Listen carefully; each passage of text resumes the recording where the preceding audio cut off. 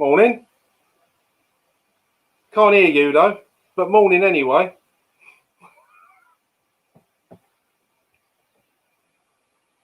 You are very silent, Mr. Stewart.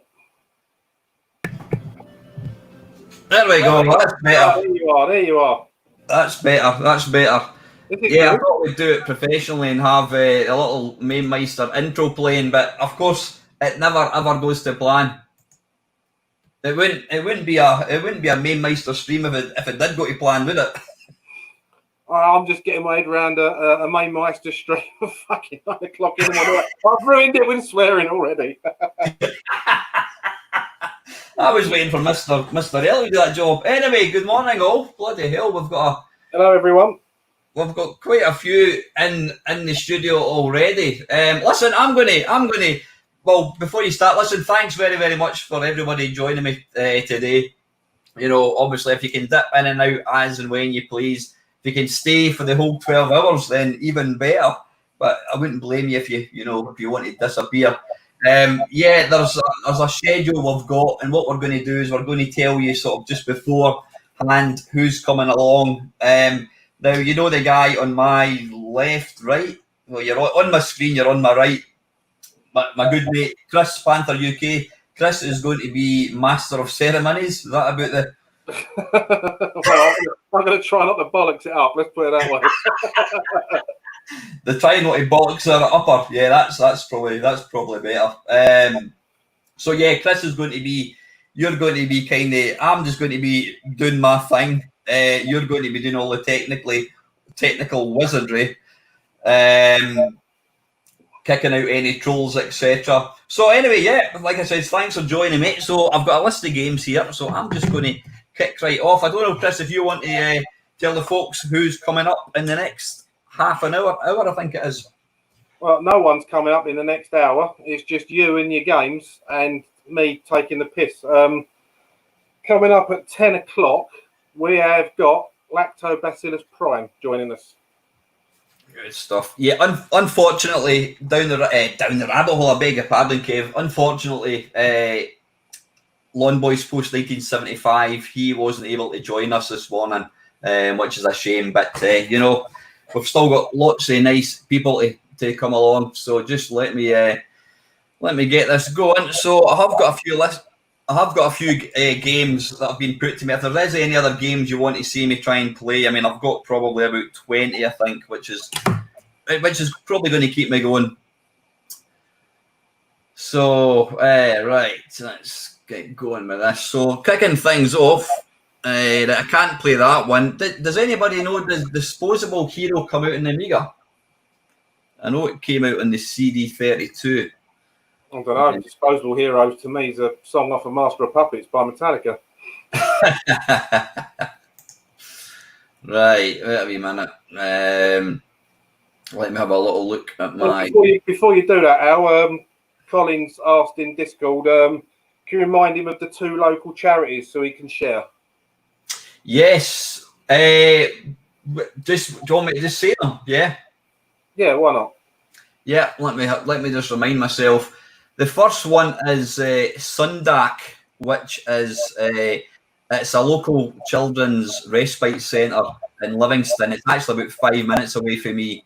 They do a wonderful job. They basically offer, it's a place for like kids who have got mental and physical disabilities. They're all not going to live to an old age, you know, which is very, very sad. But they offer a fantastic support to the kids and also to the families. You know, the kids can stay there overnight. They can stay there for a week, and it basically just gives help to the kids. I have raised money for them in the past, and although they're part of the NHS, their funding is very, very limited. It was very, very limited, and so anything that we raise, I mean, the last time I raised money, it was for a wheelchair swing. So it's, you know, absolutely awesome. And the second one is, I can't even remember the name of it because JPEG doesn't want to open up. Why is that not want to open up? That doesn't tell me anything. Anyway, it doesn't matter. The second one is, it's a Craig's Hill Good Neighbourhood. What was it called again? Craig's Hill Good Neighbourhood. yeah, as I've mentioned before, it's basically a little drop-in centre, little club type thing, whatever you want to call it, and it's just for members of the community. You know, there's a lot of like disabled people go along, mentally and physically disabled. They play table tennis. When I went in, I had to go in for my girlfriend and pick up some documents. There was a wee guy doing like the DJ. He had a baseball cap on backwards. I mean, what a ridiculous look that is. He was playing he was playing some tunes, and there was kids dancing. They were playing, I think they had the Nintendo Wii as well. Really, really awesome stuff. And again, you know, if we can raise £100, couple £100 for each of these charities, I know it's going to go a long, long way to make a massive difference. So thank you very much to everybody that's done that. Right, well, while you're looking down just to see who's in the stream today, this morning, I'm going to try and find, I'm going to stop talking and try and find how to find this game on the Amiga. I'll close that. Let's see. What was it called? Disposable Hero. I do remember the game. There we go. Disposable Hero.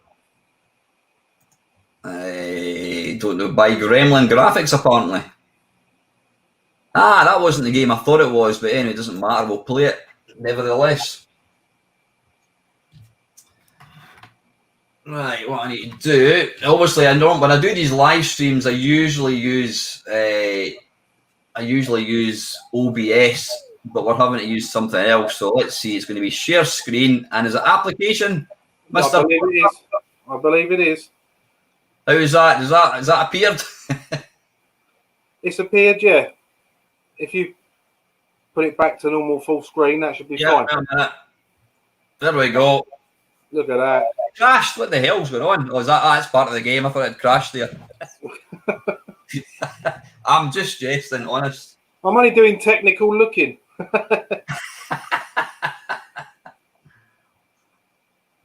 Now, I will apologise in advance about the sound's not going to be the greatest because we haven't been able to figure out how to get music or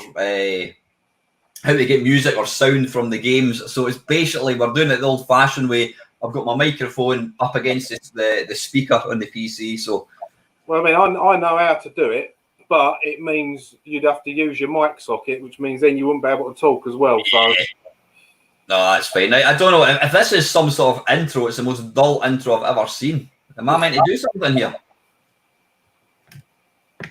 Well, it's like the BBC all over again.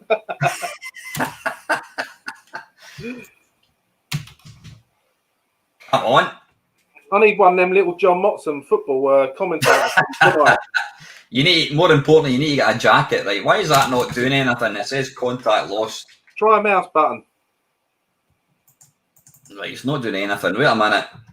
Right, I think possibly what I'm going to do is I'm going to come out of that and then I'm going to jump back in again. Disposable Hero. There you go. I knew this was going to go swimmingly. Have I got to add this to the stream again? Yeah, you're going to have to do that every time. Bloody hell. Right, share screen. Here we go. I mean, to be fair, what we're using is supposed to be for video conferencing. We're taking piss of it, really. That's very true. So who have we got in this morning? I can see quite a few people. Right, we have got in, because I've got to go over there because I need to allow a comment.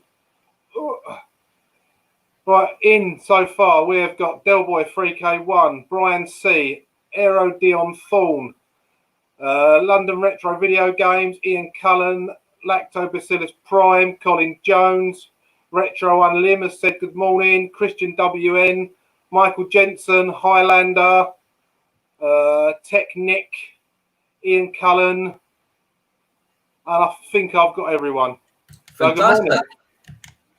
So I said 6. We're up to 15, so I was wrong. Not bad for 9:15 on a Sunday morning. Somebody tell him how to get this game going. Right, you know what? I'm pressing fire buttons. I'm pressing spacebar. I'm pressing return.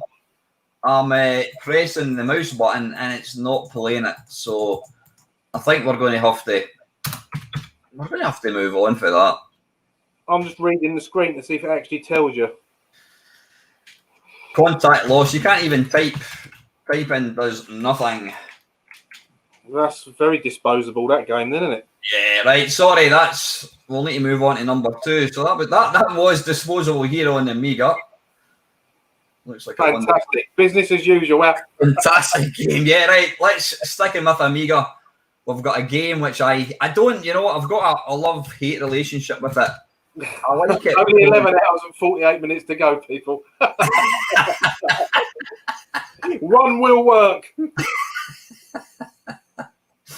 Suppose it's Manic Miner and it's going to have, not Manic Miner, right, wait a minute. Well, at least we're getting some sound. Share screen, there we go.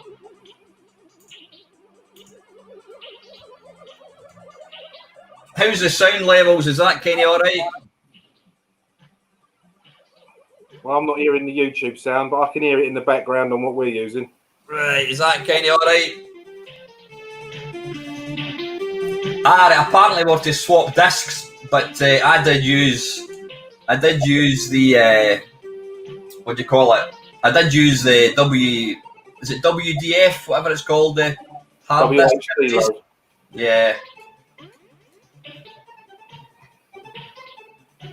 Good stuff, excellent. Thank you very much, Mark. Mark, just a quick one. I'm going to have to remove you from the stream. Kick from studio. Will be removed from the studio. Right, there we go. I've just kicked you out. That should hopefully not stop you coming back in again. No, it won't. Hopefully not. Right, let's get this show on the road, eh? One player. Move the mouse pointer as well, man. What's that? Man, there's a mouse pointer right in the middle of the screen. Is that it now? Oh, perhaps it's not going to move then. No, I didn't want to move. Right, okay, let's go.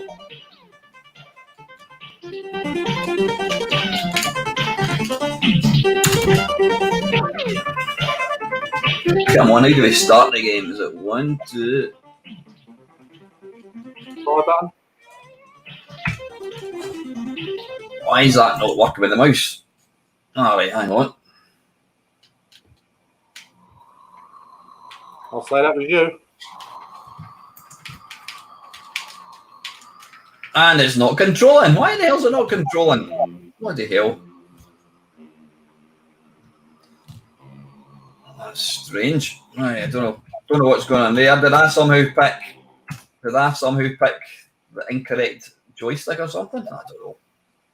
I have no idea. I don't use WHD load. I use disc-based, so. Right, we'll give it a go. We will get some gameplay. 20 minutes in and there's not a game played yet. No, it's only 15 minutes. Don't sell yourself short, mate.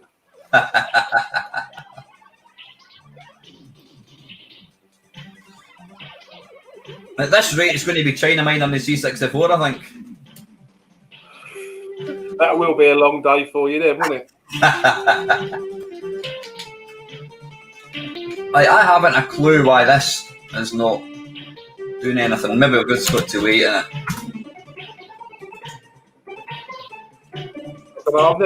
Other than playing games, I've never tried to do anything with this. I use for capture and that. I tend to use WinUAE. Yeah, right, wait a minute. Like, that's slightly disconcerting. Why is that not working? Right, I don't know why that's not working. Well, this is going great. Tell you what, let me just try my...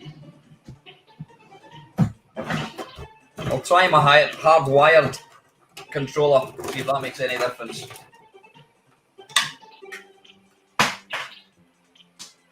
Normally works fine. Don't know why it's not playing ball. It's because I'm doing a 12-hour live stream with no pressure.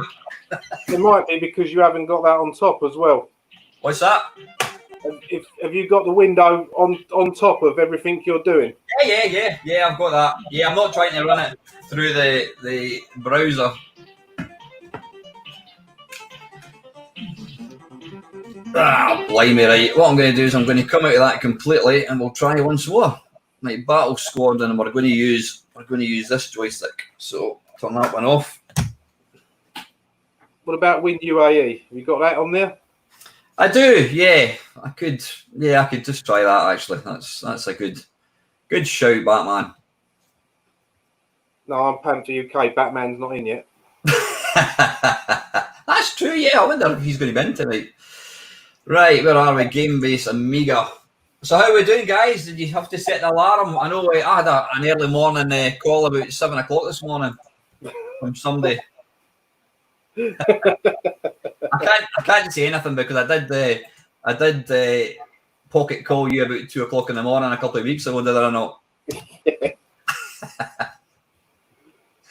Right, here we go. Disposable hero, right? We'll give it one more go. No, that's Have you got joysticks set up in WinUAE and that? Yeah, I've used it loads of times. Don't know why it wasn't working. Yeah, that doesn't always make a difference.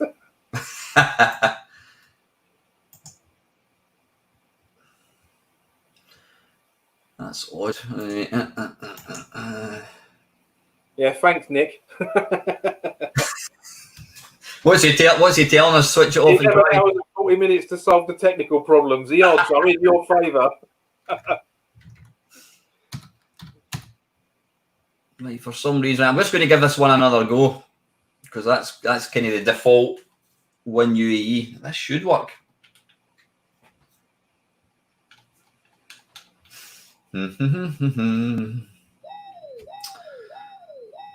Right, let me just share it again. Share screen. Application window. Give that another go.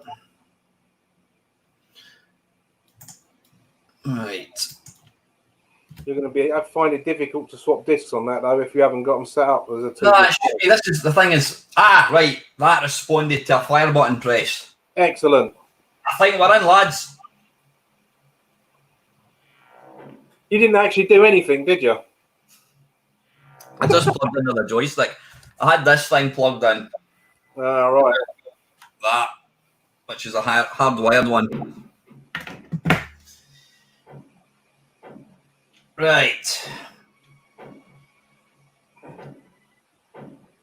I actually thought that this was something completely different. Is it Benefactor? I thought it was, which is a little sort of platformy type. Oh, there's a picture of me with hair. Right, start. Let's go in. Well, this looks like a 3D game. It don't look like a 3D game now. So it's basically it's got auto fire, which is nice. Bloody hell. Yeah, you're going to need to show off your skills a bit better than that, mate. What's that? You need to show off your skills better than that. You got, maybe you're going to complete some of these things today. Is this one that you've played much, Chris? No, I don't even know this one. That looks all right, though, doesn't it? But he's very, very R-type. Very, very R-type. The fact you haven't got a game over yet, I'd suggest it's a lot easier than R-type.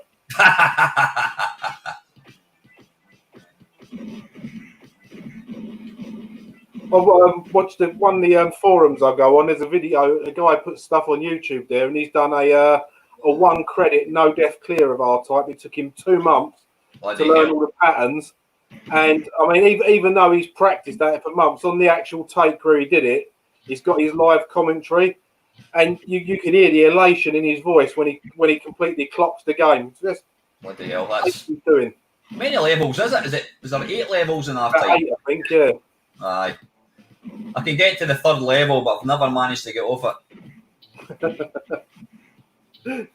Thanks, Power up. Balls. Oh, I managed to get it. There we go. Yeah, nice. Don't really recall playing this one. No, I don't even recall ever seeing it. That is a pretty looking game, I have to say. Rock hard, obviously made easy by myself, but made look easy. Yeah, well done. That's what you call it. The kiss of death, weren't it? I'm making this look easy. Oh, fuck, a building. Now, if I was going to criticise this game for anything, it's bloody hell. It's slightly hard to actually know what bit you can crash into. It's Uridium all over again. Yeah, disposable hero. Right, let's go on again. How are we doing for time? You're the time meister. The time meister, well, it is currently 9:25. Oh, We're still good. At least we know Mark's on it. Yeah. He was well prepared, unlike myself. I was telling Chris, I went down to make some. I bought rolls yesterday. I thought I'll have some nice egg mayonnaise rolls for the stream. And top tip: if you're going to make yourself egg mayonnaise rolls, ensure you have eggs. So I've now got cheese rolls and the ham rolls, I think it is. It's funny how when you do things like this, like a 12-hour live stream or you go camping, you pack a ridiculous amount of food. Whereas if you're just in the house, you wouldn't eat half the food, but you somehow think that you're going to be ravenous for the 12 hours, don't you? Well, yeah, I know. I mean, my lot are getting pizzas in later on. And I've said I'll just put on our little family WhatsApp thing. I'll just put, get me a mighty meaty, ginormous. And it's like, I'm not going to eat a bleeding 16-inch pizza. I mean, I know I'm a big bloke, but I'm not a greedy guts. I'm only fat because I like sweets, you know what I mean? Well, I'd be really disappointed if you start eating a bloody Domino's pizza when I've got my egg roll or my cheese roll. I mean, it won't be an egg roll, will it? Let's be honest. Is it? Yeah, the little link.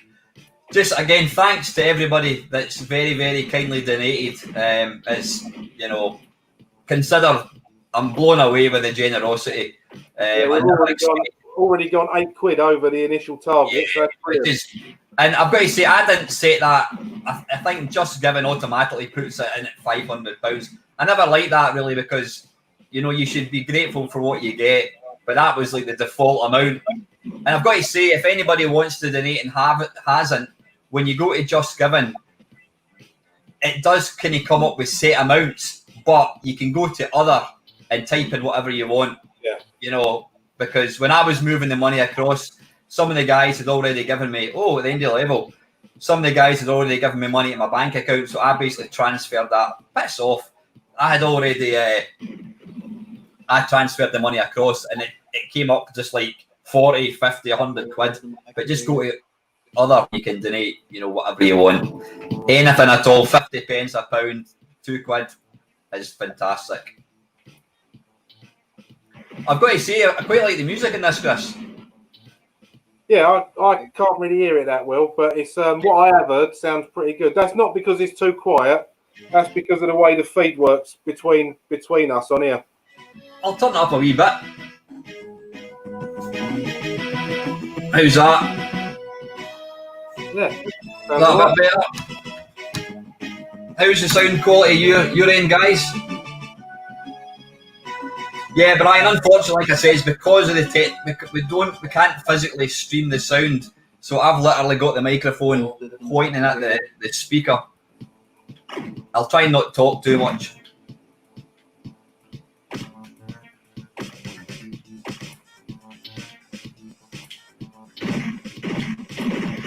Bloody hell. That's not gone well. That hasn't gone well. Crash and burn there. So see that piece of music, I mean, I don't know if you can how well you're hearing it. It is impressive. Would you rate that as impressive as a really good Sid tune, or would you say because the Amiga has obviously got far more powerful chips, it's not technically as impressive? I mean, the Amiga's great at what it does, but nothing still today, because everything's samples and CDs. I don't think anything's ever touched the Sid chip for me personally. Yeah. You know, I was thinking, what was I playing? I was playing a game the other day there, and I was just thinking to myself how, as a C64 owner, you know, I didn't know what the Sid chip was, and you know, the music in the early games was, let's be honest, it was pretty shit. You know, it was just plinky plonky, different versions of Green Sleeves or, you know, whatever it was, and then suddenly Thing in a Spring came along, and it was like, is this guy, how is this possible? And it just, Rob Hubbard absolutely elevated the C64 sound to a different level. We just blew it out of the park. Oh yeah, definitely. I mean, I've said to you before on streams more than once that if it hadn't have been for Rob Hubbard's crazy comments, I probably wouldn't have sold my Spectrum. I wouldn't have got a Commodore 64. It's just one of them things. It absolutely blew me away with his music. Yeah, definitely. I'll have one more go at this, and then I'll move on to something else. Christian is saying the sound is good, the distortion just gives it some extra nostalgia. Fantastic.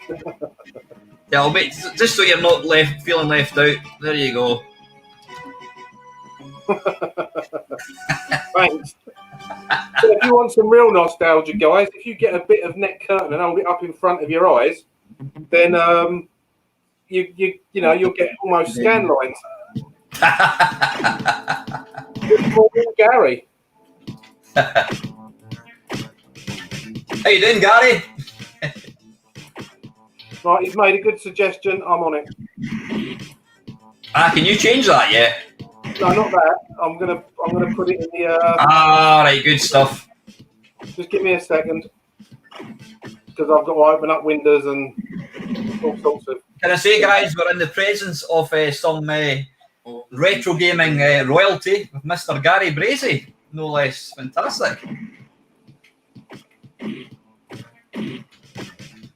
I really feel we should start playing some motion games. What do you think? Yeah, see if you can beat my record on Rambo. Rambo? No, I'm not a fan of that. I was cheating though, so that doesn't really count.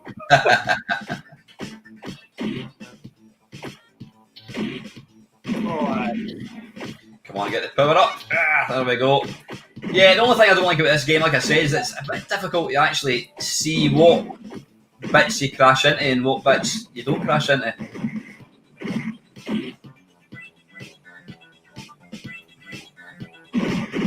I wasn't actually going to swear because Gary's in, but he's already said bollocks, so I think we've now got a free rein to swear.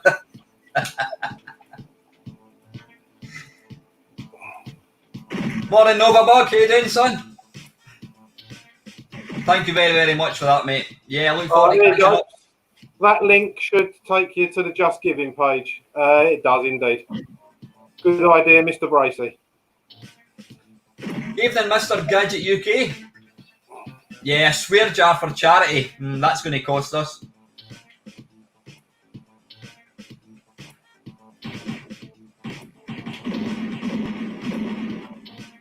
He didn't hang around very long.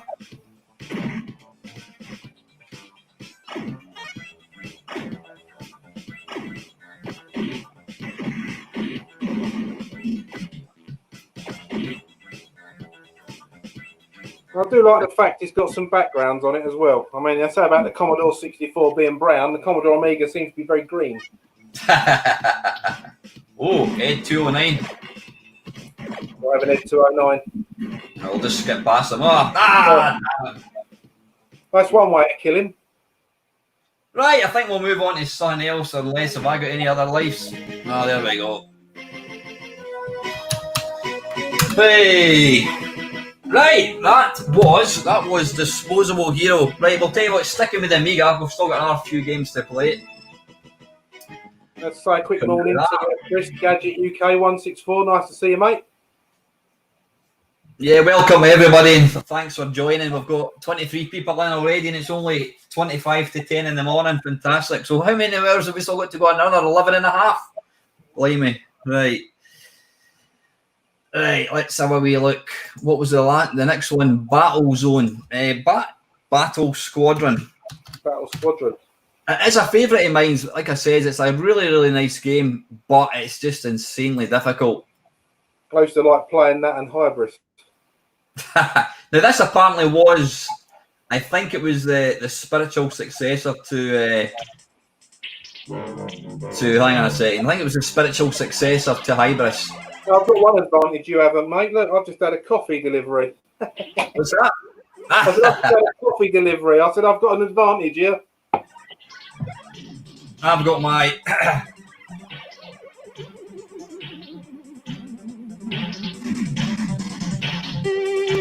You can't see it. That's when you have a picture of me.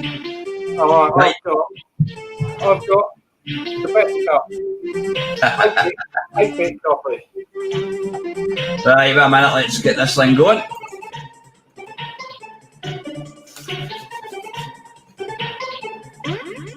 Thank you very, very much, Mark. Thanks for doing that, buddy. Thanks very much, Steve from Retro Online. Welcome again.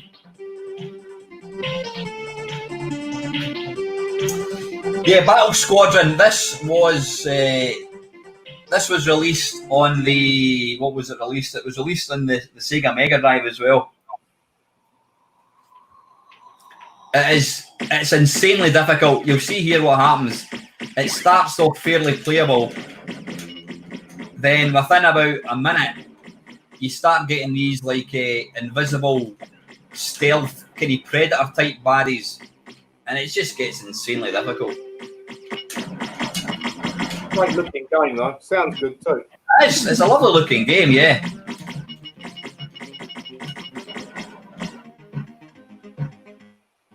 I've got to say that's probably, I don't want to speak too soon, but I've managed to pick up that power up a lot easier than I did on the Mega Drive one, so I'm guessing that maybe this is slightly easier.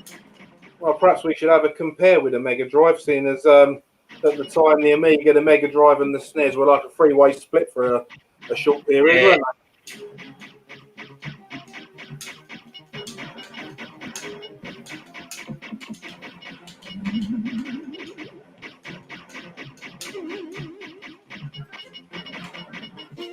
Yeah, this is. I'm not going to say a lot easier, but this is easier than the Mega Drive one. The Mega Drive one is just ridiculous. So the good thing about games like this, unlike games today, go that way, destroy everything. There's no pouncing about, no story, no emotion. Exactly what you have to do. Destroy it. Fly and kill.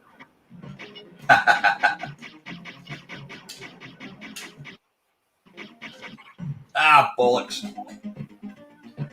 I did actually try and find my bollocks Mamemeister t-shirt for today's event, but I couldn't find it. I think I've got it somewhere. I've gone with Michael Schenker myself.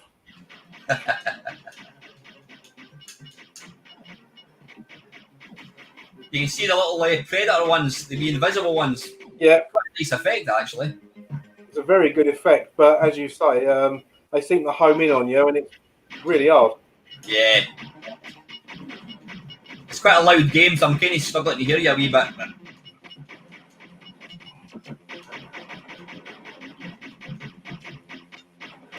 There's potential for a wind-up there, you know that. Yeah, I'll just be agreeing with whatever you tell me. Yeah, as as Chris said, there are no 100 gig updates when you want to play a game either. That's very good. I turned on my Commodore 64 the other day. 1982 operating system, not a single update. That's shoddy support, if you ask me. Right, let's get going again. Oh, have I just restarted? I think I have. Well, at least you get to see a bit more of the game rather than looking at the same bit over and over. When you're doing something like this, I don't think it matters continuing because you're not putting in a competitive score. No, I think you're right. I think we can use continues. Believe me. You're going to have to.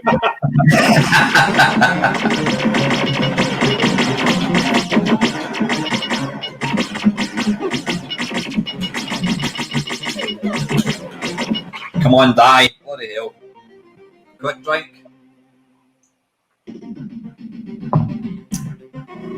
Right, far to continue. For time wins. Oh, it's only 20 to 10. Yeah, I reckon you can get another game on before Mark comes on, mate. Yeah. Or with me, we could probably get another 10 games in. Well, I didn't want to say that. You're thinking it though. Not just me, everybody thought that. What the hell? I think there is actually an option, I might actually do that. There is an option you can change the number of bullets that the enemies fire. And even when I set that to the easiest in the Mega Drive, it's still insanely difficult. Yeah, I don't think I've ever played the Mega Drive version of this. Ah, damn it. I would probably say it's slightly... I would probably say it's slightly... I don't know, it's slightly more polished, I think. Well, I mean, that's the thing. When you put a cartridge into a console, they're there to do one game, whereas... You know, I had a choice of getting an Amiga or a Mega Drive in about 1989, 1990. And I went with the Amiga because I was dabbling in a bit of creative writing and doing a few other bits and pieces. And I thought, well, I can play games and I can do that. Whereas if I get a Mega Drive, I'm still going to need a computer. That's exactly it. That's exactly it. Morning, Ian. How?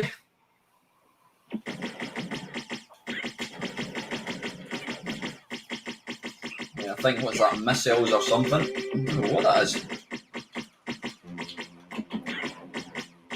You've got super bombs on your space bar or something. I think I might have. Is it spacebar?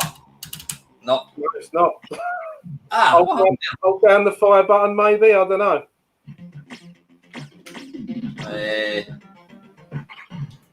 No, I'm trying to.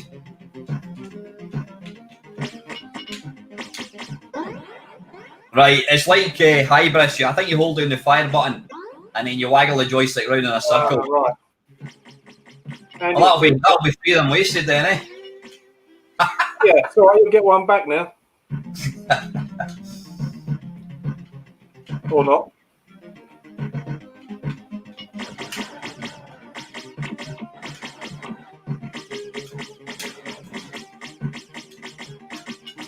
That's a nice looking game, I have to say, though. I'm not quite sure what the VX is. I think they kind of, I don't know, did they increase your firepower or something? Oh, it's been so long since I've played this. I can't even remember anymore. Bloody hell.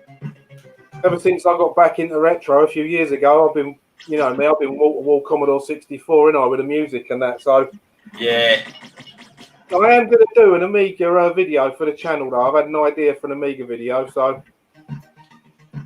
You know what makes this difficult is you've got to kind of, there's, when the baddies come out, the sort of bases, you've got to, there's nothing really one hit dies. You've got to hammer the fire button. Like here, you've got to shoot that, then you've got to shoot the baddie as well, whilst trying to avoid the bullets. So it's a tough old game, like. Yeah, them grounding placements take more than one hit as well, don't they? What's that? Those them placements in the ground, them cannons, they take more than them. I think they do, yeah. Balls. Right, game over. I think that's enough of that. That is a really, really nice game. We've got 15 minutes. Right, listen, we'll just stick with the Amiga since we've got it loaded. And the last game on that was Alien Breed Tower Assault. F12. Are you guys fans of Alien Breed at all? Well, I really like Alien Breed. I love the music as well. And I do. Well, actually, I spoke to him yesterday. I do talk to Alistair Brimble, that done the music. And I bought Alien Breed on the PlayStation 3 a few years back. And I was really surprised that had an Alistair Brimble soundtrack as well. And it's just as good as the Amiga stuff. Really? Yeah. Right, let me find this Alien Breed. Alien Breed. Now, what was the one? Tower Assault, I think it was. I don't know if is that the second one? No, it wasn't the second one. Tower Assault. Here we go. Got to say, the guy. No, what was it called? Team 17. I think. Am I even thinking that Team 17 were? I think they were a demo group, were they not? It was Team 7 to start with, and someone else, and they kind of joined. They might have been a demo group. I think, yeah. I remember the first big thing I saw from them was the fighting game Full Contact, and it had Shadow doing all the like Tai Chi moves over the sunset. So yeah, they probably were a demo group looking at that. But obviously, their most notable work ended up being Worms, didn't it?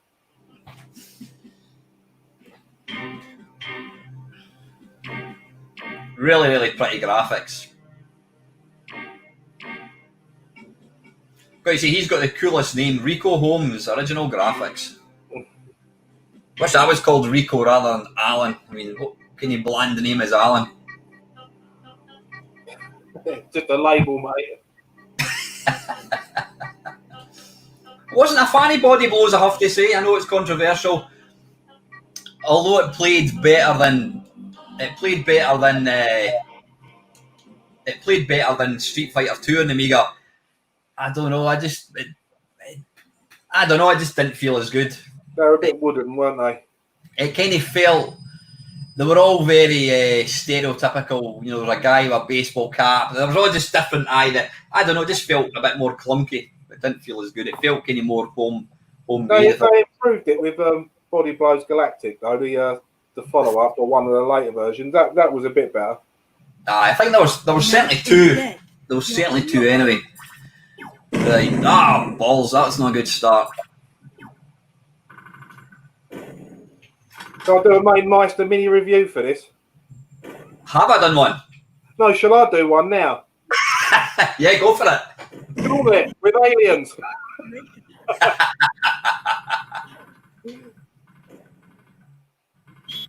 they face huggers or just lizards? They look like wee lizards. Mud card message follows. There's a lot of depth in this game. If you go around, you try and go to every location, look at all the computers, the cards and that. It's more than just a mindless shooter. Is it really? Yeah. I don't think I've actually played this one. What you need to do is, I think it's towards the left. You got to go inside one of the bunkers, and then it looks like normal alien breeds. You're inside. Right. You need to watch out them guns really strip your health off. Right. Like Deary me. Deary me. Run, you fool, run!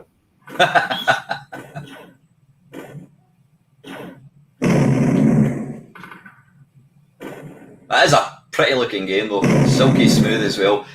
This is a game I think it could have been ported to 8-bit, but I think by the time this came out, the 8-bits were pretty much on the road out, weren't they? You need to go over that bomb and sacrifice to open that doorway up, I think. This? Yeah. Oh, like that.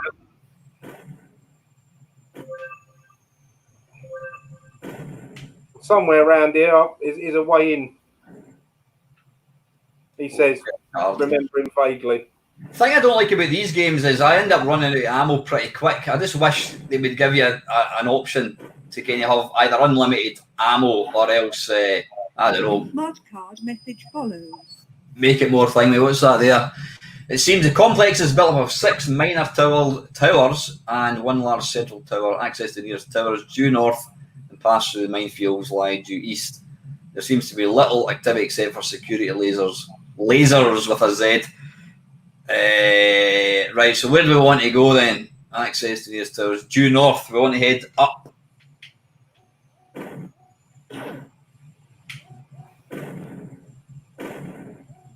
Watch out for loads of flying shit.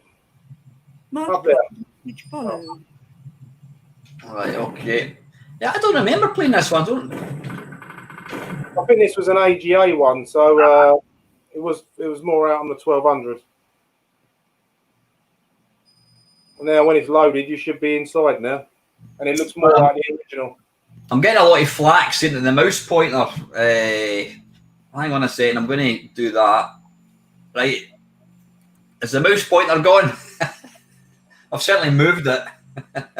No, it's still there. Don't worry about it. Yeah, that's weird. It's like a little triangular toupee for your bloke. Oh, that's odd. Right, can I just go through there, I take it, yeah? Yeah. Sure. What's in the sound effects? That's good.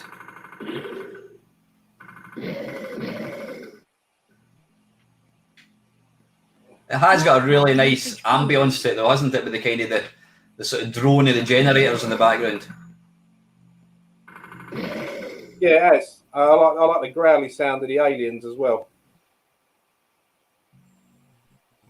So was this kind of like the latest, or not the latest? Was this the most kind of recent one then, apart from the 3D ones?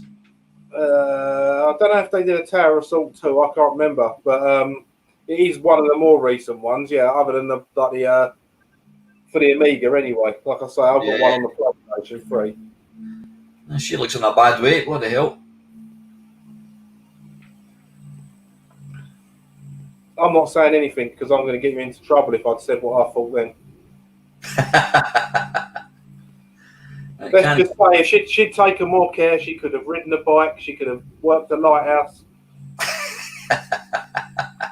Whoa. Yeah, I do prefer this one. This is nice. It's just slightly more kind of refined looking. Smart card. It is good. There is a lot of depth to it. I played it a lot when I got my A1200. A lot more kind of detail as well. Most importantly, it's a bit easier. I mean, I think I'm still in game 1, whereas if it had been the original, that'd have been So as far as I know, in this one as well, if you've got a 2-button joystick, you can hold the second button down and you can strafe and shoot while you're walking backwards and that. Can a bit you? more like, you know, you Wait a minute. I've just pressed the second button and that does a map. Or is that me just... Aye, holding down the second button gives you a map. Nice. Very nice.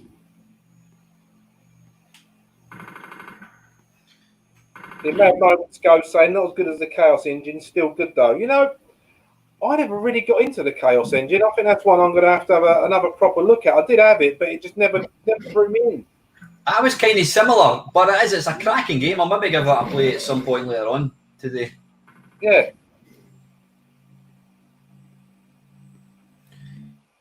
Can we go? Does that kill you? No. No, because you can go that way. It'll kill you if you try and come back that way. Right. In the lift, basically, and there's loads of bonuses. And if you go to the computer, and I think you press fire or space, that big terminal there, you can go in and you can buy weapons and stuff. So I can't wait. I hope I'm alive long enough that when I switch my computer on, it kind of has that sexy girl voice. That would be.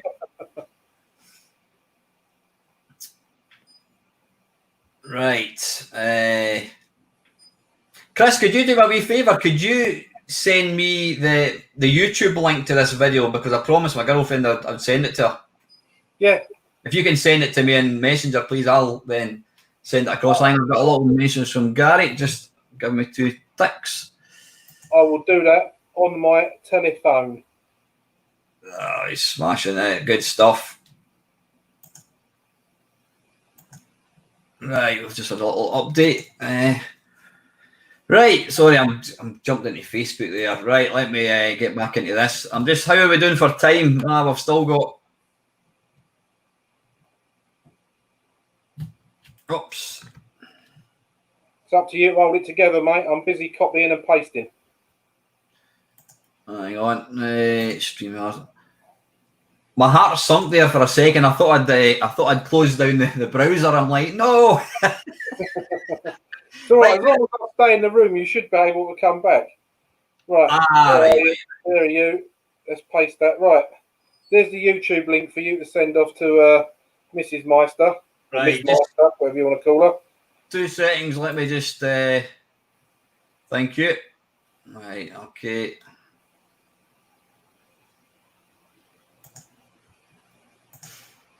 I've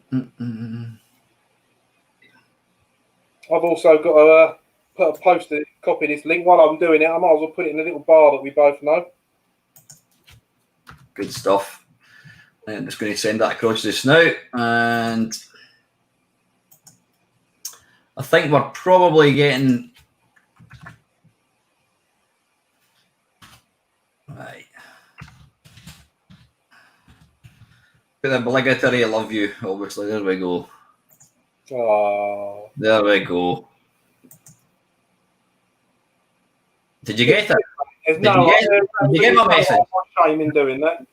Eh? I said, good for you. There's no shame in doing that. Right, anyway, right, I think we should... I don't know if she's subbed Michael, actually. I don't think she has a clue what this actual thing is that we actually do. Right, we've still got another couple of minutes. Right, where am I? Can I afford? What have I got? Credit limit 1,400. We'll just. How do you buy something? Next. Yeah, you're going up in price there, I think, mate. Previous. So what have I got? I've got 14,000. So is it info maybe? How do you buy? I don't know. It's been a long while since I've played it. You know what, bollocks? Let's just logging off. Let's just log off.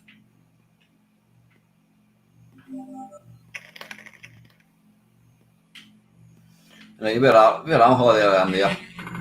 You sit down, right? There's loads of ammo spread about in here. There's health in that room there.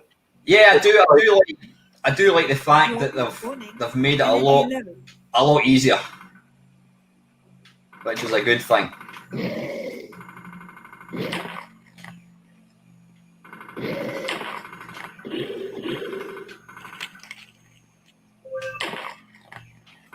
The sound effects are lovely though. You get around it if you ain't careful.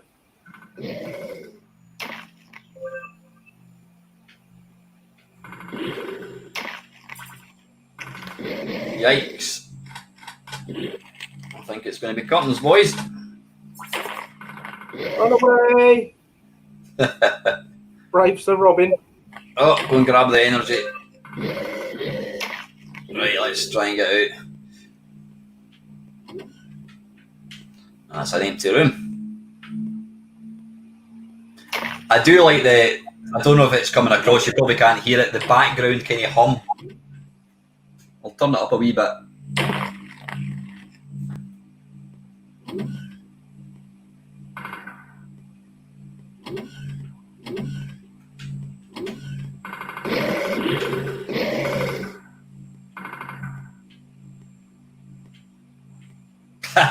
Wee Bob's saying there, morning wee Bob.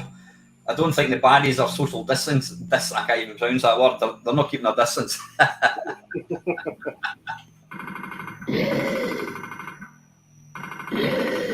Alien breed COVID assault. COVID-19 edition, yeah.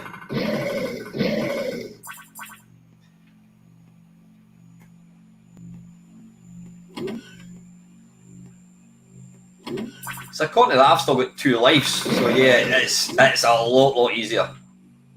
You know what I think? This game come on 4 discs, as I remember. Did it really? Yeah. What I like about it as well is you don't have to pick up. Is it or maybe you do. Have you got to pick up? Or maybe you do have to pick up keys. It's just that I've got that many. Yeah, some places you need to pick up keys, I think. I think it's just because I've got an abundance of keys. I can't remember if I'm right or not, but I'm sure there were some complaints at the time it came out from do-gooders for all these half-chewed-up bodies all over the place. Really? Yeah. I mean, they look that realistic, and it's going to make you want to go out and kill people. I think I've already been in here, eh? Yeah, you have. Yeah. Right, I'm just conscious of the time. I think we better draw this one to an end. I'll just wait for our first guest to arrive and then we can exit this.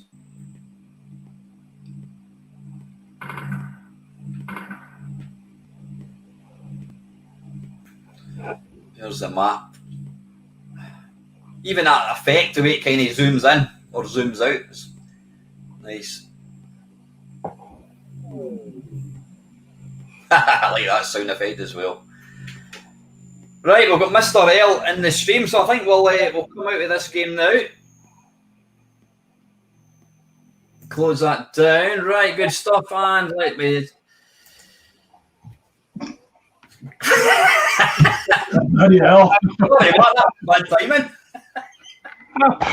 How are you, Squire? I'm good. How are you doing after Good. 1 hour of live streaming? Yeah, how are we doing? That's an hour in. You know what? It's funny how different things. In fact, you know what?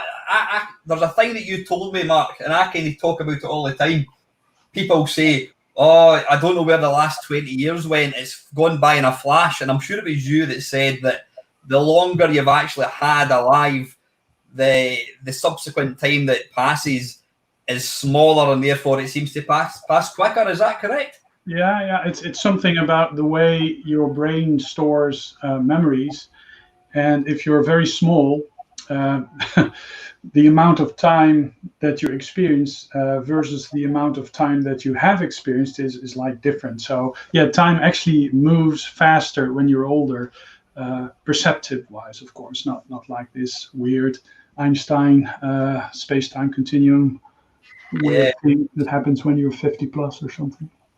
As a fact, though, I mean, I think I would say when you're a kid, when you're like 4 or 5 years old, you constantly live for your birthday. By the way, Mark.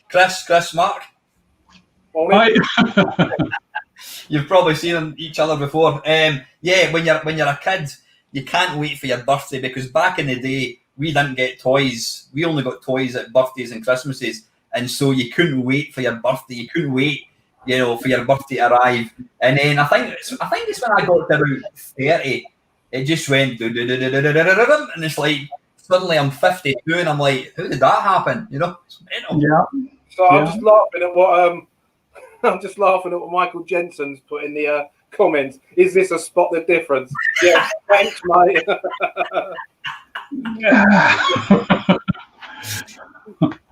Right, Sid. So I'll confuse him even more. There we go. Look. Hang on a second. There we go. I can't see a thing there. Okay, actually, my shirt, it's like, so far, this is the oldest I've been. So, very appropriate, I guess.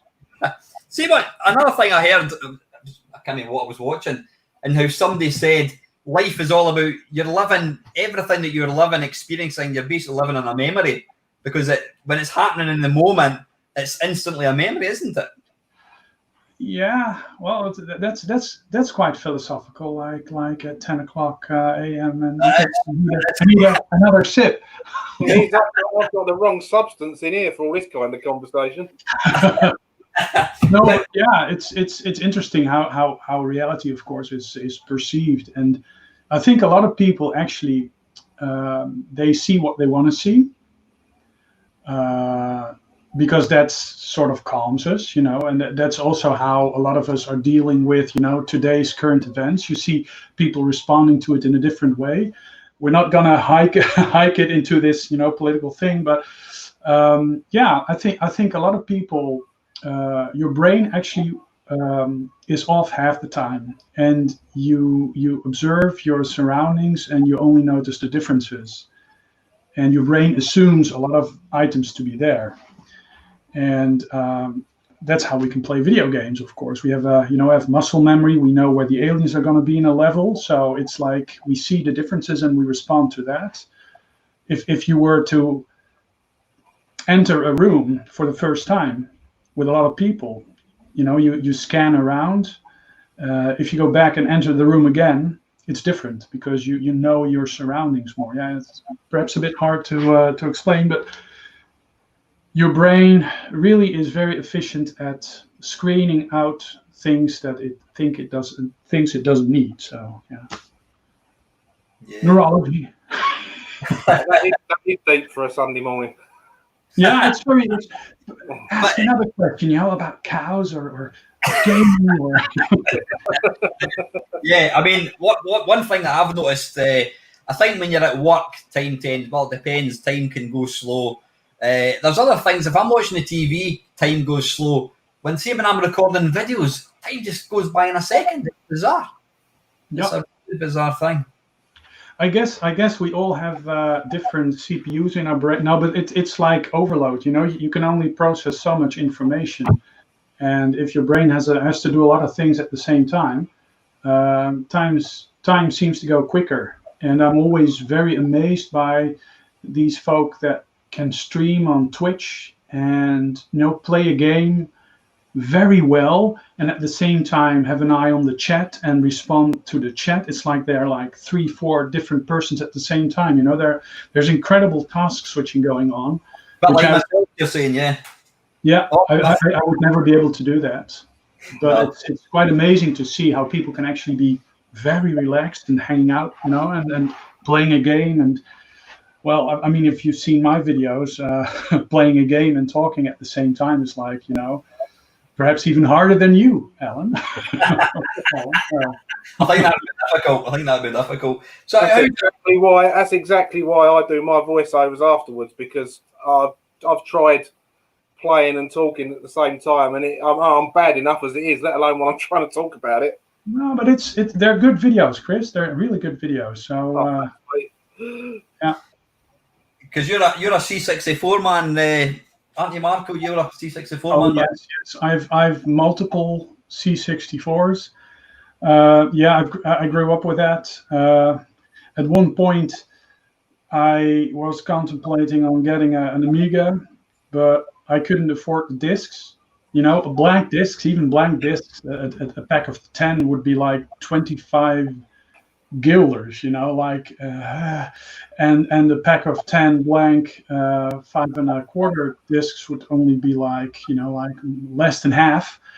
So I saved, I instead of an Amiga 500, I bought a 1541 disk drive and stuck with the C64 until 93 or something like that. And then I bought a PC and, I had an MSX and a Super Nintendo. I traded that. So yeah, I did have consoles. I did have a computer, and only later I started collecting. I guess much like you, Al. You know, getting the stuff that you didn't have before as a kid. You know, I mean, I remember getting a Vectrex. I was way into my, I think I was about, I might have been 30 already. And it was amazing to actually finally be able to play the Vectrex. You know, last time I've seen a Vectrex, I had seen a Vectrex in action was in the toy store when I was like 12, and it was sitting next to a ColecoVision with Mousetrap running on it, and we had a video pack back home, and all my friends had Atari 2600s, and we had the video pack and the Pong.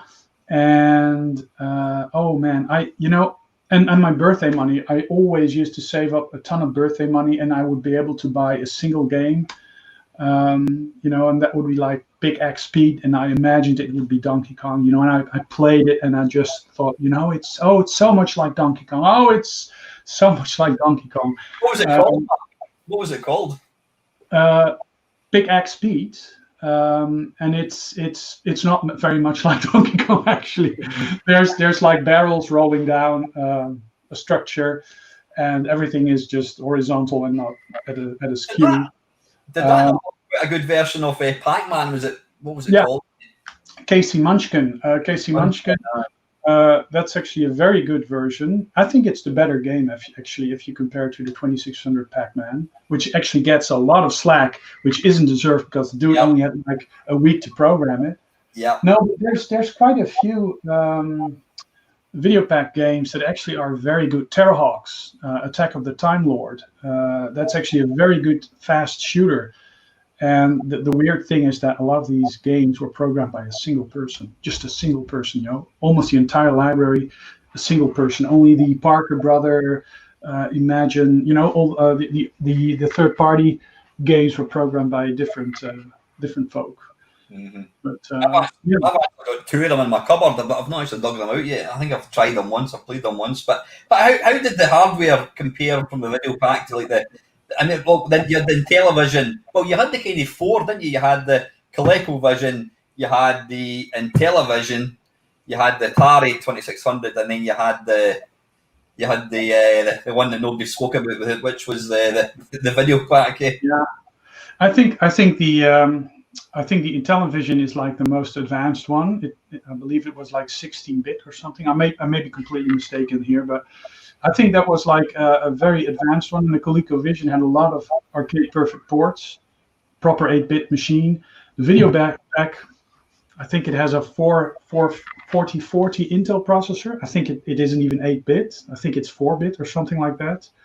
And a lot of the games used predefined characters. You know, they had a walking man character. They had a lot of, which was used in every single game, eh? Yeah, they use them in every single game. It's like many of the ZX81 games, probably.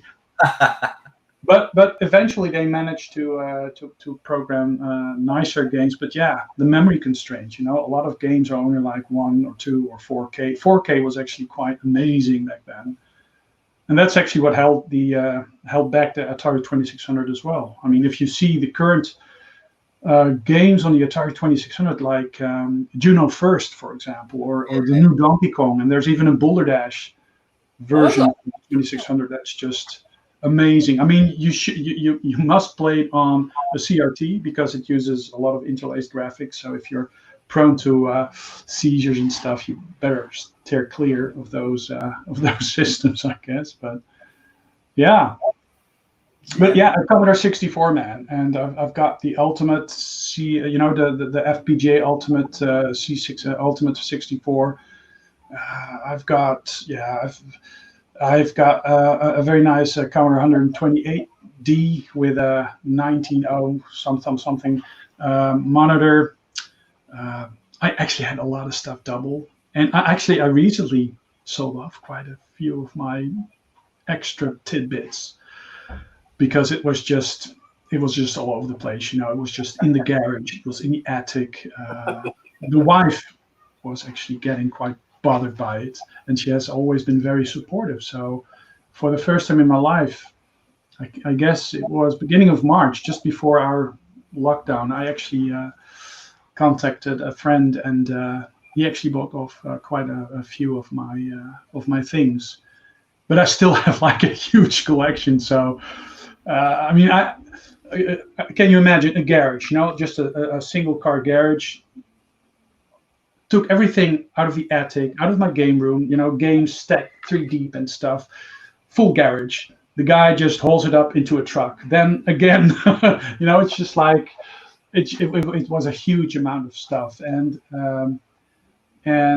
I never was able to actually figure out how to actually sort stuff. My games are never in alphabetical order, never. I can't bring myself to do that. But I've gotten so many lots over the years, like a Dreamcast lot. I mean, I had 8 Dreamcasts at some point, but always for very little money. But I always got these lots, and I would go. I mean, I had an instant Saturn collection, a PAL Saturn collection, instant collection. I got that from a family in Amsterdam, which was actually a sad story because it was of their daughter who had died about 1.5 years before. She was a huge gamer. And I actually was traveling to Amsterdam, but there's all these one-way directions, one-way streets. So I just, at the end, I phoned the guy. I said, I see the church where you are supposed to be very near, but I just can't find the way to your home. It was before TomTom and navigators and that kind of stuff. So I said, well, hold on, I know where you are. I'll come pick you up. And then came this little small invalid car. This disabled car, 2-person seater, and he took me on a tour through Amsterdam and then to his home. We drank coffee, we sat down, and I had a lovely time, lovely couple, and I got to get this complete Saturn collection for very little. Mm-hmm. And that kind of stuff, like not only thrift stores, but just lots and lots and lots. And then you get like, you have like 7 Atari 2600s, one AV modded. I kept the AV modded one. Okay, it's a Dark Vader. It's not a heavy sixer, but it's the best one. I've got an Atari 400, Atari 800X. I still have a lot of my stuff. Atari 400 of you, yeah. So I don't feel so bad about my 14 Commodore 64s now. How many? 14. 14. Oh, and they all are different, right? I guess. 7 bread bins, 7 64Cs. Well, I suppose 16 if you count the mini and the full size one that come out last year. So yeah, got those as well. Yeah. No, but yeah, it's like, for me, it's like, it's such an old machine and it's so special that I want to have a spare.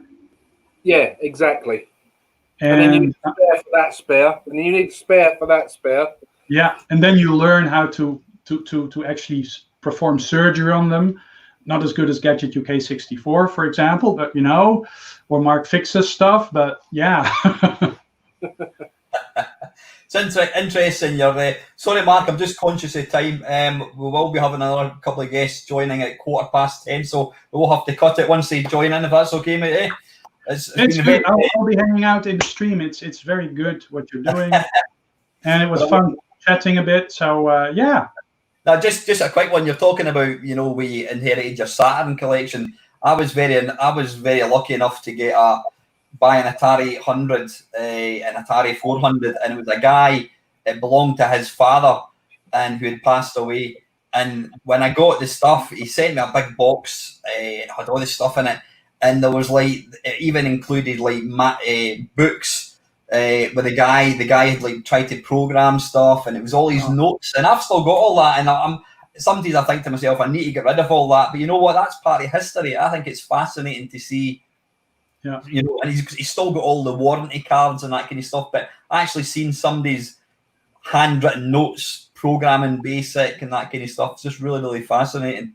Yeah, it's like a time capsule, and I think perhaps you should not break it up, but perhaps a museum, you know, at some point would actually be quite fascinating to have someone's entire Commodore setup thing, you know, with everything inside that belongs to it at some point, perhaps. You know, I'm not telling you to get rid of your special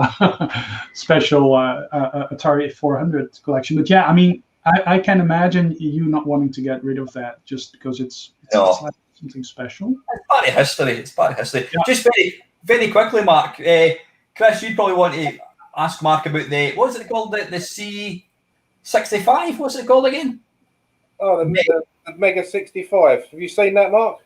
Yeah, I've seen it, and it's quite interesting. Although its price makes it very uninteresting, but it's a very interesting way to actually revive the C65. You know, it's supposed to be quite it was supposed to be backwards compatible with the C64. You know, the original one.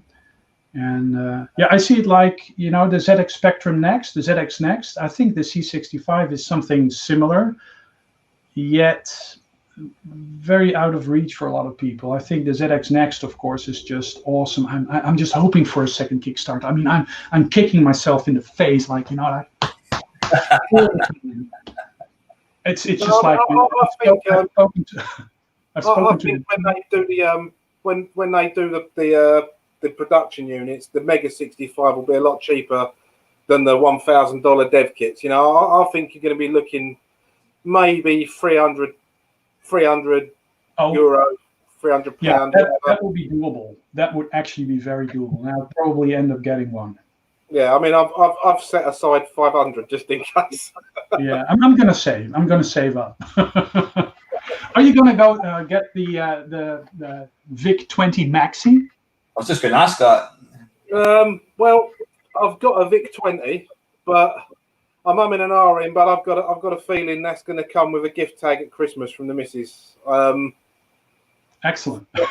Yeah, just as a collector's thing. I know it does the same thing as the Maxi and that, but I don't know. I think for what they are, I think they're good machines. I know a lot of people say, "Oh, it's just an emulator." Well, so's a lot of things, and it does it really well. Yeah. Actually, Perifractic, I'm not sure if you are familiar with the channel, but he actually did a video yesterday about hooking up a disk drive to it, and he made a little mini 1541. It's actually quite fun to watch. Yeah, I watched that. It looked really good. Yeah. No, but I love these systems. Actually, yesterday I just ordered one. I just pre-ordered a VIC 20 Maxi. I have a VIC 20 as well. I actually have 3, an NTSC and 2 PAL, and one is broken. But yeah, that's, you know, that's the stuff I want to have. Sorry, buddy, I'm going to have to let you go. We've now got another couple of guys just about to join us. So listen, it's been absolutely awesome having you in, and we will tie up soon. Okay, thanks for having me. Bye. Cheers, buddy. Bye. See you, mate. Bye. Good morning, Squire. Morning. How's it going? Oh, Tony, can't. Oh, can you not hear me? Sorry, hang on. Okay. There we go. Hang on. Is that better? That's better. Yeah, fantastic. You got me. There we go. How's it going? Not too bad. There's a bit of lip sync going on with you. The voice seems to be a wee bit out. Doesn't matter. Is it? Hang on. Let's try this out. Not to worry. It's catching up a wee bit. It's catching up slightly. Yeah, sorry guys. We forgot to say we're delighted to have Mr. One third of the Ted Dabney experience, my good mate, Mr. Tony Temple. Hello. So thanks for joining me, Tony. How are you? Yeah, pretty good, thanks, Al. Actually, not too bad. What's that? Sorry. I was going to say sorry for getting you out of your bed. Would you normally be in your bed at 10:20 in the morning, or would you be up at this point? Oh, hang on, something's going on. I think Tony's. Oh, you're back again, mate. You're back again. Yeah, shall I go out and come? Oh, hang on. Would it help if I went out and came back in? Yeah, try that, Tony. Yeah, it's out of sync. Aye, go for it. I'll kick you out and then you can come back in again. Just 2 seconds. Right, well, while you're sorting that out, that's Tony Temple from the Ted Dabney Experience podcast. And also, is that the guy with the Missile Command record? Yeah, Tony's Missile Command World Champion, no less, yeah. All right, sorry. Evening. Good morning, Adam. Adam's saying that Tony's audio lip sync seems okay here, so it might just be. It could just possibly be on the web thing. I don't know. I'll just hang on a wee second. We should also hopefully be joined by Mr. Drury, Paul Drury of Retro Gamer. Richard May's not able to join us, but 2/3 of the guys would be nice. Just waiting Tony rejoining. I tell you, I know how Bob Geldof felt in bloody Live Aid. Mark saying in the chat, "Whoa, that was fun. It was nice to meet you and speak to you, Mark. And you know what, had an interesting story to tell." Yeah, you know what, we could have quite easily. Up there's Tony back again. Is that in it? Is that better? Yay! Perfect. Well, apparently the lip sync was only kind of affecting my side there, Tony. So, okay. Thanks for joining me, Tony. Are you doing okay? Yeah, I'm doing all right. It's a pleasure to be here. How's it going? It feels like only 2 weeks ago I last spoke to you, eh? I think it was it 2. Yeah, it was. It was fairly recently, wasn't it? Something like that. I'm out of jail, as you can probably tell. Yeah. Right. Is Mr. Drury coming along? I know he did. Did you see him? He is. He's a bit late. He's on his way, he tells me. All right, not a problem. We can drop in. So anyway, listen, I've got obviously we've already. I mean, I know you very well. Anybody that doesn't know Mr. Temple, you're the Missile Command World Champion. Is that still does that score still standing, Tony? Yeah. Yeah, it does. Yeah. So the record was set in 2010. And it's still there. God, yeah, 10 years. So is that? I mean, obviously, Missile Command, that's kind of revered as one of the classic high score games, isn't it? Yeah, I think it is. It has a reputation of being ridiculously hard, and so I think one of the advantages I've got of being a world record holder on a very hard game is there's very few people kind of who think, yeah, I'll have a go at that. Because the score is pretty high, and so I guess fingers crossed. I think most people who sort of come and think, "Oh, I think I'll have a go," I think they realise pretty quickly that it probably requires quite a bit of dedication. So I guess in that respect, I'm probably in a relatively good position compared to something like Donkey Kong, where, as we all know, the rate of competition is huge, and the number of guys playing that game as a result of the King of Kong documentary is pretty high. So we're seeing with a game like Donkey Kong, the #1 slot changes almost on a weekly basis. I think is it Wes Copeland? What's his name? Well, I think Wes is the current high score holder, but I could be wrong because it literally does seem to change every other week. So I certainly don't play seriously anymore. But there's one guy I know of in Canada, a guy called Jay Askey, who's a very good player, and he still plays on a regular basis. So and I think he's up to about 2 million points, which is about halfway there. So who knows? But what's your high score? What's your best? 4.4 million. But that's on tournament settings, where if anyone's familiar with the mechanics of Missile Command, on the setting that I play on, you don't get any bonus cities, so you just get 6 cities to start with, and you're not allocated any bonuses. Do you think that, obviously Missile Command, it requires a trackball, do you think that possibly because it's harder to replicate Missile Command on a PC, that's why there's not quite so many? I don't know. I'm not taking nothing away from what you've achieved, but I mean, obviously you can play it with a mouse, but it's not the same, is it? Yeah, it's I mean, I think in collector circles, it is a relatively rare game. I would be surprised if there's more than 20 Missile Command machines in this country as we speak. Anyway, yeah. So, and I think also over in the US, it isn't a terribly common game. I mean, it isn't that rare, but equally, it's not as common as something like a Donkey Kong or a Pac-Man. So, yeah, I think you're right. I think the fact that there's less,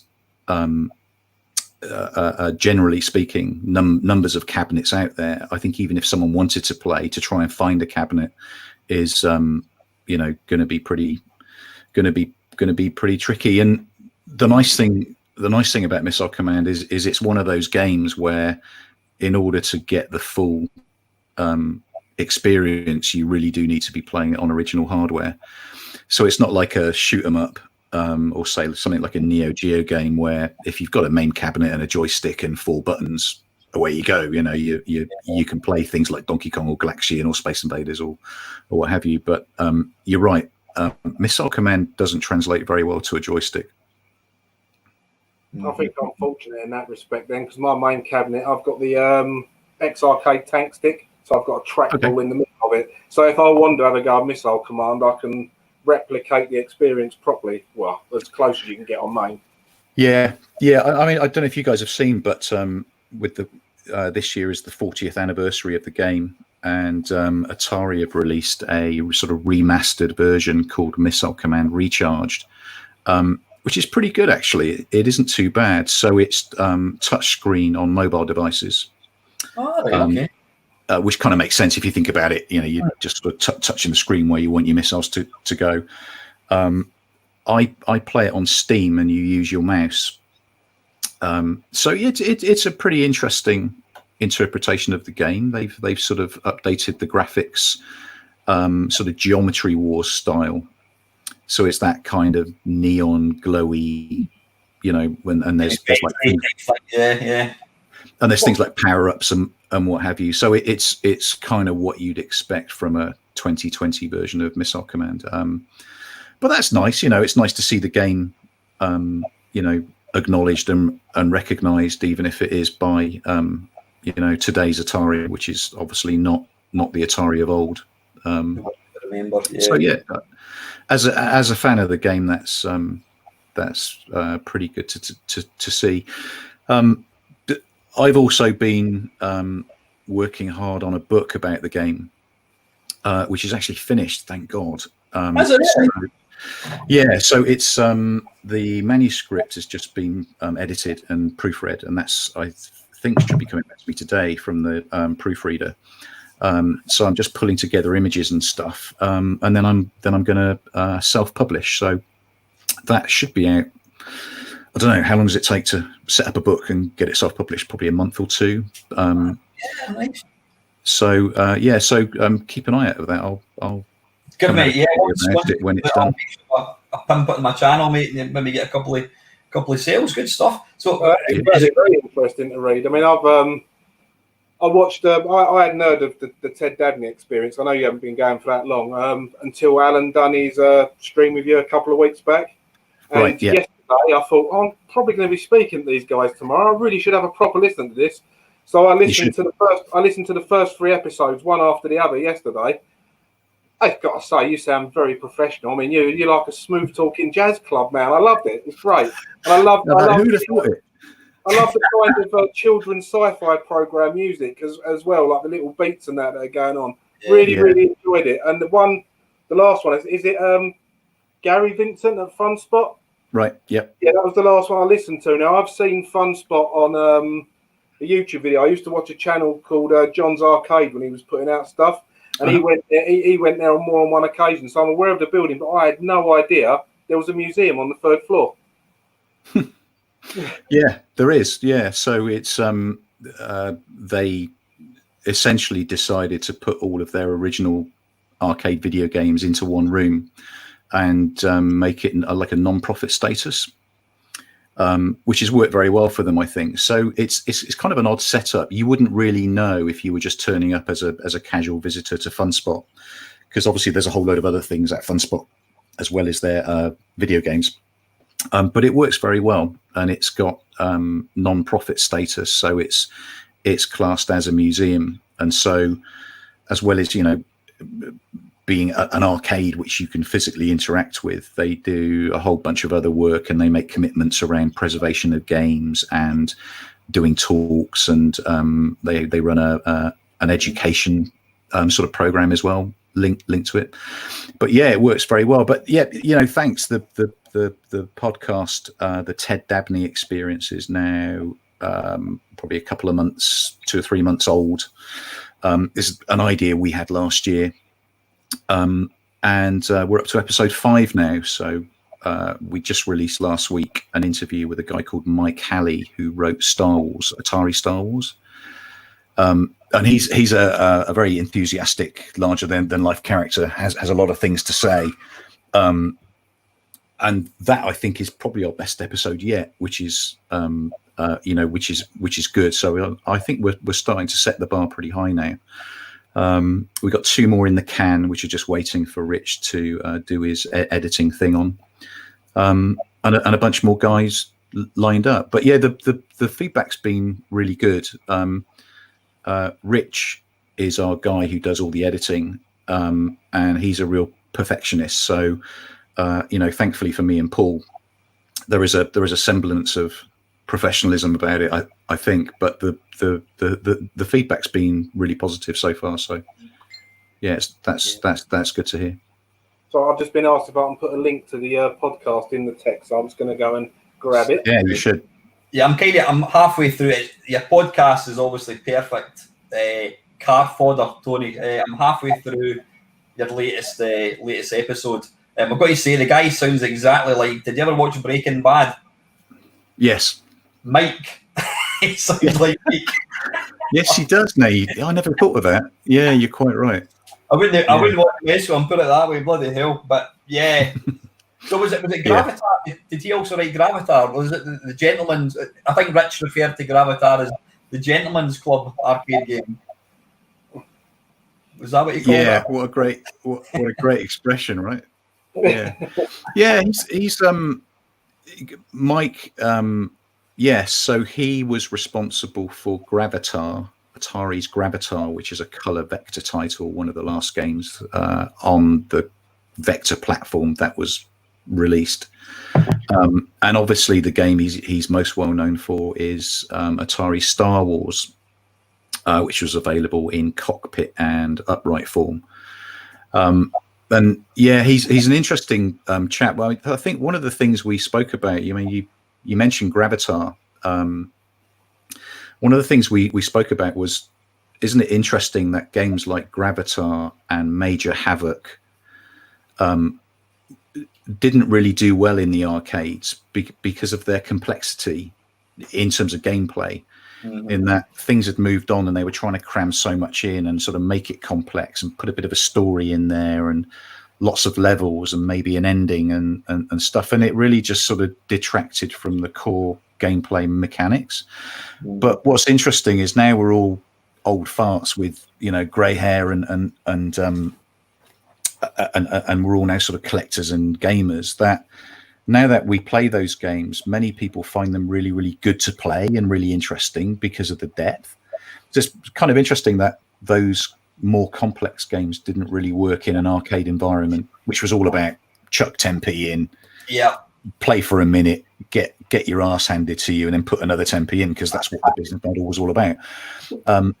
And so because people were sort of playing them and just dying so quickly, it's like, well, this is just far too difficult. I'm going to go and have a game of Pac-Man. Whereas now we're more sort of discerning gamers, where we're looking for that level of depth. And so there's now a real new sort of appreciation for these arcade games which had depth, like Gravatar and Star Wars. I find that really interesting. Yeah, see, I've been holding the fort. Where have you been? I was in the queue at Aldi, and then it came on with. Sorry, I was in the queue at Waitrose. All right, and I went, "Fuck, it's 10 past." So I've come back. I've left my trolley. Right. So, morning, boys. I'm really sorry I'm late. Do continue. Not a problem. Yeah, you probably know this bloke, Mr. Paul Drury. So, what am I to say? Hey. How are you doing, sir? Are you okay? Well, apart from not doing the shopping at Aldi, Waitrose, I'm absolutely fine. Yes, I'm fine. Morning, Tony. Morning, Al. Did you hello, Chris. In your cart? Hello. I just left it in the. I was in the queue. You have to queue up. I'd even got my mask. Look, I've got. Look, I'd even got my mask. Double denim. There you go. And then I was like, "Shit!" I got your text.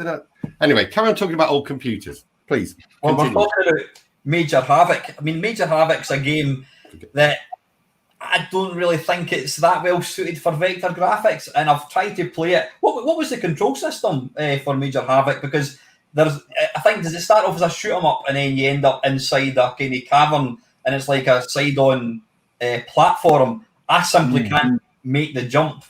What was the controls? Track barrel, isn't it, Tony? Track barrel is what we call it. Who invented that? Track barrel. Imagine a toilet roll on its side.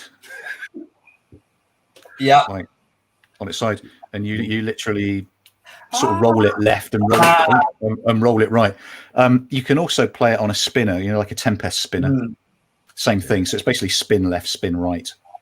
And was it analog? It sort of works on a trackball as well, Al. Sort of. Does it? Yeah, analog. So playing it with a joystick's not really a thing. But I think that who was the guy that wrote Major Havoc? That was their second to last podcast. Owen Rubin and Mark Kearney did the later levels. That's why they're rock hard. Yeah. Yeah, I think that was that the most sort of technical game that they did? I think, was it? Colin, what do you reckon, Tony? I'm saying yes. It's a good question. I think it's probably. Yeah, it probably is. I don't know about technical, but it's certainly the game with the most stuff sort of crammed into it. Yeah, I agree. Like they tried to tell a story, and there was a platforming level, there's a shooty level, How many levels were there then, Tony, in the game? Oh, God, it's 17. I want to say, very good, Tony. Oh, you just made that up. I just made that up. Made that up, didn't you? Right, yeah. Can I say, Mr. Drew, it's actually nice to have. You're the first person to be on the stream that actually has hair. Everybody's been. It's not very much, but there is. Thanks, mate. Yeah, hanging on there. Are you doing all this for charity, Al? Yeah, we're doing it for charity, but I don't like to talk about it. Yeah, just very, very quickly. In fact, thanks to everybody that's joined me today. Thanks to you guys. Thanks to everybody that's kindly donated. I'm doing it for 3 charities. Salvation Army. My granny and my granda were in the Salvation Army. I'm not a religious person at all, but these guys are out in the street in Glasgow at 2 o'clock in the morning, handing out soup, looking after the most vulnerable people in society. There's a little respite centre for kids who are terminally ill, about 5 minutes along the road from me. I've raised money in the past for them. It's every time I come out, I've always got dust in my eye. It's a fantastic little place. They have it's a place for families with mentally and physically disabled children. The children can go there for a couple of days. It just gives the family a bit of support. The last time I raised money, it went towards a wheelchair swing for them. That's great. And the last one is a little. It's a community centre for. I don't like to say it's like mentally and physically disabled kids. I went along there about a month ago to pick up some documents from my girlfriend, and there was a little sort of Down syndrome guy. He was doing the DJ. And there was kids dancing. They were playing the Wii. They're playing pool. Fantastic. So £100 to these guys is going to go a long way. So makes a massive difference. Nice one. Yeah, I think you had a few questions. Who, me? Yeah, I think you had. I kind of asked Tony before Paul turned up, but I was saying, I've got one for Mr. Drury. Obviously, you're in the same background as myself, retro gaming. Have you got a sizable collection? Have you got any real arcade games at all? Or you emulator? Have you got many consoles, computers, or? I have got a charming. Wait, I've got a charming little main cab. Wait right there. Wait right there. Wait right there. It must be. And it's gone again.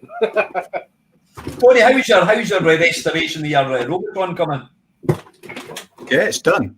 Actually, Oh, is it in your games room? it's right there. Oh, nice. Very nice. Can you see that? Oh, very nice. Beautiful. Beautiful. Well, that's small, Paul. Thank you. But beautifully formed. Let me put my headphones back on. Yeah. That's made by the guy. Is it Turn Arcades? Is that right? Yeah, Craig. Yeah, I know. Yeah, that's it. Nice lad. Yeah. So no, I haven't got. Mainly because I'm married and got family. Is that I haven't got loads of arcade machines. I mean, when she finally wakes up and leaves me, then I'll have them all in this room. Actually, this wall is all ready for when she finally goes. Why am I with him? Right, and then they're all going to be along there. So that'll be great. So no, I've that I love, and I've got a Vectrex, and I think those. Oh, you've got one in the background. That's obviously what I was thinking about it. Look at you, massive show off. So yeah, I haven't got loads and loads of bling. Honest. But, yeah. Do you play many games? Yeah. I still play modern games. It's like some kind of confession. Yeah, so I'm still playing games. I write reviews for our local paper, the Nottingham Post, so I still get to play. Or it makes you play modern games, which I think is good. I haven't got any time for people in the retro community that goes modern games are rubbish. That's just nonsense.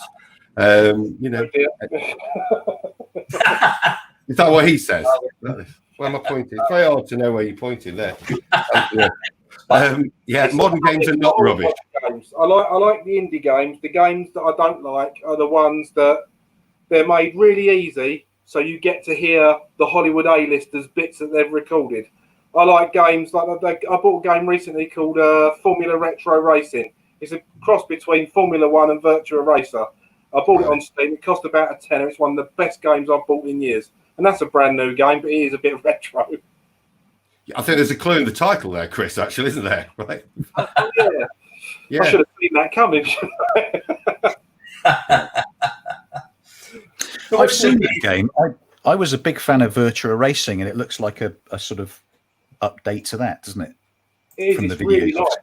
Really nice. Really plays well. It's really tight controls. If you're using something like an analog stick on a 360 controller or something, the cornering and the way it handles is just sublime. It's a very nice game, and I do like racing games, but I'm a big fan of Outrun. I like the old style racers, but this really is good. I can't praise it enough. I saw a review from the guys that do the Fusion magazine, and I thought that looks good. I looked on Steam; it was £10. I thought I'm having that, and I bought it. And then my 20-year-old son come down. He had a look. He went, "Oh, what are you playing, Dad?" And I showed him. He had a go. He went straight upstairs and bought it on his computer. So that's two generations that think it's great. Like father, like son. Chris, what is that wheel behind your head? That is, I don't know. I rent this place. It's part of the decor. Honestly, there's lumps of timber all over the bloody place. It's some sort of ship's wheel going on there. Yeah, what? It looks like you're in a pub. I know, that's Do you live in a pub? It's like where my arcade machine is in the dining room. It looks like a pub. It's great. It's like I live in a pub. What's not to like? Right. Sorry. Where were we? Yeah. What's your kind of take? What's your boys? Obviously, you guys are, especially you, Mr. Temple. You're firmly old school. What's your take on like modern games? And I mean, I don't think there's. What do you play modern games now, or are you still old school, or do you play a bit of both? Modern games are shit. Everyone knows that. But they're so realistic. They're in 3D. They look like real life. I love a bit of modern gaming. What I don't like are these. I don't like to go too sort of into the depths of fantasy worlds. Like old 14th century Japanese characters with massive axes and weapon upgrades and sort of like casting spells and all that. I can't be doing with that. But I do like a bit of Grand Theft Auto. I do like a bit of Last of Us. So I enjoy a sort of a decent story-led game. I enjoy sort of first-person shooters and sort of stuff where you can have a laugh, and it looks fantastic. I mean, you know, what's not to like? But I don't like. It's just some stuff I just don't like the in-depth fantasy nonsense. I haven't played anything on my PS4 for ages, mainly because my youngest son has taken my account over with Fortnite, so I don't really get a chance to. But we'll definitely play Last of Us Part 2. I think Last of Us was the best game of this generation. I agree. And I can't imagine Last of Us Part 2 is going to be worse than that, so I can't wait to play that. I was also quite intrigued with Death Stranding. That looked like something I thought. The walking simulator, right? Yes. Yeah. That looks like something I think I could get into. So I think when I find 5 minutes in my life, I think I'd like to give them both. But it's about a tenner now, isn't it? So. Yeah. Can I say you'll need more than 5 minutes? You'll spend 5 minutes falling over on a hillside, right? That's one of those games, Death Stranding, that I'm really glad it exists, right? I think it's great that someone has got a vision that basically means you've got a massive rucksack. Most of the time you're on a rucksack falling over on a hill. That's basically the game, right? That's it. Okay, I'm really glad in the same way that I'm kind of glad that, you know, the music of, you know, Art Bears or something like that exists, but I don't really want to listen to it. I'm telling you, Tony, have an hour with that and you'll go, why? What am I doing? It's, yeah. Have you two played it, Chris and Al? I've not. One of my boys has played it. I've been dipping into Elite Dangerous again just recently. Another mate of ours, Lukozer, he's kind of got me into it, and he's got one of them great big ship carriers. So I spend half my time parked on there because I don't get to play it as much when I'm back at work and off a furlough and that. So I get a message every now and again. Oh, by the way, we're at such and such a system. It's like, oh, that's handy. That saved me 5,000 light years travel. So I go somewhere new every time I switch it off. Not a line I was expecting to hear this morning. I think you make a fair point, Tony, that it's amazing how games have progressed in certain aspects, whether it's visual or, you know, the amount of gameplay, and how they haven't progressed in things like, you know, narrative. That's why games like Last of Us are so good, because they actually have a go at scripting things properly rather than having, like, you know, a same old, you know, like you say, Final Fantasy kind of, you know. Oh, I'm just running out of words now. I'm surprised how they haven't developed so much. In terms of the stories they tell, there's still far too much to do with zombies and far too much to do with, you know, wizards and elves and shit like that. And to be fair, Last of Us has all those stereotypes in as well. It's the end of the world and it's the zombies. So yeah, a big part. I mean, Last of Us, like Tony, I think I've completed Last of Us 3 times. I just think it's a beautiful game. I've got the second one to play. And the fact that they've obviously spent a fair bit of their budget on getting decent voice acting, I mean, it's no, it's real. Can I ask you out? Why did you play it 3 times? Are you the sort of person that watches Star Wars 37 times as well?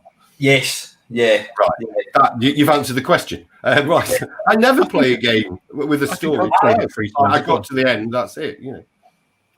I think I played it 3 times as well.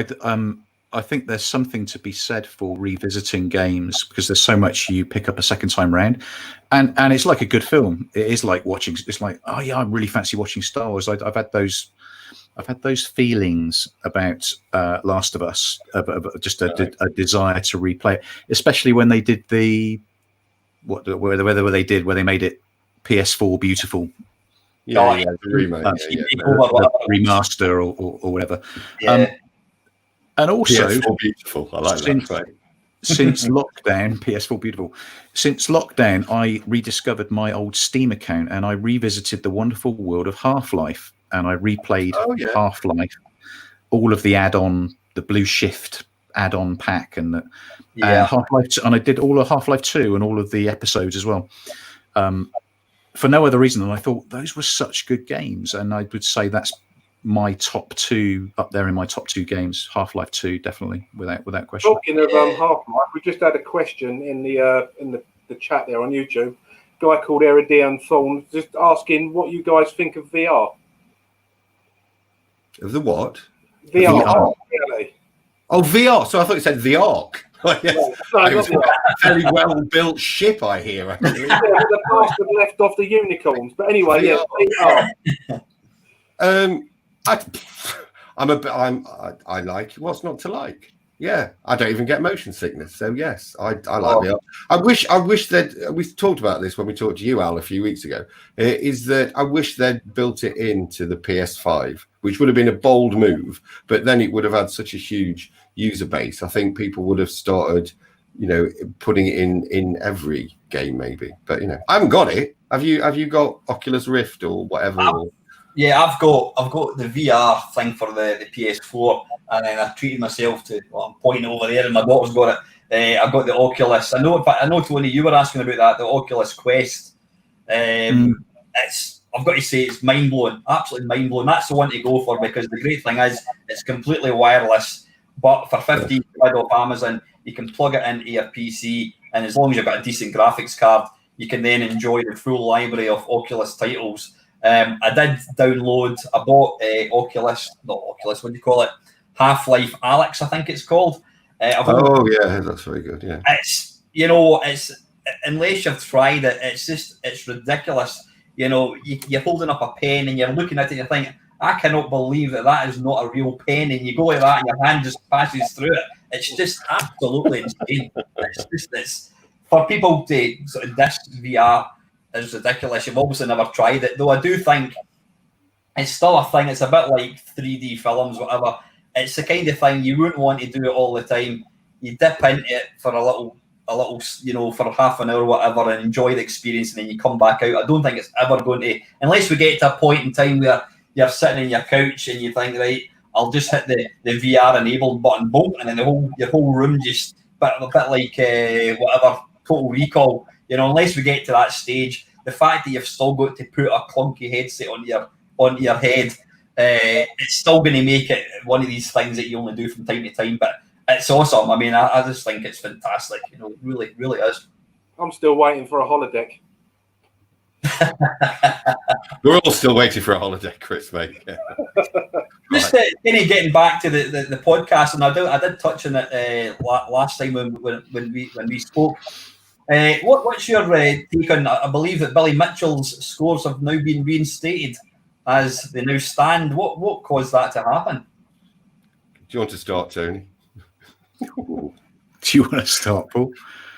I don't know. So Billy, as we know, had his scores removed as a result of an adjudication process from Twin Galaxies, and they very much came at it from a technical, factual point of view. So I don't think they were so interested in who said what and who was there and who claims that they witnessed Billy doing whatever it was. They looked at solid evidence, which was video based, and came to the conclusion that the scores, whilst they might have been achieved, weren't achieved on original arcade hardware, which was one of the rules, obviously, for setting high scores on classic arcade games. And as a result, because Twin Galaxies funnel high score information through to Guinness as a trusted partner, because Guinness can't be all things to all men, so they have to rely on people like Twin Galaxies to tell them, hey, there's a new world record on Donkey Kong or whatever. They then took the decision to remove his scores from the Guinness database as well. And subsequently, Guinness have now reviewed the evidence and have reinstated his scores, but Twin Galaxies have not reinstated the scores, and it seems they're digging their heels in, which has now resulted in some sort of lawsuit from Billy towards Twin Galaxies. So what does all this mean? I have no idea, but it's interesting to watch from the outside in. It's good gossip. What process Guinness went through in order to reinstate Billy's scores, I have zero idea. I have absolutely no idea whatsoever. But I suspect it wasn't that technically thorough, because I'm not entirely sure. Really? Do you think they didn't watch hours and hours of tapes? Do you think they didn't get I'm not sure made that Guinness. and they get? Do you think they don't really give a shit about old video game scores? Do you think that might be Yeah, it? that's my suspicion, Paul, but I could be wrong. I think what I would have done if I was Billy Mitchell. I mean, I know he's a divisive character, but I've seen him play, and I pretty much would have found a real Donkey Kong machine and just done it again and said, "Well, there you go," because he can. Well, that's what he's done. Yeah. On a few occasions subsequently. So, but I would imagine an endorsement from Guinness is probably worth more to Billy than an endorsement from Twin Galaxies, because I think Twin Galaxies' stature today is negligible compared to what it was 10 years ago. So I would imagine in many respects he's delighted that Guinness have reinstated his scores. And as to the big question as to whether he did or whether he didn't, I really don't care, actually. I know Billy personally. I think he's a nice guy. Right, isn't he? He is a nice guy. Yeah, right. He's when he's off camera, he's nice off camera. Yeah. I think to lose, he put video games on the map, you know, and I think to lose a character like him would be a sad day for the games thing. Mm. Yeah, I think so. And despite all this controversy, his popularity in terms of being invited to the gaming shows in the US, the sort of circuit which he does every year, just doesn't seem to be any different. They're still booking him. He's still turning up. People still want a selfie and an autograph. Paul and I witnessed this in November when we went to Free Play Florida. It's like, for some reason, people are constantly drawn to him, and it's fascinating to watch. It's fascinating to watch Billy work a room, to walk into a room. There is a definite aura around him which people are attracted to. Which he helps create as well. You know, that's why he's always in costume. He's always in character. And I use that word advisedly. Sometimes you get to talk to him and he's slightly out of character. But even then, he's almost like really aware. If you ask him anything beyond the obvious, he kind of flicks into, I'm Billy Mitchell, the Billy Mitchell. He's a nice bloke. As far as I know. I always feel, you know, when people say things like, but he's the nicest guy I've ever met. I'm like, really? What about your dad? Right? You know, the nicest guy you've ever met. Ever. How many people have you met? He is the nicest guy I've ever met. Okay, you need to meet more people. I mean, he's all right. It's fine, you know. True. I mean, he's all right. He's okay. Fine. He's fine. Do you think you'll ever get him on? I know the podcast is obviously about, you know, the sort of the visionaries and the developers of the games. Do you think you'd ever get Billy on just to can he mix it up a wee bit? It's not whether we get him on; it's whether we want to. You would let him on. Yeah. That sounded a bit arrogant, you know. Well, it's whether we want to, but he's just, I don't know. He is a nice bloke, but what would he'd come out with the same lines that he normally is. And if you tried to get him to do those different lines, you'd feel that you were pushing him in a place that he really doesn't want to go. So, you know, I don't know. It's funny. We were discussing this last week, actually. I think it'd be very easy to get Bill on because we all know him personally. And I'm quite sure he would gladly come on. But I think, as Paul says, I think if you've seen one interview with Billy Mitchell, you've seen them all. Mm. So he has a sort of bucket of stock phrases that he likes to sort of pull out and regurgitate, which of course is fine. But I'm not sure what we would bring to the Billy Mitchell party by having him on the podcast, and actually what he would bring to what we're trying to achieve. I don't know. Maybe one day, but I think there's probably more interesting people relevant to the period we're trying to cover, who we would probably want to get on ahead of Billy.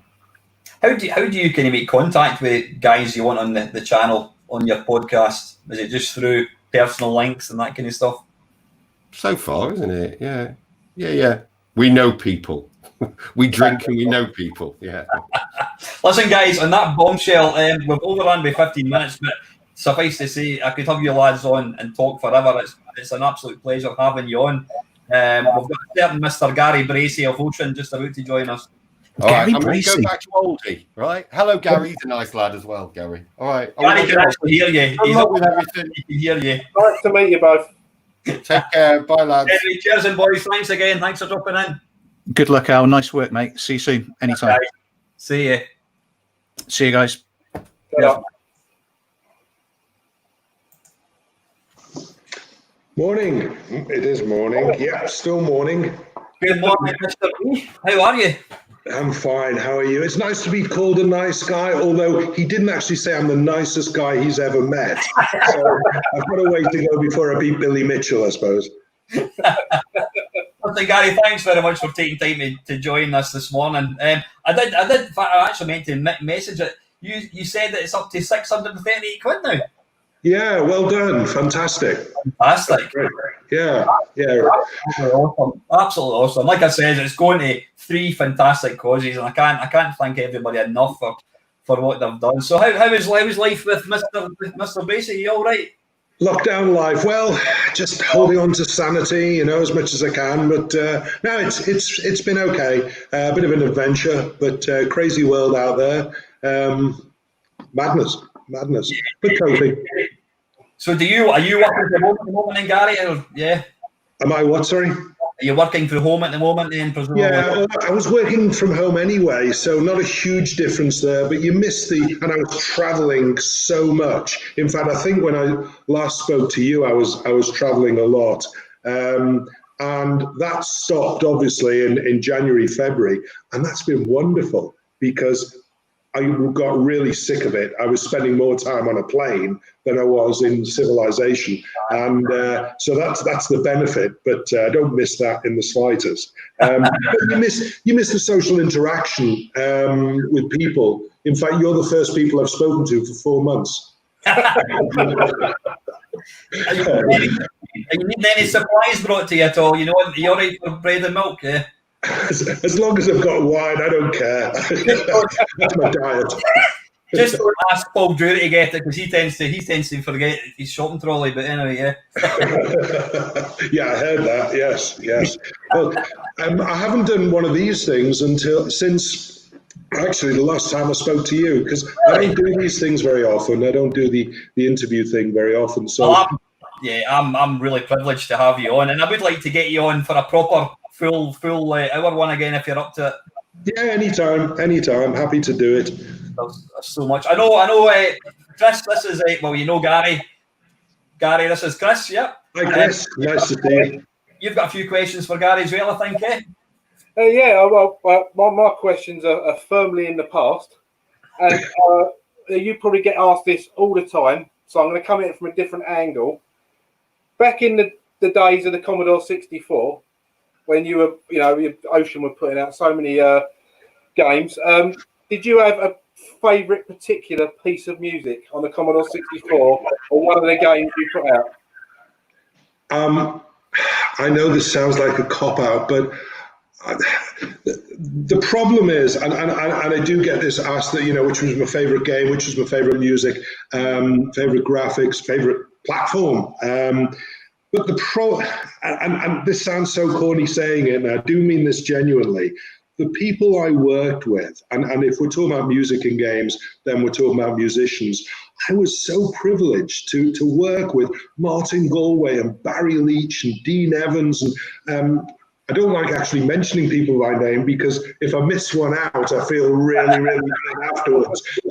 But they were truly extraordinary talents. I mean, I'll use the word churning. They were churning out tunes for many, many games, and each one was better than the last. And they fit the mood of the game and the pace of the game. And there's so much that has to be considered, a bit like writing a film score. And it was only a little bit later on that musicians and the guys who put the audio together for the games became properly recognized for the contribution they made, because they truly were extraordinary talents. So to to pick one out and say, I like this one more. I mean, I've got various fond memories for different reasons of why I like this game and that game, because they are associated with certain times and certain activities. But in terms of quality or a subjective view of a piece of music, I know it sounds like a cop-out, but I really,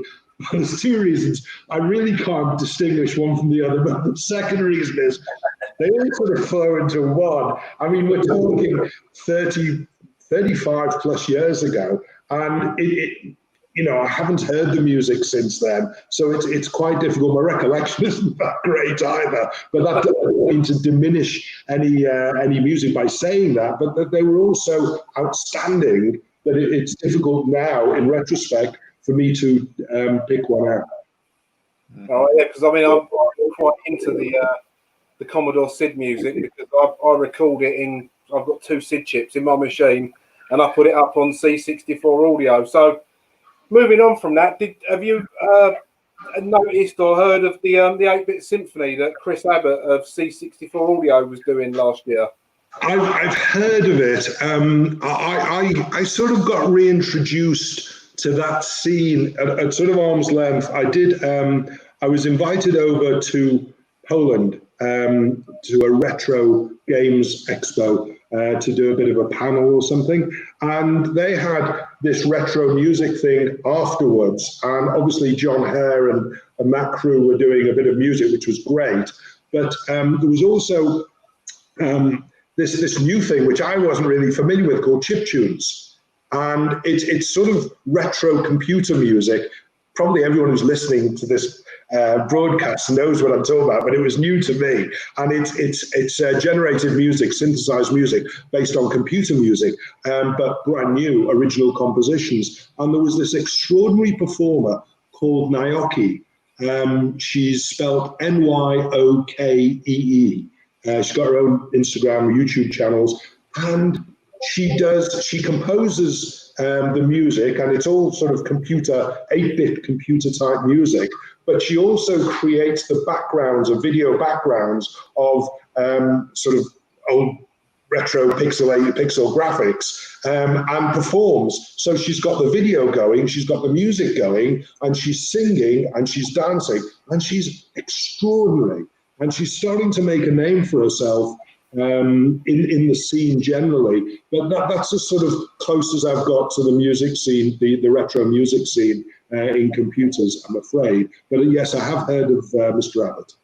Yeah, if you like a bit of classical music, it's well worth looking up the 8-bit symphony, because you've got Chris has worked with Rob Hubbard and to some extent Martin Galway as well. And they've created an 80-piece symphonic version of all these tunes that we used to listen to. Really? There's a tune called Imagine Oceans, which is a amalgamation of Comic Bakery, the Ocean loading music, and the Rambo loading music as one sort of opening track. It's absolutely stunning. It's well worth a listen. Oh, if you wouldn't mind sending me a link, that'd be great. I'd love to give that a shot. I'm still in touch with Martin, where he's over in Texas, living in Texas now. And we often message each other, mostly about Teslas, but he's doing all right. I'll put a link in the chat in YouTube. Yeah, please. Thank you. You're right back in time, Gary. Obviously, when did you first join Ocean? What year was it? 85, if I recall correctly. It was, my wife was pregnant.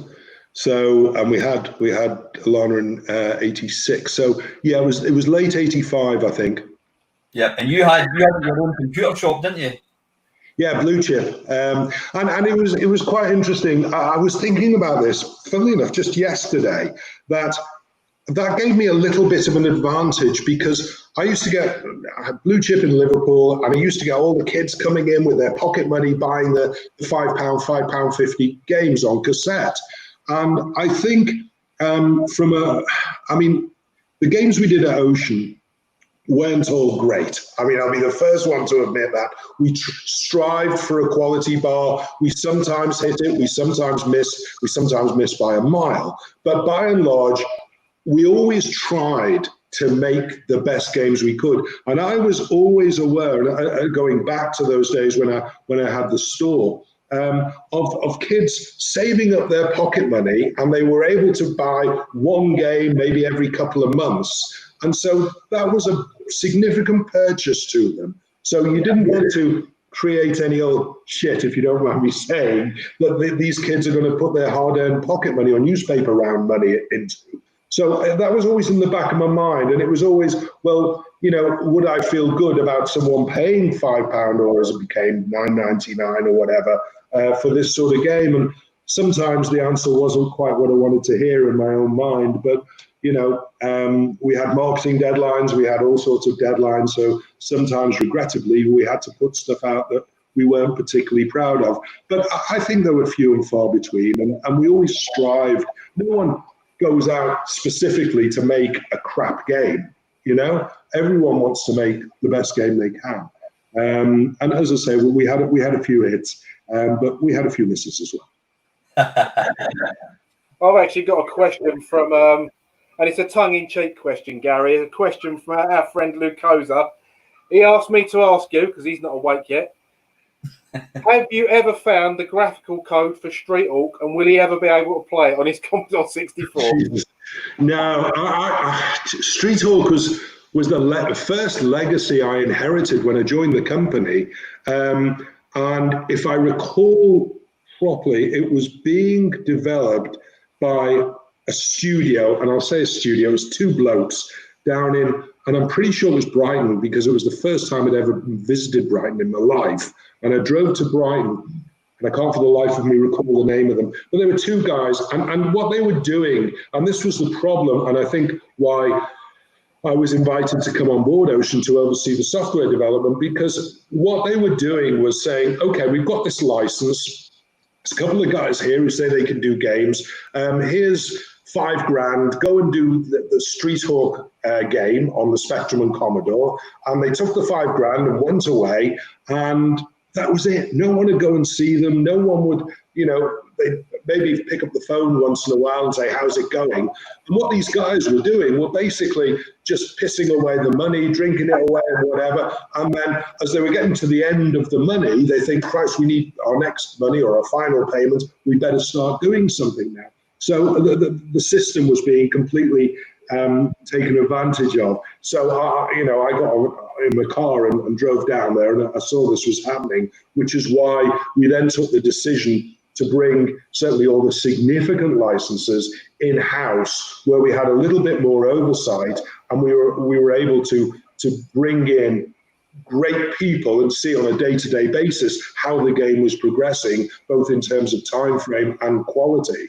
And that led to us actually becoming the world's first video game studio. I mean, companies had the odd 4 or 5 people, but we built up to, I think at the peak, it was around about 60 people at Ocean, in-house, which was unheard of. I mean, these days, 60 people is just enough to do maybe the loading screen or something. But back then, you know, you were talking about 2, maximum 4 people per game. And that was a huge resource, but I think that was reflected in the creativity, the expertise, the quality, and everything else that we were able to put out. Mm-hmm. One thing that I've kind of thought about is there was I bought a few turkeys back in the day. None of them were Ocean, I hasten to add. But you know what? When you bought a game and it was shit, you just thought you were pissed off, and you just put it down to experience. If you were a retailer and I bought a game from you and I took it back and it says, bought this game from you last week, but it's crap, would you have given me my money back? Because I don't think anyone ever done that. But that's the problem. No, it's no backsies, because there was so much piracy going on that if someone brought the game back to the retailer would naturally think, well, they've copied it and just brought it back. So there had to be some sort of, you know, occasionally you'd check it and see if it was genuinely faulty, but all you do is replace it for the same. But, you know, you'd indicate, well, that's why there are reviews and that's why there's this, that, and the other. It's difficult. There's no easy answer to it. But yeah, you're right. You know, you're stuck with it. Yeah, if you bought put a toaster out of Argos and it didn't toast. It burnt your toast every time. You take it back and they'd give you your money back. But with a computer, Absolutely. But you wouldn't have cloned the toaster. Maybe nowadays you could 3D print it. That's true.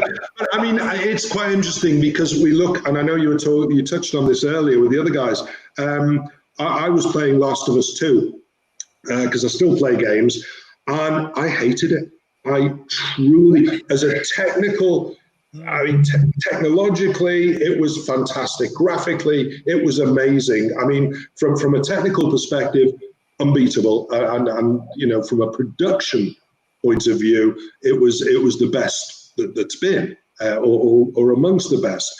But as a piece of storytelling and a game, I was incredibly disappointed, and I sort of discarded it halfway through when a certain thing happens, which I won't spoil for anyone who's playing the game. But it just killed it for me. So I gave it away to. Actually, I gave it to Imran Yusuf. You know, the comedian who used to be a games tester. And we stay in touch. And I said, "Oh, you can have this because I don't like it." So there are some disappointments, which is very few and far between. I tend to buy games and play them through to completion rather than playing 5 games at once and dipping in and out. I'll focus on one game, try and play it through to completion, then start the rest. But I don't have an awful lot of time to do that these days. But that's what I like to do. What did you play? Did you play the original? Loved it. Well, that's why I picked up the sequel. Loved it. Played Last of Us to completion. It was a damn great game. It really was. I mean, Naughty Dog are very talented, but they. I know there's a lot of mixed reviews here, and some people are saying it's the best game they've ever played.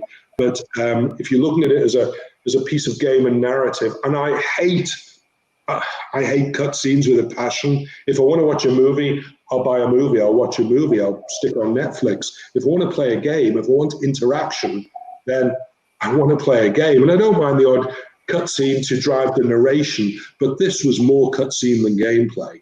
And that to me is a bit of a cheat. Yeah, that's what I used to be a massive fan of Kojima's Metal Gear Solid series.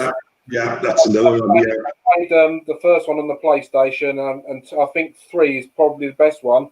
And I bought a PlayStation 3 for the whole purpose of playing Metal Gear Solid 4. That's got a 58-minute cutscene in here. I mean, you can skip over them, but the first time you're playing it, you need to know what's going on. 58 minutes. That's crazy. I didn't play that one. I've got Kojima's last one, the latest one that he did last year, and I haven't tried it yet. So I've still got a lot of stuff in boxes. I've got to open them up. I've got a question from a question down below, Gary. I don't. Can you see that? Okay, yeah. Do you prefer story-led games, or you're an arcade kid at heart? I'll try both. I mean, I like a really good immersive story. I think the one that's had the most over the years. The game that's had the most profound effect on me emotionally was ICO, which was brilliant, and it was the first game that actually did evoke emotion. Because even back then, I think it was the first PlayStation it was on. Was it? Okay. But the graphics by today's standards were still very basic.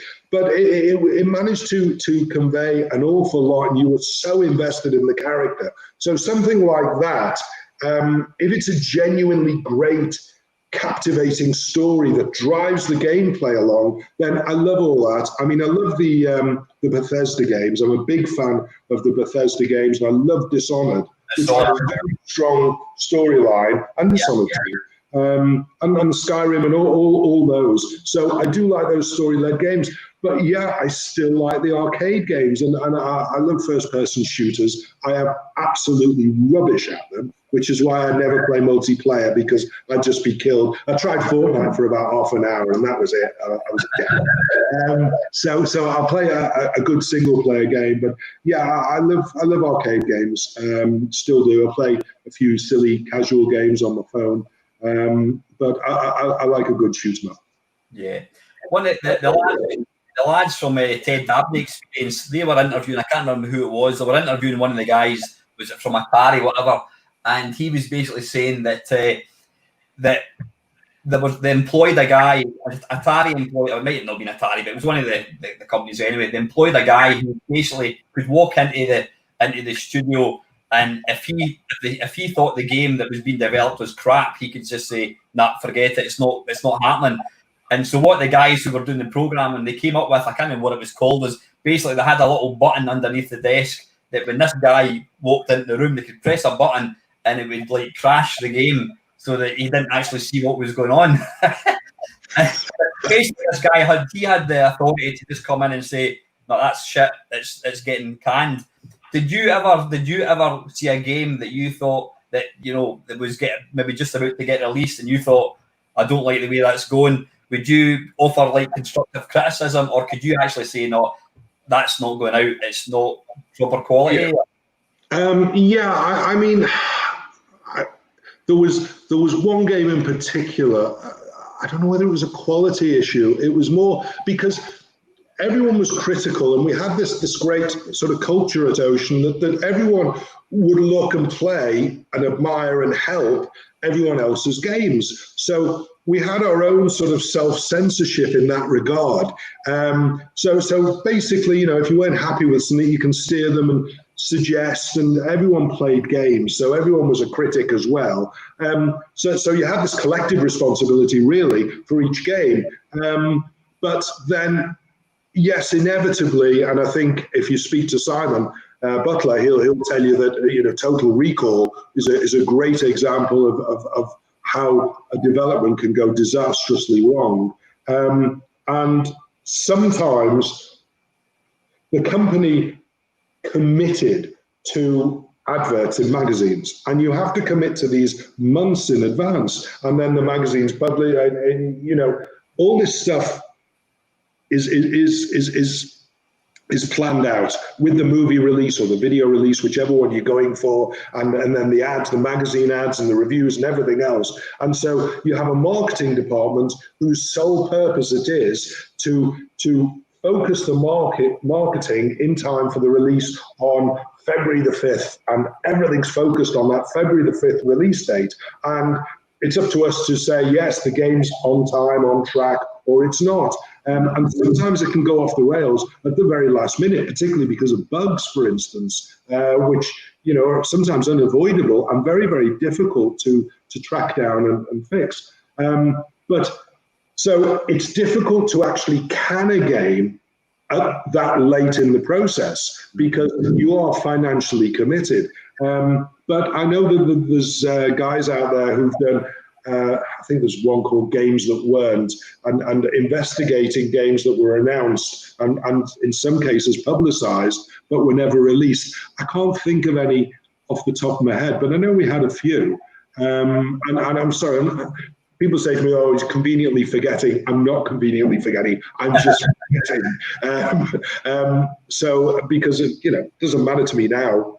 Anyone can ask me anything, and I'll be honest about it, because whatever I say and whatever I tell you, at the risk of offending someone who may have worked on the game, which I wouldn't want to do, it's in the past. I don't mind being truthful about it, but genuinely, half of the time, I honestly don't remember. And so someone will ask me a question, say, "Well, I don't remember." There was a Facebook group started up about 2 months ago called the Games Collective or something, and it was within a week there was something like 20,000 members, and they'd collect all these people in the games industry. They brought in and invited to join, and I joined within the first few days. I was invited to join. I joined.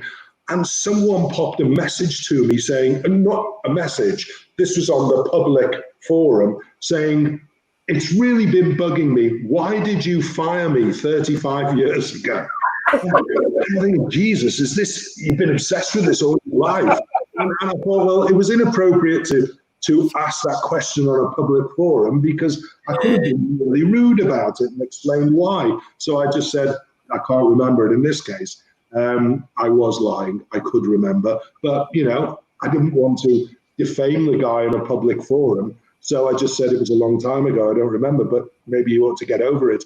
And I honestly didn't fire that many people. I remember there was one guy who was working on a game, which I mentioned earlier, and I won't mention it again. And it was due for completion next month. And I went up to him and said, okay, are we on track? And he said, I'm not going to finish this game unless you give me £5,000 or £2,000, whatever it was. And it was like a gun to the head. So I didn't hit him, tempting as it was. But we just said, yeah, okay, we'll pay you that.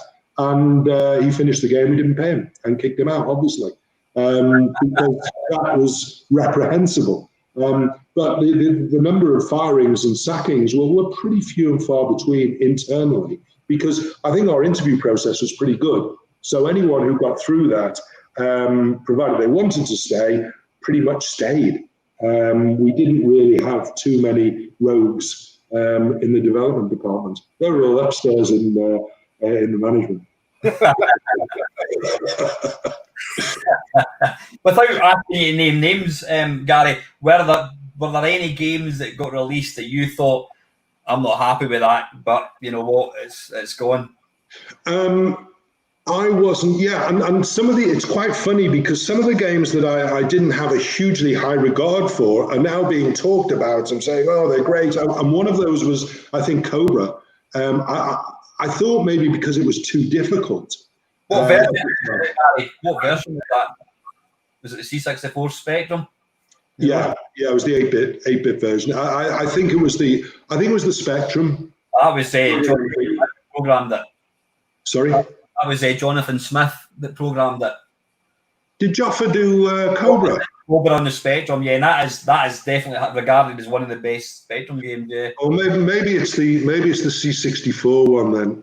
The C64 one, let's just leave it. It's not the greatest game. I got that for my Christmas. Yeah. Maybe it was the C, because Joffa, always pulled out everything he did touched turned to gold. So it must have been the C64. I'm telling you, my memory's shot.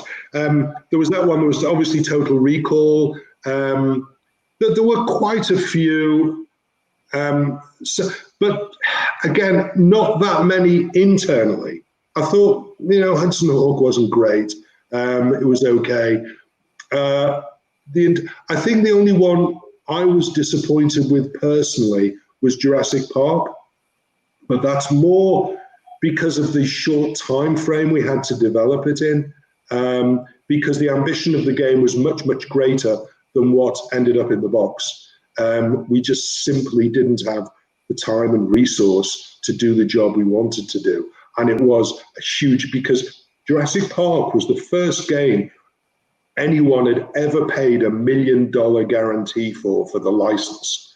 So we really stuck our necks out on this one, and we wanted it to be as great as it could be, because we knew the movie was going to be enormous. But I think we ran out of time. That was the problem. Mm-hmm. Obviously, you touched on to get involved in getting movie licenses. Yeah, you were fading in and out a bit there. I don't know whether that's... Was it yourself, Gary? I mean, obviously, Ocean became really known for getting the movie licenses. Was that your idea initially, was it? No, it wasn't my idea initially. When I joined, I mean, they were already acquiring licenses like Street Hawk, I was going to say Street Fighter, Street Hawk and Miami Vice were already on the books. They'd already got Daley Thompson and a few others. But I was a massive movie buff. So what happened was I made it my mission to be aware of what films were in production and reading all the trades and Variety and Hollywood Reporter and all those. So getting a jump on what was hopefully going to be big. And one of those obviously was RoboCop, because we started getting sent lots and lots of scripts. Once the movie companies realized that they could actually make some decent money from licensing for video games, then they started to take us a lot more seriously. And I started getting inundated with scripts, and I was the only one who would read the scripts. And RoboCop stood out from that. And the other one, that I always remember standing out, and probably the best script I ever read was Hudson Hawk. It was amazing. And that script did not translate to screen. It was a completely different beast to the one I'd read, which really upset me because the original script for Hudson Hawk was great. So you know, we had a few misfires, but yeah, it was my personal mission, if you like, to find what was coming up and what could be great. And then, you know, the bonus was I'd spend a lot of time out there in LA and Hollywood and meet with the directors and the crew and the production people and everything else. And it was fantastic. I was very, very lucky that I actually was able to turn a hobby or a passion into my work. You met Steven Spielberg, you're in his office. Well, I'd rather say he met me. Yeah, it was. That was one of my treasured moments. Meeting. We had a meeting about Jurassic Park because they were quite pleased with what we've done. We'd done Hook. We've done another one of his as well, and he was quite pleased. So he asked for a meeting to discuss the creative elements of Jurassic Park, and he wanted something truly groundbreaking. So we brainstormed for the afternoon. I went to his Amblin Studios, which was housed in Universal Studios, and it was lovely. And he was great. I mean, no pretensions at all. And we got along really well. He was enthusiastic. He was exactly as you'd imagine. He was all over. Can we do this? Can we do this? And he was like a kid. And you know, the creative juices were flowing, and it was a lovely meeting. And then actually to get everyone doubly envious, that day, or certainly that visit, either the same, it must have been the following day, I was then taken around Stan Winston Studios by Stan Winston, who was the god among special effects. He created Terminator and all these, to show what they were going to do with Jurassic Park.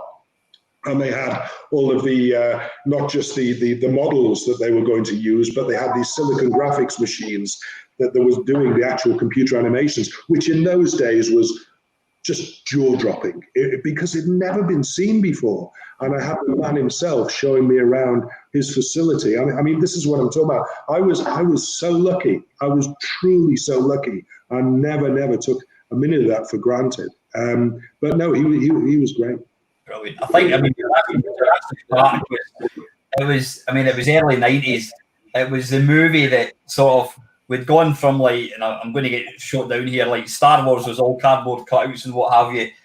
We'd gone from, like, you know, models in Jurassic Park. I remember seeing the trailer of, like, the glassy water going boom, and then you see this thing, and it was mind-blowing. I mean, Jurassic Park really, it was the first big film that just made people aware of what CGI could do. Now you've got CGI and adverts, and we've all kind of become quite blasé about it, I think. And when I go to see a film in the cinema, you don't come away thinking, oh, did you see that? That was amazing special effects. It's just like, yeah, whatever.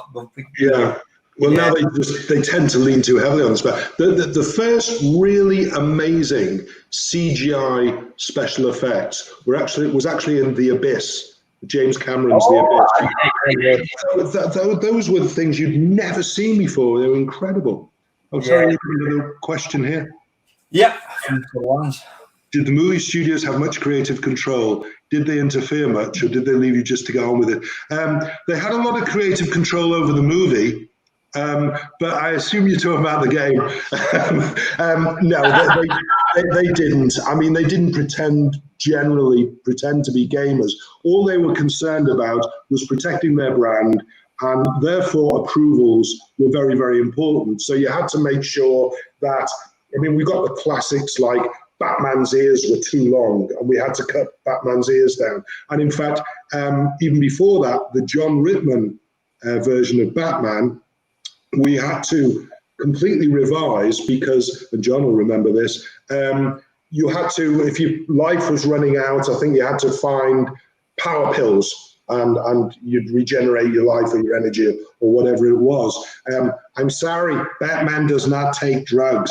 and we had to change power pills to something else. I don't remember what it was. But the worst approval was we did The Simpsons for Christmas. So The Simpsons was massive. Christmas is obviously massive. It's coming out on the Amiga and everything else. Big game, and we were developing this right to the line in terms of time. We sent it off to Fox, and we knew we'd done it perfectly, and we wouldn't have any problems with approvals. It came back, Bart, and I'll never forget the actual words were Bart's blink is off model, which meant that Bart's blink wasn't right because we'd done the blink as normal people, where the eyelid goes down to the bottom of your eye, but no, The Simpsons blink like that. So rather than doing that, they meet in the middle. So we had to change all the graphics of all the characters to meet that one approval. We still made the deadline, but that's, in terms of creative control, that's really all the movies have.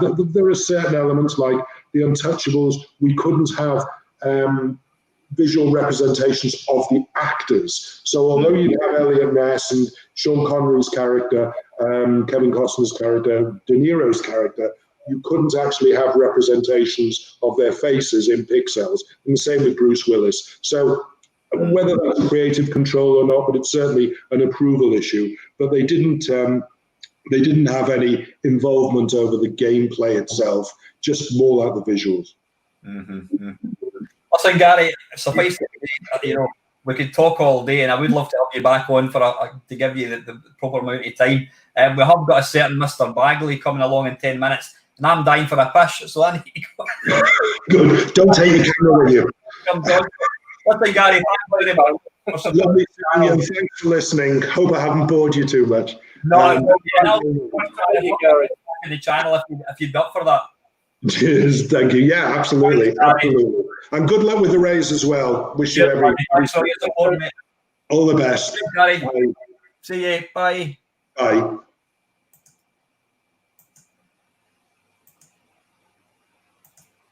Hey, good stuff. Right, I need to go for a pish. Well, go on then. I'll need to go. Right, you can. How are we doing for time wise? 25 to it. I'll just be 2 seconds. Yeah. What about going for a pish? He's certainly taking the pish. So how are you lot in the comments then? Do you enjoy that? That's the first time I've ever met and spoken to Gary, and what a nice bloke.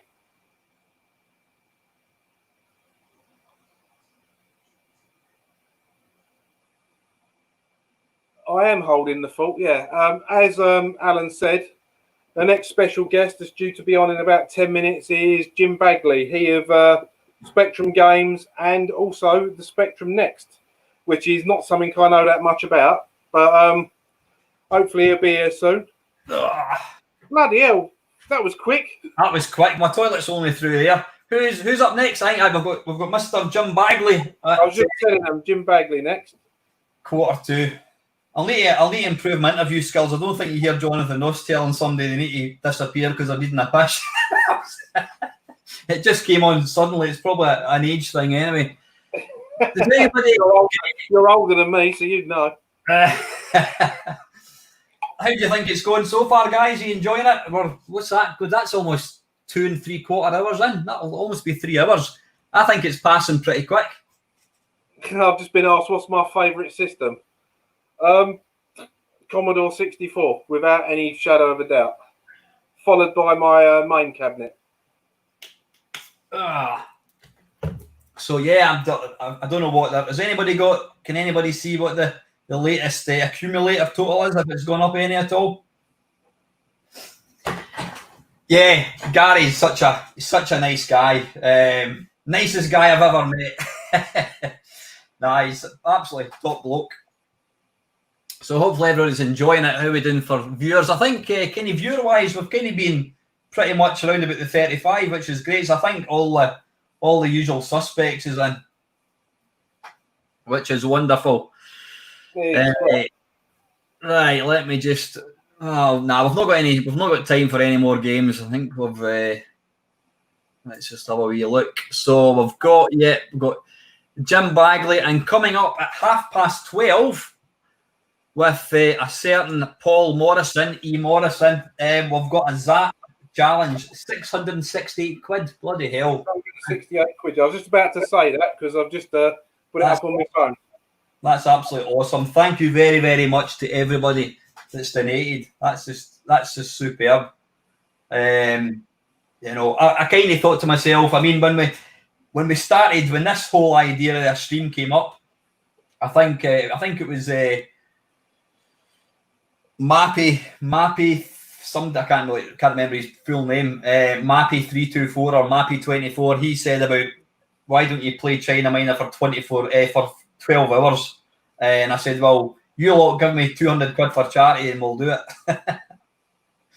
And you've absolutely smashed out of the park. That is superb. That's it. That just means each of the charities right at this moment are going to get a couple of £100 each, which, like you say, for the two small Presleys, two smaller charities, aye, that's gonna get something big for them. So it's well worth it. Yeah, they could get themselves a console or something, whatever. I know, absolutely fantastic. Yeah. So have you got your questions ready for Mr. B? Well, with Mr. B, it's a case of I am going to have to wing it because I'm not that knowledgeable in the world of Spectrum, as you know. I mean, I had a Spectrum until about 85, 86, and then it was Commodore, ST, Amiga, and I never even looked really at a Spectrum again, other than your 8-bit kerfuffles, and I watch Baz Harding's channel because Barry's a good lad, and he does. Yeah. He's got a great.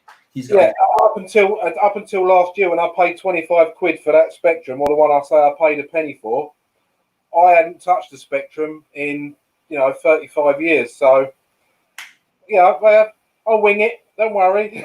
I think what I've been conscious of is, I mean, when I was inviting people onto the channel, I was conscious of, that they've got busy lives. And I'm thinking, Christ, we've already sat down with this guy and spoke to him. We don't really want, well, not that we don't want to do it again, but so it's like 15 minutes, half an hour, and I've effectively had to cut people off. Like, we're going to have to kind of let you go now. I mean, I think we could easily have spoke to the Ted Dabney lads for another hour, no problem at all. And Gary as well. Gary. Yeah, been absolutely blessed. More importantly, when's dinner time? Have we got? I think we did factor in a bit of time to have something tea, didn't we? Yeah, you gave us 15 minutes at 5 o'clock. So 5 o'clock, bloody hell! You fucking made the list, man. I'll tell you the biggest thing that I've noticed in the comments today is about hair, because when Gary come on, they were like, "Oh, look, someone with some hair." So they're going to be beside themselves when Jim comes on. Yeah, we did have a bit of a run of kind of bald blokes, I must admit. Yeah.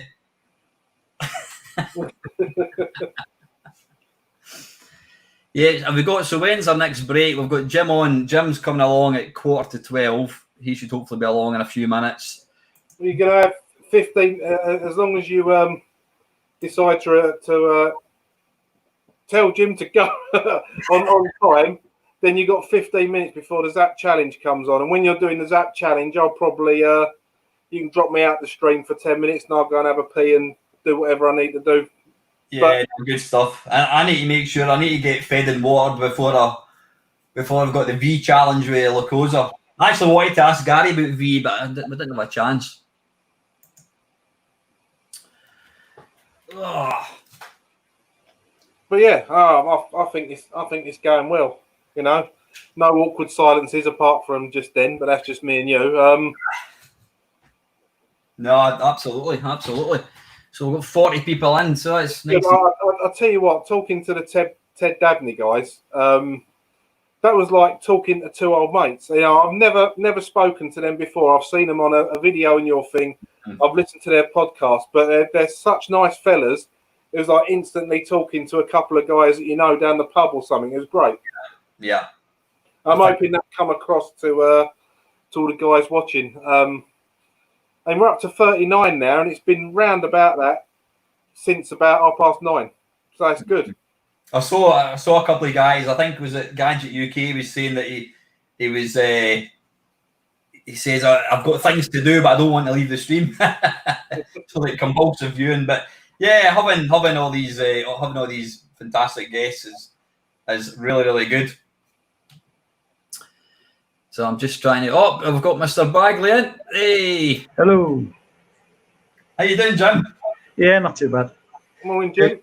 Morning. We were having a lot of comments earlier on about the lack of hair, and you've finally addressed the bucket load. Yeah. John, this is Chris. John. Hello, Chris. Oh, So how are we? How you doing this morning? And Jim, you okay? Yeah, not too bad.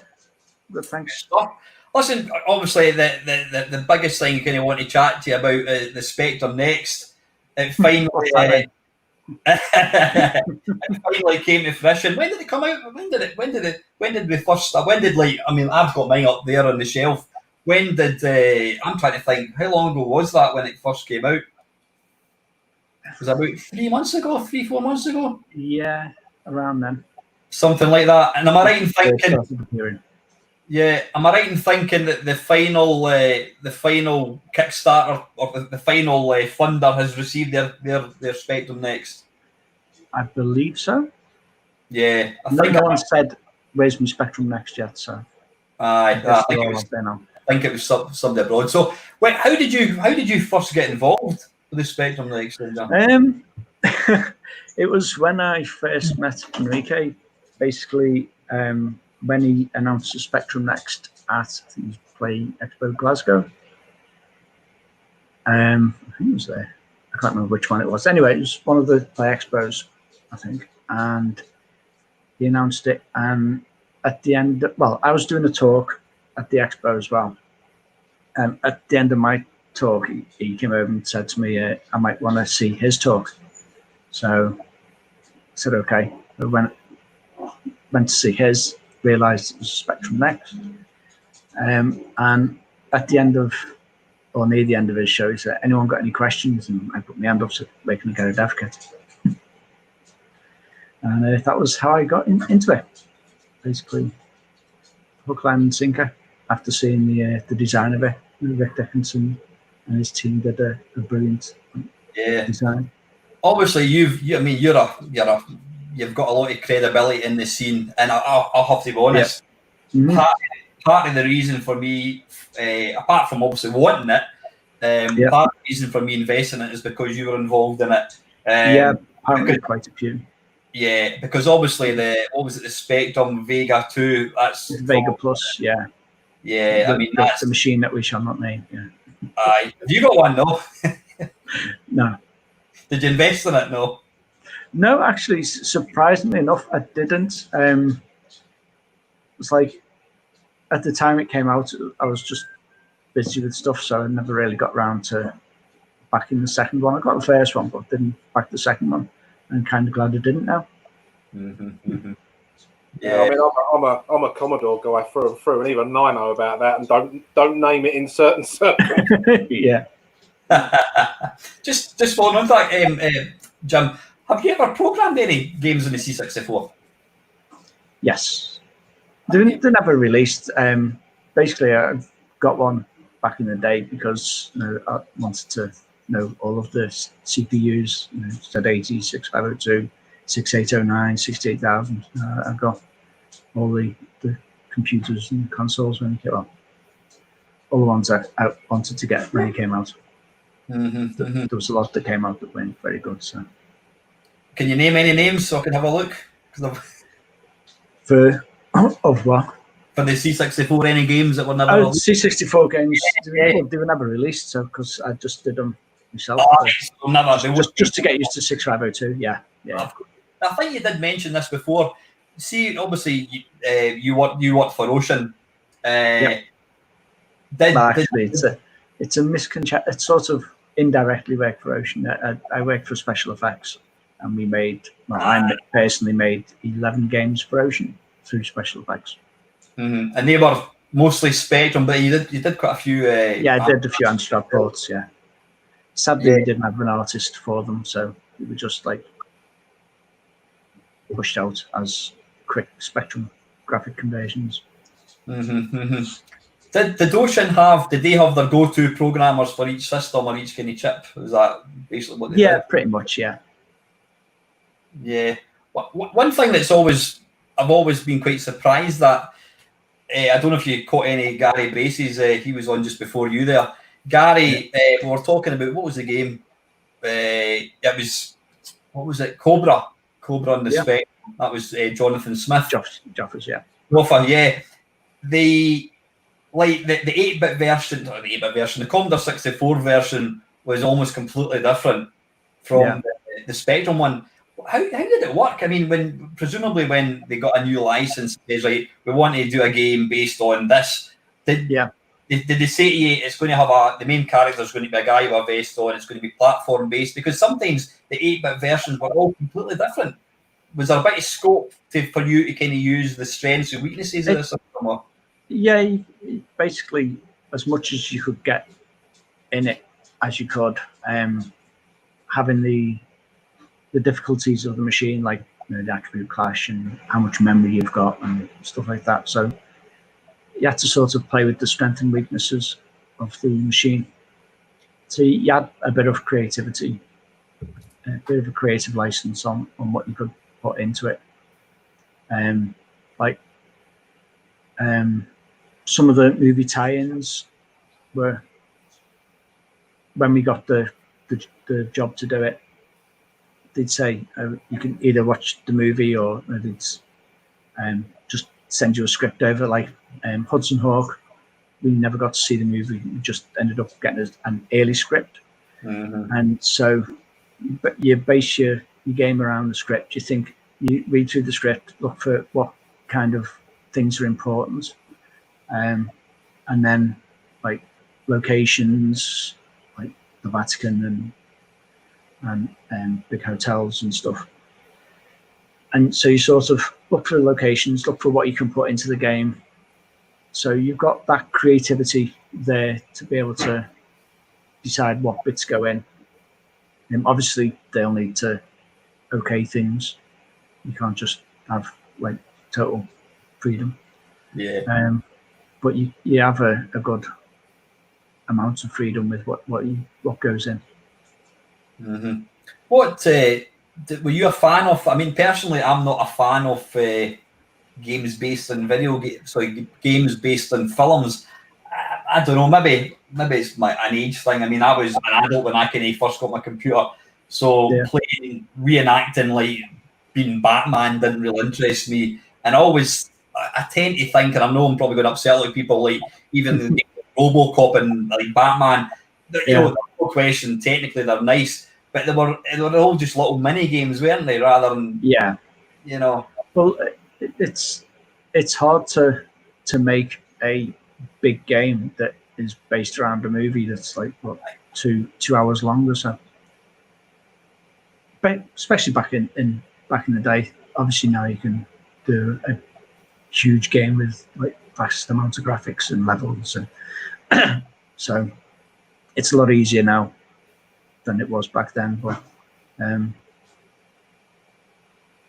I personally thought they were okay doing the games of movies, because especially famous movies, because you sort of had a vested interest in the game. You knew a bit more about the game, the story behind the game. I think it's probably where getting stories into the games came in. I mean, we don't like to dwell on it, but I'm 4 or 5 years younger now.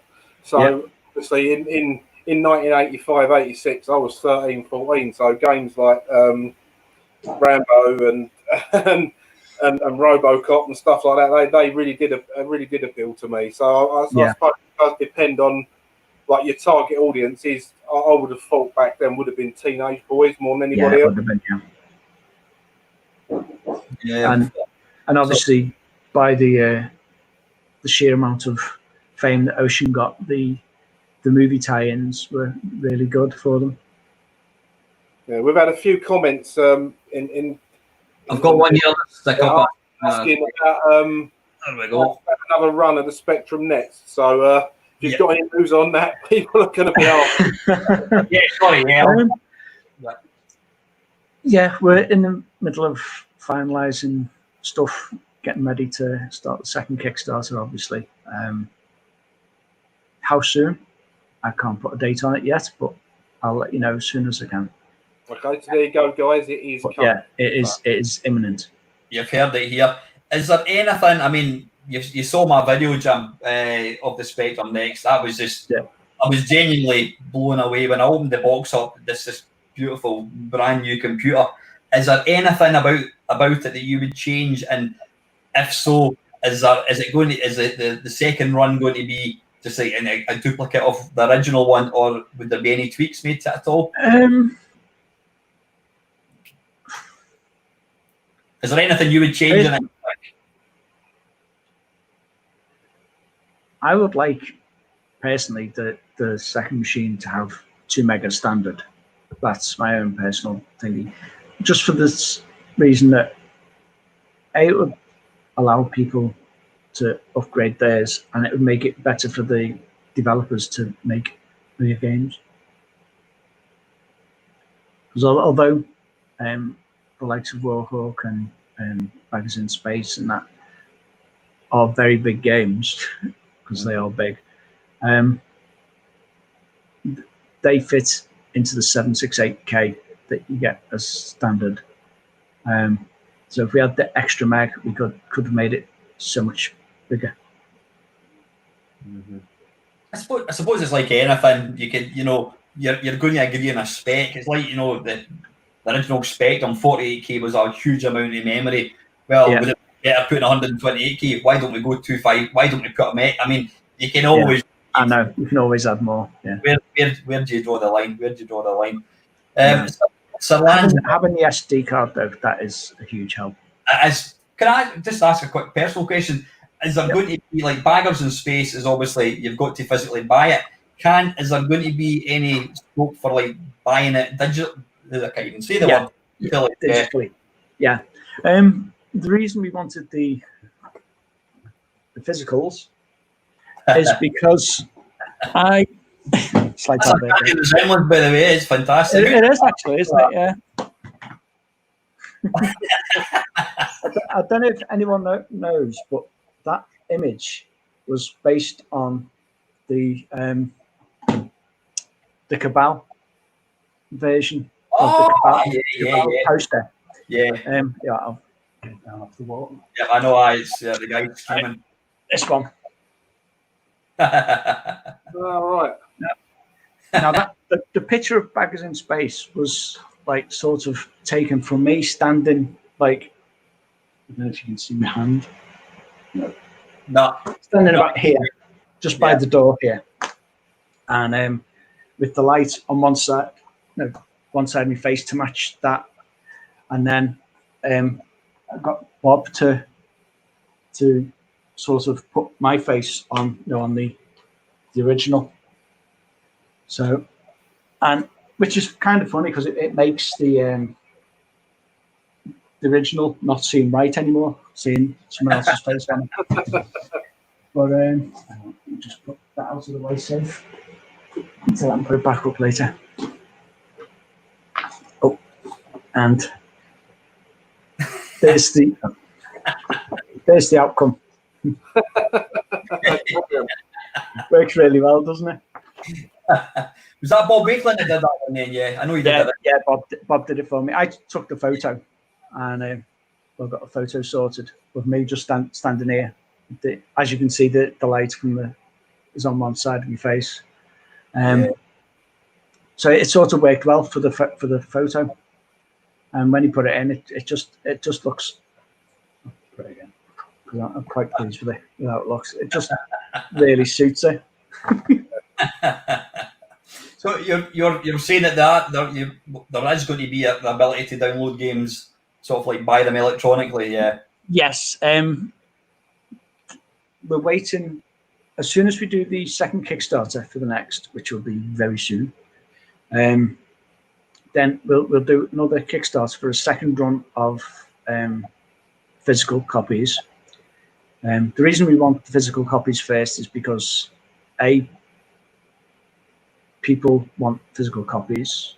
A lot of people do, and me personally, I want physical copies because thanks to the digital age now, like mobile games and stuff like that, you don't really get a physical copy of your game when you make it. And so I've over the years from day one, I've got a copy of every single game I've made, apart from the recent ones because they were digital, not physical. So with the Spectrum Next coming out, I wanted another physical game because it's nice having the collection. And so anyway, we're going to do the physical versions, and then once the Next is out and we do the second Kickstarter, the second run for the games, we'll do digital versions.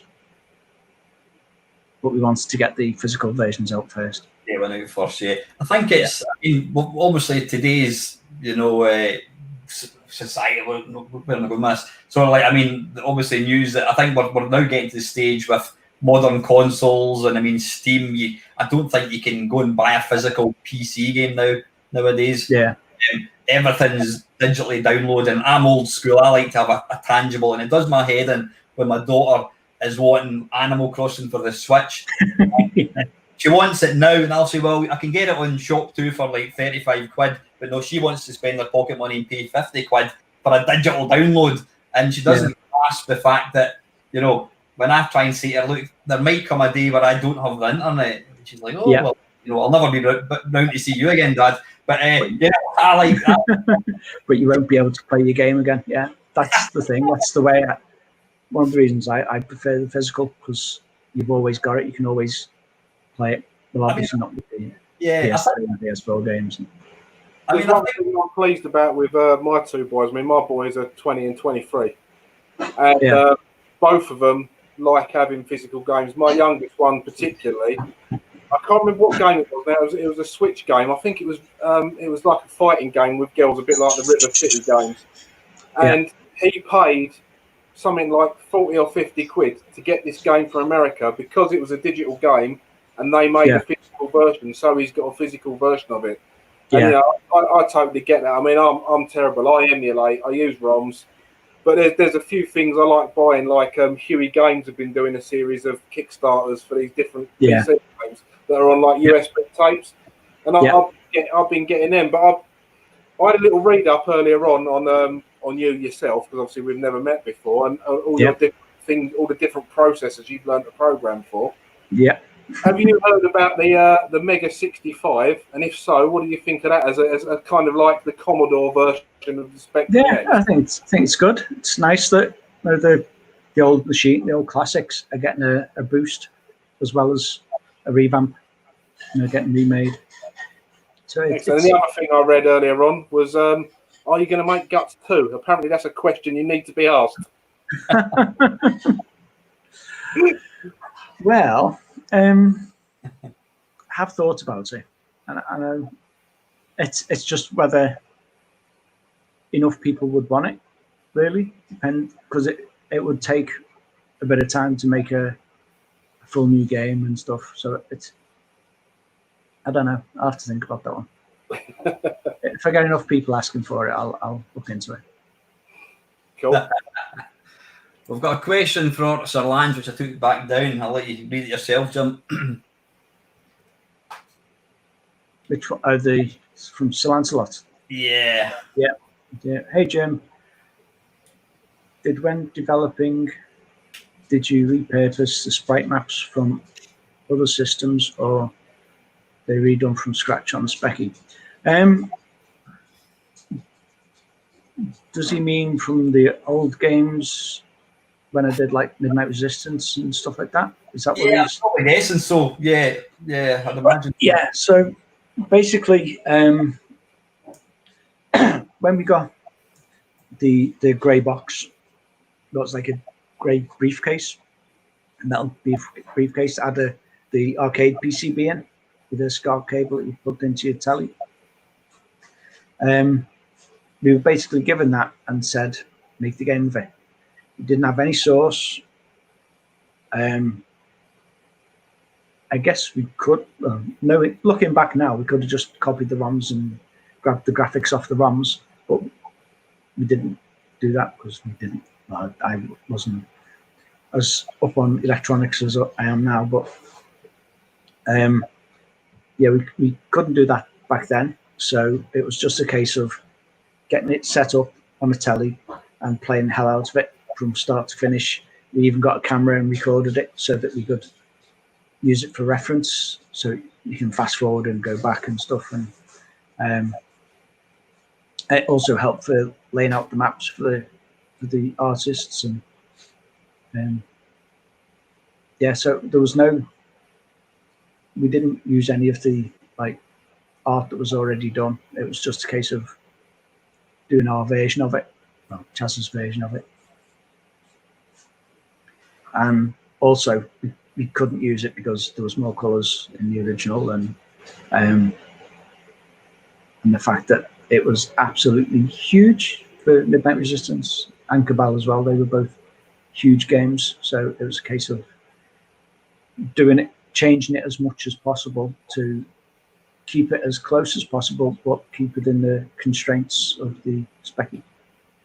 Can I ask a question, Jim? See, obviously, getting the difficulty of a game correct can make or break a game, because there's nothing worse than you buy a game and it's really easy and you think, well, I've just completed that. I mean, the anecdote that I talk about all the time was when I had my Commodore Amiga, games were 25, 30 quid. Me and my mate, we couldn't afford to buy one, so what we would do is we would collectively choose a game a month to buy, and we would both pay for half of it. He would get to keep that game, and then the next month we'd pick another game and I'd get it. And we went into Edinburgh, into Virgin Mega Store, and we bought Street Fighter, the original, the Amiga, and we got home and I said to him, you go and put the kettle on, I'll have a quick shot. By the time he came through, I'd completed it, and it was absolutely shit. How do you go about gauging difficulty? Because obviously, am I right in thinking if you're programming a game, would that automatically mean that you're going to be quite good at it? Yeah, because you when you're programming it, you're playing it to make sure. Well, especially when you're doing a conversion of a game, you're playing it to make sure it's as close to the original as you can get, or as you can get with the constraints. Like, so yeah, it's you do kind of get really good at playing the game, obviously, because you're playing it like constantly, day after day, for months on end. It's like, and say anyone who plays a game solidly, like 8 hours a day for 3 months, you're bound to be able to. And plus, because you've written it, you know the ins and outs of when baddies come on and what they do and how to beat them. Yeah, obviously, Ocean. Well, did you employ game testers, obviously, for bug testing? Well, Ocean did, yeah. Aye. So when we were doing the games, we'd send them off to Ocean. I had to put a cheat in for Ocean, like on Midnight Resistance, where they could like jump to set levels. Yeah. Makes it easy for them, really, I suppose. Instead of having to play through it, all in one go, they can just play to a certain level.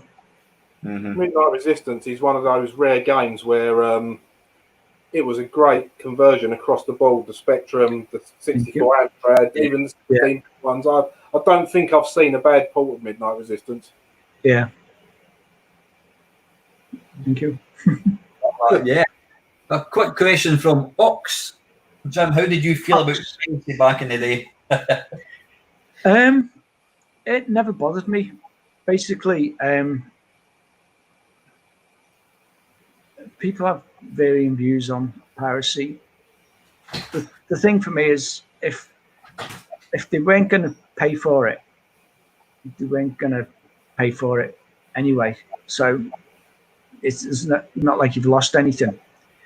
But what happens is when they have got it and they tell other people about it, and say that other person buys the game because of what they've said about it, then it's a positive thing. even though you've technically lost a copy, but you haven't, because they were never going to pay for it anyway, because they couldn't. I mean, like when I was young, before I started working in the games industry, it was hard to be able to afford the games that you wanted. So you had to like save and wait and stuff like that. So it was a lot harder for people who haven't got money to be able to experience the joy of like as many games as they wanted to.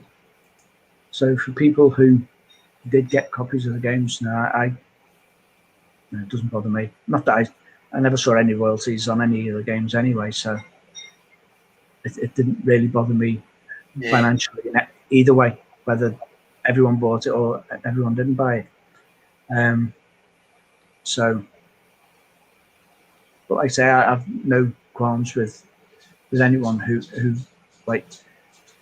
I think the bad side about it is when they go into the mass production of the pirate copies, and they're what make it bad when they're profiteering from it. The playground copies with your mates, no one's changing money, no one's doing that. I've got no qualms with at all. Mm-hmm. And I think it kind of elevated when it became like PC or CD. It became big business, the piracy thing, didn't it? I mean, I remember. I mean, I was guilty of it. I mean, I bought thousands and thousands of games back in the day, and then I didn't even realise that like getting a copy of the Amiga game was a thing until my mate told me, "Do you know that there's a big open air market on a Sunday that says you can get a game for £5?" And I'm like, what? And I used to go along there with 30 quid and buy like 6 games, and then one Sunday we went along and the guy was gone. And then he was back the following week and he said, yeah, the police has basically confiscated all his discs. And then the very next week he was back again. It became a family. Yeah.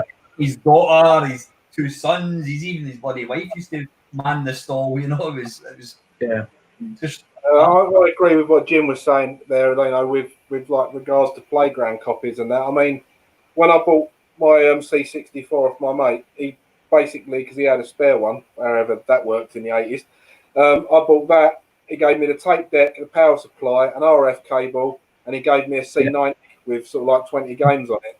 And then that same guy, me and him used to go out sort of like every couple of weeks on a Saturday, and we'd both buy a game each, and then we'd both buy a game each. So we'd both get 2 games, and we used to do it that way.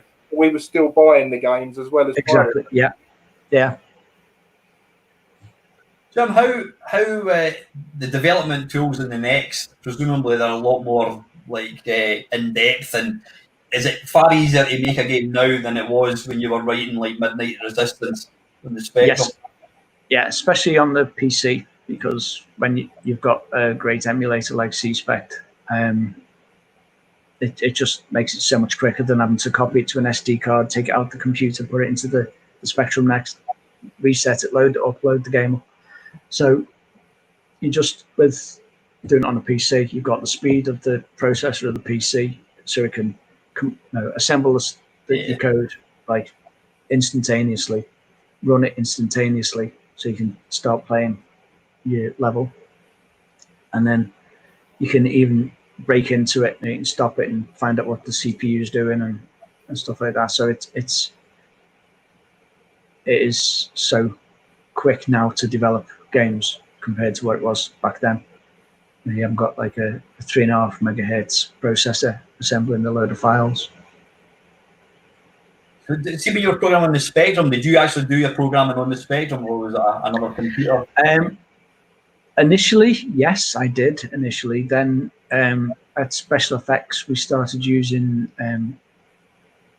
Tatung Einstein. Oh, I remember that. And then we'd send it over RS-232 to the Specky, and then once the STs came out, we started using them because they had a lot more memory. Again, we just send it over RS-232 cable to the Specky, and we had a little cartridge that plugged into the Spectrum with you change the ROMs on it, and then so when you reset, it went booted up to the custom ROM, which then waited to read from the serial port, and copied, well, just read in from the serial port, wrote the game to RAM, and then ran it. So, yeah, super. What was I going to say? Yeah, because didn't the Oliver twins? They come up with some doodad they put between an Amstrad and a Spectrum to port all their games over and that. So they wrote everything on an Amstrad. Yeah. Well, I'm not clued up on it, but I'm sure I read something like that. Yeah. I think so. Anyway. Yeah. One of my mates, Lukozer, who's going to be on, he's going to be coming on short. He's going to. Have you ever played V by Ocean Software? No, I never played that. Well, I enjoyed the show back in the day. I enjoyed the show back in the day. Well, it's nigh on impossible. So he's a massive fan of V, and I can't play the game the same way. So he's going to try and teach me to play it.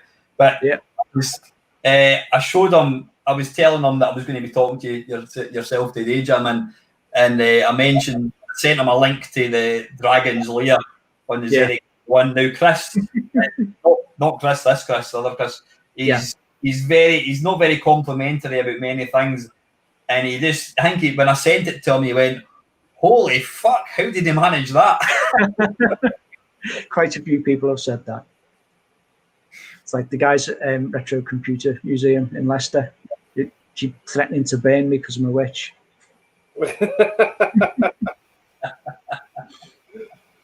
What I want to know is, when are you going to convert The Last of Us to the ZX81?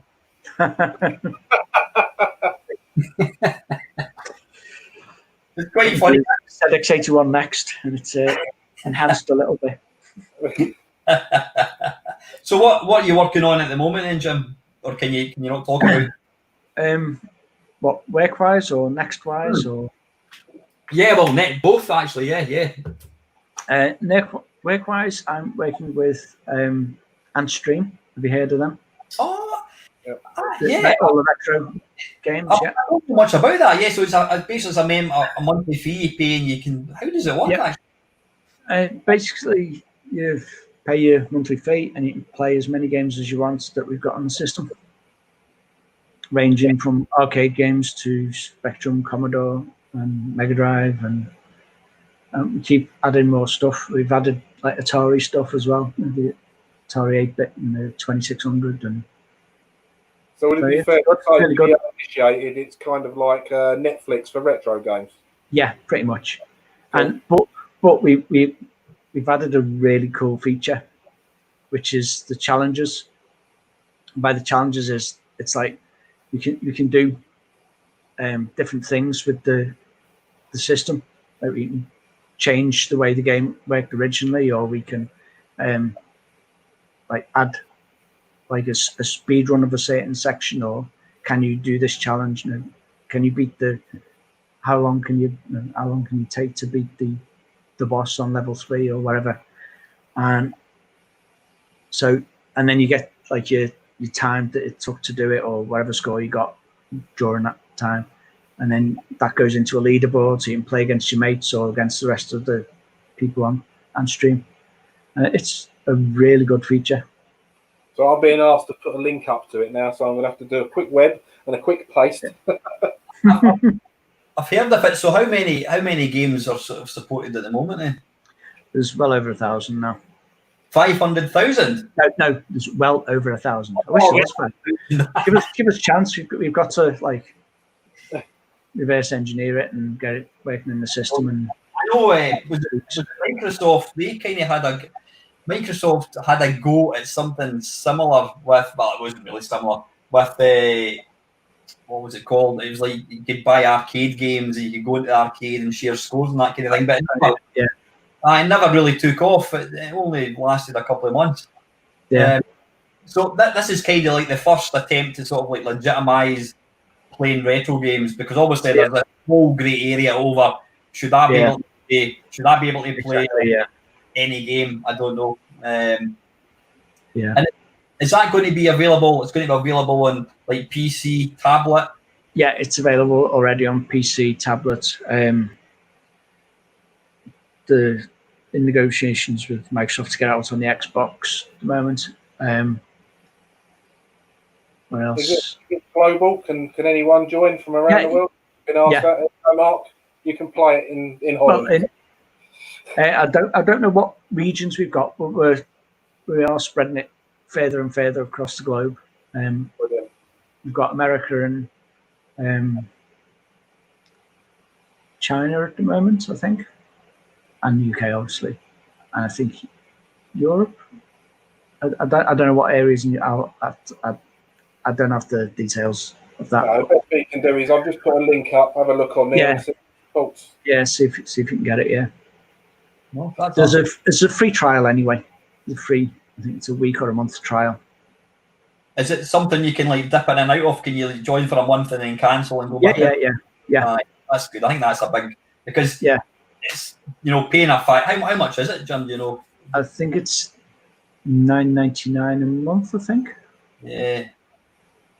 And is it a kind of seamless sort of like front end sort of thing? Is that how? Yeah.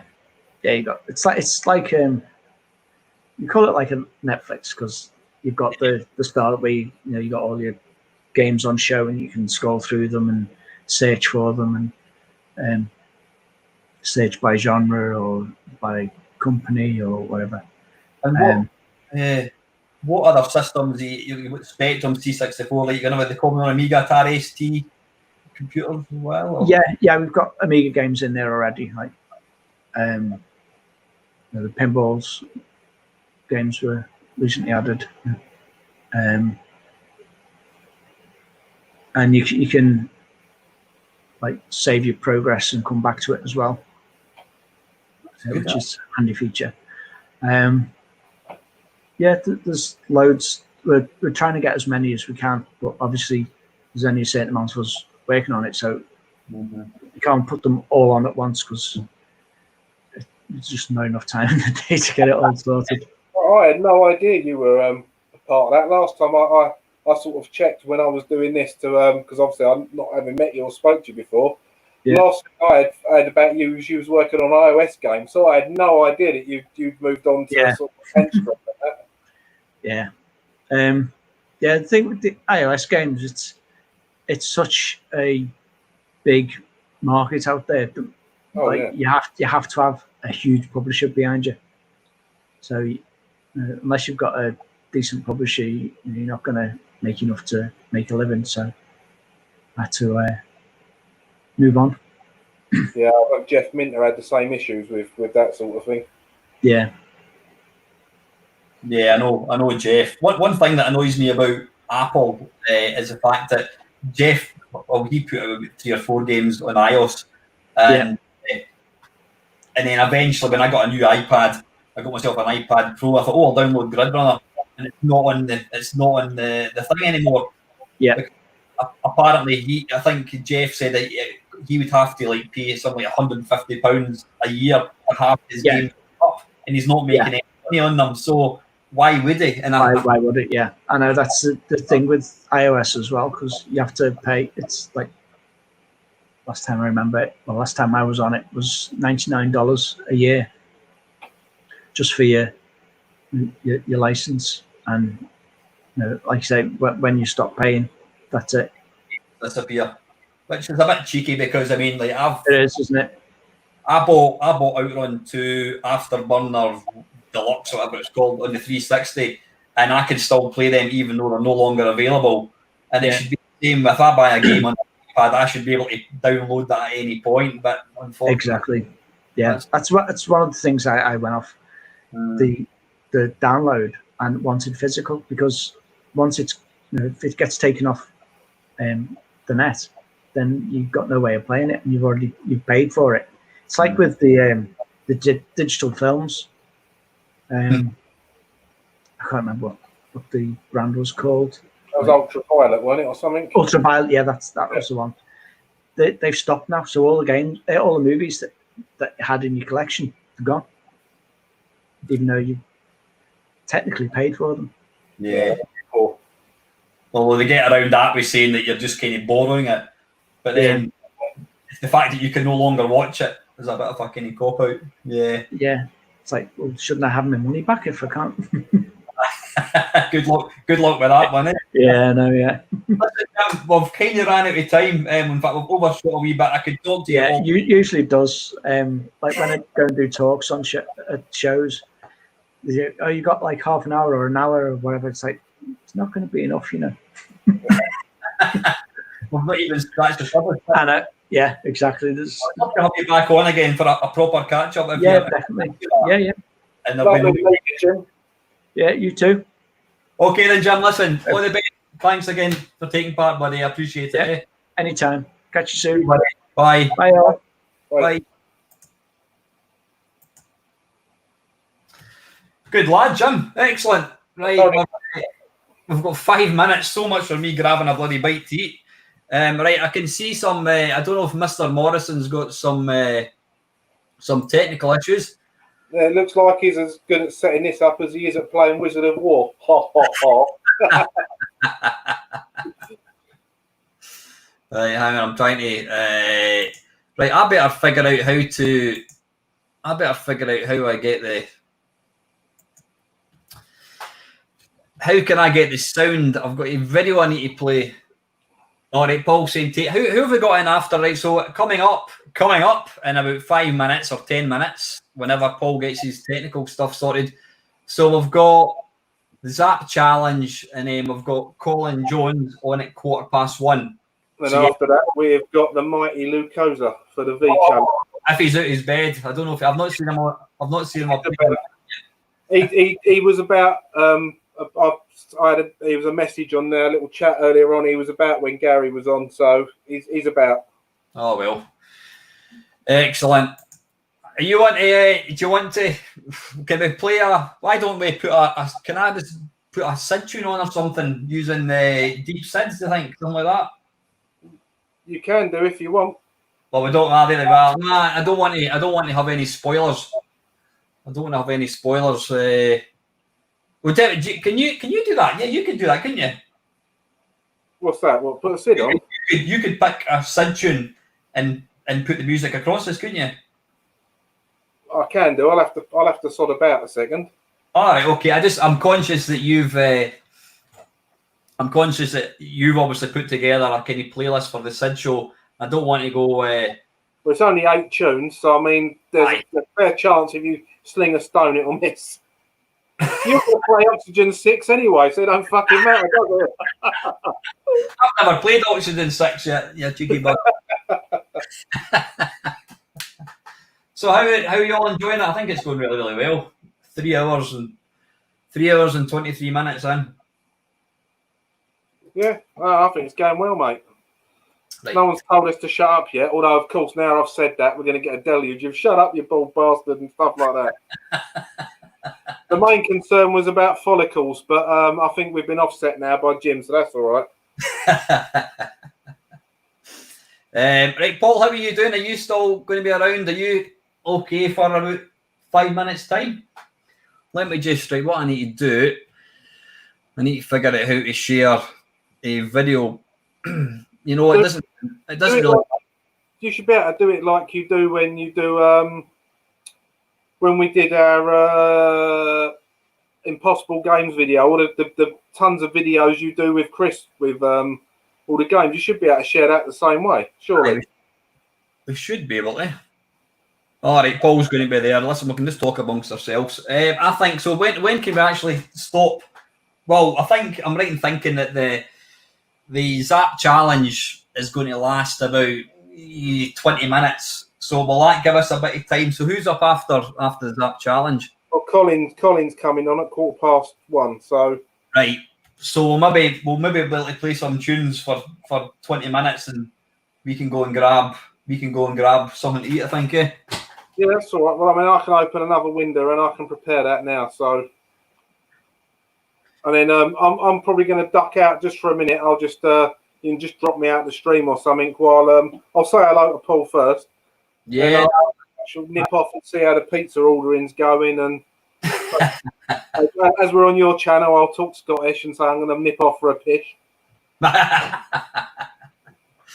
Right, what I need to do is just figure out how to get this playing. So what I want to do is I want to go like that. and see if I can do a placeholder actually. So what I want to do is share screen. So it's an application window right there. Now, can you see that? Yeah. I don't know, because I've opened another window up to set up this Sid thing. Right. Can somebody please let me know that you can see that? Okay, hopefully you can. I think you can. Yeah, I can see it. I've come back to see it. Right, Zzap high score challenge. Paul E Moz versus the mighty Mamemeister. Ah dear. So we're just waiting for Mr. Moz to drop into the channel. I should stop drinking so much water. I'll need to go for an RP. In fact, I'm going to nick off the now. Just do a quick one back in 2 seconds. Go on then. That's it. You leave me here. Someone's saying I look like I need 30 winks. I'm fine. That's just the shadows.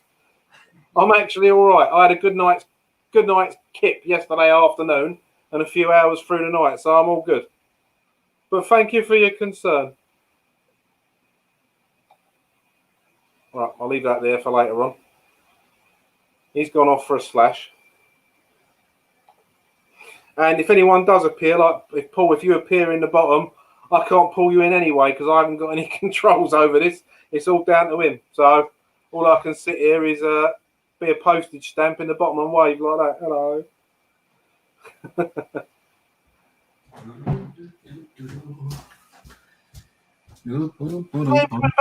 Jesus Christ, man. You've got the most powerful prostrate in Britain. I don't hang about. Apparently not. Is that because... No, we won't go into that. You've heard it here first, folks. Alan, he doesn't hang. It doesn't hang about. Oh, how many have we got in at the moment? 32. Custard Horror. How you doing, buddy? 32. I know Dell's listening on his earbuds. He's had to pop out to do something. Oh, no problem. We've also got 20th Century Gaming. Welcome, Mark. I think I did see you pop up earlier on. Right, Paul is officially late. It's not just me that's late. Don't worry about it though. So I think right. What I'll do is I'll update the games that we've played. So we've played all the. Oh no, we've still got one Amiga game to play actually. One of my favourite ones. So I think the next once this is finished, I think what we'll do is we'll have something to eat, I think, and then we can yeah. It's all that water you're sipping part of a health drive, Al. Yeah, just trying. I'm not a big fan of fizzy juice, I must admit, Neil. Oh, that's sorry, go for it, Paul. Yeah, you just we're ready to go whenever you are, mate. So if you want to join the stream, just as and when, I'll wait. We'll talk about this once you click in. Did somebody just say just eat?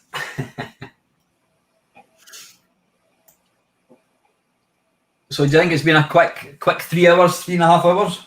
Yeah, it's going to fly by. It's like when we do Talking Pish with Chris, or when we've done the Sid shows. You know, we're sitting there blabbering away, and all of a sudden, it's like you start moaning that we've gone over 2 hours. It's like, how could that possibly have been 2 hours? Like Mark was saying earlier on, you know, your perspective of time, especially when you're enjoying something, flies past. You know what I mean? You look how many people we spoke to already today, and it's whizzed past. I know. Right, we've got Mr. Morrison. I'll just add him to the stream. Hey. Hello, Paul. Afternoon, all. How you doing, buddy? First time. I thought I'd represent, seeing as it's a Zzap challenge. Excellent. Oh, you guys know each other, don't you? What's that? You guys know each other, you know, yeah. No, that's just you making that up. No, you've both worked in the same magazine, obviously. Well, yeah. I've But written we all get together in a big room or anything. Maybe we should. All done remotely. We should. I'll have a word with Chris later on. Chris Wilkie. We want a massive room for Zzap 2021. How's the Kickstarter going for that? I know I did see a link. He's trying to get the the Crash one's just started. The Zzap one's going to be, I think he said September. Yeah, I think so. But the new Zzap's about 65% complete, I think. So with bits coming in all the time. So yeah, that'll be good to go, and everyone will have another new Zzap annual for Christmas, all being well. Yeah, I'm looking forward to it. The last two have been excellent. I mean, I've sent off an article, but I've had no confirmation yet. So Roger will let me know sooner or later. I suppose that's what he did last time. Yeah, definitely. I've got a couple of things on the go now, and I'm hoping to put this in. I've been in touch with the score lord, and I believe he's in orbit right now, tapped into the stream. So I have a feeling it's going to be disastrous from the Zzap point of view, but we'll see. I don't think it went too well. This might actually make the Zzap annual, yeah. That's the intention, hopefully. Which is why I kind of want to call it the Zzap challenge and do it in that format. And I'm recording it, and then it'll get written up. And if we have the space and it's good enough for that, then yeah, we'll chuck it in there. It was always fun reading the Zzap challenge. I always liked it, and wondering if I would have done better if I was in their position. So it would be good to actually do one of those. I think it was a big part of the magazine, at least in the early days, anyway. So I'm sure a lot of people would like to see it. I think they used to chop and change who was actually taking part, who they were playing against, didn't they? Yeah, it was. It was. I think they kind of early on sort of had a winner stays on thing with the Zzap reviewers, didn't they? But then they just changed whoever was playing whichever game at the time, probably whoever was better at it to try and win. But yeah, it was always one of my favourite parts of the magazine, the challenge. So this will be interesting. Any kind of non-Zzap viewers make me aware of what this is. Zzap magazine used to have a challenge every month, and a reader would send in a game that they wanted to play against one of the Zzap reviewers, and I think they played 3 games off it, and they got like a point for a win, whatever. And so basically, whoever won 2 of the 3 rounds, was that pretty much how it worked? Yeah, more or less. Yeah, best of 3. Of course, for us. You might already be winning 2-0 by the time we get to the 3rd video. So I don't know. I did kind of manage to not see exactly, but yeah. Well, so what Paul and I myself have done is I picked a game. To be fair, and it's a game you've never played before. Never played it before. I was really tempted to go for China Minor, but that just would be that would be cricket. Could have gone for Wizard of War. He loves that, or Pengo. No, you know what? I've actually used to play Petch on the Commodore 64, which is basically Pengo, and I quite like that. But that was 1985, and if I played it now, I'm sure I would hate it. Not a fan of it at all. So what we've done is I've picked a game, and the game that I've picked is called Galaxy, released by, I think it was Kingsoft. I think they developed it, and it was Analog, I think, when they released it. It's Galaga, however you want to pronounce it. And tell everyone when it was released, Alan. Pardon? Tell everyone when it was released. 1983, I think it was. That. Yeah, it was before my time, that. 1983. So what we thought it was the best way to do it, to make it more interesting, rather than have, because what we thought was, if we play a platform game, theoretically you could get to level 5 and I could only get, I might not get off the first level, but I might end up with a bigger score, so that wouldn't really kind of work. So I thought it needs to be a kind of score points based game, hence the reason we're going for Galaxy. So what we've done is we've each played 3 games. I've recorded my 3 games. I had a couple where I think one only lasted about a minute, so I had another go. We've each played 3 games. I've got a wee timer timing it to 5 minutes, and whoever's on the best score at 5 minutes gets the point. So let's see if this works, and we're going to provide some interesting football type commentary. Drop me out of the stream for a minute, Al. Then just put me back in the green room, and I'll come back in towards the end. Just now. Okay. Cheers, Chris. Right, okay, let's see if we can get this going, Paul, and hopefully this is going to start playing. Fingers crossed. I was up till 1 o'clock in the morning playing the last 2 games and editing this together. You madman, that's dedication. So, can you hear the sound, by the way? What's that? Can you hear the sound? Yeah, I'm good, yeah. I didn't understand the whole streaming thing and what have you, but when it popped up and I realised what I had to do to mute the sound, so I've only got it on 1 and it's working fine. Can you hear the sound of the video? Yeah. Yeah. Good stuff. So yeah, I'm at the top. That's me at the top. You know what's kind of strange is, what's interesting? Are you going to go for it? Oh, you have. Oh yeah, every time. Well, I'm 2 points at the moment, but that's not really. See, well, obviously, like you said, I've never played this before, and you have. So for me, any new game like this, you've got to spend a bit of time figuring out. And this is actually my first game ever of this, so I'm not expecting to do very well in it.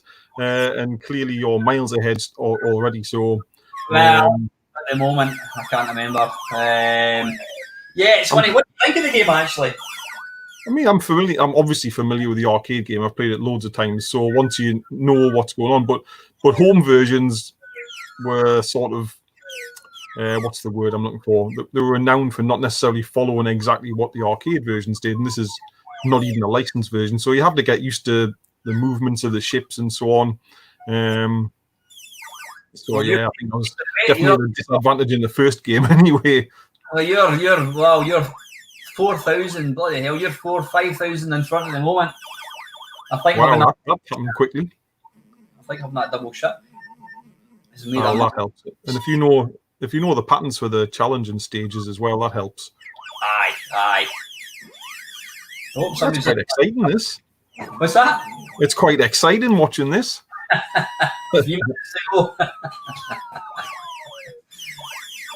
You'll notice. Did you notice a lot of slowdown in the game? At some points, yeah. There's a fair bit, but it's not too bad when you consider everything that's going on.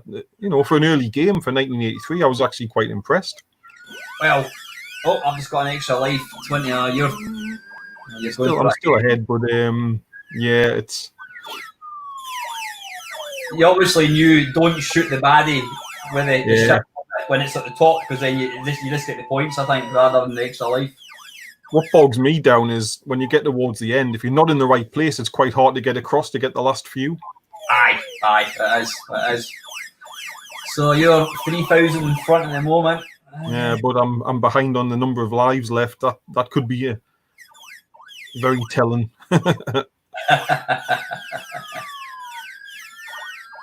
What are we doing now?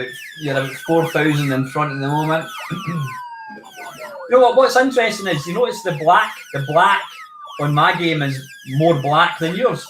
It is, isn't it? I don't know how that could be, because at the end of the day, it's not like it's the monitor, because it's recording. What do you record? What do you use to record your software on? I've got something called Bandicam. Right. I paid for quite some years ago. And yeah, it's fine. You just set a window that you want to record and press the button, and away you go. It's probably the way I've got Vice set up, or I might be using a different version. Oh, last life. It's not looking good, chaps. We're doing. You're still you're getting a bigger lead. You're almost 6,000. Afternoon, Andy. How you doing, buddy? You're 6,000 in front at the moment. It's not looking good for me. Well, you don't know about that yet. There's still a minute left. What's interesting, we're both on the same stage. Game over. I got fooled by the way they come back up. I didn't realise they did that. Sorry, what was your score there? I didn't actually catch it. It was about, all right, it's gone off 35,000 and something. I should have had a look at that. 35,000. We can look back. Oh no! Look at that. I think I've just beaten that, have I? Yeah, you've trounced it now. Decimated my score. Well, at least I wasn't whitewashed. That's good. No, there wasn't any point in starting again, because when you've only got a minute left, you've got no chance of getting anywhere near that sort of a score. So, congratulations, round one to you. Oh well, 1-0, good, excellent. Didn't see that coming. You should have, when you're picking games that I've never played before. That's a definite advantage. So I take it that the three that you submitted, was that basically your 3 shots that you've ever played of this game? Yeah. Yeah, I've played 3 games of Galaxy ever in my life, and that's the videos that you've got here. So I'll just bring Mr. Panther back in again. Hello. Hello. Right, I managed to take the first round. Don't know why or how. This is round 2. Well, obviously now I've got the grips a little bit more with how the game plays and works. So I'd like to think I'd do better in game 2. Can you remember what scores you got offhand without giving any? Roughly, I can. Yeah. Not going to say anything to spoil any surprises for anyone who's enjoying the challenge aspect of it. It does get quite manic with the bullets, though. It does, yeah. And with those things swooping around and coming back up from underneath, you have to be pretty aware all the time. Yeah. Where are we at now? Oh, Alan's ahead. Obviously, got your eye in after game 1.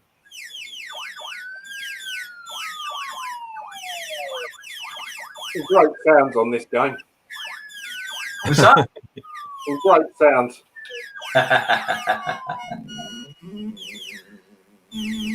Looks like we've got slightly different strategies here. The third round, I go all out for getting a double ship as quickly as possible. Yeah, that's my preferred way to do it. But if you can survive, then you're going to get it. Quite far ahead at the moment. So far, we're both on the third level. This is always my downfall, trying to remember where these things come on.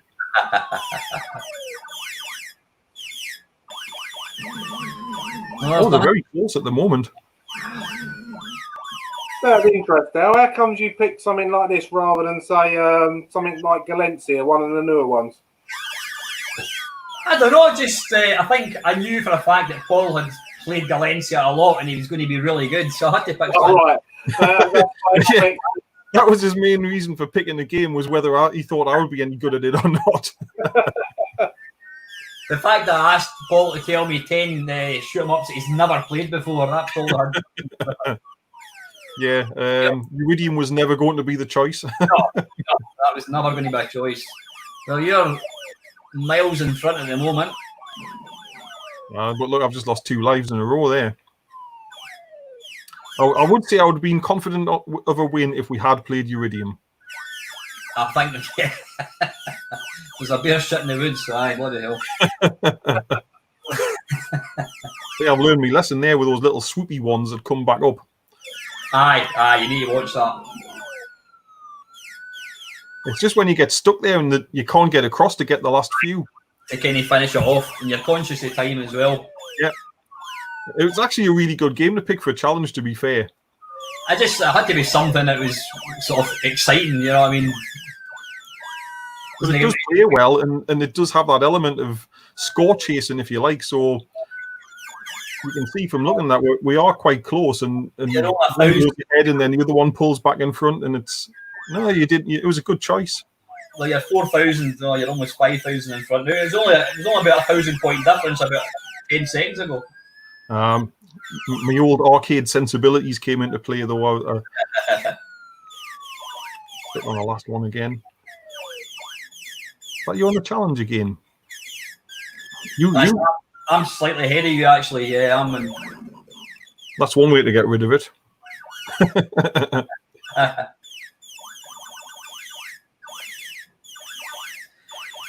So you're still 38,000.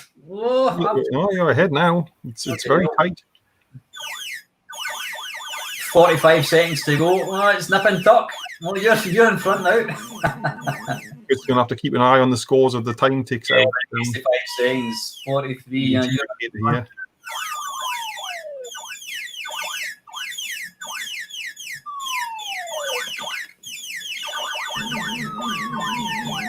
Is that again, Paul, do you think? What's that? Would you play this game again for fun? I probably would, actually. I mean, I like old arcade games, so... It's a great game, yeah. Right, we need to keep an eye on the score here, boys. Right, with 10 seconds. 9, 8, 7, 6, 5... And I'm dead. 4, right at the end. 53. Right, that's 1-1, I think. This is excellent. The final. That was a good battle. Decider. How exciting is this? What the hell? Final episode of Game of Thrones was exciting. Yeah, this is much more fun. Probably as many deaths as well. I think I just went kind of ballistic this time around. I was like, just kill everything straight away. I know. I think I did try to go for a...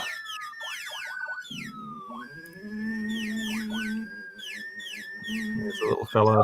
You can waste time waiting for the thing to come down and it doesn't do it. Yeah. And of course, there's always that. You've got to be careful in case you shoot it while it's up there and lose your ship. Aye.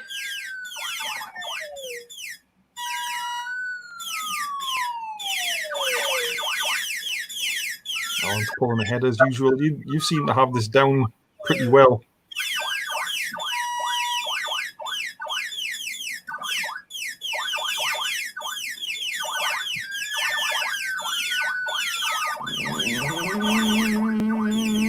Whoa, skin in my teeth. What the hell?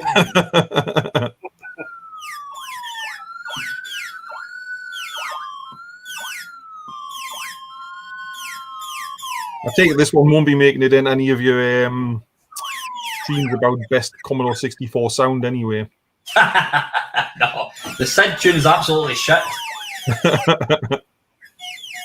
You could do a worst Sid tunes of all time broadcast. We did think about that, but we thought there was going to be too many. Well, if you do it, I'm going to recommend, and you'll know, at least one of you will know for sure right off the bat that you have the Sid from Intergalactic Cage Match in. It's the worst game of all time with the worst music of all time. So This is a close one. There's virtually nothing between us. Excellent. And we're both on double ships as well. It's trying to not die as well. That's the thing. What is it with modern laptops where batteries last about half an hour?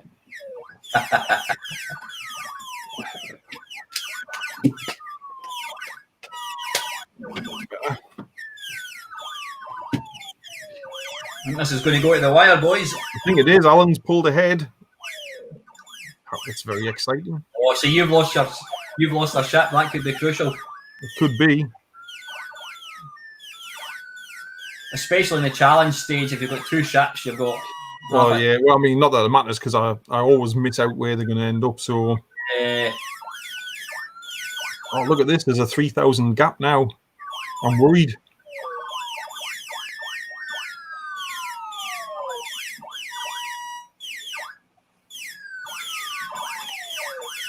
Quite compulsive viewing, actually. I recorded it. I don't see any way I can actually catch up now. I'm 8,000 behind. This is going to be it's going to be an easy win for Alan.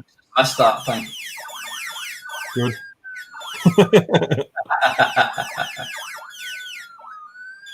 Also, I'm not getting any chance to get a double up either. So, Nah, you've still got you'd be annihilated in this game. I think you can only get. It only does the wee tractor beam if there's so many baddies on the screen. I think when it's down to just one. Wow! Look at the score. I'm absolutely destroyed. Well, Chapter's been nice knowing you, but I think the scorelord will be reducing me to my component particles. I think the big difference is you losing that ship because you can accumulate points a lot quicker. I think you were just playing it cool in the first two games. Wow, what a score! No chance of catching that up. Yeah, I've dragged that a bit. What's that? So Paul has dragged it back a bit though. Still 11,000. It's massive with 40 seconds left. A minute ago.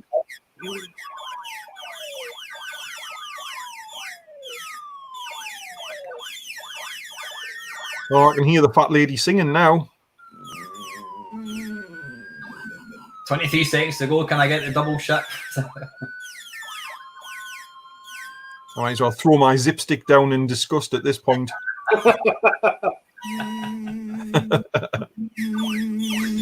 Oh, you're resisting it. Yeah, you're just... pointless. Couldn't. It was just a cost point. Look at that. What a game. Hey. Superb. Mamemeister, there we go. Well, Paul, let's say, it's not very often I get to beat you at a game, but I think I'll just slight advantage. Well, congratulations. I'll have to be the magnanimous loser here and congratulate you on a tremendous performance. Thank you very much. Michael Jensen's saying that my score's null and void because I'm using Mame. Well, normally what would happen now, if I remember right, is the challenger who visited the Zzap offices would get a choice of a game to take home or something. So I should really go through my Commodore 64 collection and send you something. I think you should, yeah. Awesome, Paul. Thank you very, very much for joining me. I think what we're going to do, we've got somebody on, and we've got Colin Jones joining us in 20 minutes. So I think we'll probably use this opportunity just to kind of have a quick bite to eat. Makes sense. So, okay, and Paul, listen, thanks for supporting the channel, buddy. Right, yeah, no worries, all the time. Take care, man. Thanks for joining, man. Chaps. See you through the afternoon.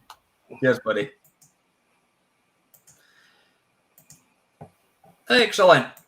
Excellent stuff. So I just got a message from my dad.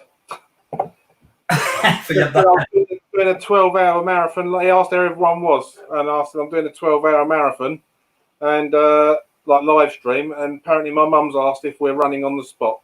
So there you go. Pensive humour. Right, what I'm thinking, we've got 15. Have you seen? Oh, Colin isn't here. Yeah, sorry, I'm looking for his other name. There's a message you need to look at during this time as well from Chris in our group chat. Ah, right, okay. Right.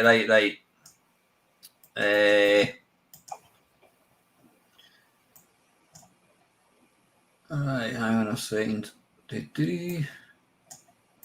Why is this going really? Right, for some reason, Facebook's going as slow as shite. What I think we'll do is, I think we'll take a wee 15-minute break, so we'll just stick up some Sid tunes or something. I am just locating one now. Yeah, if you want to do that. And yeah, you can share it. Yeah, I can add it on there. Up to 695 quid. Bloody hell. That's phenomenal.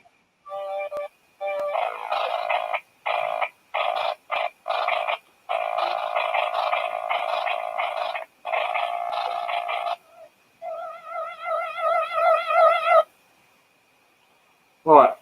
Well, if you wanna share that screen in of mine, I'll share it. Just give me a second. No problem.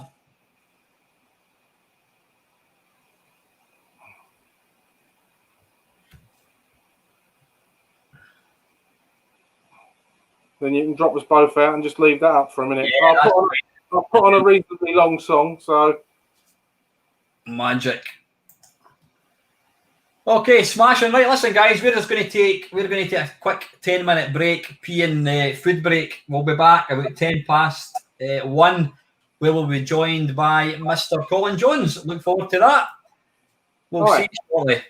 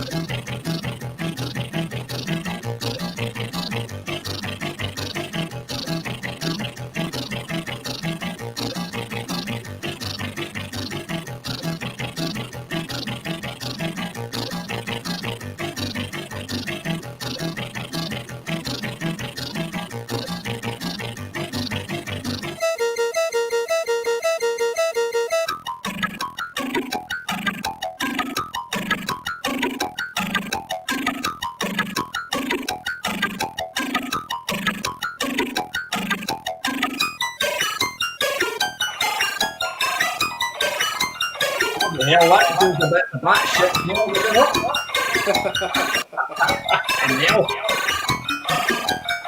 I'm dropping out. Yeah, oh, yeah.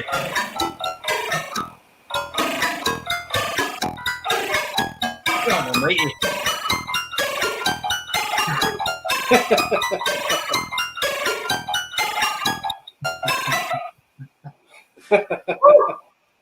Hang on, I need to go and All those heathens saying it's rubbish. Don't know what you're talking about.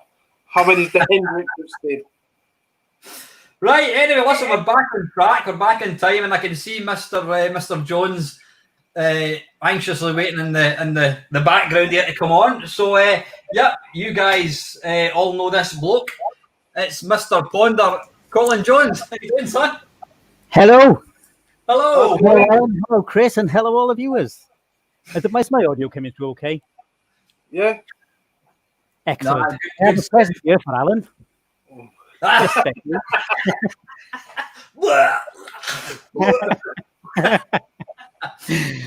You love him, really. I'll stick to my cheese roll if that's all right. Thanks for coming on, Colin. I feel like I know you anyway. Yeah, it's weird, isn't it? You never met anybody, and yet you still feel like you know them. You know them. Even in a pub, and you'd be just straight off the bat. But then Panther was saying that about the two guys who, the Ted Dabney experience. Never met the guys ever. And, you know what I mean? It's just that people are so nice. You feel like you know them. You know what I mean? Yeah, exactly. It's all good fun. I've got to say, I'm suitably impressed with you. Is that Tron or something at the back? Yeah, the light cycle for Tron. I got a few wallpapers on Tron. So I thought that one looks better on the green screen. I was going to put a space image up, like the Hubble Space Telescope, but the black didn't work very well. So how have you been watching from when did you start? Right from the off. Fantastic. Yeah. I can't believe we're 4 hours in. I mean, that's basically a third of the way into it already.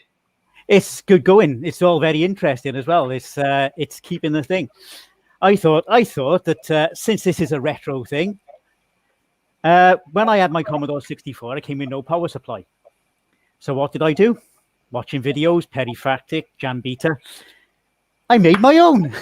That's one way of doing it. Yeah, it works perfectly. Still tempted to get one of the Electroware ones, but that works perfectly. It's just a short lead on it. I think it was you that told me, Colin. Was it not you that said I should really not use the original power supply in it? I think. Yeah, that's correct. They tend to over voltage, and they could actually wreck your Commodore. Aye. That's fair. My one that died didn't do that. My one just dropped to zero and completely stopped working.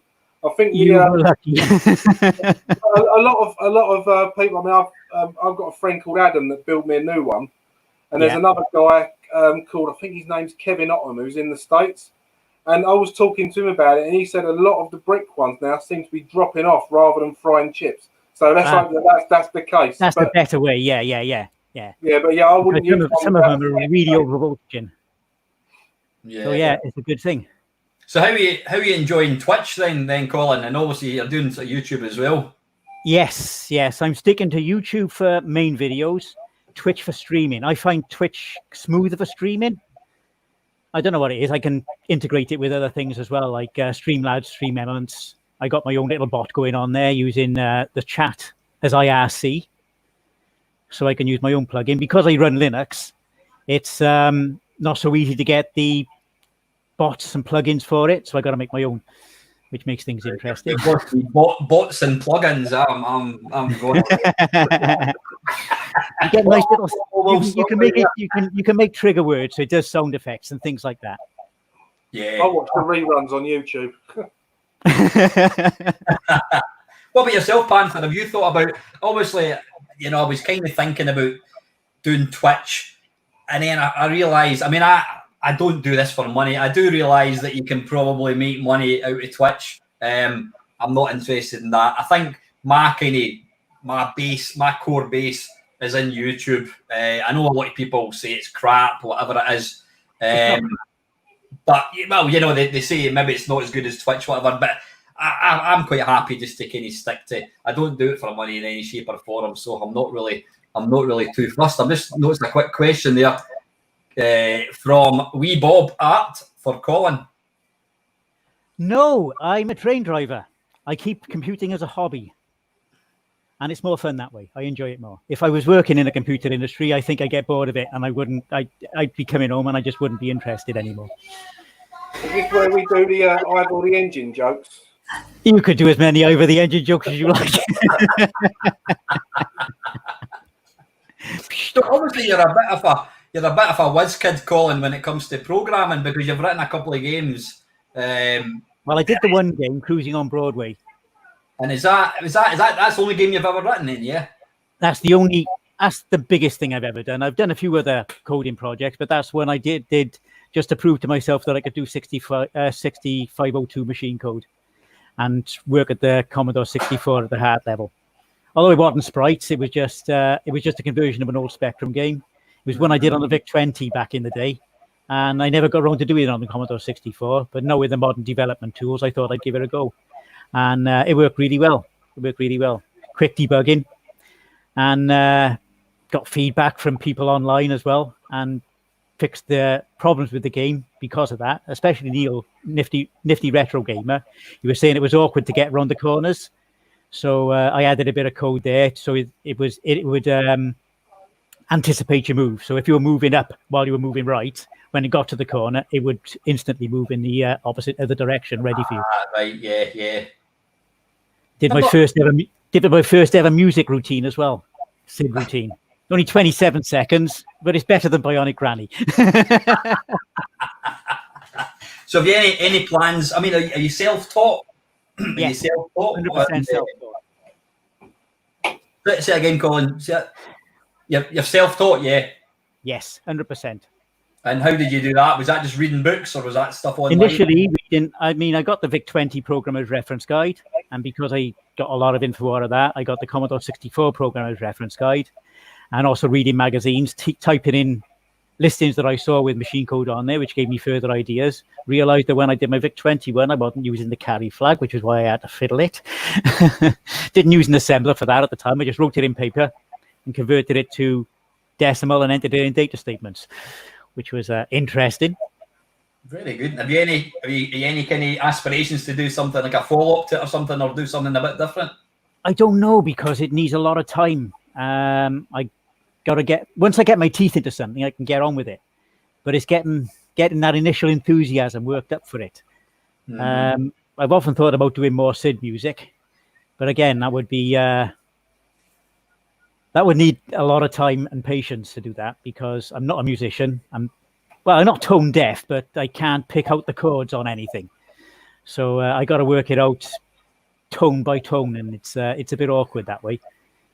Very laborious, very time consuming. I'd love to be able to write Sid tunes, but I think I'm not a musician either. You know, I can roughly play the Ace of Spades on a guitar. I think that's about it. So I've tried playing both hands on a keyboard, and I completely lose synchronization. It's just not happening. I just haven't got it there. Sorry, Chris. Could you stick the YouTube? Sorry, the YouTube. Could you stick the Just Given link in the chat again, mate, if you don't mind? I will do. We're up to £705 now, by the way. That's awesome. How are the other charities coming along? Pardon? How are the other charities coming along for donations? Well, that's everything. That's for everything. Okie doke. That's fair. I was initially given, I think it was £181 to me personally from quite a few people. So what I did was, if you see the Just Given, the first donation is from like myself, £181. So I've put all that in, so it's all there collectively together. When I tried to set it up, what I was wanting to do was, I specifically wanted to give the Salvation Army Stirling branch the money, because that's the one my girlfriend's involved in. But it wouldn't let me do that. It would only let you give to like the Salvation Army. So what we did was the second option you can do is basically it's like crowdfunding. All that money is going to be in my bank account. Then I will physically withdraw the money, and I will go along and just hand them an envelope of cash. Oh, that's good. That's good. That's a good way of doing it. it's good to kind of see it all sitting there together. So Yeah. YouTube, Colin. I mean, you've been watching my channel for when did you first start watching it? Quite a while. Quite a while ago. How long would it be? Was it before I was doing live streams? I can't remember. It was before you started doing live streams. I can't remember how I picked up on you, but I was looking at retro things, and you came up as a recommended video. I looked and basically subscribed straight away because I could see what was coming. Shittest game players in the world. Oh, Mamemeister, your man. It was more natural. That's the thing. It's natural. I think it's what you're saying about not wanting to make money. Because you're a hobbyist, you make better, more natural content because of it. Because you're not trying to make the money, you're just doing it as a love for the hobby. Yeah. It comes out in the videos. Aye, no, that's nice of you to say. So what do you? I mean, obviously you watch my videos, you watch other videos, and now you've got into it. I mean, what kind of inspired you to kind of have a crack at it yourself? Seeing you doing it, seeing you having fun, seeing other people joining in and having fun as well, and just that thought made me think, I like that, I enjoy that. Let's see if I can do anything about it, and got myself into it as well. Because up until then, I'd only be doing things like cycle videos and silly other videos. I do enjoy the sort of the commentary. How far do you cycle a week then? Well, I'm on a 4-day week, so on a full week, it's 6 miles each way. So we're talking 48 miles on a full week. So plus, and sometimes I get a Sunday, and so it can be 60 miles in a week. I used to do Ingress as well, which was diverting all over the place, but I no longer do that. I haven't played that this year. I was sort of more obsessed with Ingress towards the end, so I thought I'd give it a break, and it took a while to get out of. But so what's Ingress? I'm not quite. What's that? It's an augmented reality game. It's the big daddy of Pokemon Go, basically. Ah. But you go around different places, interacting with certain portals, making links with other portals, and making triangles on the planet. Like, it's a good game, but it is highly addictive, and you do spend a hell of a lot of time in it. You do make a good community. I mean, I've been away to many events, and I'm still open for events, but at the moment with this COVID on, there's nothing happening. Mm-hmm. So I've still got a lot of equipment, a lot of kit ready for any event, so I can just pick up and go when it comes up. But that's a regular. There's a piss take question from Lukozer if you want to put it in now. Yeah, I just saw that, and he's sitting in the sidelines. I can see him, but you can't see him. Who do I want to win? Obviously, Wales. It's going to be anyone's game. I mean, Wales, England, Italy are going to be the top 3 contenders, I think. But yeah, really, I'm going to plumb for Wales. I'm going to plumb for Wales because Cymru am byth. Are you a big rugby fan, are you? Not really. I do follow it. I won't say I'm a big fan, but I do follow. I follow any sport that my city or country are playing in. That includes, I mean, England cricket, which is the whole of the lot. Even though I don't watch it, I do like to keep up with the results, and I'll always be behind my home team. Yeah, nothing wrong with that. I take it you can sing because every Welshman can sing. You don't want to hear me singing. I've got a SoundCloud account where I do attempt, but my singing tends to curdle milk, so I don't do it often. What does your missus think of your YouTube channel and your kids? They're okay with it. They don't get involved too much, but they're fine with it. Yeah. I wish they would get involved with it more often, but I know Jane doesn't like my cycle video. She don't like watching my cycle video. She cringes every time she's thinking, oh. Was that in case you're going to crash or something? Or what? Yeah. Even though I'm already home by then. I think she knows that you do the commentary afterwards, but presumably you don't do it when you're actually cycling, no?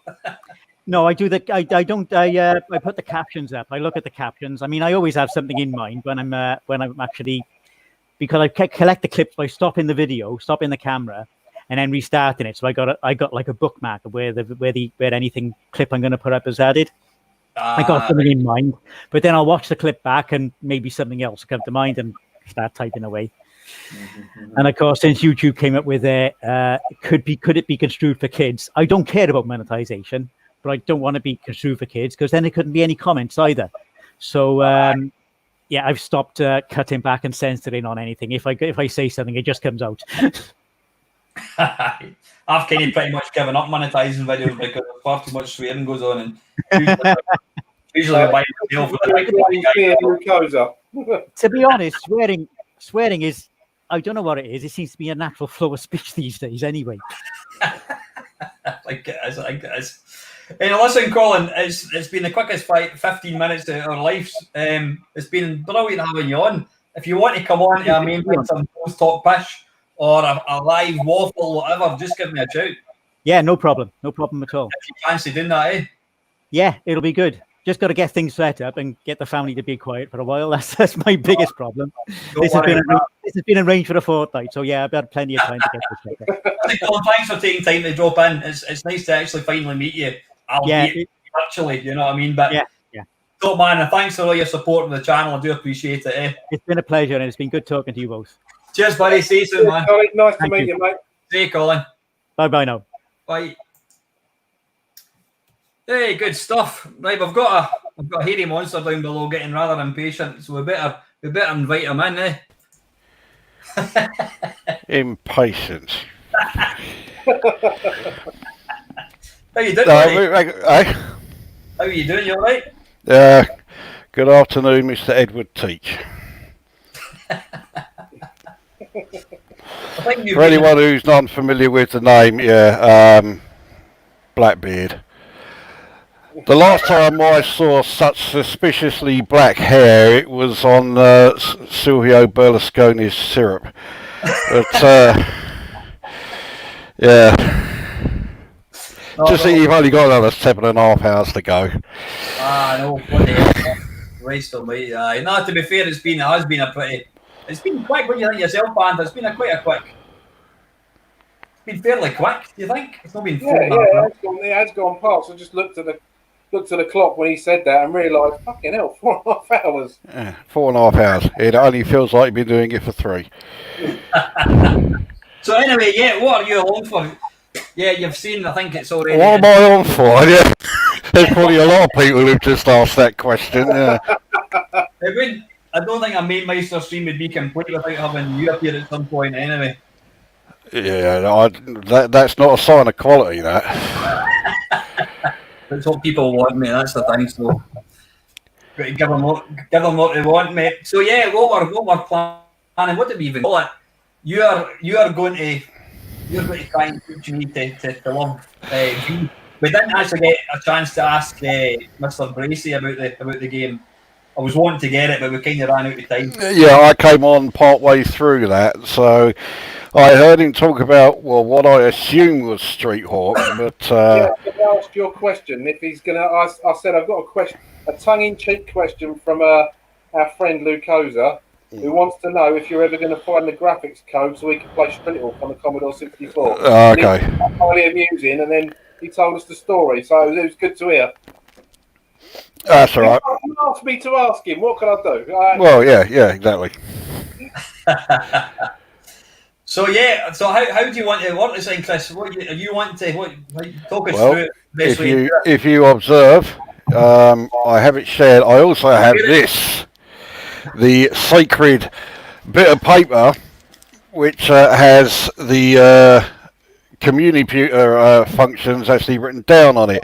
It took me all about 2 minutes to write it down, but if you do that, you'll find the game is an awful lot easier to play than, for example, going to a website that makes it sound like you're trying to, learn brain surgery from scratch. So, okay. The pizza box. Send some over here. So yeah, I suppose there's no time like the present. We should just talking. Get this show underway. By the way, it's not just me saying, you know, right? At some point, him up the top will be playing this. Well, we've got. You're not getting out of it. So you know. I'll hasten to add, this was your idea. So yeah, you are definitely not getting out of it. Right. Now, right for time, we've got plenty of time because the high score kerfuffle is at 2 o'clock, so we've got 25 minutes. But before you start explaining that, I can't put the link in the description, Paul, because Alan will have to do that at some point because the comments ain't switched on for the video yet, mate. So what's he asking for? Can you put that link in the description? What we're talking about? The Just Giving link out. All right, let me try and find it. Just give me one little second. Sorry, Chris, you can crack on. Yeah, okay. I'm sure you're eager for me to do so. Right. So, as you are all too familiar with, when you start, you can't get very far because you have these flashing barriers blocking the way. And all right, let's get him off screen so he doesn't keep fucking scrolling back because fucking hell, I'll tell you what I'm going to do. Give myself a heart attack. There we go. All right, we'll start that again. We're up to 730 quid. That's just insane. Right. So we'll go through then like the functions of the communicator once I've dispatched those robots. So, right, the icons down the bottom here. The first one here, the one that looks like a white 5, that is the one that will drop the explosives. You don't want to do that right away because, well, you see like above your score there's that timer that's counting down. That's purely decorative. There isn't actually a time limit until you drop the first explosive. When you do that, you've got about half hour. And that's to lay all 5 explosive charges and then get the fuck out. Oops, I mean get the hell out. Bang goes this is going to be family friendly, this stream.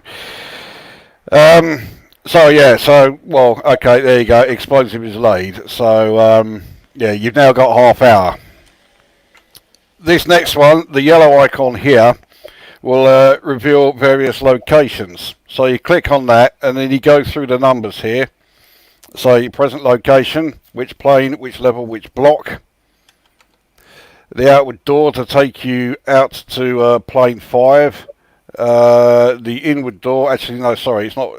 The outward door takes you to plane 3. The inward door is not actually doing anything because I'm on the innermost plane already. So there isn't an inward door on this section. Laboratory 1, Laboratory 2. And the actual target that you need to place the explosive on. Every plane will show you those various aspects.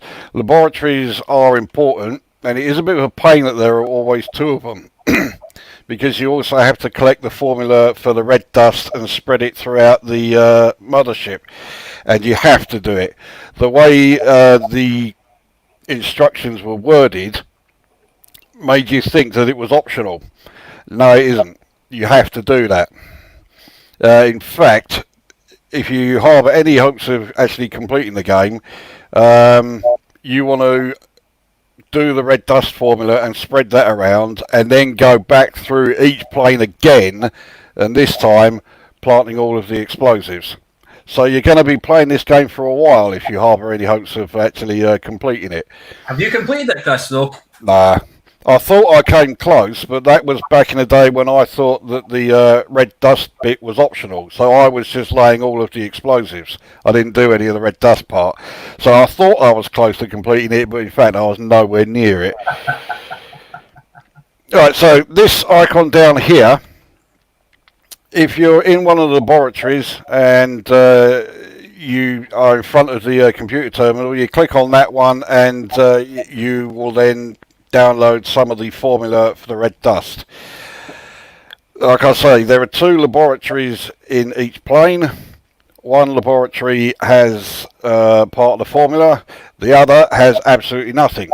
So it's blind luck, you know, you've got to get it from the right one. Go to the wrong laboratory, there'll be nothing there, you've got to get out and then go to the second one or whatever.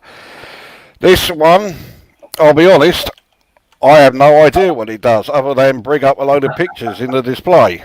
I think it's to do with spreading the red dust. That part is what convinces me of that. But yeah, all the rest, it's just, yeah. Never got far enough in the game to need that. We'll skip this one for now. This one just brings you back into actually playing it. And then this one, the infamous one, where you are now having to change the security code to get through the door. Your favourite part of the game.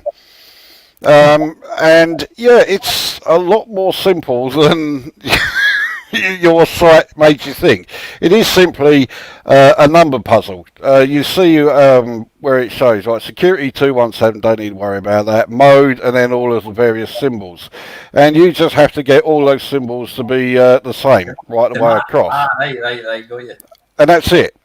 Once you've done that, you can then, get through the door. You don't have very long, though. So once you've got them all matching, get out, sort of thing. Right, now, the various numeric symbols here will change various numbers, and I've got them written down here. So as you can see, this first one changes the first and the fourth.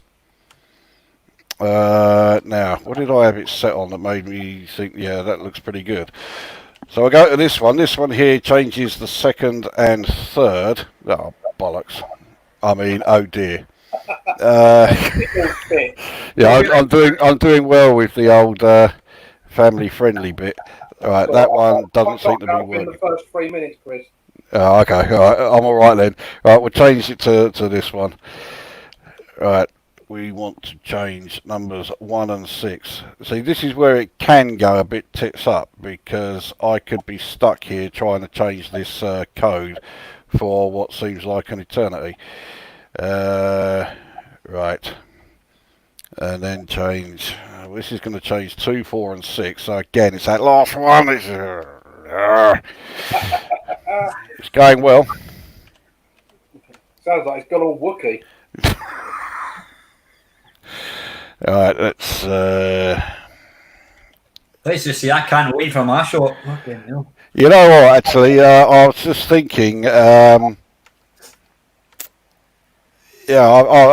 explained how the computer works. I think it is fast approaching time for you to have your go. Oh, here we go, 1 and 4. Oh, boy, they're not matching.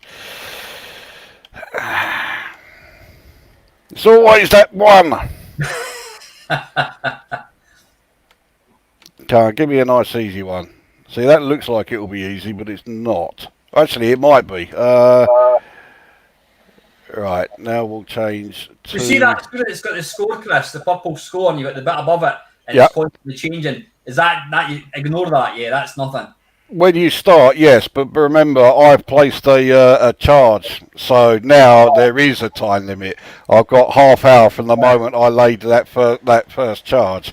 Ah, right. That's so, a time limit, right? Okay. Yeah. Once again, it's always that last one. Oh, well, I thought that was going to be a really easy one. Let's take a look at this. See, I'm always getting yeah, they are right. That's... So once you get past this bit, Al, this is actually a fun game. It's just yeah. I can imagine. Yeah. Well, I'll remind you again. This was your idea, you know. I'm looking at the graphics, thinking, could they not have just made it a bloody run and shoot like Predator 3, and it'd have been so much more fun? Because it's looks wise, it's beautiful looking. It looks really, really nice. Yeah, it also plays good when you can get past the fucking door. Right.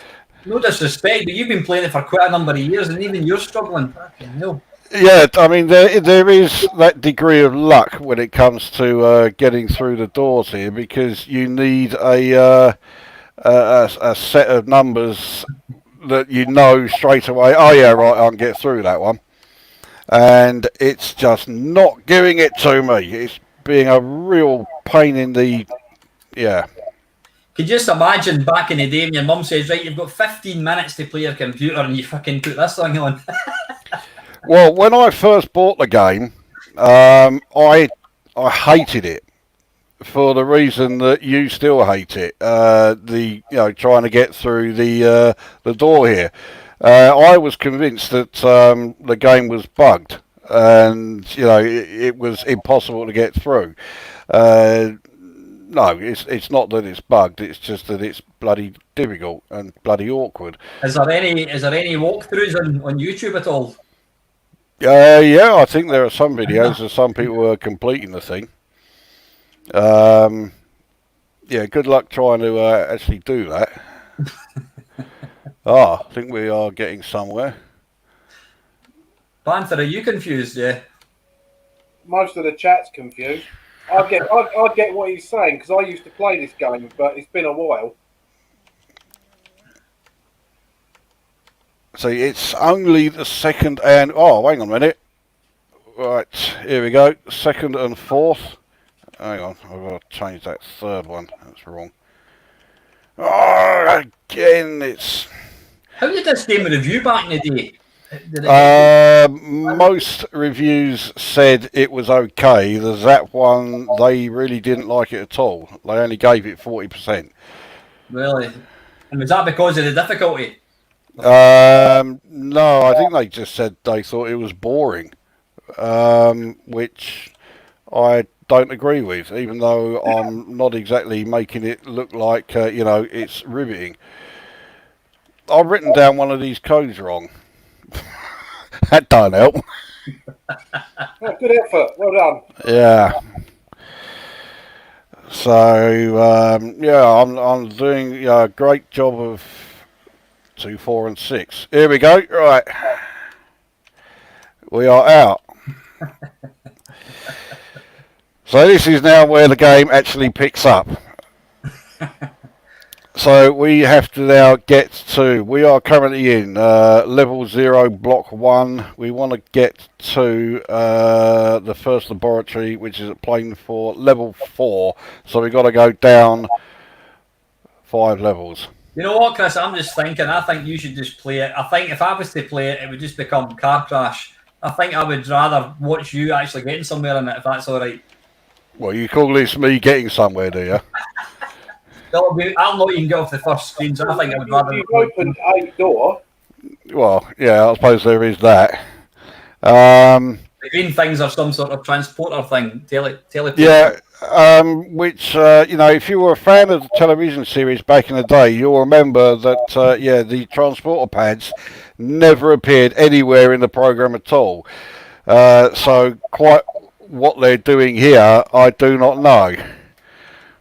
But then again, the actual content of the game that has any sort of connection with the television program is, shall we say, minimal.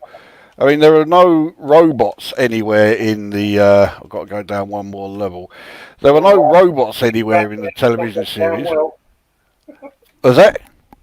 Alan's saying you should just play. It's not going down well with the punters. No, actually, I agree. It shouldn't just be me. Al has to be playing this.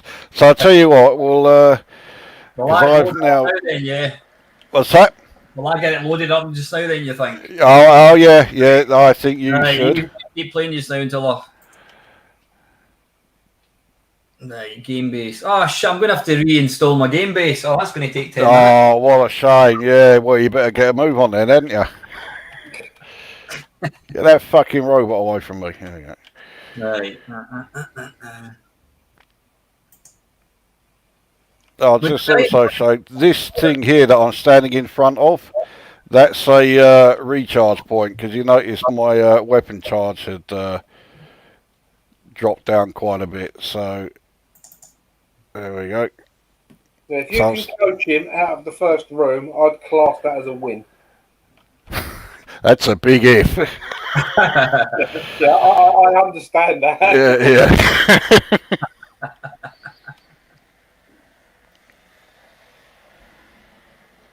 Anyway, well, I'll train you how to get out the first room.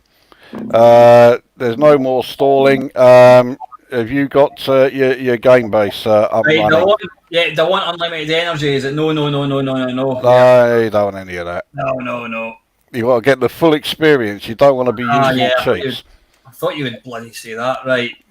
So, yeah, get it up and running. Share screen, right? This will be fun. Said no one ever. Right.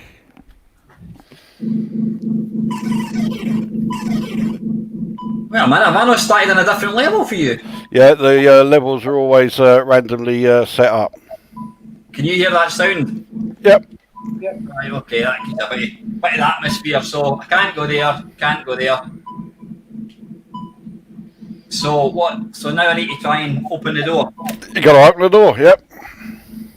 So you need to talk me through it again. Alright, so it's the green icon at the bottom. Brings up the, yep, there you go. Alright, so you need to bring up your security code. And then you go over to the numerical symbols. Yeah. Yeah. Alright, so the, because I'm sure you're going to want to memorize these. The top one there. Shall I write this down? No, right. Yeah, because I'm sure you'll play this plenty of times after this. Yeah.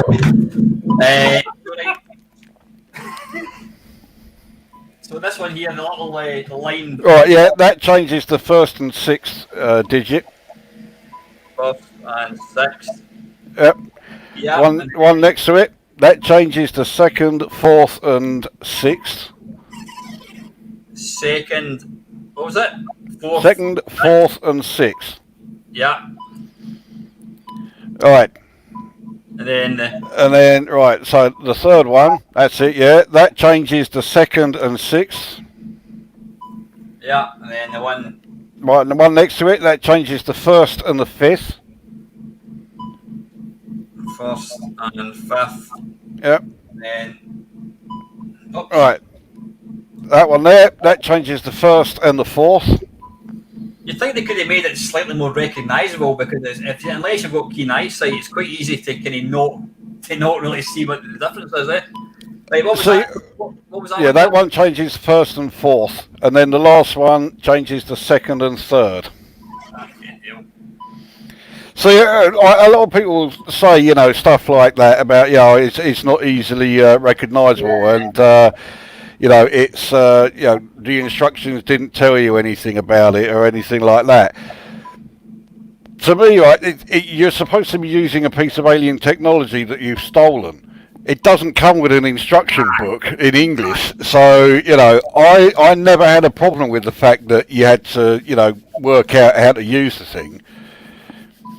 I can also tell you that you look just above the hangar where you are, you can already see an entrance to one of the laboratories.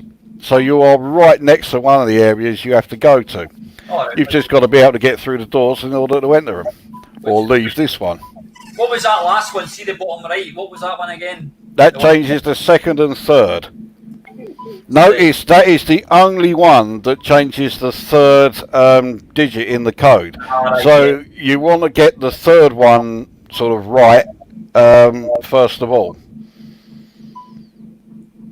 So see when I'm clicking this, is that going to change? That's going to change the ones. That's going to change the second, the fourth, and the sixth one. So if I press like that. Wait a minute, sorry, I'm just getting confused here. I've just pressed that and the mode is changing. How do I know what that needs to go to? Because as long as they're all the same, it doesn't matter which one they go to. Right. Now that makes things a lot easier.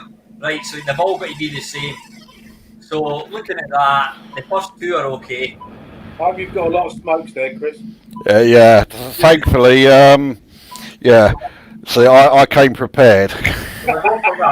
Huh? Oh, wait a minute, that's the one. Fuck.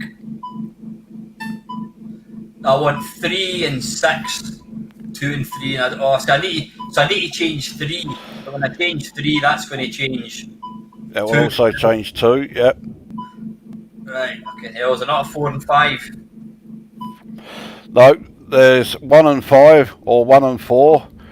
Or so 2, 4. Well, yeah, there isn't one that does 4 and 5. 5 is that. See, I've got 3. There's not 2 and a 4. Oh, 2, 4, 6. Oh, nah, bollocks. See that one, 2, 4, 6 would kind of almost get me. Yeah, trouble is, almost doesn't work. I know. It's like a fucking Rubik's Cube, isn't it? So sometimes, would I be right in thinking sometimes it's better just to kind of muddle them all up again and give it another go? In which case, just click on the green icon again and it will give you a new set. Right. Which that's what you kept seeing me do. Oh, so you can kind of, and you see if there was one See, there. that one there just needs one changing. The trouble is, there isn't an option that just changes the second digit. Aye. Got you. Can you just keep clicking that and it'll come up with one that's easier? Or? It will come up with one that's easier, yeah, but it's not going to solve it for you just by doing that. Aye, got you. Right. But you see, the sound, albeit it's quite sort of repetitive, it's quite atmospheric, though, isn't it? Oh yeah, I think the sound is pretty good. That was something else that I know Zzap weren't keen on. They said the sound was really annoying, but yeah, I didn't mind it. I think it's quite atmospheric, actually. So, is there a strategy? I always like the sound on this. Is there a strategy that we can kind of use for this? Yeah, get the code right and then leave the room. That's your starter for 10. That one. Fucking hell! And see if I keep pressing that, it rotates through it. Yeah. Yeah.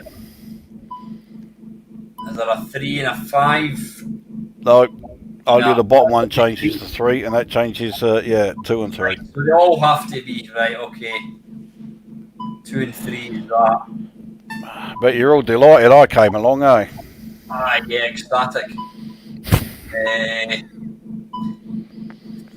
Oh no, that's that one, eh?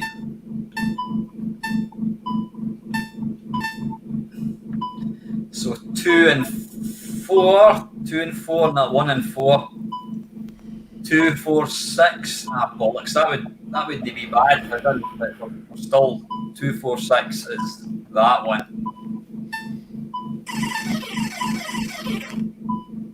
Fuck. Yeah, the family-friendly part of this really went well, didn't it? We should have put you to midnight, I think. Yeah. Well, I was thinking that when you said it in your stream, family-friendly, and you got me coming along at 1:30. Yeah, that was a great move. Yeah, we're up to 44 people. Fantastic. I bet they're glad they came along now. Yeah, they're even more delighted. There's only 4 minutes to go. Not half as delighted as I am. I noticed actually that's what you're doing. You're keeping an eye on the time, thinking, right, I've only got 4 more minutes of this thing to go. So I've done a good job of persuading you that the game's actually good. I can now at least say I now understand. I can now understand what this bit is. I didn't understand it before. Now I now understand what it is. Oh, right. So now you're a big fan, eh? No, I wouldn't go that far. What the hell? Yeah, you're wanting so 2 and 4, 2, 4, 6. Is it going to be more luck than anything? Would you say? There's a degree of luck, but yeah, once you know the combinations, how they get changed, then yeah, it's a pure logic thing. The one that seems to kind of throw me is the 3 one, the number 3. Yeah, I say there's only one. Yeah, that one you've got selected now. That's the only one that changes the 3rd digit. So you've got to get that one right really before you try doing any of the others. I'm wondering if what you'd really want to do is cycle through them all. So try and get them for like the first one, and then move down to change the pattern. Wait a minute. Where's number 1 about? There's number 1 and that one there. So if I make that,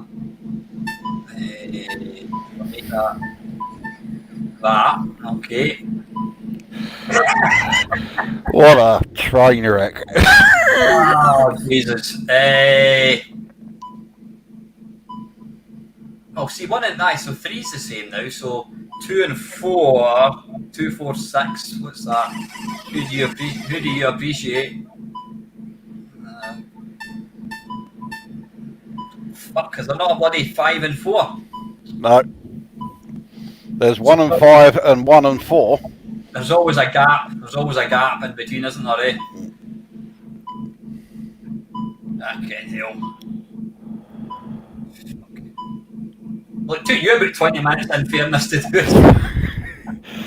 So that's why, well, when I did the review, I was thinking, oh no, this is going to go really tits up and it's going to take me ages to get through the door. But I actually got quite lucky. I got through pretty quickly.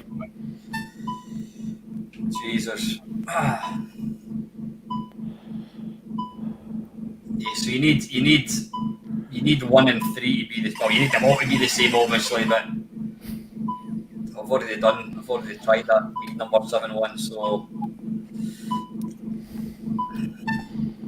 try something different. Try that, the wee clapper thing. So Well, shall I give you the good news? yeah, go for it. It's 2 o'clock. It's 2 o'clock, yeah. But I understand the game more than I did before I started, to be fair. Yeah, well, I'm sure you're now a huge fan. He will never take the piss out of the game ever again now. Yeah, I'll give this last week go. No, number 3's fucking wrong as well, isn't it? Nah, I think I'm going to leave that one with you, Chris. I think. It's a pity there wasn't like an advanced mode that which you could turn off, or you could just turn it into a shooter. But then I suppose it's a deal for people like yourself, wouldn't it? Yeah, it'd be boring. Whereas at the moment, it's riveting. Right, Chris, listen, thanks for the tutorial. Sorry for being such a pish fucking student. I think we kind of knew how that was going to go. Actually, it went better than I thought it would. Well, I do understand. I think you have low expectations, yeah? I kept my expectations realistic. Very low. Super, but I'll just shut that down anyway. Right, are you going to hang about? Are you coming and dropping in later on at some point? I dare say I'll be back a bit later on, but yeah, I'll give people a chance to recover from that. The massive adrenaline rush that they are currently all experiencing after that one.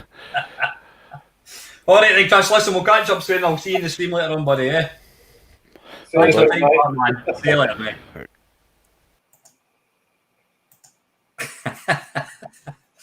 That was always going to be a bit of a car crash.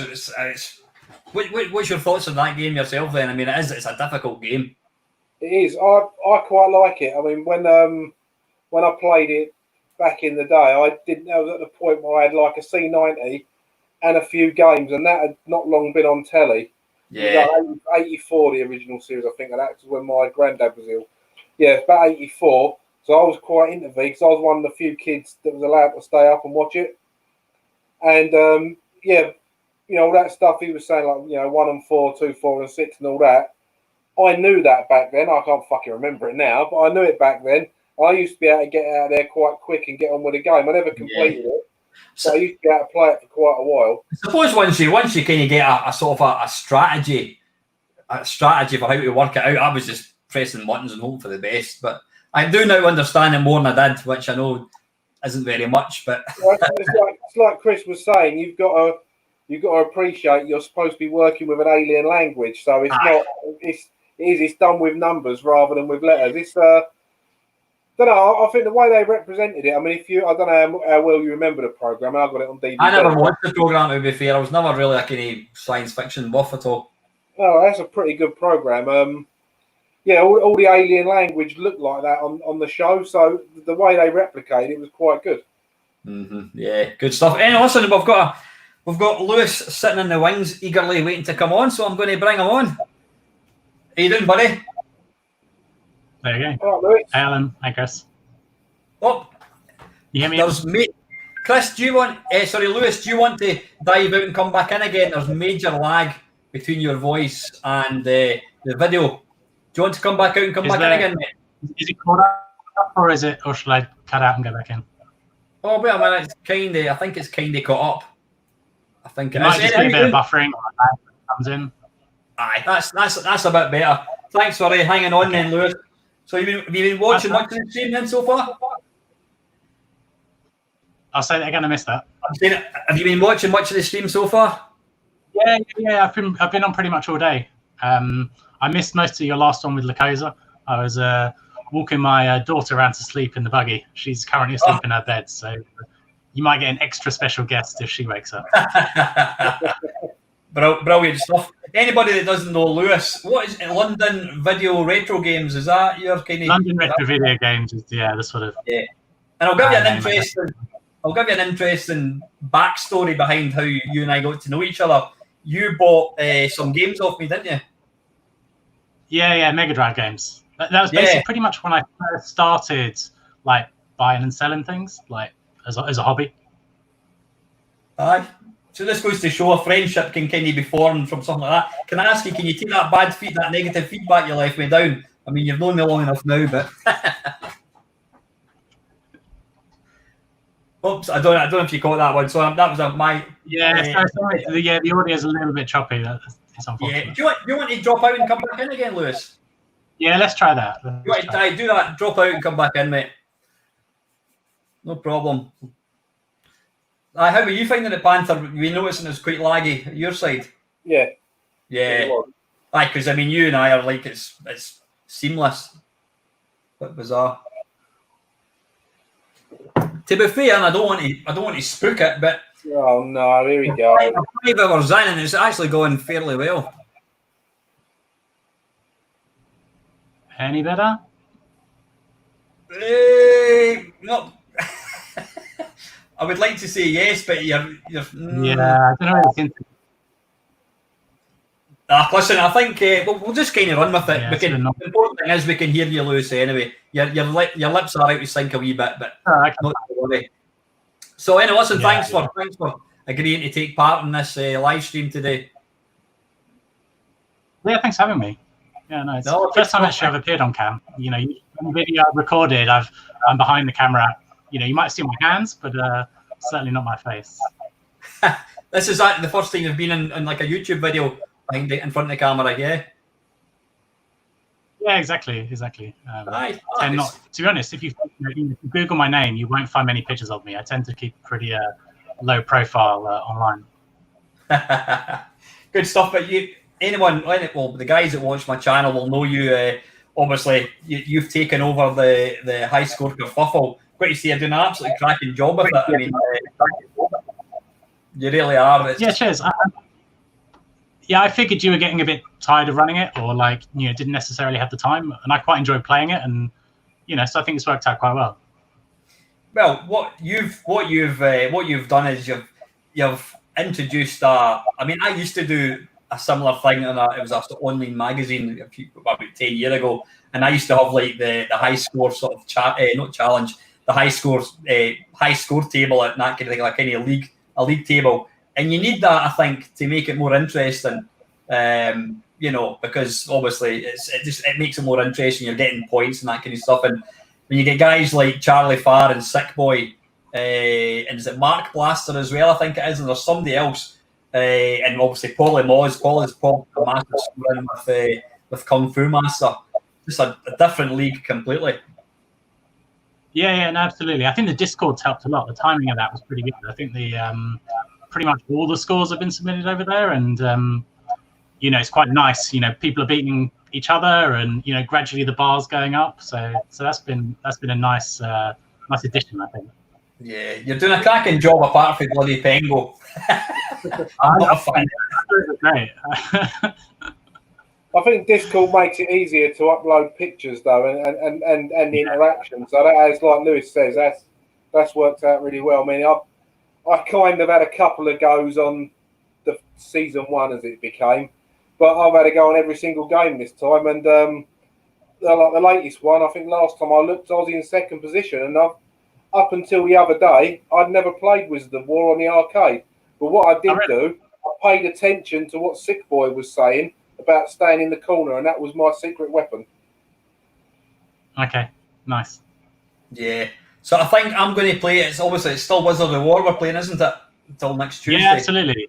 So I think I'll fire it up and we can talk amongst ourselves. So let me get this going. I noticed the speech. I know a few people have mentioned. I think I was one of them. The speech is a bit bit whiny, or a bit kind of like somebody's taking some helium. Is that? I think the original speech was different, wasn't it?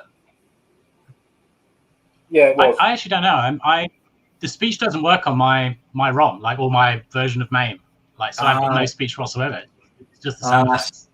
I think Colin Jones said that the sound was more kind of bassy, but it's kind of really whiny sounding. Yeah, they haven't got the emulation spot on for that. Originally, in older versions of MAME, it was all done through samples. You know, used to have a directory with samples in. So that's why it's changed. It's more comedy now, though. That is indeed. Right, here we go. Right, let me see if I can share this. Share screen as application window. You guys see that okay? Yep. Yep, excellent. Right. Insert going. Now, see, that's kind of all right. Did you hear that okay? I don't know if you can hear that. Yeah. Alright, here we go.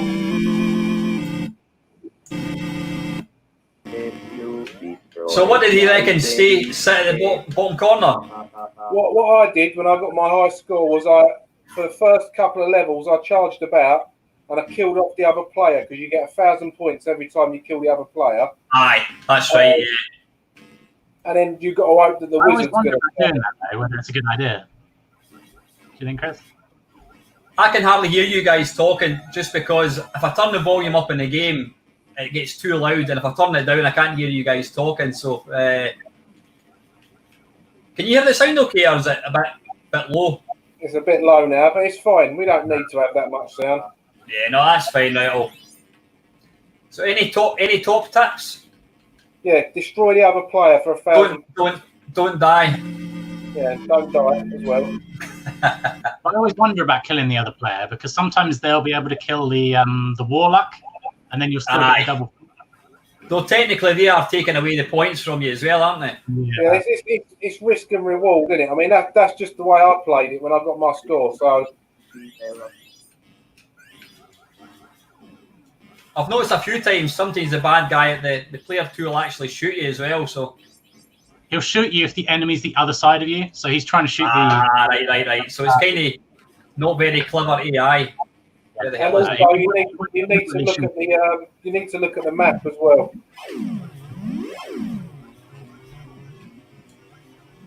Hey.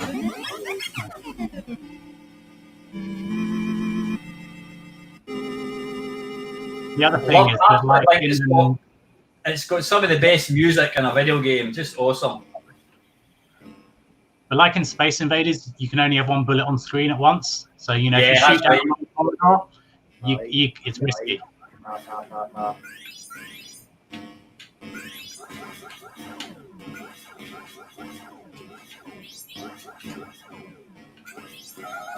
Ah, bollocks. Ah, crap.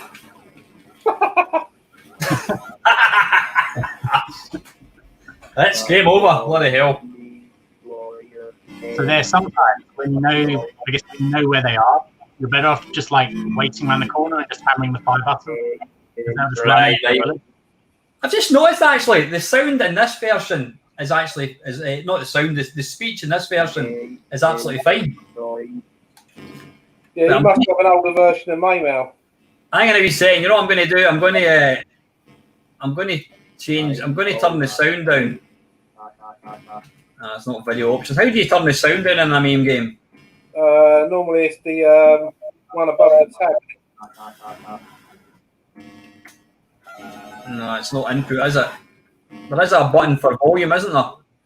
Yeah, normally if you press the key above the tab button on my MAME, you get a little thing come up with a sound. Yeah. I think I'm using quite an old version of this.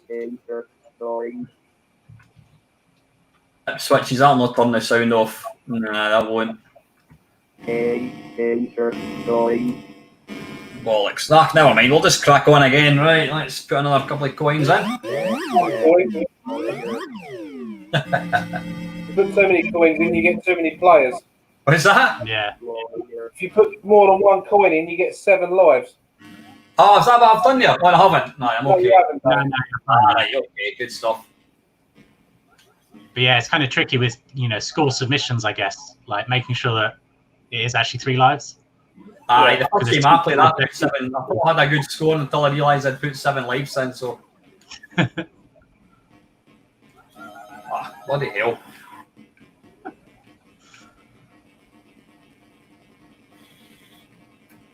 Have it.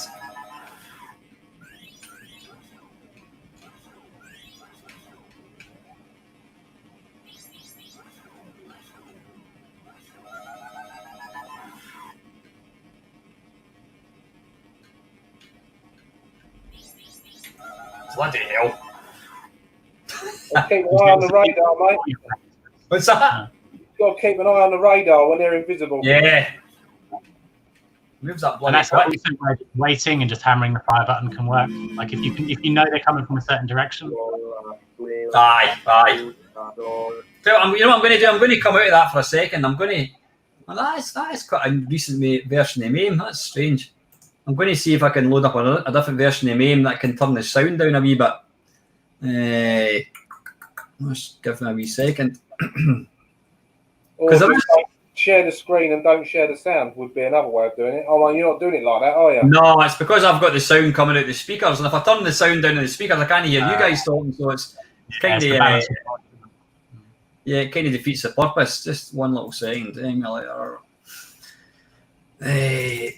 I'll try this one. This is version 0.153. See if I can turn down the sound in that. I appear to have no games in that one. That's good. I've done that one. No, this is an older version. This is 0.90. Let's just have a quick. I've done away with all my old versions of mine. I've just got the one there. Have you? Yeah, let me just load it up. Not found? What are you talking about? Right, that's not playing ball. Right, listen, I'll just need to go back to that one. I don't know why there's not an option to kill the sound in it. I tend to run things to RetroArch or back to Sarah. Right. Got you, yeah. Right, let's share the screen again. Share screen and its application and it wasn't the war. Right, let's try again. Right, I'll try and not talk. Let's see if I can actually get to the second screen.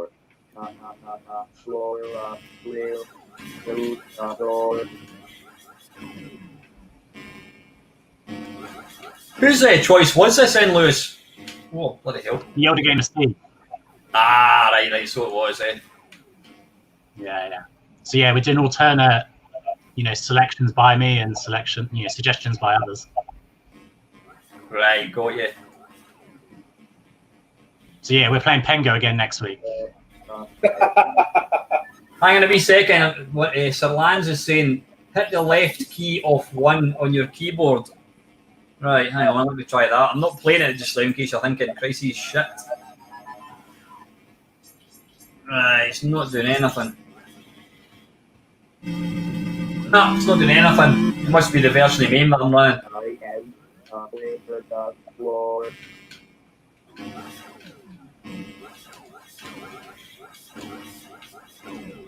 So how many games are you planning to have per season then, Lewis?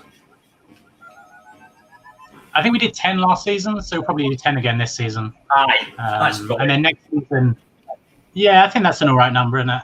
And then next season, the suggestion was, everyone puts a list of games into the hat, and then we just do random selections each week. Bollocks. Yeah, that'd be good. Hang on, are you saying what's? Can somebody look at the comments? Sir Lance is saying something. Master volume. Controls master volume in main. That's what he said. What, that button that he was talking about? Within games, volume up down should be keys minus and equals by default, but it's not working for me. So you can try them keys. Minus. Trying to. Nah, it's not doing anything. I don't really want to start pressing F keys on the keyboard in case I inadvertently kill the stream.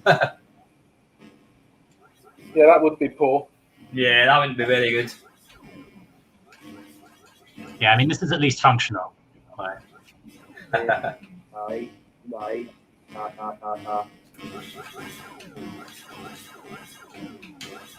There's like the yellow guy. Whoa! What the hell? Bollocks. Should have stayed where you were and carried on shooting, mate. Exactly.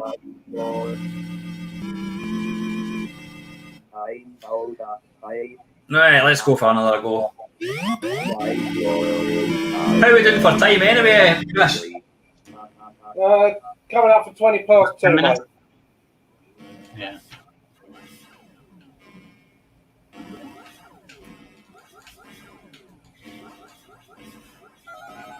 Bloody hell.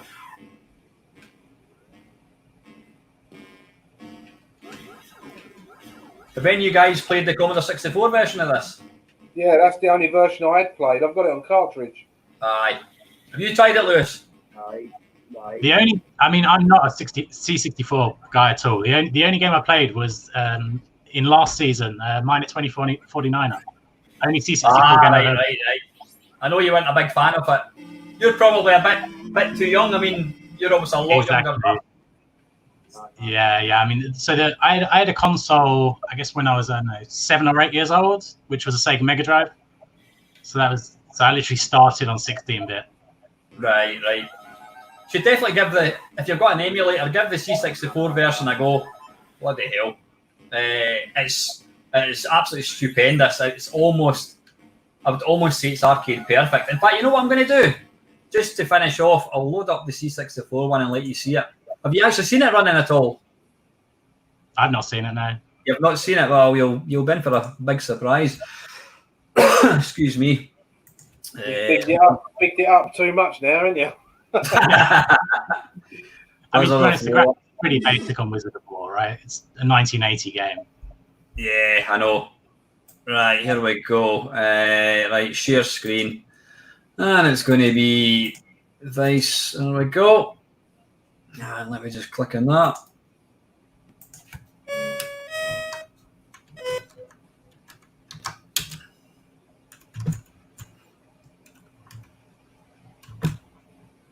High score up. Don't want trainers reset. Yep. There we go. So this is the C64 one.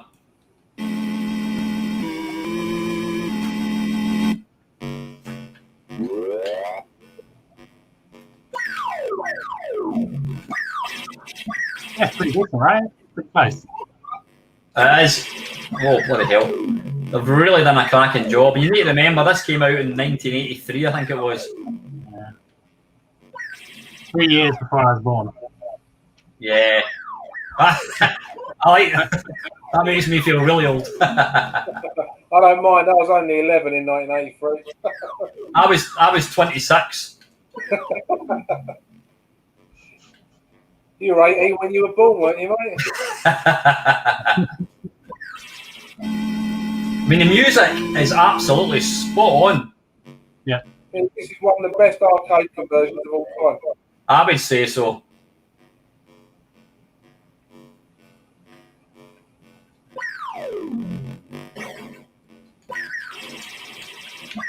It's also a little bit easier. Plus, it's simultaneous 2 players as well, which is great. No Browns either. Don't get them started.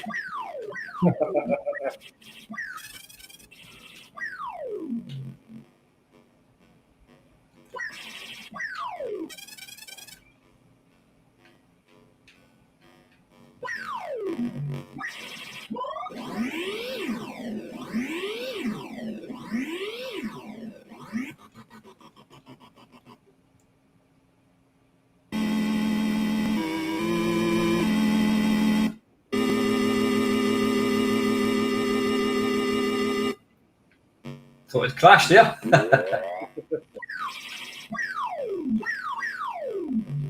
it speed up like the arcade game? It does, yeah, it does. It is always a bit easier, but it does start getting pretty quick.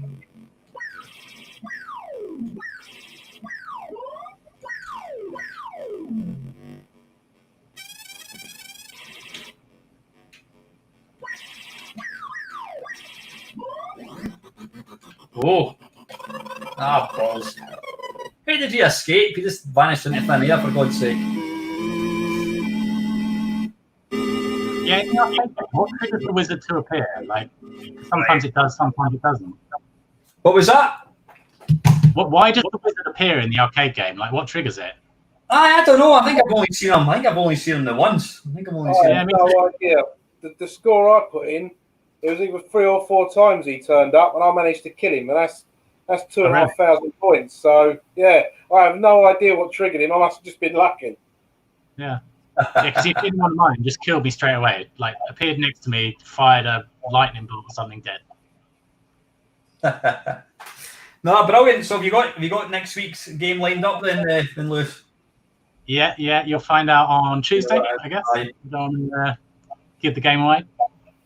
I think it'll be one you like. Actually, I think it'll be one you'll both like. So, yeah, it should be good. Well, after bloody Pengo, you're due us a break anyway. that was your choice, wasn't it? Yeah. Yeah, absolutely. I mean, I'm a huge Sega fanboy, so I was thinking about what Sega game could I pick, and yeah, Pengo's a bit of a left field choice, I guess, but I really enjoyed playing it. I thought it was great. I think, to be fair, a bit like V as well. If you don't really know the game mechanics, then you're going to say, well, it's a crap game. Whereas it doesn't necessarily mean some games do require a bit more input. I think, given that Pengo's an arcade game, normally arcade games you know within about 30 seconds exactly what you need to do. There's maybe a bit more with Pengo. Because it's not a game that you really hear people talking about with like great fondness, or maybe that's just me, I don't know.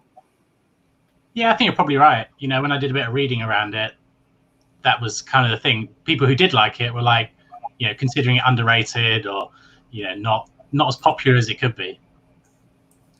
But then there are people that like it, and there's plenty of people that don't. Aye, no, absolutely. But no, listen, Lewis, you're doing an absolute. We're kind of running out of time. You're doing an absolute cracking job, and I really appreciate you taking time to do the high score kerfuffle. I'm glad you enjoy it, and like I said, the way you're running it, you've got it running really professionally.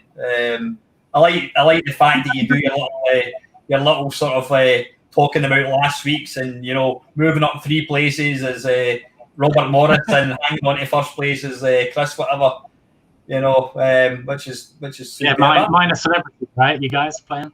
What's that? Mine are celebrities, each of you. Getting shout outs. Mine are celebrity more like. Yeah. So listen, Lewis, we're going to have to call it a day, buddy, but thanks very much for all your time, and thanks. I really appreciate you taking time to watch my channel, to appreciate, I appreciate all what you do for me, and the fact that you take time to support me and watch my videos. Without you guys, I wouldn't be doing this. And obviously, thanks very, very much for taking part in this. It's been an absolute pleasure to meet you.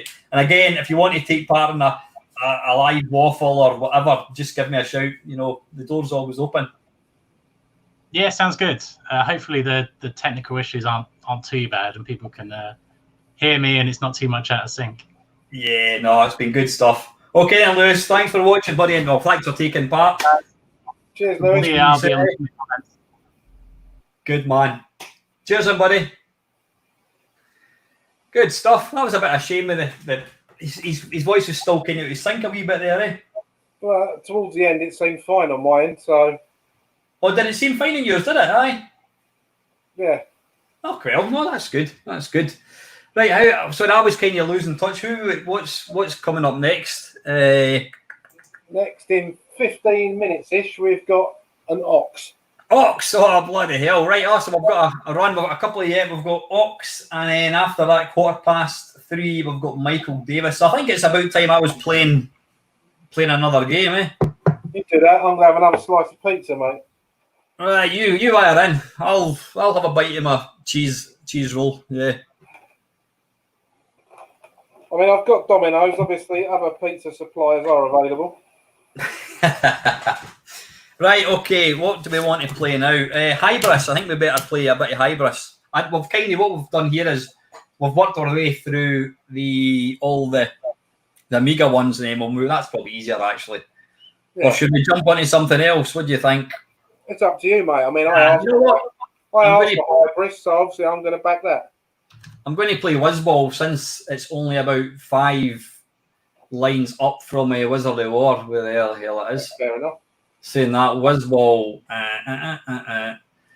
Is Wizzball all one word? There we go. Wizzball, right. Play game.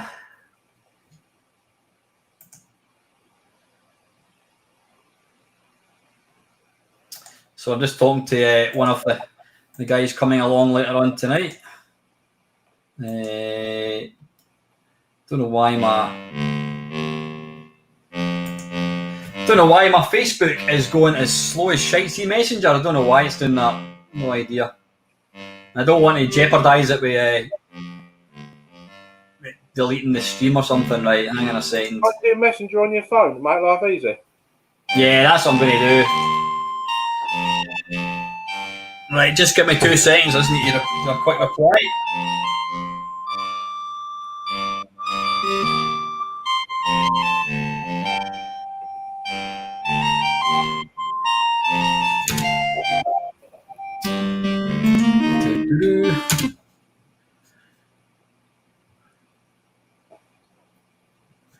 Right, let's want to listen to some nice music. There we go.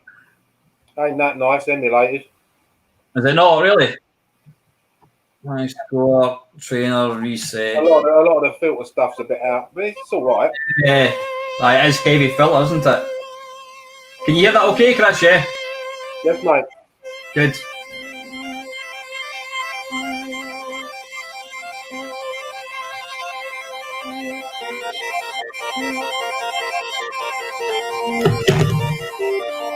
Right, okay.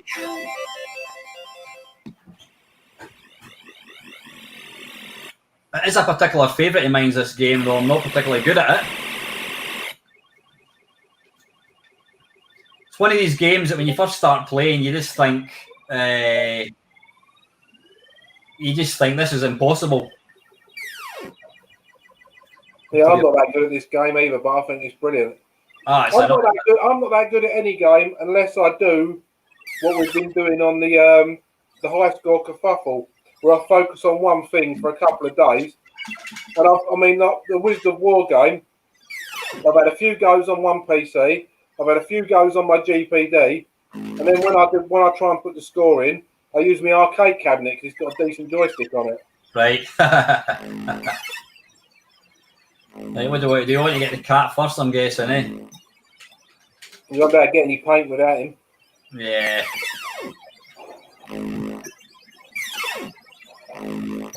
What do you think of the other versions of this? I think that the C64 is easily the best version.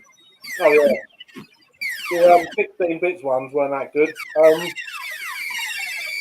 The recent remake they did on the PC. What's that? The recent one they did on the PC weren't too bad. I mean, it wasn't as good as it. I've played that, yeah. I have played that. I know you have. I only know about it because you played it. Ah, right, yeah. It's not bad. It's not bad. Still not a patch in this, though, I don't think. No, not at all.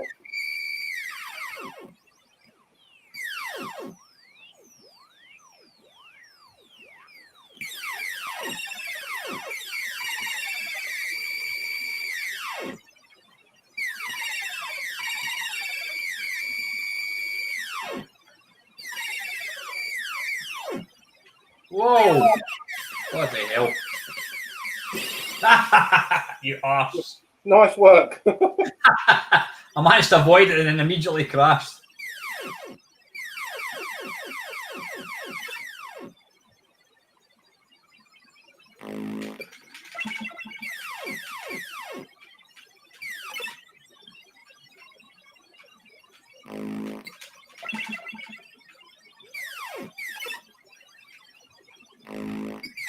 Whoa, that was a Full close pot one. of paint as well then. Pardon? You nearly had a full pot of paint then as well. I know, I didn't notice that.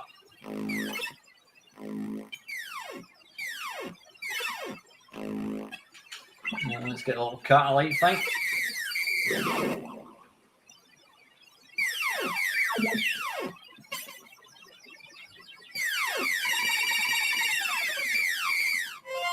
Hey!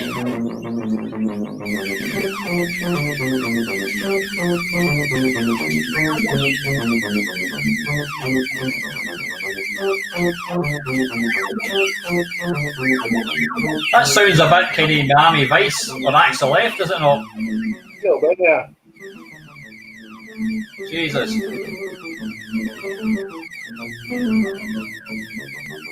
Bloody hell, you could have put a seizure warning out before that one, mate. What is that little icon there? Oh, it's just disappeared. It's a kind of bizarre looking thing. Like two fish.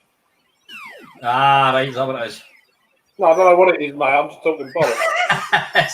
that sounded just about credible. Right, we've got some.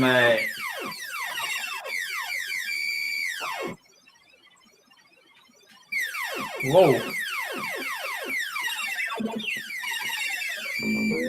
Ow, balls. They picked up the police colour.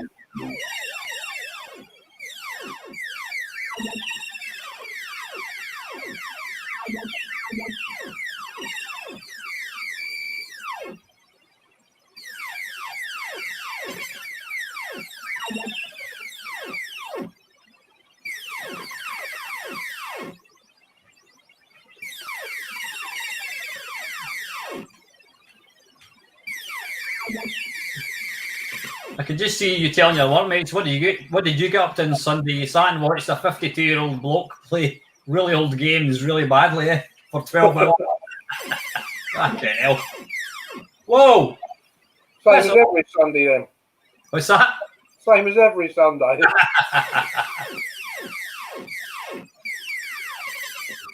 I'm just waiting on some comment from the viewers to say, I take it you're still doing your live stream later on tonight. I'm going to my bed at 5:09.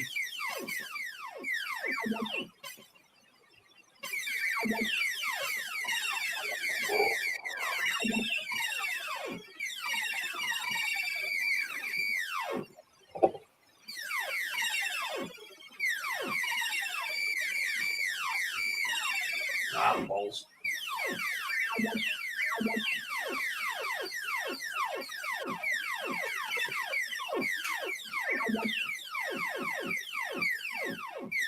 You want the score from the totalizer, mate?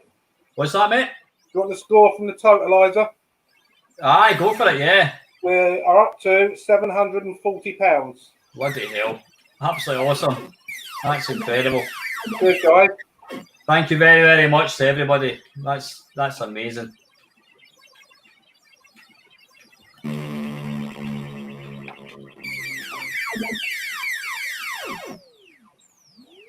Oh, nice. What the hell? I need to spend wisely here, I think. Right, what do I want? I want... No! You piss off! Bloody hell.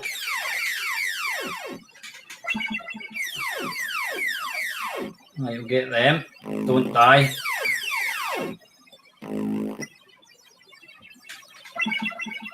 Whatever that is.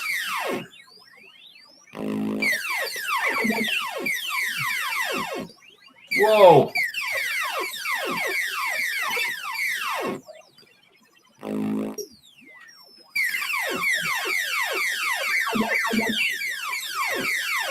It's a kind of random movement in these things as well, which make it quite tricky.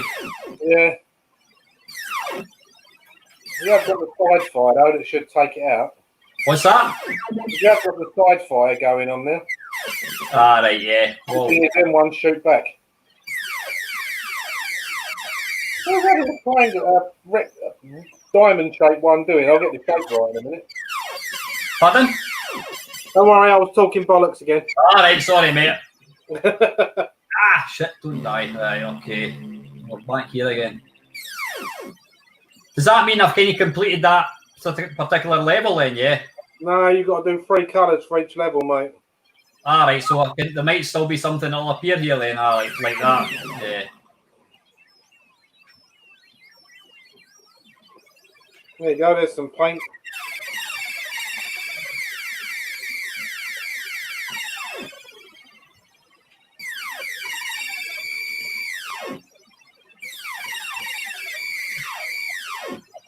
I think you're trying to fill up a pot of purple at the moment. What's that? You're trying to fill up a pot of purple. Ah, right, okay. So I've got as much red as I can use then, so... Right.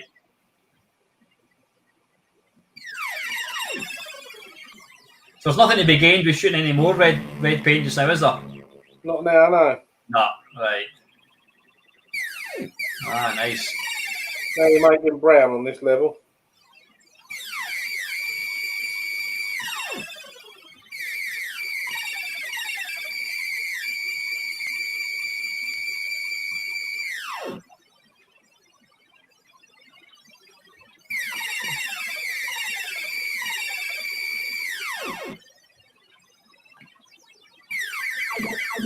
Whoa. Oh, that was close. No, back there again.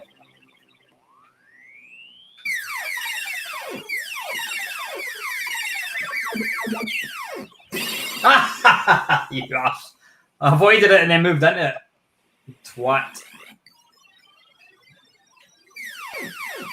How's the time, Panther? Is it quarter to? About 5 minutes, mate. Right, okay. Probably finish this game for me. This will probably be me finishing the game. I'm not finishing it, but dying. Picked the wrong thing up there, didn't you? Yeah.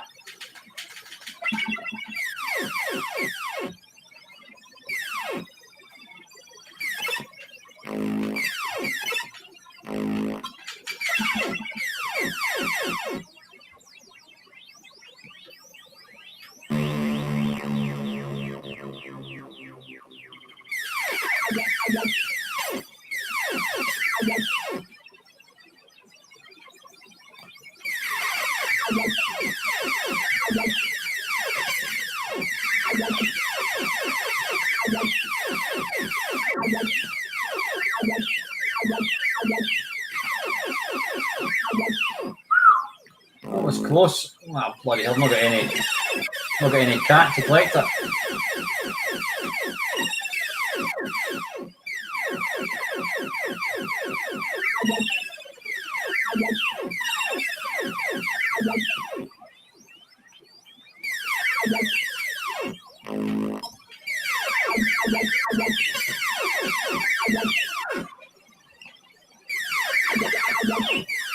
Whoa.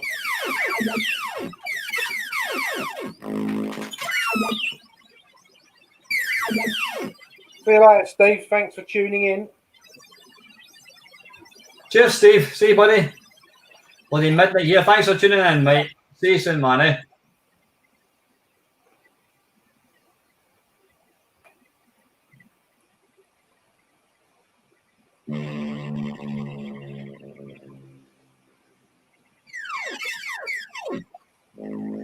Right, well, last life, I think, because I've got Mr. Ox waiting in the background. Afternoon, sir. Sorry, I can only see you. Nobody else can see you. Nice and prompt, unlike myself.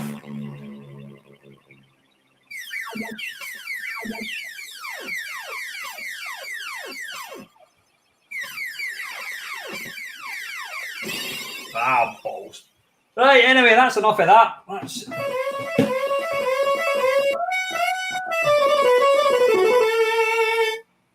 How Matt and Galway managed to do that when a Sid chip is just beyond me. Awesome.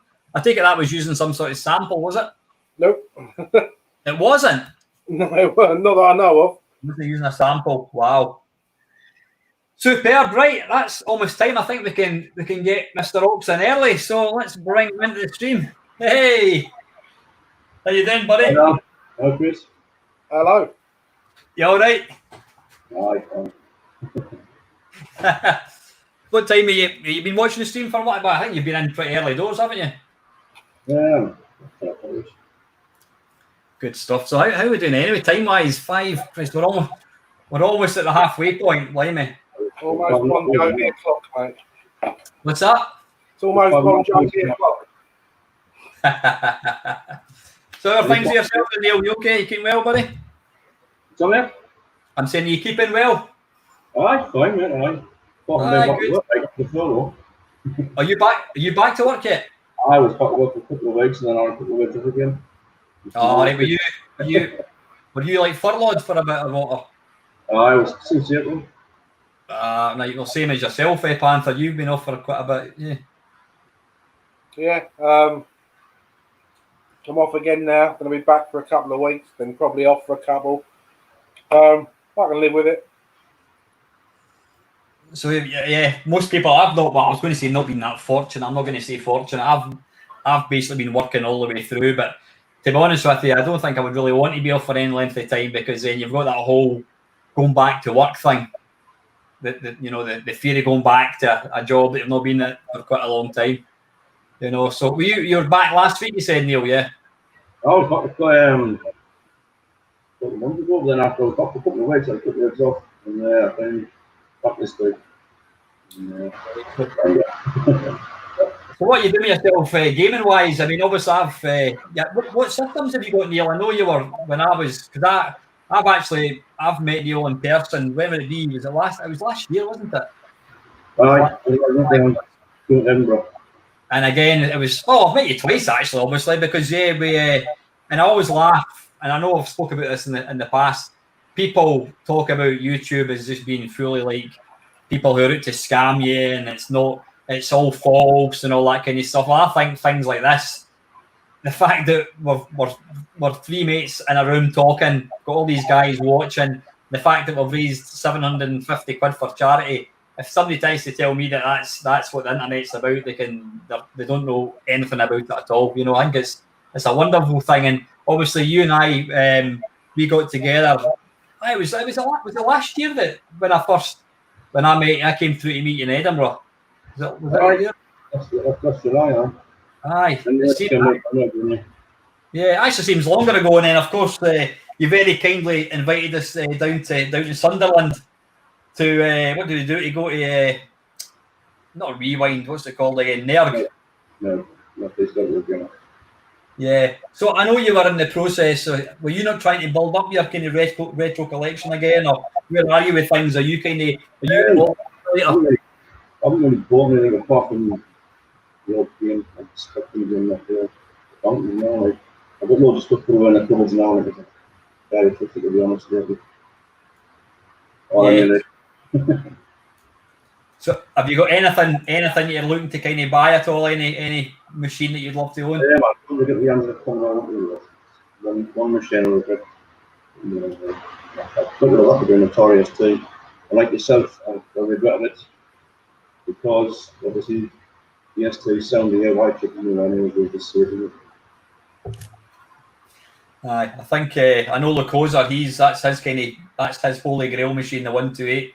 I don't think they don't really come up that often in eBay. I don't think, are they? And if they do, they go for that. Yeah. What's that? They go for state prices now on eBay. I've noticed that again. It's I suppose it's like a lot of things. At the moment, the retro prices are just daft. They're really daft, price wise. But I suppose as hardware becomes rarer and there's less available, then it is going to push up prices. It's still the bottom on eBay. If you can look yourself in the pen, you got the skin. Yeah, Neil, I'm just thinking. I've just noticed Sir Lance's seen you're a wee bit muffled. Are you? What are you using? Are you maybe go a bit closer to it? It's quite echoey, or not echoey. It's quite bassy sounding. Is that right? It's just a little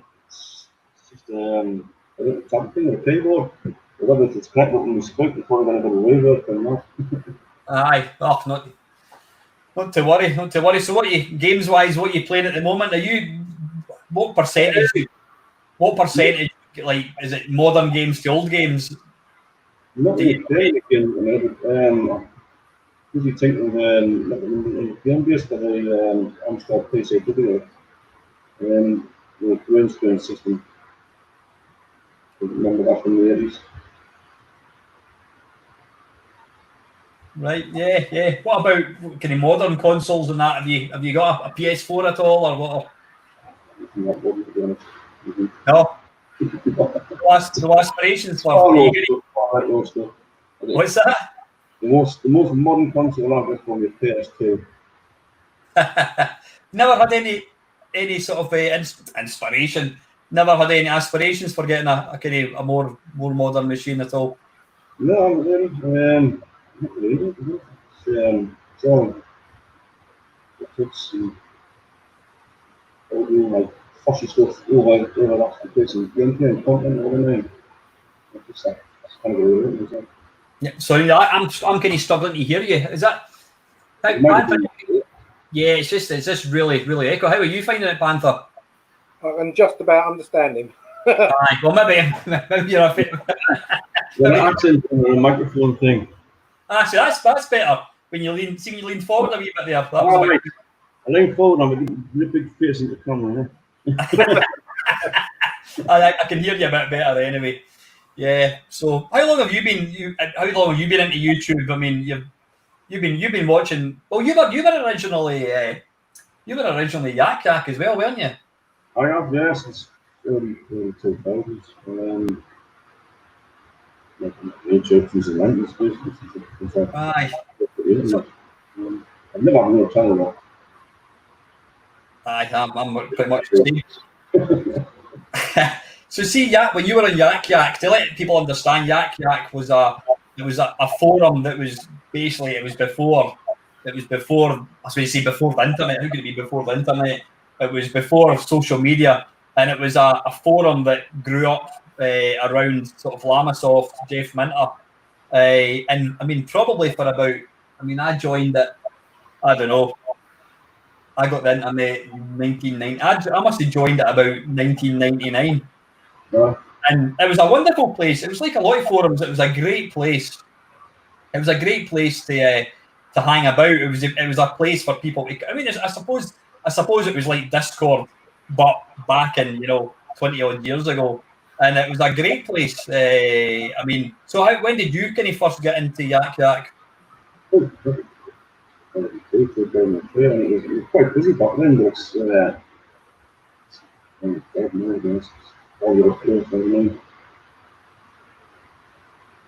I mean, I don't think. I noticed Sir Lance is asking, is it still going? I think it is. I mean, I think it is still going, but I think social media has killed it. But what's quite nice to see is, I don't know, do you remember Everclear on Yak Yak? Robert, Robert's now moved across to. He watches my channel, so it's amazing how friendships that you made 20 years ago are still going. You know what I mean? It's fantastic. So, have you any kind of stuff, Chris? Can you talk about and think about? I don't know. I was just listening to YouTube chat. I was also running through the comments on YouTube to make sure I didn't miss anything. If there's any questions for Mr. Rocks, you're on the. How do you find it being on the other side of the fence, the other side of the camera? What's that? The other side of the screen. This looks like he's going on like, don't they? He's really tired. So have you any plans? Have you any plans for? In fact, well, sorry, Sir Lance just mentioned something. Did you ever go to any of the RetroVision events? No. These ones that came from them. They were RetroVision. It was basically RetroVision was the daddy of retro gaming events. Before, it was. It was Mark, my friend Mark Racing. He had this. He painted his face green, I mean, Mark. It started off. I'm trying to think when the first one was. Probably 2002, something like that. And basically, he just got together a bunch of people who were on the forum, and we met in a pub, and a few guys brought along some computer games, and I think there was even a couple of arcade games. Well, I think were MAME games, and yeah, and it was. I mean, I went to my first one in 2003, 2004, and bearing in mind that for the last 20 years before that, you know, these old games had just vanished. I didn't have any involvement with them at all. I used to kind of Google them and that, and when I remember going down to Oxford to Retrovision, going into the. What's that? That was a kind of trip for you to get out of Oxford. Yeah. I remember going up the stairs, going into this pub, and just getting to see all these machines set up, machines that I hadn't seen for 20, 30 years, was just absolutely awesome. It was awesome. And then that kind of kick-started, you know, I think Chris Wilkins, he got involved. Then I think he then ended up doing his own, is it Rewind? Is it Rewind that Chris does? I think it is. Revival, isn't it? Revival. What's Rewind? Or Rewind's one of the bloody 1980s things with Spandau Ballet and bloody Tears for Fears. That's something totally different. But yeah, Mark, I mean, Retrovision was kind of it started the whole. It didn't start the whole retro scene, but it started the whole people going along and meeting like-minded people and playing these games. You know what I mean? It was a wonderful thing. It really was. Excuse me a little second. We'll have to get the arcade club at Bury sometime. What's that, mate? We'll have to get the arcade club at Bury sometime. We will, yeah. And I mean, I was down there. Have you been to arcade? But either of you, question both you guys, have either you guys been to arcade club? I've never been, no. It's a bit distant from me, mate. Distance, I suppose it is. What's the nearest one to you then, Panther? There's one in the town called Play. Oh, is there? Yeah, so it's kind of partially open at the moment because of what's going on.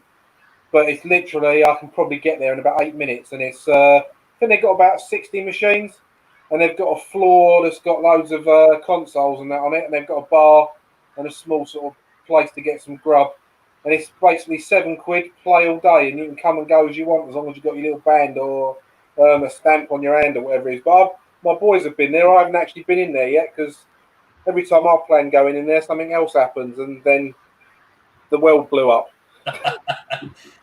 And then we lost 2020. Yeah, but I'll say it's one of these places. Well, we all need to try and get a YouTube minibus or something and get down to Arcade Club. I mean, it's one of these. It's one of these things that.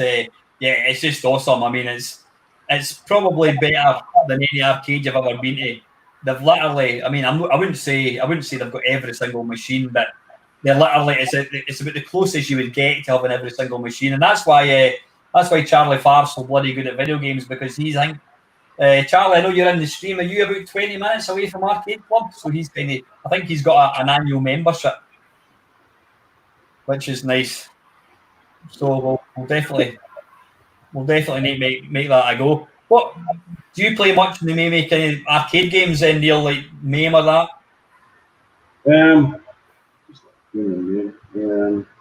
Something to like the sports, real fighter, just like when I was arcades originally, it was like like mechanical games. Mm-hmm. There's another game that's like a motorbike, and it would go around this barrel, and you were holding this the grips and that. I mean, it's really interesting, mechanical games. And then you got like 1978, 79, and Space Invaders came in. That was the first time I seen like a proper arcade game. Yeah. Where was that about? Where did you see that? Where was your... That was in the community centre in the school. Oh, right. And that basically took a couple of minutes for the next 2 years.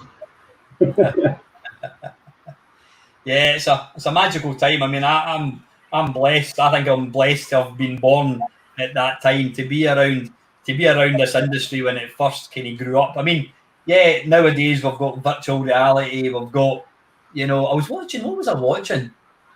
I was watching an advert for. There's a game that's getting advertised on TV, and it's got that guy out of Walking Dead. What's the name of the guy? I don't watch telly, so I wouldn't know. Walking Dead. Anyway, I can't remember the name of the guy, but he's in Walking Dead, and there's a game that's just come out that he's got his face, and the visuals just look like, you know, it's almost like real life. You can still tell it's computer generated, but I mean we're getting to the stage now that it's just ridiculous. And I was watching. I don't know if any of you guys. No, not Negan. What's the other one? He's a scruffy looking guy. He's got the unwashed hair. What's his name? What's that? Lukozer? No, I can't bloody remember. I can't remember. Doesn't matter. But yeah, I mean, I was watching a trailer of the PS5 and the Xbox, whatever. Okay, Norman Reedus. That's it. Yeah, Norman Reedus. That's his main. That's his proper name. He's the main character in this. But yeah, I mean, the PlayStation 5 now, you know, it's just the visuals are just incredible. I've seen a demo on YouTube for PlayStation 5 going to Tomb Raider, and it's amazing. It looks like a movie, basically. Aye. Oh, it's incredible. What's your opinions? I mean, obviously you're probably old school as well, like myself. Would you want to see graphics that are real life, or do you always want your games to look like they're computer generated graphics?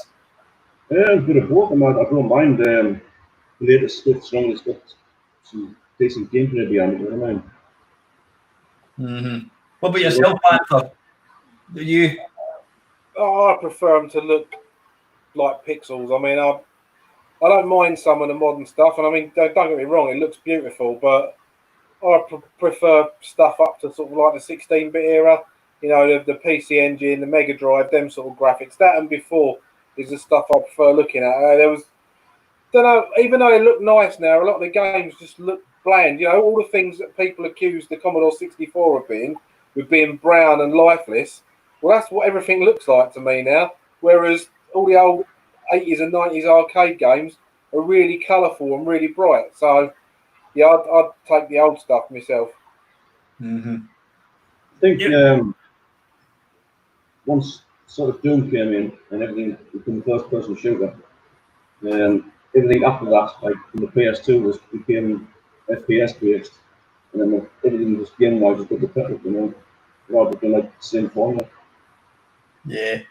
Yeah, I think that's the thing. I think the big thing about modern games now is, yeah, they look nicer. They've maybe got extra add-ons, whatever. But you're not really going to see any real originality in games now, which is a shame. You know what I mean? I think the fact that the games probably cost, I don't know what the budget for like The Last of Us 2 would be. You're probably talking 100 million, maybe. I don't know. Is that an exaggeration? No, and the rest. I'm going to Google that, see how much. I'm sure.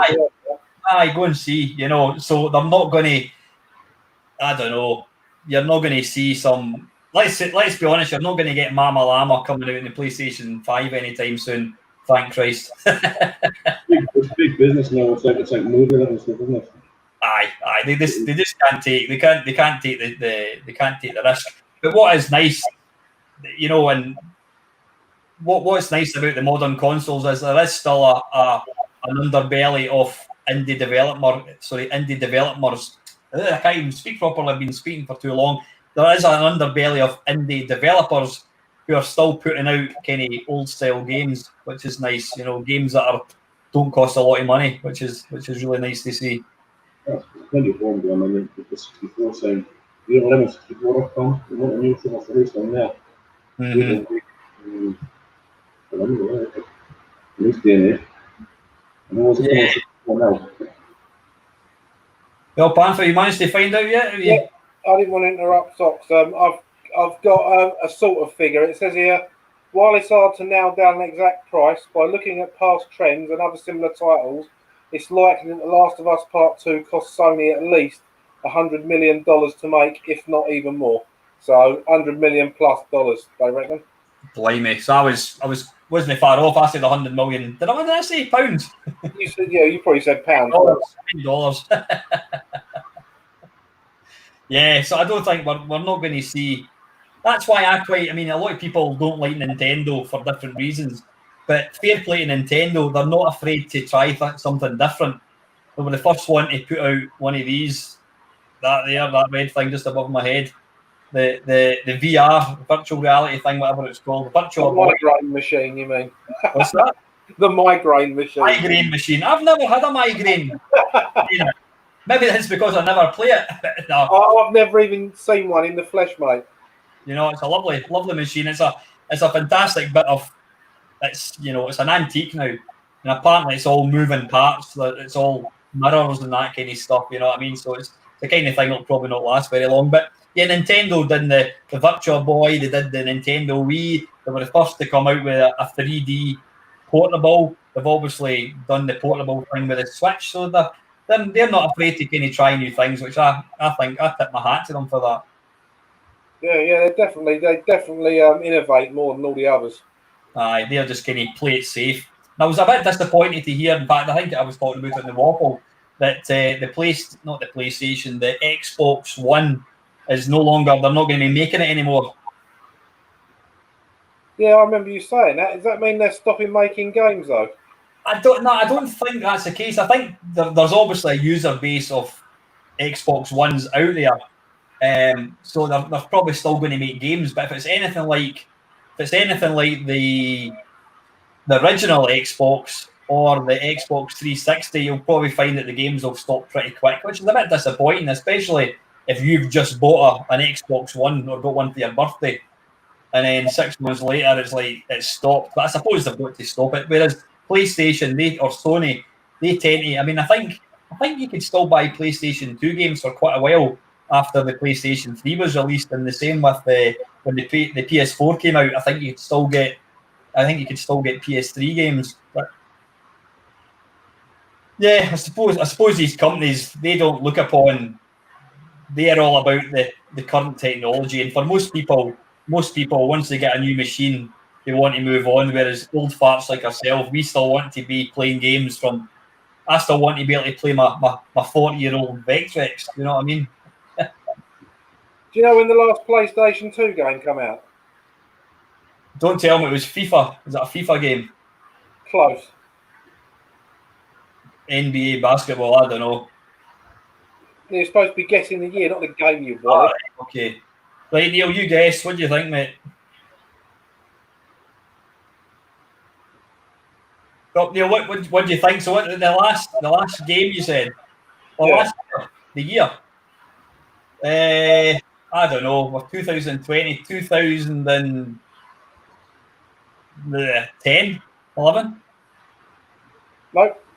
Apparently, the last version of Pro Evolution Soccer 2014 come out in Europe. So it says it. Wow. So that was. I mean, the PS3 was quite old at that point, I think, wasn't it? Well, the PS3 came out in 2006, 2007. Really? So the PlayStation 2 must have been about more than 10 years old at that point. Yeah, but I mean, they stopped making the PlayStation 2 in 2006, I think it was. But yeah, they carried on keeping the games going for a while. Such a big user base, I suppose, though. Eh? It's the best ever selling console apart from the DS, isn't it? Aye, what the hell. Listen, Neil, I'm just conscious of the time, mate. We've kind of ran over a wee bit. I think we've got Michael popping in about 10 minutes. So, listen, mate, thanks. Sorry for obviously a few problems trying to just, you're getting a bit based, but it seems a bit better now. Thanks for your continued support and watching my channel. You're a good mate of mine. I appreciate you having me. I appreciate you being on the channel. And, thanks for taking time to appear in the stream today, mate. Right, great job. Okay then, buddy. Listen, Neil. Nice to meet you, mate. Thanks for watching and commenting on my videos as well. Just give us your fucking money now. Cheers, Neil. See you, buddy. See you, lads. See you, mate. Good stuff. Right, how are we doing for time? Is Michael coming on at 1:15? Is Michael? Yeah, oh, we've gone past Bon Jovi o'clock, mate. We're halfway through. Right. Is Michael on the stream, actually? I don't know who Michael is. I haven't seen him commenting. Well, listen, we'll just have to... Michael, if you're there, could you maybe... well, yeah, I think Michael was due on at 1:15, wasn't he? I think, yeah. Yeah. Yeah, okay, 3:15, then we've got a wee half an hour for me to go for a push, and then yeah, play some games as well. So good stuff. That was nice having Neil. It's just a shame it was a bit muffled sounding there to begin with, but that picked up. So yeah, how we doing? How are we doing in old totalizer? Has anyone got any idea? I can do that right now. What I've got to do is refresh. Tell you, when you're looking for that, I'm going to go for a quick pee. Back in a tick. Oh, I'm about to do you then, will I?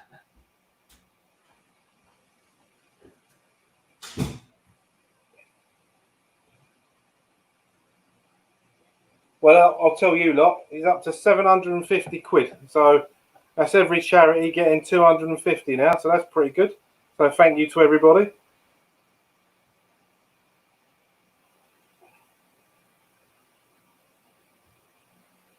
Don't need balls to come on, Craig. It's easy. If I can do it, anyone can do it.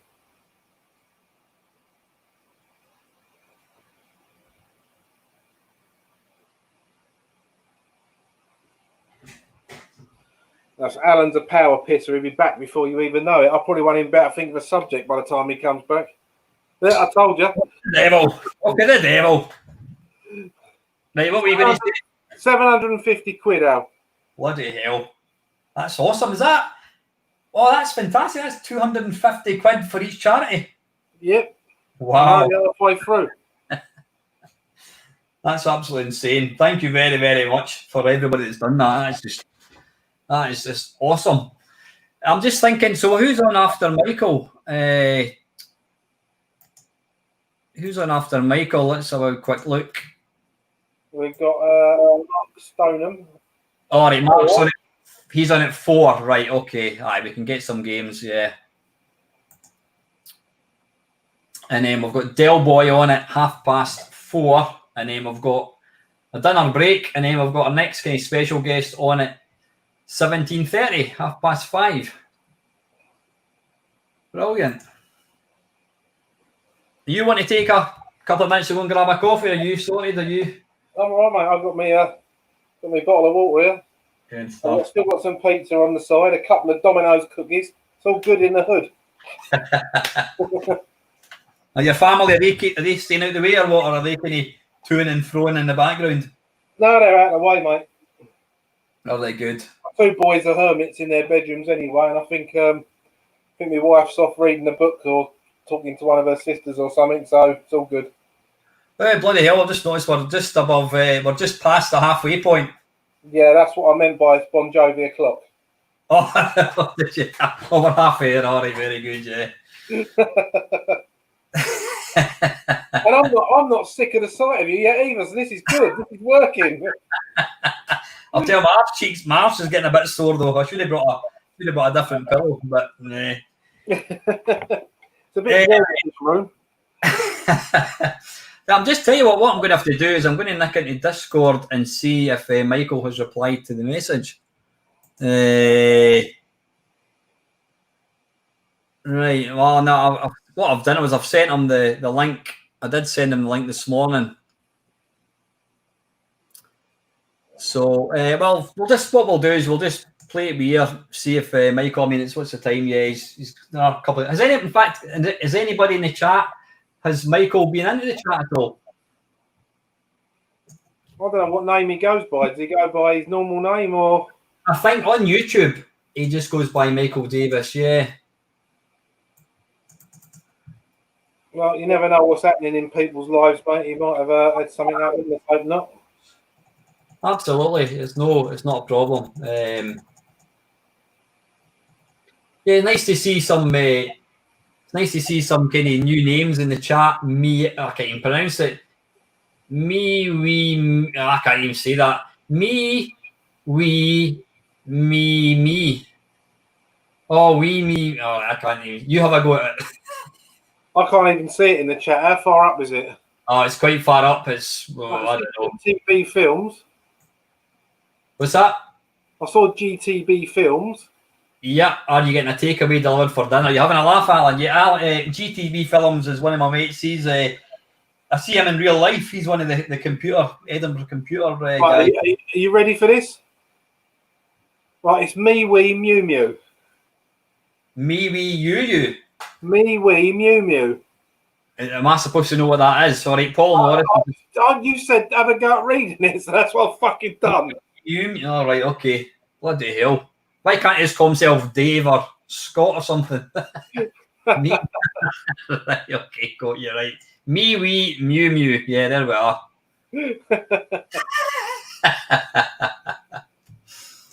Fantastic. Right, I think we'll just it's quarter, well, it's almost quarter past. If Michael isn't here, I think what we'll do is we'll just move on to the next game, which is going to be. Now I'm going to indulge myself in one of the earliest games I ever played on the C64, and it's called Hustler. Now I know it's not that magazine that you subscribe to, Panther. It's a pro game. I wouldn't have subscribed to Hustler. I would have subscribed to Fiesta. Come on, I'm British. They have Breeders' Wives in that one. There may be someone appearing in the green room very shortly. Oh, really? Yeah. Okay, nobody as yet. Has Mr. L come back for a second helping? Yeah. Is he? He suggested it, and I said, "Yeah, do it." So whether he will or not, I don't know. Hey, hey, there we go. Everyone's favourite Wookiee. Yeah, I got drafted in to save the day. You know, things are not going well when I get drafted in to help out. Won't be the same without you, mate. And I actually thought that name was pronounced Mewy Mew Mew. I don't know. Me. Well, I just assumed the double I made it as in a Nintendo Wii. I'm just going by the fact that, I mean, I've lived with cats for nigh on 45 years, so I just assumed it had a cat sort of connection to it. Right, you guys all right for me to play? What I'm going to do is I'm going to load it up, but I think on Vice you can turn the sound down. So I'll just I can play and we can just talk bollocks. We're quite good at that. Before. As I say, we've had plenty of practice. Yeah, I don't think I've not seen, I don't think Michael's going to appear. But we'll see if he turns up. We can get him in. So who's after? I'll just answer from Lactobacillus Prime there. No, you're spared a sequel to V. After that, I think even teaching him how to play Elite Dangerous was a pleasure. Fuck it all. Right, wait a minute. I'm going to load this up. Right, hang on.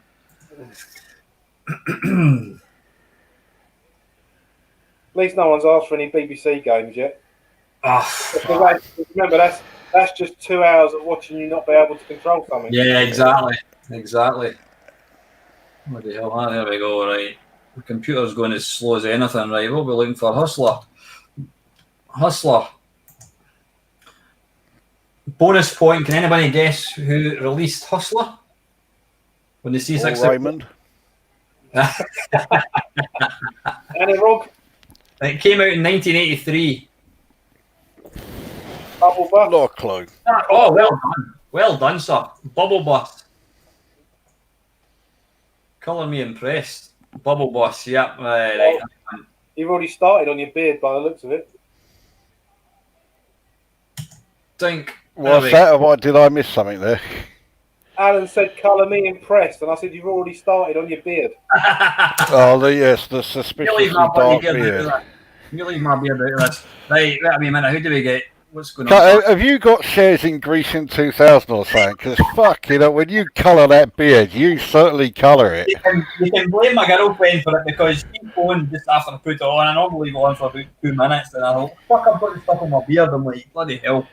Chris, that is not Grecian 2000. That is Humbrel number 37. You fucking guys kill me, I'll tell you. Right, where are we? Right, let's click on that. I always end up. Oh, right, hang on. What I'm going to do is I'm going to turn this sound down. There we go. Any you chaps played this game at all? I've never even seen it. What I've seen so far, yeah, I don't look like I missed much. I only said Bubble Bus because you said it was 1983. Yeah, this was. I mean, I remember there were a couple of cool games that were in the arcades, and you know, this was kind of pretty accurate. Although you'll see a glaring flaw with it. It's not a two-player game, but there is two-player game. There's the one player. There is no AI to speak of. You'll see there the balls are not actually round. Why is that? Not that many of them either. No, that was it. Me and my mate used to sit up and play. We'd play like first to 100, and basically, yeah, you line it up, and you got a little power bar along the bottom, and then you press the button like so. I think the physics are completely unrealistic as well, but I loved this back in the day. It was fantastic. I have seen worse. Well, yeah.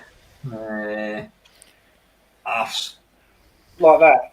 I'd say, yeah, it looks like you play this game a lot. I'm forgetting you've got to watch the thing. Oh, bloody hell. I used to quite like Arcade Pool by Team 17 on the Amiga. I liked it. I must admit, I was a big fan of. I wasn't so keen in the pool one, but I thought the Archer McLean's. Look at that! Pick it out, son. Only one brown ball in sight as well, eh? What the hell? And a frat folder. So how are you getting on with Elite Dangerous then, Mr. L? Come on, mate, you're asking. I haven't seen you in there since the ill-fated attempt at you trying to dock in a station. I'm glad you didn't say an ill-fated attempt at space docking there. I really am. I did manage to stop myself just in time, yeah. That is something I do not want to see. I don't care how much gets offered, for it to be shown. No, I do need to make up. But how often do you actually play the game? Way too often. I was playing it last night, but yeah, I'm doing okay in it. I play it occasionally. Yeah, usually when you play it, you find yourself somewhere totally different to where you were last time. Oh, that's what makes it so much fun now. Oh, okay. Unless Chris has said something, I come off of his carrier and I'm like, there was a planet there last time. So I go into an active map just to see where I am. Right. I'm going to play something a bit more interesting. Yeah, that sometimes nostalgia should be left in the past, and I'm afraid to say that's one of them. Looking at it now, it's absolutely shit. Yeah, that wasn't a game that was ever likely to trouble my top 64 games list. Top sporting games on the C64.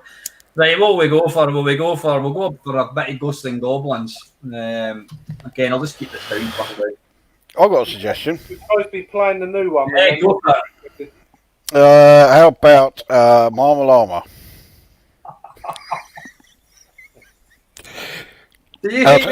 Your reaction in that video when you realised I was talking about Marmalama was fucking priceless. Because when I said, "Oh, it's a Jeff Minter game," you seemed like quite interested. So like, "Oh," and then it sort of dawned on you. Oh. It's when you actually told me you don't actually shoot anything, and I'm like, "Well, how can you? It's a Jeff Minter game. How can you not shoot anything?" It's the only Jeff Minter game I know of. I mean, I'm sure there are others out there who will set me right. But it's the only Jeff Minter game I can think of where you don't shoot anything at all. Which for a Jeff Minter game is quite a bizarre concept. Aye, on Hover Bother, you're not shooting anything in that, are you? That's true. That's very, very true. Psychedelia, I suppose, as well. Yeah. I don't know that one. You never tried Psychedelia? You know what it is? It's the light. It's the light visualizer. You never seen it? Nah. Psychedelia. I'll load it up just now. So that description didn't help me a great deal, to be honest. No, that's well, but yeah, Psychedelia. Oh, you know what? I don't even know if it's got I mean, the title screams Jeff Minter, that's for sure. But yeah, I'm not familiar with it. I'm just thinking. I don't think it's actually. I'm just trying to see that actually appears in this thing. Lamasoft. Yeah, it's a light visualizer. It's more I don't know what you'd call it, an application rather than an actual game. You must have heard of it, surely. I can't believe you've never heard of it. VIC 20 or Commodore 64? It was on the Atari. It was on the Atari ST. It was on the Atari. If it was on the ST, that would explain why I'm not at all familiar with it. Right, you know what? I'm sure the audio is great in it. There's none. There is. It's just a. Oh, that's a shame. I've not got it. It doesn't appear. I wonder if it appears on the Atari one. Let me have a wee look. But basically, it's a light synthesizer. You control. You control the light. You control what you don't control it. You influence what it does, and it's just like these particles, and you're supposed to kind of play it when you're so it's like the Tubular Bells Commodore 64 thing. Aye, kind of like a Winamp plug-in type thing, but that's kind of, you need to remember Jeff was making this long before Winamp came along. Yeah, Colour Space, that was the Atari ST version of it. Yeah, I'm just trying to see. So basically something to look at if you smoke a lot of extra tobacco. Aye, exactly. Yeah, we're supposed to use it when you were Lamasoft. Well, that's a shame. Like, there's nothing. It doesn't appear in any of the game bases because technically it's not a game. It's not actually a game. Oh, that's a shame. Like, what was I going to play? What was the game I was going to play there? I was going to play. Like, somebody's asked me to play Ghouls, so I'll load that up. Ghosts and Goblins, you were supposed to be playing. I was going to. Yeah, I was going to. I think that maybe deserves some sound, so we'll maybe leave that for later on. So we'll go back to the C64 and we'll go for Ghouls. Did you? Now you didn't get up the first screen, did you?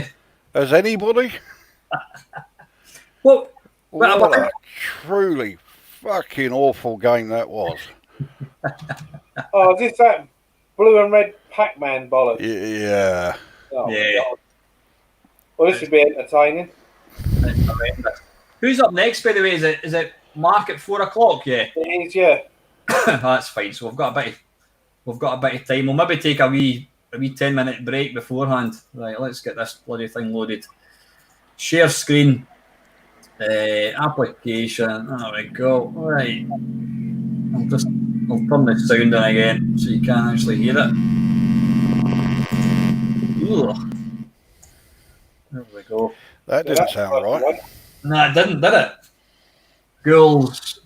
Well, this is the HD version, apparently. Oh, brilliant. Oh, excellent. Yeah, I'm sure it'll look absolutely fantastic now. This looks the same to me. It even looks like a BBC game, doesn't it?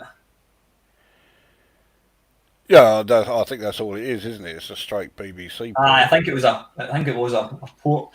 Custer's Horror asking about like Thalamus, looks like the Mixie Load thing.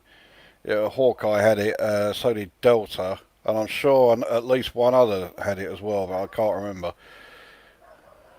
I only remember the two of them. Do you know there's an Android app for both of them, the Hawkeye and the Delta Loader?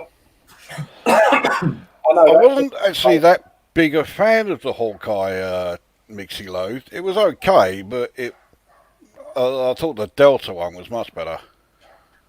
I don't think I've ever played Hawkeye. Was that a kind of that's sort of similar to kind of a run and gun Turrican sort of thing, was it? It wasn't quite as ambitious as Turrican. I did have Hawkeye back in the day, but I had the Amiga version. The 64 version was better than the Amiga one. The 64 version pisses over the Amiga one. The Amiga version was crap. I don't know what it is about the Amiga, but Thalamus could not do a decent game on the Amiga at all. Aye, what was that game that you? What was the one that came out in the 64? It was a shooter. And one of your favourite games, but the Amiga one was just. Oh, well, no, because I'm not a big fan of Armalite on the 64 either, but the Amiga one is an absolute abomination. Well, I'm not very good at Armalite, but I think it's a terrific game. Technically, it's excellent as well. Yeah, it's another one of those games like, well, like The Last Ninja and Turrican, you know, you know, technically, oh yeah, it's fantastic, you know, visually and audio-wise, I just can't get on with the game. What was the game that was banned because it was too much like R-Type? Was that not? Oh no, Catechist. Was it Catechist? Yeah. Was it actually banned? I'm pretty sure it was. Because there's a I think it's the Amiga version of Turrican. In one of the flying sections, a little alien goes past with a flag that says Catechist lives or something. All right. Ah! Because I had a pirated version of it on the Amiga, but yeah, I didn't have the 64 version. Mr. L, why didn't you remind me that when you get on that platform, you've got to keep moving?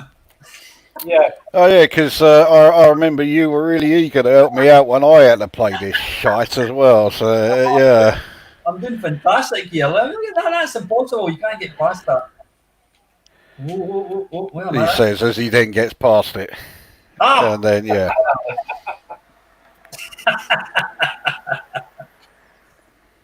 This time, I like the way he smiles as you die. He's obviously evil always. Oh, that's impossible. No, you've got to lure him down and then jump up quick.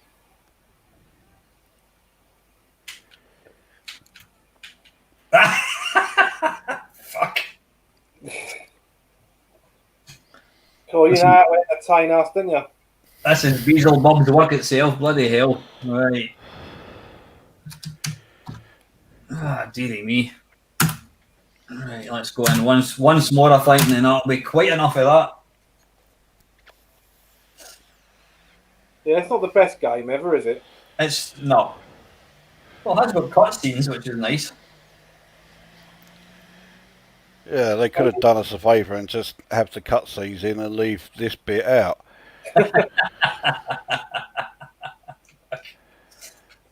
Now I don't know if Charlie Farr's still in this, but I'm going to lay down the gauntlet to you, Charlie. If you can do a video of you completing this game, then I would love to see it.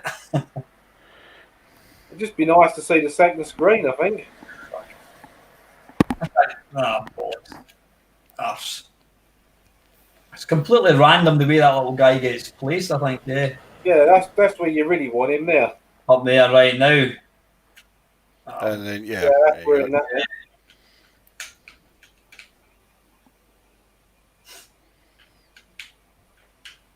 Even the jumping mechanisms just... Oh, where do we go? Ah, he's in the wrong place, isn't he? Ah! Oh, you. You now. Right, that's enough of that, I think. That's enough, I think. Oh. So, how are we doing? Yes, so Mark's going at 4 o'clock, is he? I think, eh? Yeah, so I was just looking there talking about Great Genesis. I've got a copy of that on tape, an original. Have you really, yeah? Well, yeah. Apparently it's worth a couple of £100 now. I did see one go for 178, but I don't want to sell mine, really. Did you buy it knowing it was worth a bit of money, or was it something you just can acquire? During the mid-90s, must have been early 96, I was trying to get a 1541 for the C64 I had, and I saw a listing in an old Exchange and Mart in their non-car section, and it was when we lived in North London. It was around the other side of London, And I phoned them up and arranged it, and I paid 80 quid, and I thought I was getting a Commodore 64, a few tapes, and a 1541. When I got there, he said, well, you might as well take all the 64 stuff. He goes, I've got no use for it. I said, well, I've only got 80 quid. He goes, yeah, that's all right. He goes, I didn't want any more money for it. And it was 3 Commodore 64s, it was 2 bread bins and a 64C. A box, I shit you not, a box of 5 or 6 tape decks, a load of joysticks, a box full of tapes and discs. And one of the games in there was Great Genesis. I never thought anything of it until I dug it all out a couple of years ago. And then I was talking to someone about the game. Well, oh, that's worth a fair bit of money now. And I've seen one go for 178 quid on eBay. I think there's been more that have gone for a bit more. And not that long ago, I saw someone selling the paper insert on eBay, and that went for about 65 quid. And that's just the flappy bit of paper. It's fucking mental. That's crazy. And have you got the full thing? Yours is like boxed and complete, basically, is it? As far as I know, yeah. Never tempted to sell it? Nah, it's just in a box of all my Commodore 64 games. That's crazy. And how much did you pay for the full thing? 80 quid? Yeah. Yeah, one of them bread bins is still going off. And one of the 64Cs is the one that's on my desk. That's the one my mum and dad had that I got back off them a couple of years back. That's the one I used to record the music with. And the other one's in storage. I've still got the 3 that came from that bloke. So yeah, that was a while ago now. Then our car broke down on the way home, and I had to get towed through the centre of London from the RAC with a boot full of Commodore 64 stuff. You would never get that kind of bargain nowadays, would you? No, not at all. Not unless someone's got no idea and they're giving it away.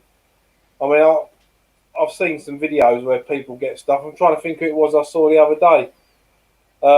Did an unboxing video of stuff that he got.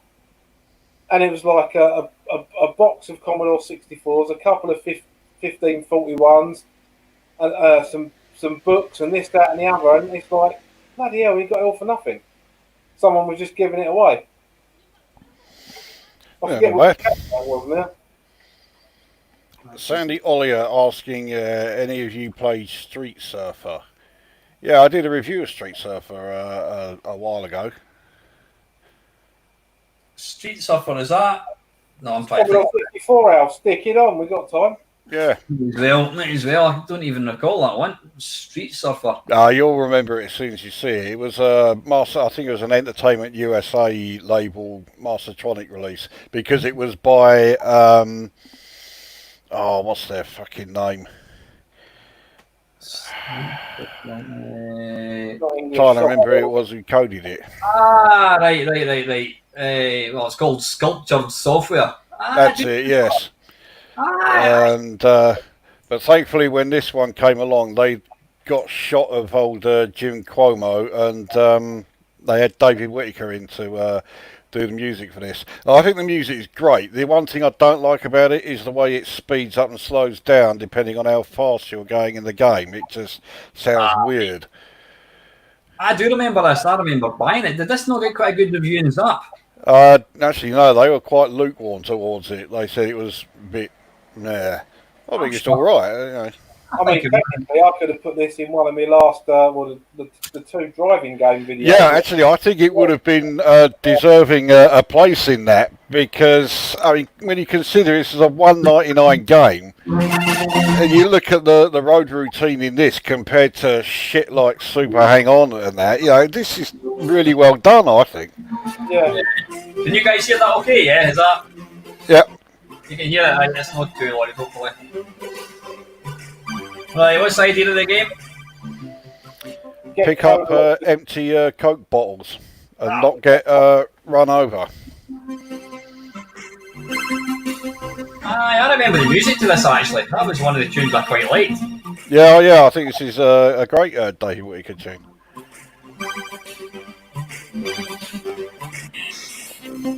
Yeah, if you press fire, you can jump over the potholes. You can also grab the Coke bottle that is on the side of the car. It's jumping, right. And you've got 2.5 miles with which to collect up some Coke cans. Coke bottle to build your health back up again.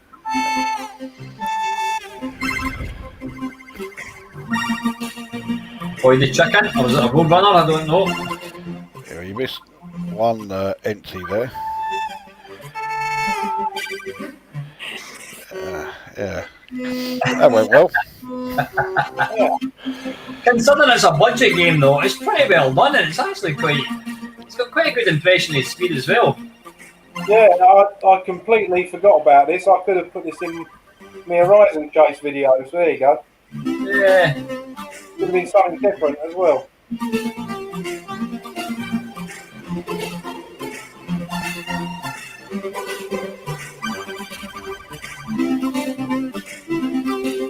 What the hell? Fine to the head. It's a bit like pit stop, but you kind of end up stuck. You get kind of stuck to the side of the road. You're trying to kind of fight to get off it. But...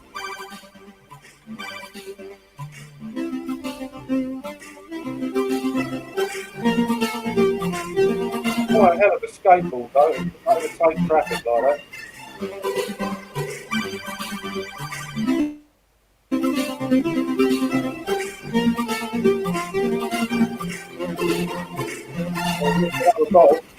Well, I'm doing really well picking up balls. Yeah. Don't go off the road. You can catch up with that car, you can grab that bottle out the window. Yeah. Or you can just. How do you get the bottles off the cars? Just push against them? No. Yeah. Do you? It flashes momentarily when you can pick it up. Right. There's one there. Right. Money. Punching. Chicken.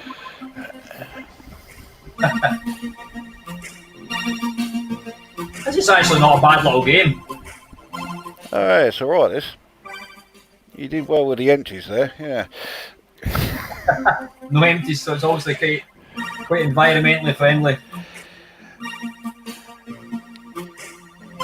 Just having a look at the comments, Joe Clancy said he's got a box 30 bread bin, not tested, an unboxed freeze frame cart. Idea if they're worth much. On eBay, it depends. Box 30 bread bin, untested, can go from anything from 40 to 100 quid, depending on who's bidding on the day. I'm not sure about the freeze frame cart. Depends which one it is. And Dell's saying this game doesn't have enough tits for mountings for me. Balls on. Now, whether you've watched my last video or not.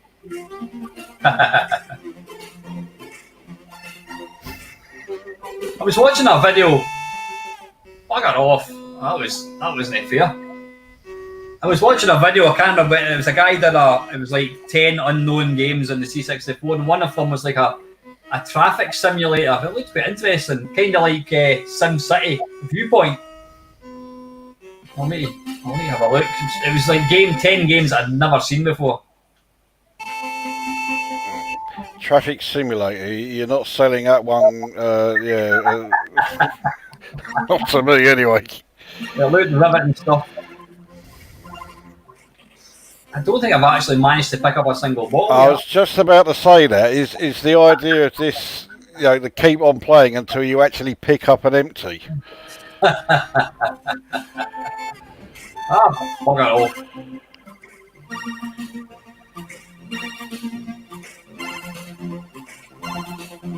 Well, I normally start appearing on the left. There's one. But it's got a horrible mechanic where you've got to hold the joystick up, and then you're trying to fight with it to kind of move to the side as well. It's one thing I really liked about Lotus Turbo Challenge on the 64 was you could put alternative controls on, use the fire button for accelerating. That's right, yeah. We actually got one. Fucking hell. I think it was more through pure accident than... That feels much better.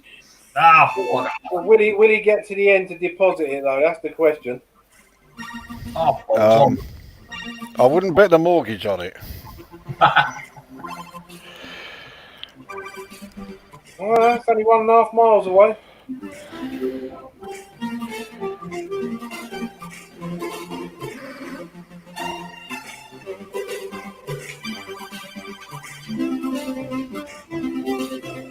essentially David Whittaker the sound, though, isn't it? Oh, definitely, yeah. I mean, I think I uploaded this music as one of my music videos. Although I did it more so that there was actually, you know, a reference. You could actually hear it played at the tempo it's supposed to be played at. Ah, right, yeah, got you.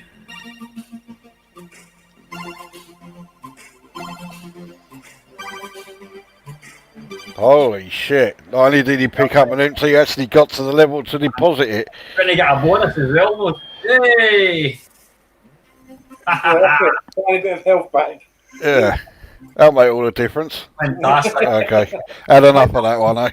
I think it's time to take a little break and have a bite to eat again. What do you think? If you need to, if you want to have a break, I can sit here and talk to Chris. Yeah, right, good. Listen, I'll drop out. Okay. I was going to bugger off as well, but yeah. I'll find a Sid tune to put on then, shall I? Thanks, mate. Right, we'll catch up. So who's on? We've got Mark. He's on at 4 o'clock. I think Mark's on at 4 o'clock, Chris. Yeah. Yeah. Sorry, mate. I was looking 4 at o'clock. Right. Fantastic. Right. Okay. Right. We'll leave you with in the good hands of Mr. Panther. You're going to stick some tunes on. I'll let you do it first before we bugger off. Yeah.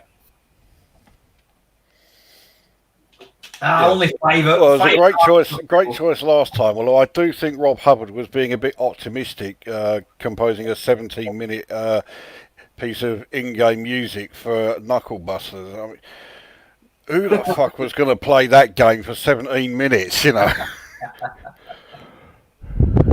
Yeah, it did. What do you call it? It did kind of lose it. It got a bit mental towards the end, didn't it? Yeah, yeah, that's the joy of that one, though. But kind of all over the place. Right. That's...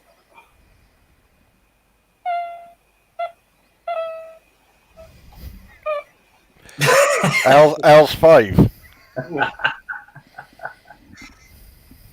Al's fave. What? Well, it sounded like it was Parallax. Which, yeah. I'm getting the feeling it is. I mean, I can do Oxygen 6 if you prefer. Well, I go for it. I've never actually heard that one yet.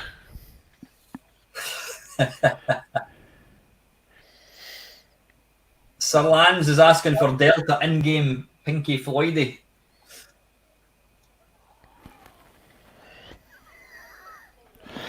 Pinky Floydy? Pinky Floydy.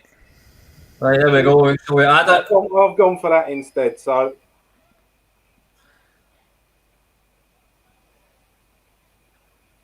You ready to go, are you?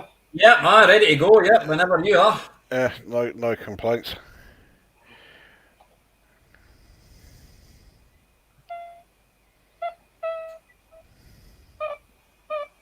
And that sounds completely shit. I don't know what's going on there. It'll be all right once I stop moving the mouth about. One job. Bloody hell.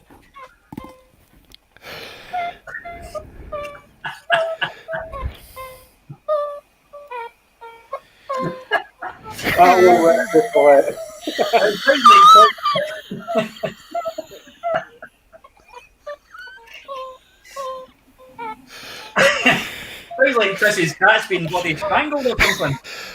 You've only got another 5 hours to go. You're all right. It's been a long day. What's going on with that? Why are you coming running so shit? I have no idea, mate. That does sound incredibly shit, doesn't it? It does. Oh, dear. Bloody hell. Right, I'll try and a smaller window. Right, I've just got Del Boy dropping in. What time was Del Boy due in it? Del Boy. What? Del, you're right. Oh, I think, sorry, he's just disappeared. I think he was just testing the stream. Yeah, Del, you're in at 4:30 to 4:45, buddy. Right, shall I try that again now? Try that again, yeah. It'll either work or it won't. I don't know why that's playing up.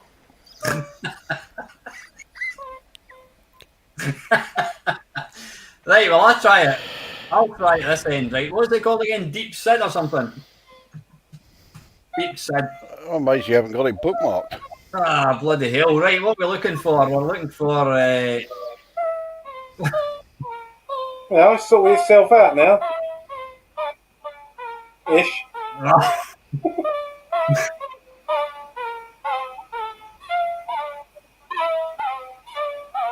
It still sounds a bit shit, doesn't it? I wonder if some of that's the stream as well, though, because I had that the other night when I was doing stuff. Yeah, Paul Morrison suggesting you may as well just use Sid Play. Trouble is we can't share the audio from Sid Play, so it's not an option. Right, I'll try it this side. Wait a wee minute. Right, there we go. Parallax. By the time we get this working, it'll be tea time will be over. Parallax, how do we get into? Where's the search thing about? Oh, user. No, that's not user. Where do we search about? Down the bottom. Ah, right, all. Right, okay. I'll just put Galway. Right, let's have a look. Yeah, you'll only have about, like, 200 results to go through. Yeah, that's... If nothing else, it's fucking entertaining. It is. Right, Martin Galway. Where's Sid Loader? If it helps, they're in alphabetical order. Right, was that better? I've not shared the stream yet. Hang on. Yeah, but we can still hear it. You can probably hear it just through my speakers. Right, let me come out and we'll share the screen. So it's going to be Chrome tab, isn't it? Vinny the Macam asking, can we go back to V? Tell you what, the music music to V was fantastic, Is that? Can you see that, guys? Yeah. Well, you can see that something's not loading in it. Yeah, I've noticed that as well. Right. How's that? Yep, you can hear that. Is that better? Hey, your computer's got more grunt than my laptop. Right, guys, we'll reconvene in about 10 minutes, eh? Yeah, okay, mate. Okay, cheers, guys. You're gonna have to drop us out. I'll just drop you out just now, yeah.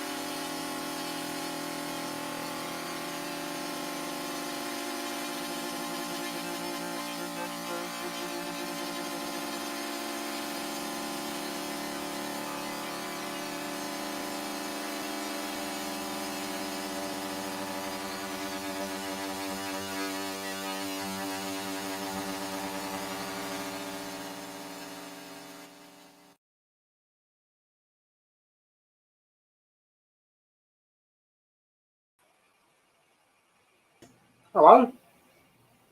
Hello. I think that was quite enough of that one. Well, the entire thing. What a classic tune that is. You fed and watered, mister? Well, I had a fab lolly, if that counts. On my 15th cup of tea, I think. So I think Mark should hopefully be along any second now. So how are we doing? So we've got Mark on. I'm just trying to see where we are in the schedule. We've got Mark on next, then till 4:15, and then from 4:30 till 4:45 we've got Del Boy, and then you've penned in a dinner break at 5 till 4:15, and then at 5:30 we've got another special guest. Yes, and I'll let you tell who the special guest is going to be. You want me to tell him who the special? Yeah, go for it. Well, with maybe his technical bit in the middle, it's going to be Gary Liddon, erstwhile of Zzap and many other things. Yep, Gary's a good lad. Also, talking about the mixie load earlier on, it was his baby, wasn't it? He came up with the idea. I think it was. So interesting to hear what Gary's up to now. I'll just message Mark, see if he's he did message me earlier on. Apparently, I was looking at the comments. Apparently, we had a thumbs down for the charity stream, but apparently it's been revoked. Well, it's a bit of a silly thing to do, isn't it? But, you know, anything's an interaction. To be fair, maybe tuned in when I was playing Ghouls or something, so, I mean, fair play to him. Also, the totalizer's up to 760 now. Jesus, that's mental. Absolutely awesome. Thank you very, very, very much for everybody that's £253.33 recurring for everybody now. I mean, if I had hit, I'd have been blown away if I'd got to 200 quid for everything. You know what I mean? To quadruple that is just absolutely insane. That is so good. You know, thank you to every single person that's donated. Right, I'm just going to message Mark and see. All right, Mark's going to be dropping in a second. Ah, dear. How you bearing up anyway? How's your backside bearing up? Well, yeah, I'm good, mate. I'm on a big comfy sofa. Aye, I'm sitting in an office chair. That's because I planned it. Were you trying to insinuate that I'm not well organised? There's no polite way of putting this, is there? No. Got the organisational skills of a hurricane, Mr. Stewart. Yeah, it tends to be a bit kind of riding with the seat of my pants. I think that's probably the right kind of phrase to use. No, you've done all right for doing this, though, mate. I'll give you credit where it's due. It's going. I wouldn't say it's going fairly well. I think it's went fantastically well. There's not really 5 hours to go. What's that? Only 5 hours to go. I'm just trying to think of it. It's only another 2.5 Friday, Sunday game streams. Yeah, so at 7 o'clock, it'll just be like a Sunday game stream. It would be. And like I said, I won't be doing a Sunday stream tonight. You can bugger off. You sort of are, because you're going to be here till 9 o'clock like normal. Well, technically, I suppose you could say this one finishes at 7 and we run on for another couple of hours. Don't jinx it, so Lancelot. Don't jinx it, yeah. So I don't know, what are you guys, how are you guys managing to take your eating on the hop? You got a takeaway or anything nice? Oh, there's Mr. Mark. Hang on, I'll just invite him into the stream. Evening, Marco. How you doing? I'm wonderful. Mark, Chris, Mark. Hello. How you doing for that? All right, mate. How are things, mate? You keeping well, man? Yes, yeah. Sorry, I'm a little bit late. I was going to use my desktop computer, but it turns out that it's way too dark over that side of the room, so I was basically in the shadows, so you couldn't see me. Right. So what are you using? What are you using to stream then? Just laptop. All right. Actually, it works. Do you find? Well, it's very easy to join. I think am I right in thinking you just click on the link and then you type in your name, and then that's it. Yeah. All I had to do was allow video access, and microphone. Yeah, it's pretty good. So anyway, listen, anybody that doesn't really know Mark, Mark's, you and I have, in fact, I'm going over old ground again, talking about making friendships through the internet. We met one another, virtually through, what was it again, Virtual Pool? Virtual Pool 3, I think it was, yeah. Was it Virtual Pool 3 or Virtual Pool 2? I can't remember. Was it 3? I didn't play 2, so it must have been 3. The third one. And that was when you were running it on a modem, a dial-up modem, wasn't it? Yep, 56k modem, yeah. And the best of it is there was absolutely no lag. There was no lag to speak of. And I'm sure did we not used to play. We used to play. What was the name of that game? It wasn't Half-Life. What was the one where you ran about and you shot each other? And you were always Unreal Tournament. Unreal Tournament. That's right. Yeah. And that was all in dial-up as well, wasn't it? It was. Yeah. I played that regularly. Yeah, all over a 56k modem. That was insane. But yeah, I says I met Mark through virtual pool. And that's when you had a chat interface, and then I think I introduced. Was that right? I think I introduced you to Yak Yak. I think that was how it was, wasn't it? Yeah, definitely Yak Yak or Road. Yeah.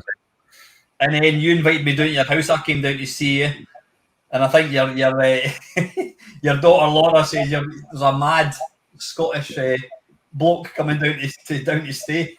Yeah, I think she described you as a mad Scottish axe murderer. I think was the phrase she used. That's pretty accurate, to be fair. Yeah. Have you ever met this guy? No. How do you know him then? I play pool against him every now and again. Okay. He's coming to stay at our house. Yep. So, yeah. Well, you know what? The rest is history. You've been at my wedding. I've been at your wedding. Yeah, there you go. In fact, you were up here. I think it was almost a year to the day. It must have been about a year ago you were up here. The missus said about a week ago. She said, "Oh, this time last week we were at Alan's last year." So yeah, there you go. But obviously that's not interesting for any of our viewers. You've got a bit of a history with the retro game. I'll let you kind of introduce why are you intrinsically involved on the sort of the scene. Okay, I don't know how interesting it will be to people, but I got a job working at Hornby Hobbies, which are the people who make the Scalextrics and train sets back in the early 90s, because they were going to be selling a product called the Game Genie, which I'm sure most of you viewers have probably heard of. Back in the console days, you could use this device to plug into your Nintendo or Sega and basically let you cheat at the games. Very similar to the Action Replay, which I think is still probably going. So I got a job at Hornby Hobbies. The job advert basically said, "Do you like playing games, video games?"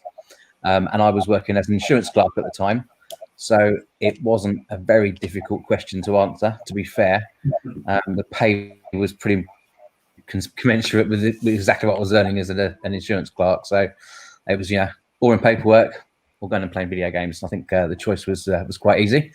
So that's what I did. So I worked at Hornby Hobbies as the Game Genie guru. I was the guy at the other end of the phone when people were having trouble with their equipment or wanted new codes. I was the guy they called up to ask for those new codes. We got them sent to us by Codemasters, who were the people that invented the Game Genie. They would send me codes on a regular basis. I would have a list of those new codes, because obviously the product itself only came with a certain amount that were in the booklet, and every time a new game was released, new codes were created for it. People would phone up and ask for the codes. I'd give them the codes, or just general gaming advice, to be honest with you. That's how I kind of got into the gaming scene beyond obviously playing games myself. Incidentally, the reason I got the job, other than the fact that I wanted it, was that the boss who interviewed me at the time, I started talking about my Amiga computer, and that was it. He gave me the job simply because I had an Amiga. So yeah, there you go. So that was kind of step one, really, and then that led on to a few other bits and pieces. They wanted to, the guys from Gamemaster got in touch because they wanted to do a little feature on the cheating devices. So I got invited to go along and film a sort of snippet on how to use the Game Genie. They did a similar thing for the Action Replay. They weren't really pitted against each other on the program. It was just they were giving examples of both pieces of equipment. So yeah, I went to London for the day with my boss. Went into a seedy backstreet studio just off of Oxford Street, and stand in front of a green screen for about 3 hours and film loads and loads of scenes of me using the game Genie on various different consoles. The actual clip in the program lasts for about 20 seconds. But yeah, it was a whole morning of filming to get that. So yeah. Were you the only person manning the phone then, Mark? Yeah. I was, yeah. I mean, my boss took over obviously if I wasn't around, but generally, yeah, I was the one who was there from, I think it was midday it opened, so from midday till 8 in the evening. I did every day, including Saturday mornings. I think it was Saturday from 9 till 12 or something like that. I can't remember the exact times. But yeah, the game Genie itself, it didn't last very long, to be fair. I think the Action Replay was the better product out of the two. So that kind of won out. The game Genie was a bit more haphazard, a bit more hit and miss in getting codes for it. There was no formula. You simply typed in 8 characters and you saw what happened. You know, might give Mario a pink dress or something. Who knew what was going to happen with it? Codemasters had a little bit more influence over how they could get specific codes because they could look at the actual code of the game itself. But your general user sitting at home had no way. Whereas the Action Replay was a bit more clever. You could tell it that you were trying to look for infinite lives, and it would try and suggest codes to you. So it was a better product. So it won out. So I only actually did it for about 18 months in the end. And then who brought out the Action Replay then? Was that? There was a company called Daytel that did the Action Replay. Right.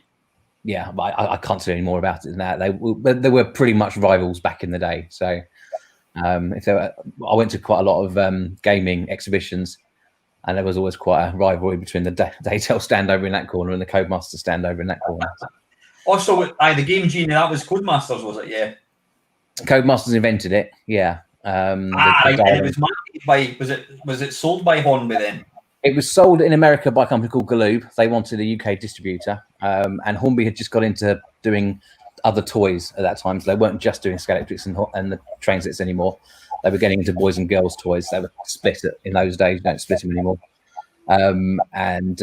Yeah, and they got this sort of contract to distribute the game Genie in the UK. So that's how they got on board. I mean, they had no gaming knowledge, no video game selling knowledge whatsoever. So the guy that I worked for, he was brought in to manage the boys' toys, which included selling the game Genie. And another little tidbit: Hornby Hobbies famously turned down selling the Cabbage Patch dolls. It was a bit of a mistake. I think you weren't involved in that decision, though. Oh no, no, not at all. No. Yeah. What was I going to say? I mean, when you were, was your job presumably just sitting at a phone waiting for the phone to ring? Yeah, pretty much. I mean, other than waiting for the phone to ring, I mean, my other job was playing games because the helplines kind of evolved quite quickly into not being just game Genie codes because there weren't that many of them. It also just became a general helpline. So people, I'd have kids phoning up all the time. How do I finish level 17 and whatever?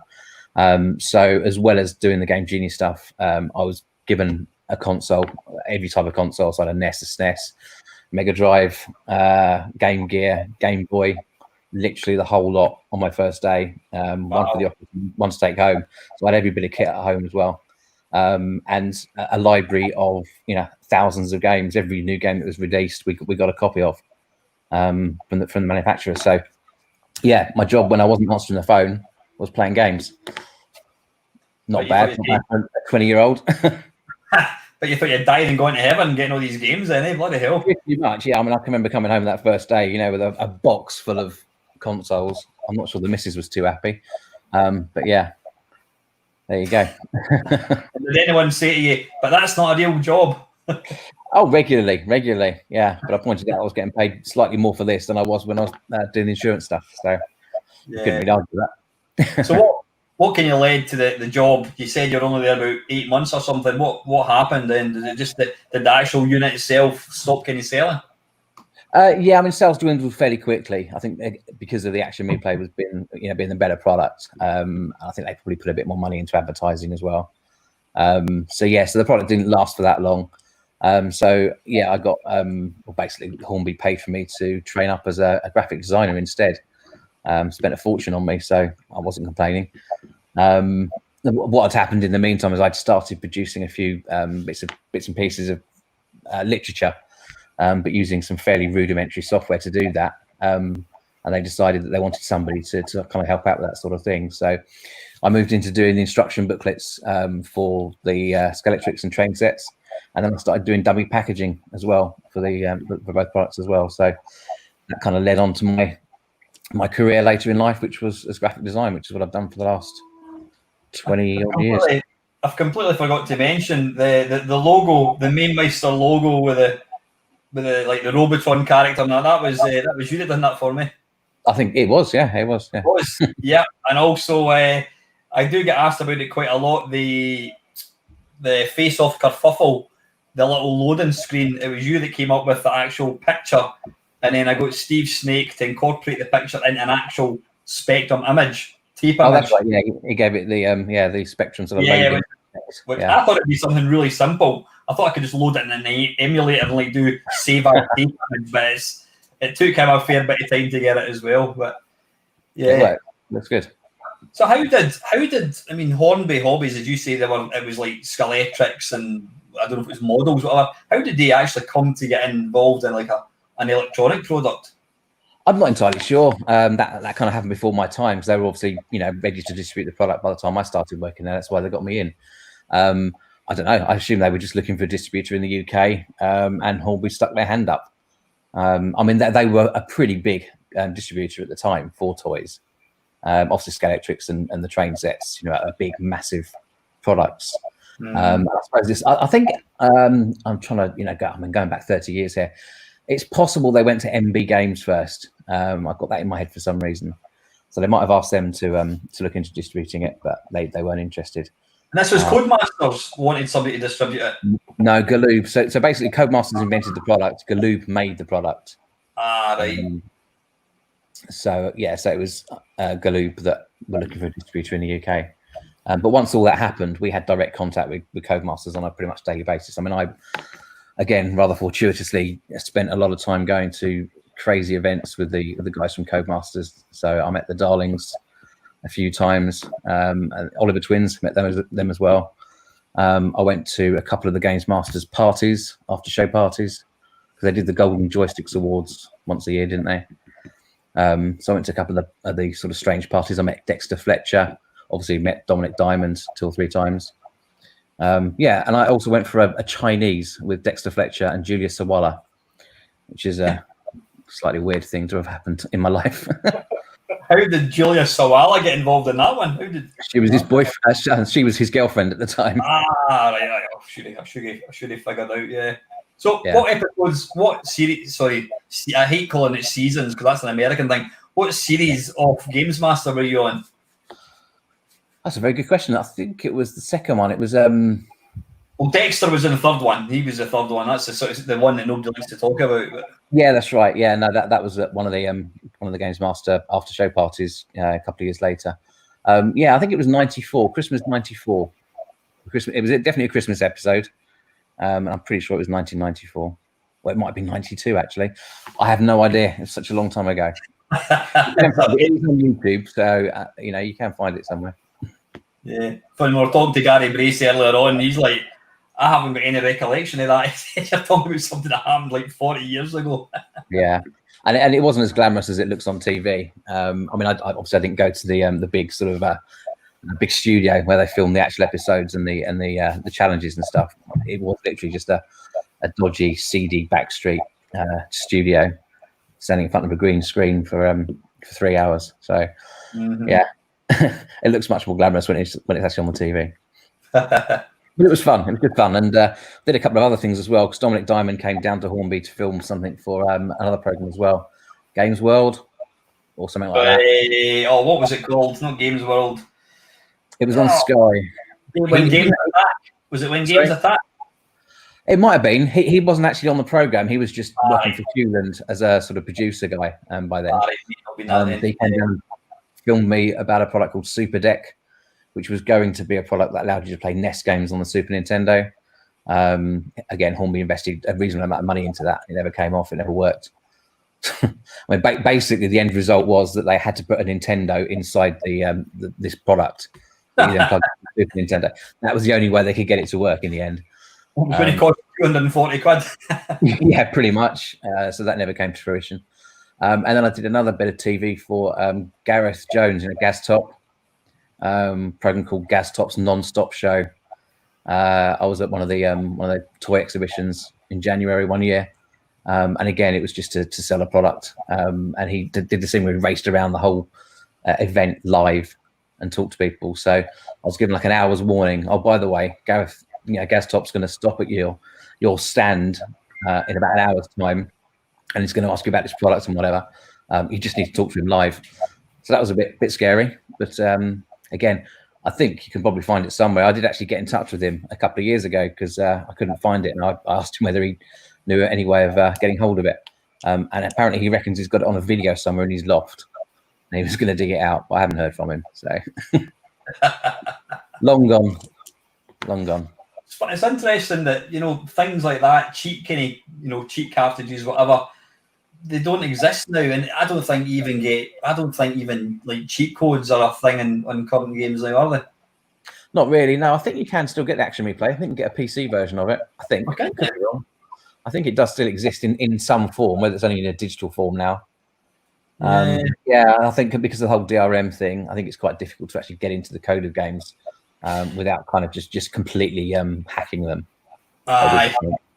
If you're cheating to get hold of the game in the first place, you're not too worried about cheating actually playing it, are you? But most games are online. Most games are against somebody else.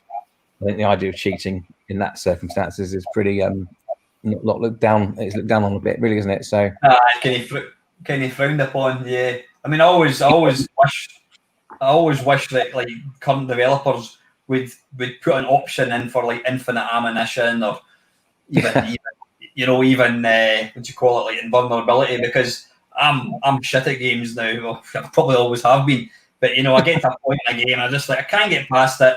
I mean, what was the game I played a couple of years ago? BioShock, the new BioShock. It's been out for about 10 years, and I could get to the very last level, and you play it for 20 minutes, and you're hanging on, and you know that you're almost at it, and then you die, and you go all the way back to 20 minutes, and you've got to do it again, and I end up just getting to a point. I think, stuff that, I'm not playing it again. Whereas it'd be nice to put enable infinite ammunition. Boom. Don't know why they don't do that. I mean, some people have said that it would kind of sour the whole experience, because obviously they've finally honed the graph, they've finally honed the difficulty to create a certain atmosphere. There's hardly any ammunition. If you could run about in Resident Evil and just pick up unlimited ammo, then it would kind of kill the game. But surely, am I right as a consumer, I should be able to do that? And at the end of the day, it would mean I would complete a game quicker and then move on to the next one. Oh yeah, definitely, yeah. I think as I've got older, I've the settings that I use for a game have slowly dropped. So from the days when you would go straight in on hardcore because you thought you were a really good gamer, most games I play on very easy now. Just because I want to get through the game. I've paid 50 quid for something. I want to see the whole game. I want to see the end. So yeah, I'm not too bothered about it anymore. I'll just play a game on very easy if I have to. Yeah. What about yourself, Pan? For what kind of skill level do you play games on? I normally just go straight in at normal. It's a small world, actually, Mark, because I used to work for a company that made Transformers for Hornby Hobbies train sets. Oh, okay. Yeah. There you go. And I had They also sold. They also did the Gladiators toys as well, which was quite good because we did all the figures, all the models. So the modelling department obviously had to create all the models of the different characters from Gladiators, and to do that, unfortunately, they had to have almost nude photographs of all of the cast from the Gladiators.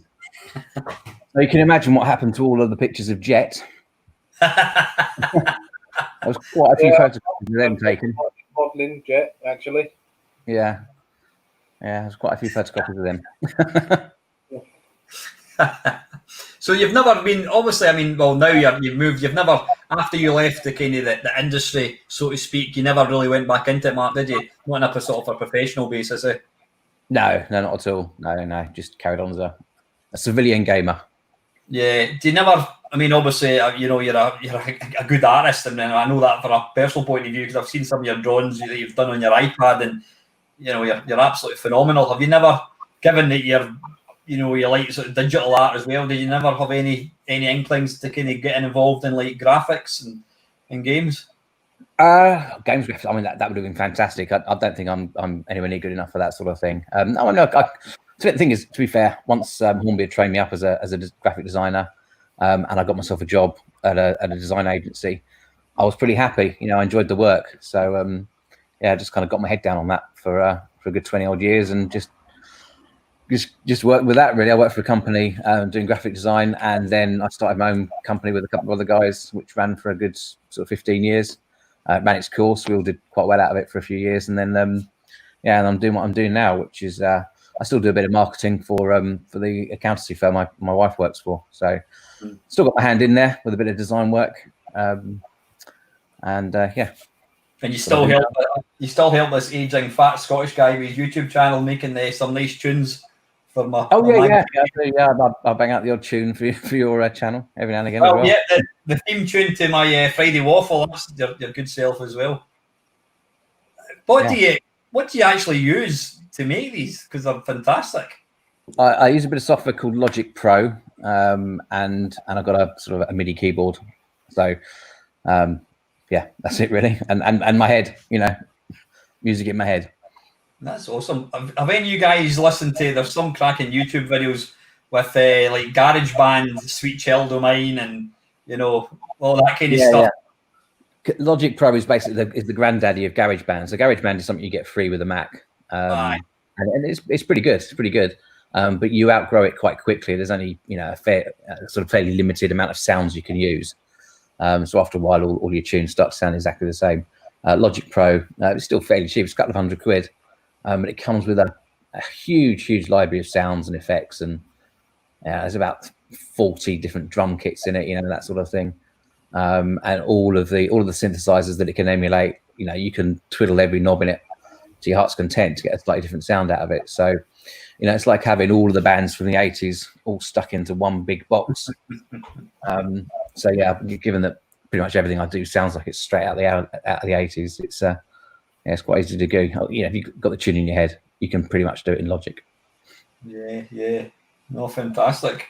So I was going to say, music-wise, how long does it take you to kind of knock out a tune? You've said I think you've done about 3 for me. Yeah, I can. I mean, once I've got a tune in my head, I can probably do it in a couple of hours. Get the basics of it down, and then I'll spend a week, 2 weeks, 3 weeks, a month, 2 months, whatever, fiddling with it until I'm happy. Music is a little bit like art. You know, you get to a point where you just have to stop.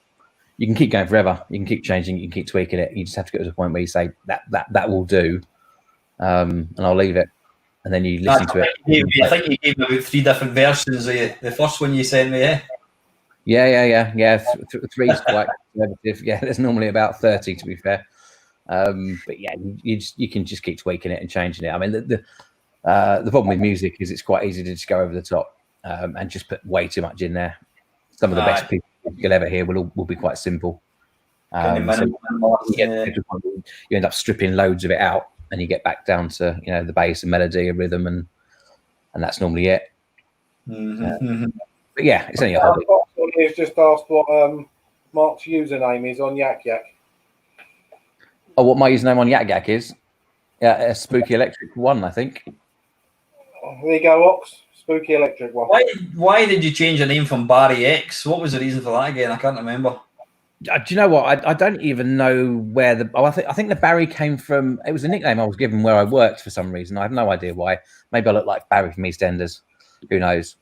But I was given Barry as a nickname. So yeah, I just when I was playing, because we used to play Unreal Tournament online every lunchtime at work, and sometimes after work as well. We had all of the computers in the office were all linked up, and we all jumped online every day. And it was just the name I chose for my Unreal Tournament tag. And then I carried that over into Virtual Pool, and then carried that over into Yak Yak. But yeah, I didn't like the guy that called me Barry. So when I left, I got rid of the Barry moniker. Yeah. What was I'm kind of going backwards here. What was your first computer? My very first computer was a Spectrum, ZX Spectrum Plus. Was it? Yeah. Yeah, which a kind uncle bought for me. There's no way my mum could have afforded it. So I managed to blag an uncle to buy one for me. Bought my sister a typewriter at the time as well. That was what she got, and I got a Spectrum. So that's what I from. I actually used my Spectrum for my math, for my computing O level as well. Did you really? Yeah. I wrote a graphics drawing program on it. Yeah, I passed, so that was quite good. Did you never own a C64? Yeah, I did. Yeah, when I started earning my own money, I worked on a farm. When I first left school, I worked on a farm for a summer, and was earning stupid money on a farm. I think it was about 150 quid a week, which we're talking sort of 1985, 1986. Yeah, it's a decent amount of money. And because I was just under 16, somewhere around that sort of age. You didn't pay any national insurance or tax either, so it was all mine. So I went out and bought myself first C64, and then an Amiga. And then it's pretty much just PCs since then, PCs and Macs. Did you never dabble with the SID at all? No. What, for doing music? Not any serious form. No, I mean had a couple of bits of software that could let you do like Octamed and stuff like that. Which that was Amiga, wasn't it? Not the C64. Yeah, I think it was. Yeah, but I had a physical keyboard as well. I had a Yamaha. Which had a very limited amount of sort of programming on it, recording memory. So I used to muck about with that. And also I had a dual sort of mixing tape deck thing that, was it Amstrad? It was Amstrad that made it. It was like a 4-track mini studio you could buy. Look it up online. It was a weird looking piece of kit. It came with 3 microphones or 4 microphones as well. But I used to use that for bouncing, tracks backwards and forwards between tapes. Problem is, after 2 or 3 bounces, it gets so muffled you can't really hear the tune anymore. But it was a bit of an inventive bit of kit for Amstrad, as they tended to do back in the day. Create this weird bit of equipment. Well, Derek Findus Archive says that he loves the music, but not enough accordion. Oh, okay.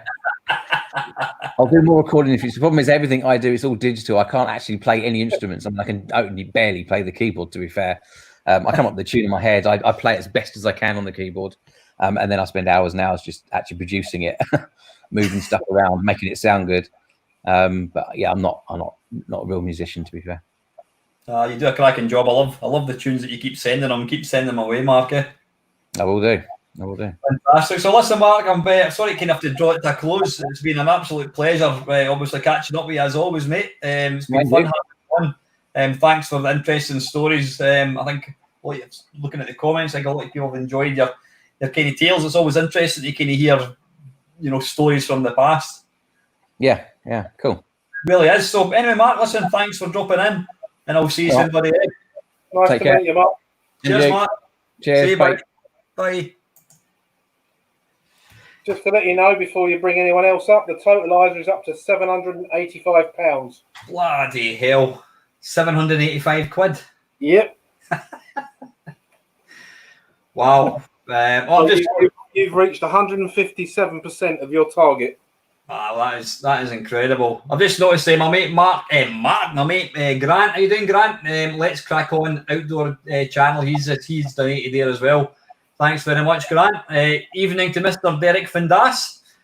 It's always nice to have all you guys in.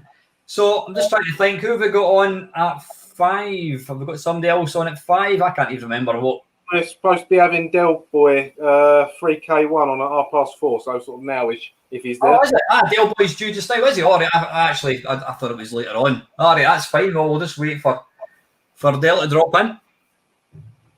How are we doing? We're 7.5 hours in. It's good. We broke the back of it, mate. I'm still not sick of the sight of you, so we're winning. Hey, we've got Mr. Del Boy. Bring him in. Hello. Good evening, Del Boy. Right, Del. You're all right. Can you hear me? Okay? I'm good, mate. Who's that in the background? I thought that was Arnold Schwarzenegger. No, I can see you got your TV on in the background.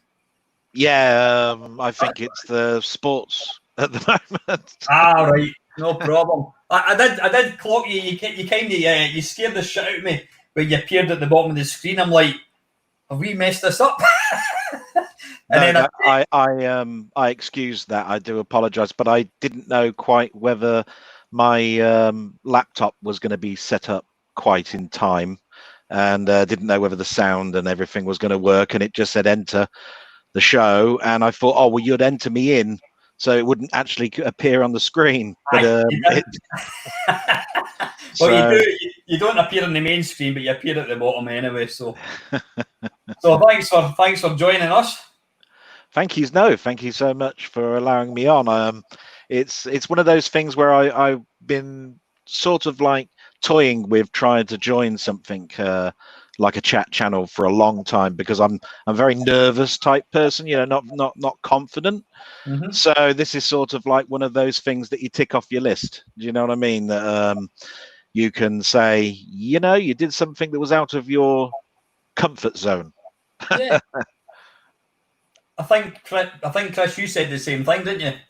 Yeah, the only trouble is it's very Moorish. Once you've done it once, especially if you're in decent company, like all the stuff I've done with Alan and the other Chris, you want to do more. And it's like sometimes I find now when I watch one of Alan's live streams on a Sunday, I'll go to say something. It's like, bollocks, I'm not live. I've got to type it in. And it just seems really weird now because I've got used to appearing on the channel.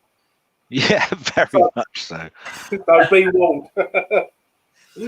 Have you any aspirations for doing your own sort of like YouTube channel, Endale? Not at this moment. I basically, it literally is out of my comfort zone, and all I've wanted to do for quite some time is be sort of part of a community of something.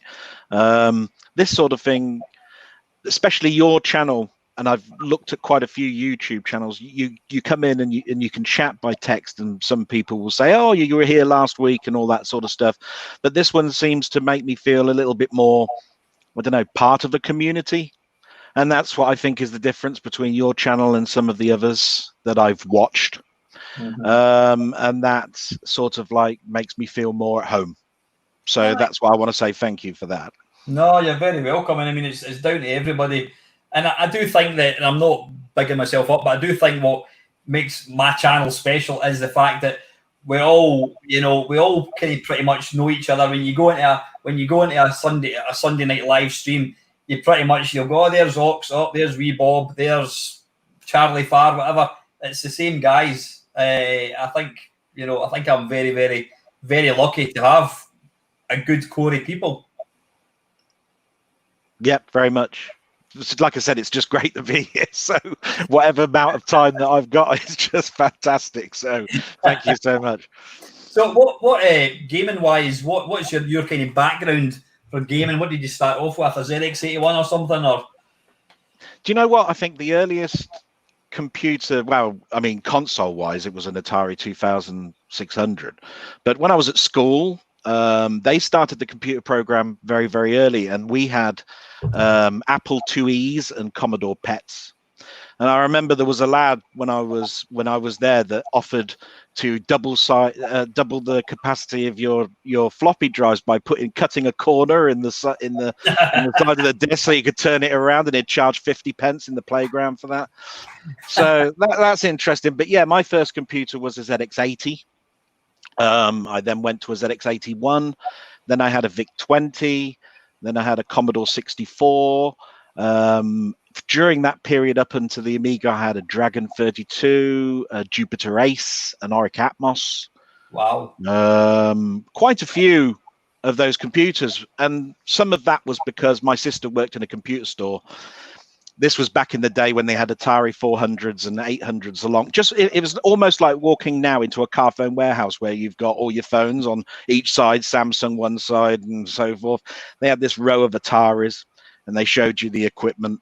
But I was never rich, and basically I take it like this. I had a VIC-20 and it took me a year to save up for the tape deck for it. So when I was typing in a program, it'd stay on for about 4 days because I didn't want to turn the damn thing off. And anybody who had a Commodore 64 over here knew that they had tape decks because the disk drives were just so expensive. So you know, it literally is a boon, isn't it? Because cost was an effect. So that's the why Spectrums and so forth are so popular, because I mean they were that entry level cheapness. And as we go down, people bought older models even rather than buy the newer ones. You know, just because, I can have that technology now and play this game, and my friends got selling theirs off so I can have all their stuff cheap. You know, I remember selling some of my computers to friends and family, and they literally took on 1,000-odd games instantly, and you'd sell them on for like £100 or something stupid back in the 1980s. And you know, and you just regret that now. It's almost like your mum got rid of your comic book collection or something, and you go, what, you give it to the hospital? Jesus, what are you doing that for? And there were thousands now, so you know, you live and learn. But yeah, that's my computer sort of like background, was pretty much there. I had a little story. I had one of the first 2000 Amiga A1000s, and I was one of the people that ordered that.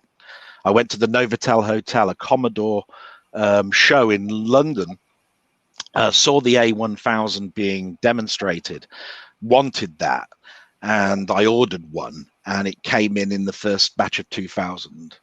And it had all the signatures underneath it. If you turned it underneath, they had all the creator signatures underneath it. It was a very interesting machine. Wow. And I had that for quite a few years. Don't tell me you sold it to get a Super Nintendo or something, eh? I actually sold that. There was a person that was listening to a lot of demo stuff that I used to do. And he said, I've got an A1500, which you can have with a video toaster and a gen locker. And I just want your A1000. And I said, well, yeah, that's a damn good deal, because I get a gen lock and a video toaster out of that. And it's still the same sort of machine. And back then, the A1000 wasn't very expandable, and people had now got 500s and 600s. 1200 wasn't quite out yet. So I thought, yeah, why not? So I got rid of my A1000, got a 1500. So, yeah, that's how that one got taken away from me. See, when you mentioned you had an hour at Atmos, you had the Jupiter Ace. Did you have all them at one go, or did you kind of have to sell one and get another one and sell it and get another one? Well, some of them were, because my sister worked in a computer store, some of the people had traded them in. This was back in the day where, right. you know, this was back in the day where you could go into a TV store like Rumbelows or Radio Rentals, and people, you know, we're going back some years now, and I dare say people wouldn't even know what I'm talking about with this, but some of the computer stores would take back equipment that was on its last legs, and some of the Jupiter Aces that I got were, it's broken, it's got a cracked this, we can't do anything with it, your sister can have that. And I took it and basically tinkered around with it, and sometimes if I got it working, I'd sell it, and that's what then funded a larger piece of equipment, you know, that I wanted to have. It's funny you're talking about like wanting to buy a disk drive. I mean, I had the C64, and then a mate had a disk drive, and I mean, I knew I wanted it, but I mean, it was like, I don't know how much it cost. It was like 250 quid, and for me that was, you know, that was before I had a part-time job. It was just something. It would be like the equivalent of me trying to save up and buy a Porsche now. It was just something that was so unseeable. You know, it was a massive purchase, you know what I mean? And nowadays, you know, you just pick up things for not a lot of money. I mean, technology has really come down in price. In fact, that's again a thing I talk about a lot. I've been reading a magazine that was a PC, I don't know what it was, PC World or something. It was from 1983, and there was a computer, I don't know what one it was, a business machine, and there was 3 different hard drives, and the 5 meg hard drive was just under £1,000. If you were to work out 5 meg, £1,000, you work out what the equivalent of I bought myself a 10 terabyte drive a couple of months ago. That would have cost millions of pounds. Yes, very much so. And you know, the Amigas started to get hard drives, and when you consider that the Amiga was trying to get as close to a PC as possible to keep itself, I suppose, as a product that you could still buy, hard drives, yeah, they were damn expensive. And you know, when you start to consider all of that, I mean, I think the first one I had was a 10 meg hard drive for a 386. Yeah, 38625. But I don't consider my PC background to be anything other until you get to the DX50s and so forth and Pentium 1s.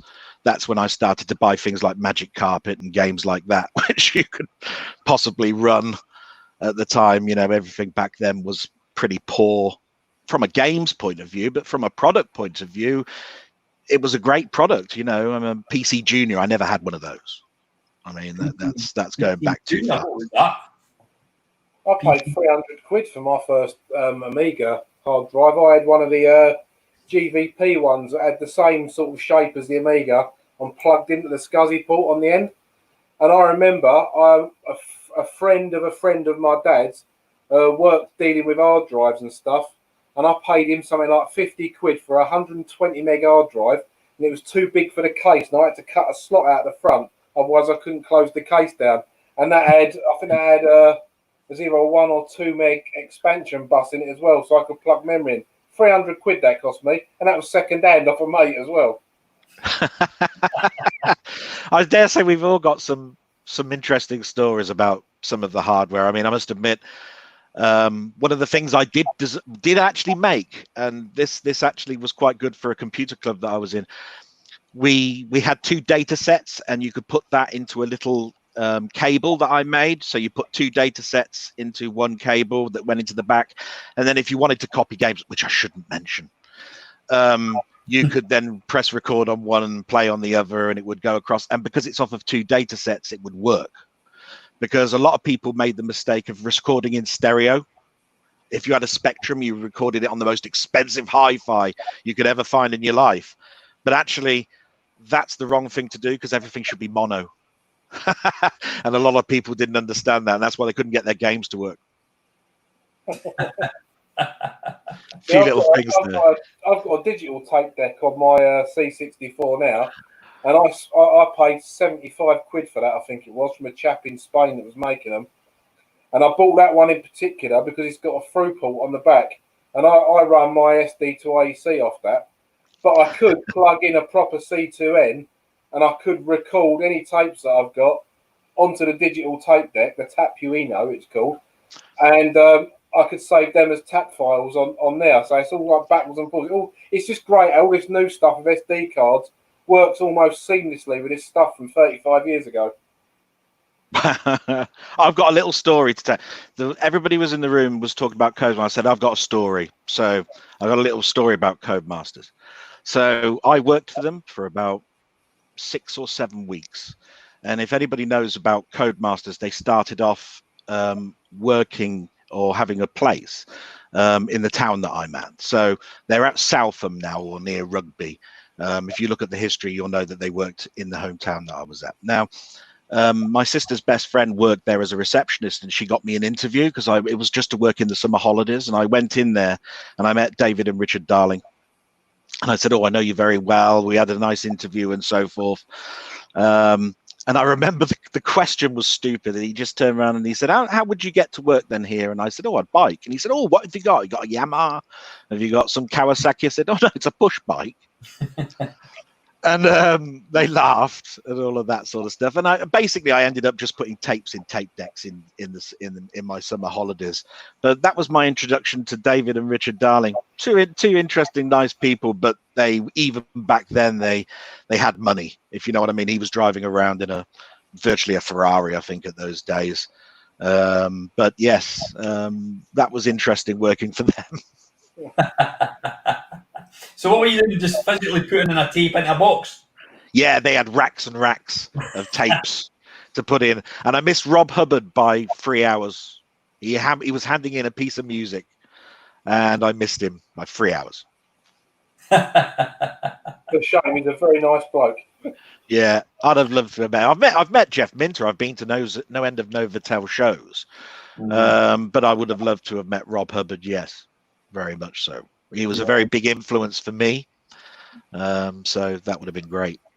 So you're still quite technical then, Dale. I mean, what's your kind of technical background? I mean, you've kind of mentioned in Discord and that kind of stuff. Like, what do you kind of program or that, or what's your background? No. I've worked on call centers for years. Service desks, and basically, I'm quite good, I suppose. If somebody mentions to me on a phone or something, this has gone wrong on my PC, I can sort of use open and close questions to get to the root of the problem and then say, oh, this is what you want to do, and talk through those steps. I'm now the IT Asset and Configuration Manager for the Probation Service. So I work for the Ministry of Justice. It doesn't mean I get CDs. It's not that type of Ministry of Justice. I basically, at the moment, because I'm a key worker, people are working at home.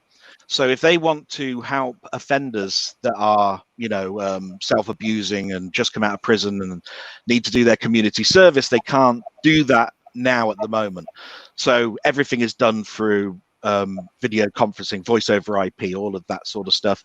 I build the PCs, get them out to their houses so that they continue to work, because some of the equipment's quite old now. And if it breaks, you've got to be able to log into a new laptop.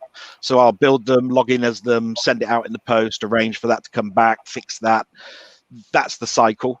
And that's why I'm working so many large hours. I'm going in at 8 in the morning and coming home at 8 at night. And I mentioned to Pamphlet one day, I said, I'm busting to have a conference, a talk about computers, and you guys are not live. What's going on? I'm fed up with it. I'm busting to say something, and you guys are not around. What's going on? And that's because I need to get my frustration out. I turned my phone off and hid under the bed. That's the thing I love about YouTube. I mean, or not about YouTube, but it's the thing I like about YouTube. But I've got this deep love for old systems, and it's not even, although I've got a ridiculous amount of systems, it's not really about playing the games for me. It's just about the nostalgia, revisiting happy times as I was a kid, and being able to sit and talk to like-minded friends about the most geeky things. Some of the conversations that Chris and Lukozer and I have about things about, Lukozer and I were arguing about what defines a shoot 'em up, and we're getting quite heated, and if you shared that with anybody else, they'd be like, are you feeling okay? You know what I mean? And I think it's wonderful that you can be talking pish basically with your mates about stuff that nobody else would be interested in talking about. Very much so. But it's very interesting what you've been talking about, Alan, with computers and all of that sort of stuff, because I suppose what I look at for myself is that there were some people that I'd speak to that just goes, how does this game work? How far have you got in this game? Oh, how fast is it? How's it going? And all of this sort of stuff. And then there'll be another group of friends that said, I know how they did that. They split the screen up and they've got more sprites in the top half and the bottom half. And I'd fit in this middle bit going, oh, yeah, that's great. And I'd take all this knowledge in. And that's pretty much where my enthusiasm came from. But I'll tell you another interesting story because of call centers. And then I know I'm taking up quite a bit of time, so I'm sorry if I am going over time. So working in a call center, I've had all of the calls you could ever think of, and this one comes to mind. So I've had people say, where's the any key? And all of that sort of stuff. All the stories that you must have heard of before. But there was this one person I had on the end of the phone, and it was 25 minutes long, this phone. It said, this computer will not come on. And I said, oh, have you checked the plug? Is it going into the back? Yeah, I've checked all that. I've changed the fuse. Yeah, that's not working. And I said, is the light on the monitor on? No, the light on the monitor's not coming on or anything like that. And after 20 minutes, the person came back and said, yeah, it's working now. And I said, oh, I tried everything was wrong. I said, oh, yeah, the power went out on our floor. I went, oh, so I've been helping you with this computer. The whole floor was out of power. So I just really, that's when you want to go out for a cigarette and just go, that's it. I can't take that now. I need a break. It's just mad. Have any of you guys had any of these calls from bogus call centers about your internet's not working? I had one actually last week, and it wasn't about the internet. They said, I'm from Amazon, and we apparently, we had a call. And I said, oh, I tried everything was wrong. I said, oh, yeah, the power went out on our floor. I went, oh, so I've been helping you with this computer. The whole floor was out of power. The whole floor was out of power. you've been charged for a second subscription to Prime, and we want to refund that money. So please, can you sit at your computer and we'll tell you how you can get that money back? And I went, sorry, I don't think that's true. And they said, well, yeah, honestly, we want to give it back. I said, how can you take money for a second subscription? It's one per family. And then they put the phone down. And that's a terrible scam. I mean, they actually came through, and my mother picked up. They're 79. My mother's 79. So she came in and said, they want to speak to you. And I said, okay. And I just asked open questions again about it. I said, I don't trust this. There's no way that you could have took my credit card and paid for a second subscription when I'm live. You just couldn't do that. So that was a stupid. The best one I heard of, it wasn't me, it was my mate Neil. I don't know if he's on the stream. He had a phone call, and it was a guy saying there's a problem with your Windows. If you can let us log onto your computer, we'll fix it. And he went, oh, that's fine, that's fine. He says, right, I'm in front of the computer. He says, right, can you go to the internet? He says, open up Internet Explorer. He went, nah. I said, I'm not seeing it. Oh, you need to go to the start button. The start button. Nah, there's no start button. Go to the bottom. Move the mouse. And he goes, there's not a mouse on this computer. Go to the mouse. Click on the start button. Go to Internet Explorer. He says, it's not here. And he says, what does it say in the screen? And he says, it says Sinclair Research ready. And he's like, what computer have you got? He goes, it's a ZX Spectrum. What? He's just ripping arse out. I'll tell you what. The other thing that happened the other day is that I was going through loads and loads of rubbish. I don't know. I mean, I'm pretty sure you do all this. Do you remember these? This is a Game Park 32. Oh, I had one of these. I told it, yeah. I have not seen a memory card like this. Blimey, Donkey's years. 128 meg of RAM on that. The first time I saw one of these running, it was down at one of these RetroVision events that I saw, and it was like, I can't even remember the guy's name, and he was running a Commodore 64 emulator, and you need to remember that was 2003, and seeing a portable Commodore 64 was just like, I've got to have one of these. And I got the GP. It wasn't the backlit one. Was it the GP 32 blue or something? Was it? I think it was. Is that the one with the backlight? These ones were the ones before the backlight, weren't they? Yeah, I had the one which you had to be sitting at the exact angle with the sun streaming in to actually see the screen. Well, it wasn't as bad. It wasn't quite as bad as that. But yeah, the Game Park was an awesome one. And I've actually got the sequel to that, which was the Pandora, which is a little flip up one. But yeah, fantastic machine. Really. Yeah, if you remember rightly, I told you that I had a Pandora. I loved it, but I had to get rid of it. It was just something that I needed to buy something. I needed a car, to be quite honest, to get me to work. So I was offered silly money for it. Because this was back in the day where it was coming from another country, I think from Germany. The batteries for them were even expensive. You couldn't get the HDMI cable for love nor money. When I was trying to get anything for it, and I really wanted it to put Amiga stuff on there, and I heard that this would be great for that, and I used it for quite some time, and then it was just stuck in a cupboard doing nothing for absolutely ages, and eventually it had to go. It still had its box. Not that it was just a generic box, though. They came in generic boxes those days as well. It was almost like a Kickstarter. So I know. I think unfortunately, a guy Craig, somebody or another, he was like behind it, and I think there was a lot of kind of bad stories that people were paying money and weren't getting it. But I bought mine second hand off eBay for quite a decent price, and I have gone to sell it a few times. In fact, whatever you do, Alan, don't sell it. Don't sell it. No, please, don't. No. I will sell it Biggest regret.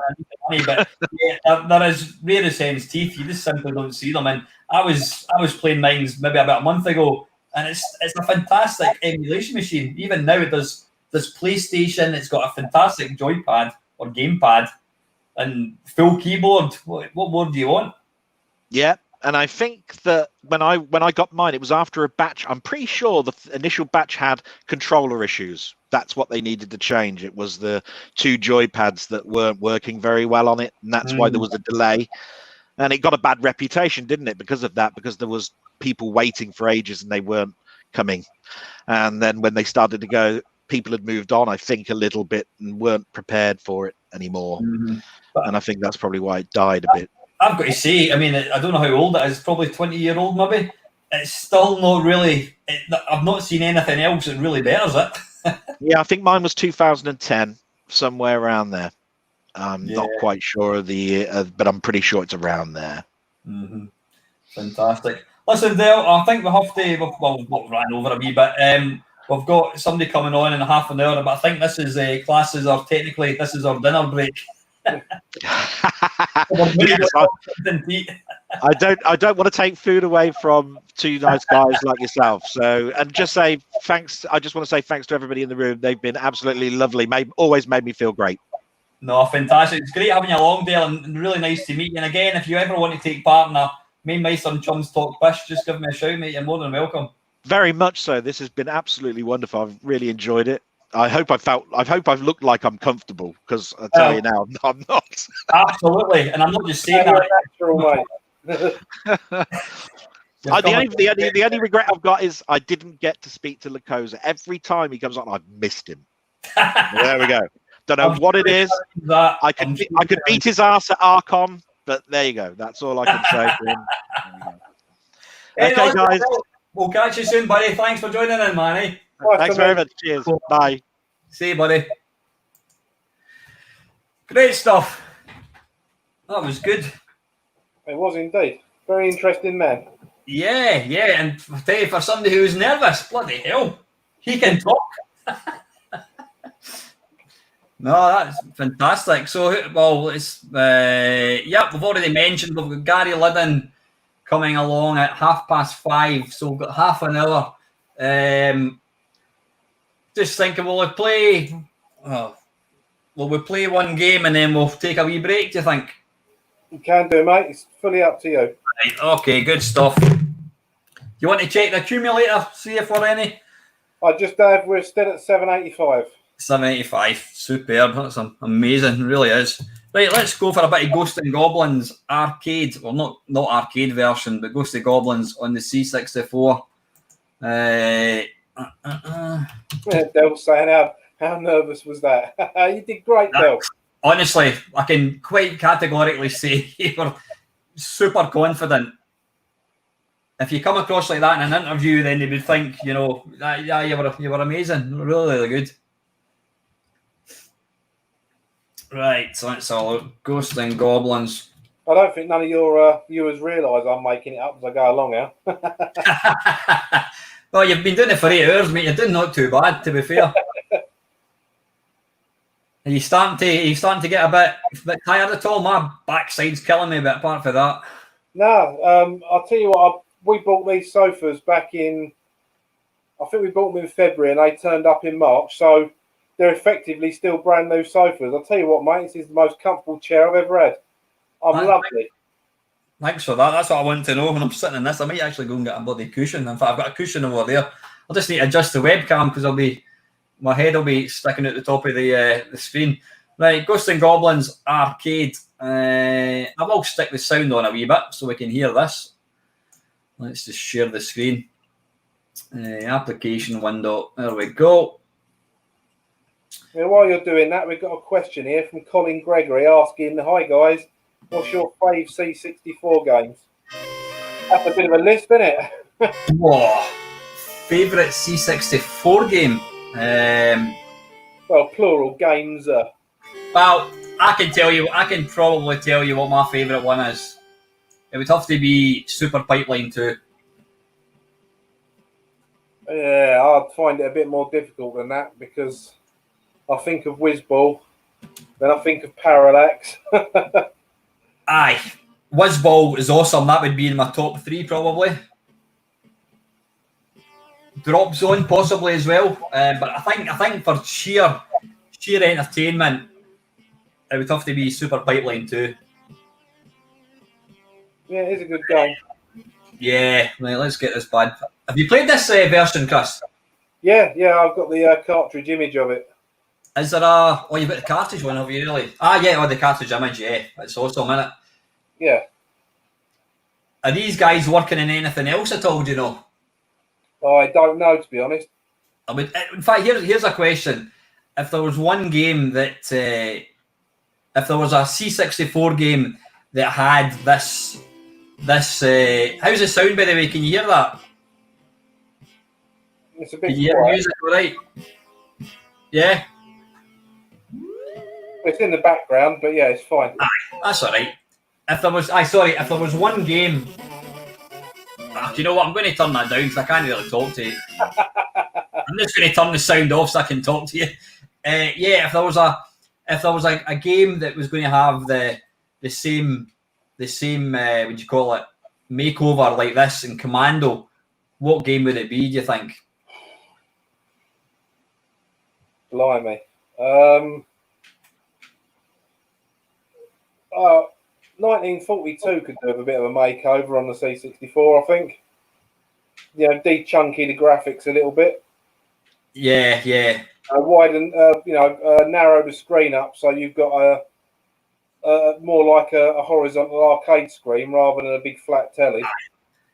That's the problem in 1940. I know there's a few people that disagree with us, but I quite like the arcade version. So having a decent 8-bit version would be good. Yeah. I don't know, there's loads. You think of some of the the arcade conversions that could have a makeover like this from back then. Ah, bollocks. No, absolutely. I mean, it's an interesting thing when you think about it. We can play. You've got all the arcade versions. You've got all the arcade versions there to play. So why would you want to play this on a C64 when you can play the arcade one? But I think, damn it, I think there's something really nice being able to play home versions. There's just something special about playing a game thinking, well, what do you call it? Yeah, just seeing how good it is. Now, somebody who was that? Ox is saying Hypersports. I mean, I personally think that Hypersports is awesome. It would be nice to see. Bloody hell! It would be nice to see. I think that didn't have. Was it the high jump? I think it was not the high jump. The pole vault. I think. Don't think it had the pole vault, so that'd be nice. And I'd love to see. I would love to see a decent version of track and field in the C64. I think it could do a really good job. Bloody hell, you can't actually duck in this, can you? I can actually do better in arcade than I can at this. All the timings are different, aren't they, mate? Yeah. Listen, I'm going to stick the sound up a wee bit. I think we're kind of missing a bit. I'll give your tongue a chance to rest, and your ears a chance to rest as well. So I'm not talking fish.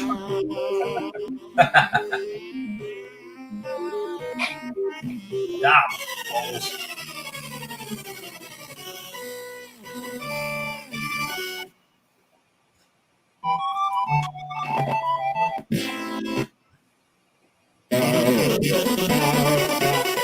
That's bloody loud.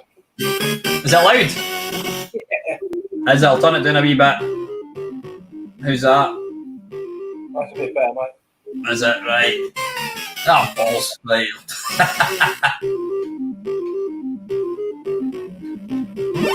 I'm just looking at the see the way that the zombies kind of come out of the ground. I think that's animation where they're kind of coming out of the ground. I think that's a new thing, is it not? Or was that in the original? Well, I used to rise out of the ground, but it's a bit more slick in this one. Yeah.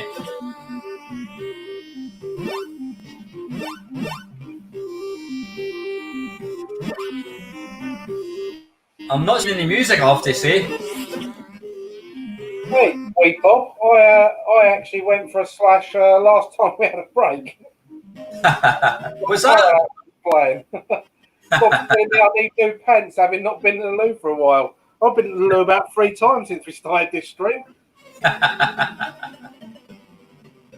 We actually planned this out, Bob. Actual planning on Mamemeister's channel. Ah, bollocks, bloody hell. That's not gone well. Sorry, I'll turn the sound on again because I can't hear a word you're saying. I'm just going, yeah, that's right. No change there. You're an absolute dick. Yeah, I know, yeah.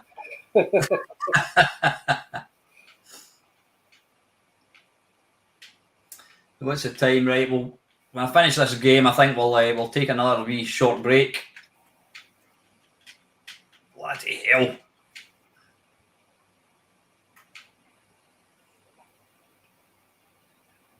Yeah, can you imagine playing this game back in the day? It's just a fantastic version. Yeah, I mean, it was pretty good anyway, wasn't it? The 64. It was, to be fair, yeah. It's just they made it even better. They did.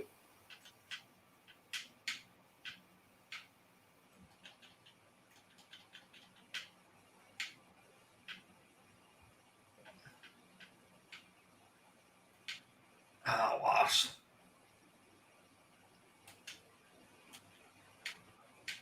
Well, at least you've got your armour on now, so you can think faster. That's true. I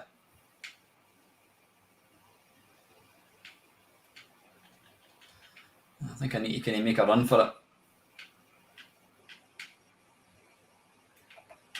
Whoa. Oh, I didn't mean to do that.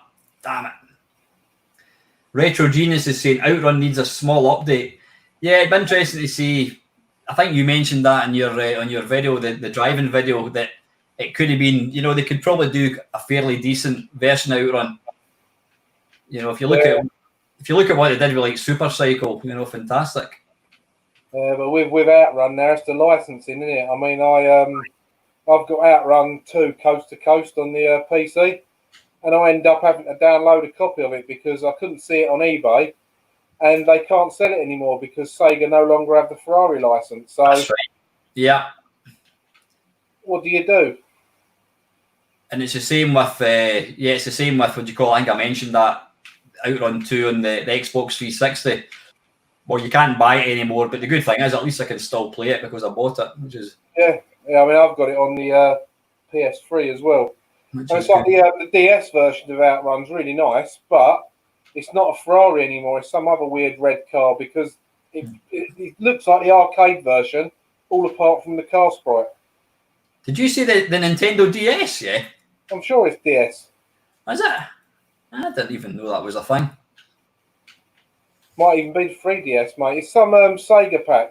Oh, wait a minute. Well, there was a 3D version came out in the 3DS. I'm sure you've showed it on your channel. Maybe. Yeah. I don't know. You've made a lot of videos. Yeah, I do. I do make a lot of stuff. Other than music ones, I've made 4. Yeah, I mean, I used to put out videos every single day, which I would never do now. Right, come on, don't fuck it up, don't fuck it up. There we go. Using an Xbox 360 controller for this is probably not the best way to really play it.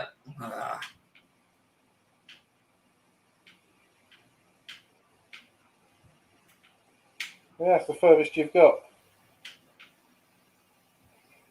Start shooting. Yay!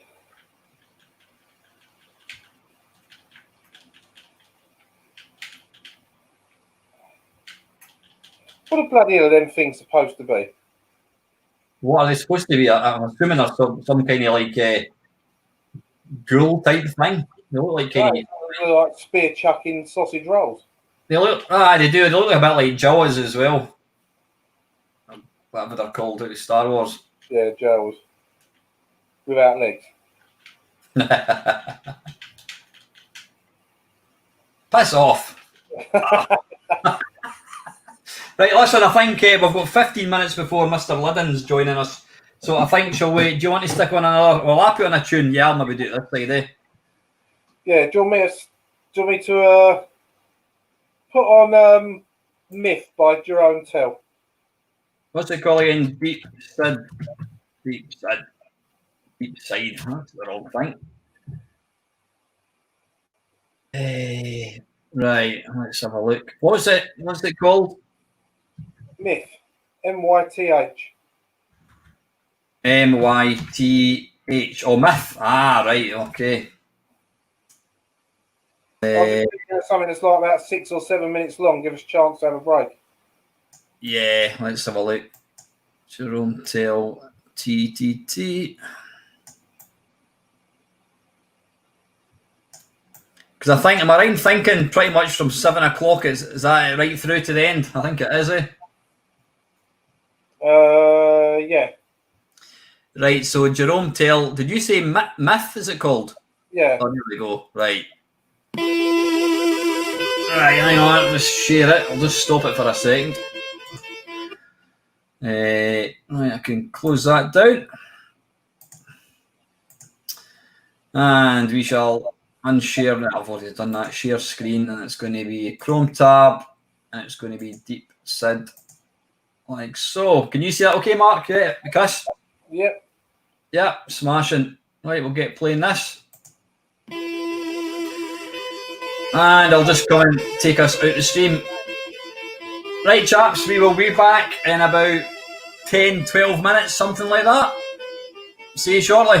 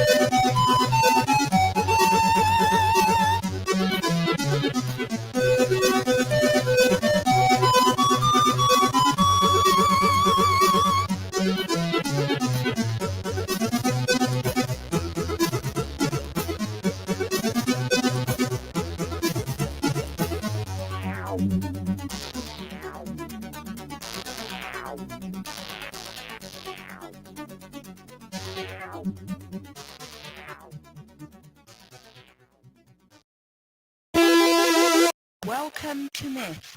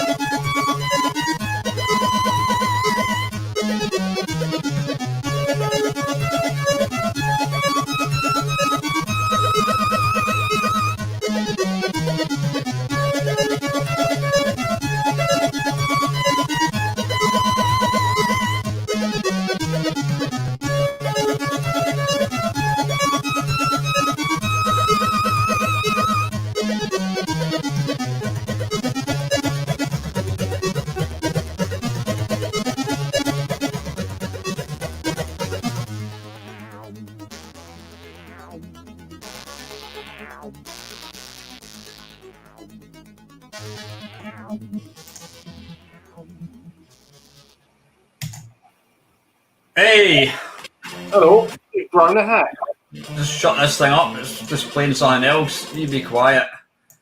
Right, apologies about the the technical difficulties we had earlier on.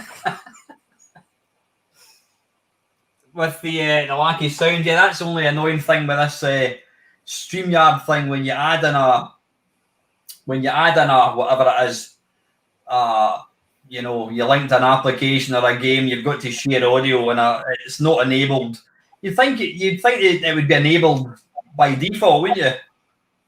Well, I think what we're using is really meant more for video conferencing than trying to do games and stuff like that. But yeah, it's all right. Hopefully, when I do the Sid's live from the Commodore 64 that I've now uncovered, ready for later, because I'm going straight into the mic port, even though it won't be in stereo, it should sound a lot better than trying to share the audio like that. Right, no, that's good. I'm just trying to see. So, what have we got? I'm just trying to look to see who else I've got on. We've got Gary Liddon, and then coming up at 6 o'clock, we've got Novabug. And then at 6:15, we've got a special guest. Yeah, there's still quite a few. How are we doing for time anyway? 8 hours in, 3.5 hours to go. Right. Yeah. All good. Did you manage to get anything nice here? You've still got your bloody pizza, haven't you? I have. No, I left that. I just basically took on board cold water that time. Yeah, but my front room's lovely, but with the windows shut and I've got a light on and the curtains shut, so I haven't got stupid lighting going on. And the warmth, you know, I've got with my phone, I've got 4 screens on here. It's a bit fucking warm. Evening, Novabug. How are we feeling? Yeah, how are you feeling, Chris? I must admit, I'm getting slightly tired. I mean, it's pretty mental to think we've been at this since 9 o'clock this morning. I'm absolutely fine, mate. Oh yeah, it's because you've got a decent seat, not like me with my hard typist chair. But it's all good, Chris. It's all good. Look forward to catching up with you. I think it is. Is it 6 o'clock? I think it is. Novabug's on. I think it is. Yeah. 6 o'clock. Yeah, we've got Mr. Liddon. He's on for 15 minutes, and then we'll probably play some. I don't know. Gameplay. We'll play something. Maybe a bit of Super Pipeline 2, something like that. Well, for someone called the Mamemeister, you haven't played any arcade games yet either. Did we not? Did we not play one earlier on? Oh, we did. We played Wizard of War. Well, yeah, but that was a special thing you was doing with Louis. No. That's bloody cheating. So yeah, it's been good. We're all still hanging in. So I say we're just waiting Mr. Liddon to hopefully join the stream anytime soon. And then yeah, we've still got about how many special guests coming up? We've still got about 1, 2, 3, 4, 5. Still got 5 guests going to be joining us, and then we'll be finishing off with the China Minor finale. That sounds like it's going to be something interesting. It's probably going to be bloody falling asleep playing it, but anyway, we'll see how we go. So all in all, I think it's went jolly well, don't you think? I think so. Yeah, still at 785 quid. Yeah, awesome. That is just absolutely phenomenal. It really is. I'm so generous of people to do that, but I mean that's the thing. We all get tired of getting asked for money. You get asked for money all the time on Facebook and that kind of stuff. But and I do feel I don't feel guilty about taking the money, because at the end of the day, it's all going to a fantastic cause. It's not something that's well, saying that, I've done some long distance running, and this is this is probably, I wouldn't say it's quite as physical, but it takes a certain type of not even mentally, but it can be quite tiring. You're trying to talk constantly, though. I'm probably pretty good at that enough. Talk for bloody Britain.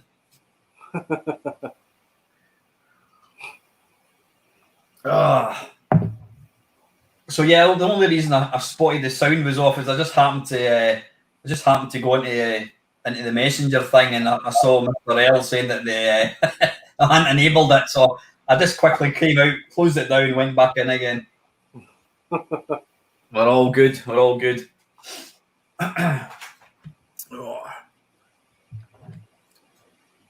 So how many cups of tea have you had? Have you got somebody making you cups of tea, or? I had a cup of coffee earlier on. Now I've been on water, mate. I should probably go in water as well. This is about the 4th cup of coffee I've had, I think. Probably time for another pee break, I think. Just had a tea break. What's that? No, I didn't actually go for a pee. I'm all right now.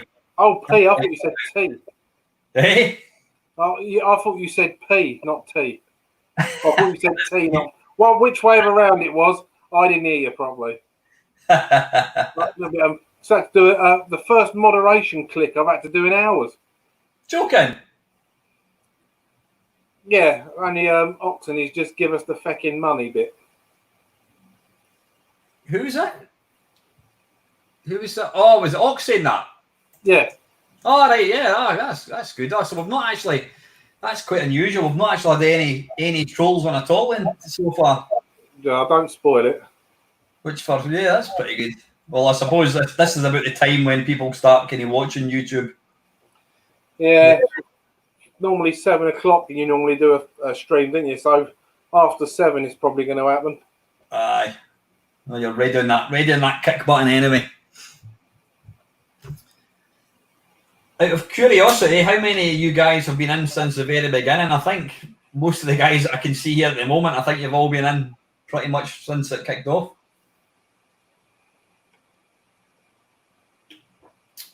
Which is fantastic. So your family's still in the house then, Panther? Yeah, they're all up in my oldest boy's room watching something on the telly. I take it you're in the living room, yeah? Yeah. You'll be quite popular, not the fact that they can't come downstairs. Oh well, such is life. I'm doing it for charity. For charity, yeah, but you don't like to talk about it. There's fabulous work I do for charity, mate. Right, I'm just thinking, yeah, well, it's 25 to. I'll just drop Mr. Liddon a quick text. I know he did have a lot going on today. No, he's not read my last message, so he's maybe forgotten. Like, tell you what, why don't I just play? Why don't I load up a game? Who's on next, by the way? Who have we got on after this? Is it the Sid Show? No, it's Novabug. No, the Sid Show is not until after 7. Yeah, Chris is on. Yeah, Chris is on at 6 o'clock. Yeah. Yeah. Right. Listen. Well, what I'll do is I'll load up. What will I load up now? I'm going to load up Super Pipeline 2, I think. Yeah, and if Gary drops in, then we can exit. So let's have a look. Have you played the Super Pipeline 2 before? Oh yeah. Are you a fan of it? It's not bad. It kind of reminds me of an earlier arcade game. You know, same sort of time as the original Mario Brothers game and Donkey Kong. It's that sort of. Yeah. I think it's a perfect arcade game. It would have really benefited from an arcade conversion for sure. Bob, there is nothing sad about listening to us while walking along the beach. We are where it's at. Honestly, we just look old. Right, hang on. Let's just share the screen.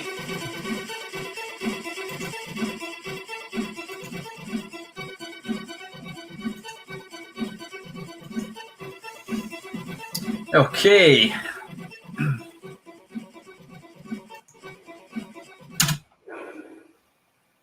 And there's one of these images don't work. I can't remember what one it is. That's going to work.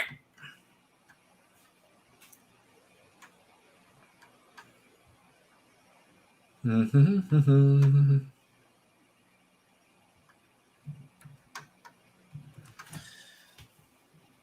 not. That's on warp mode. It should have loaded by now. So what I'm going to do is I'm going to try a different version of it. I think extra original tape. Yeah, that'll do.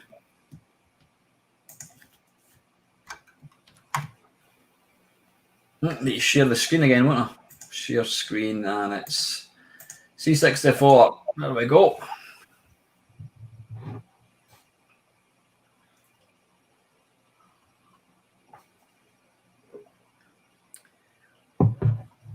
It's funny. I'm looking at what you're doing live on the screen here, and then up in the corner of my eye on my telly, I've got YouTube running. It's about 10 seconds difference.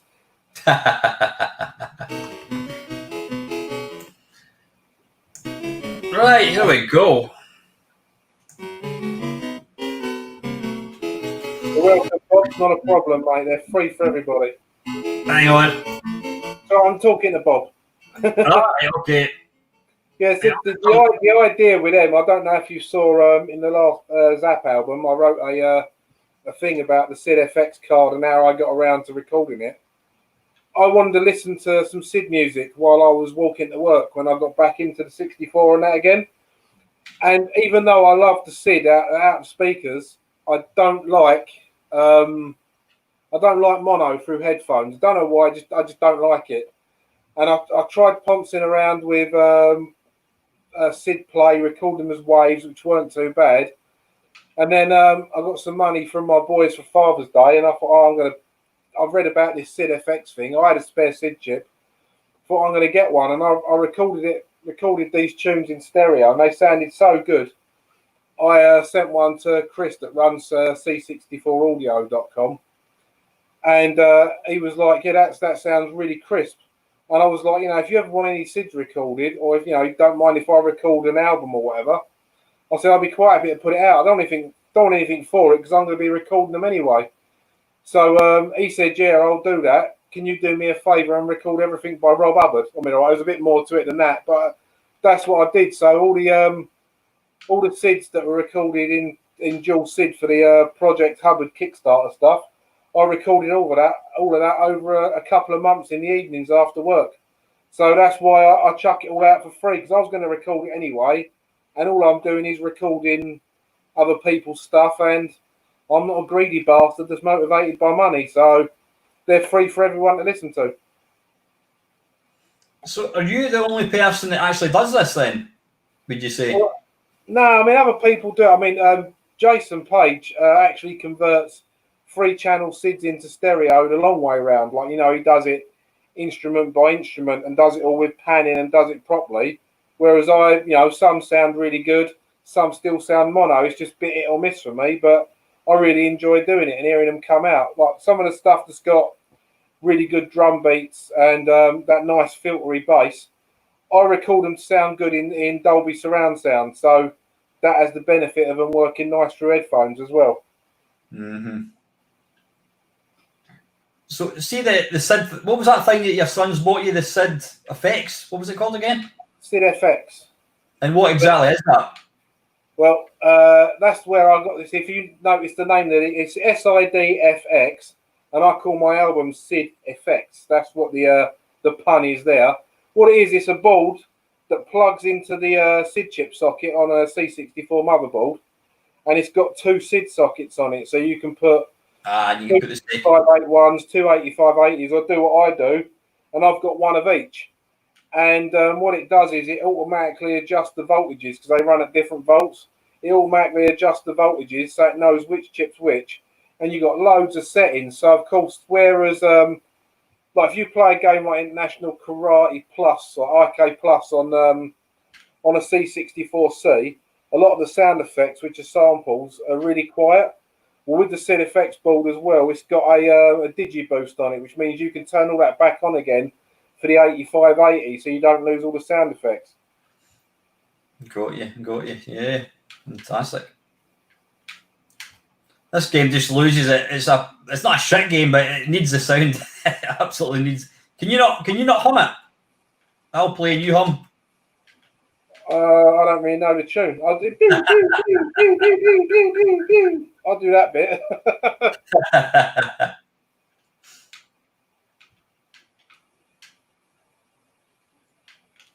It's definitely missing a wee bit. Will I turn the sound up? Yeah, go on. I've finished jacking now.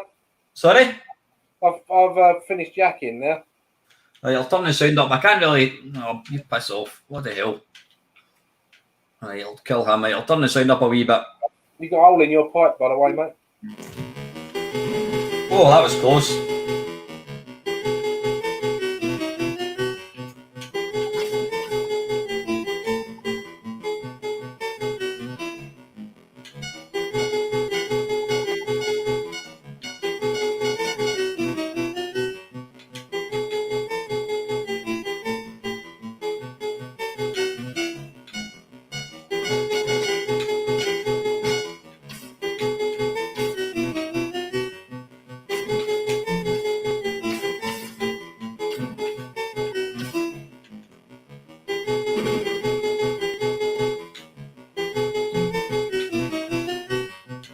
Ah, bloody hell. I thought you was good at this.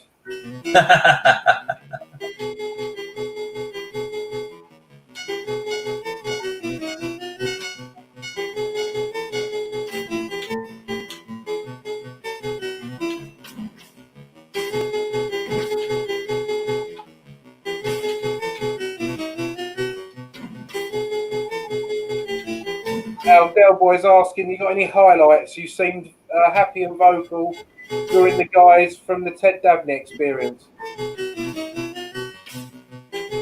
Sorry, hang on a wee second. I'll turn it down as soon as I get to the end of this level, hopefully. Balls.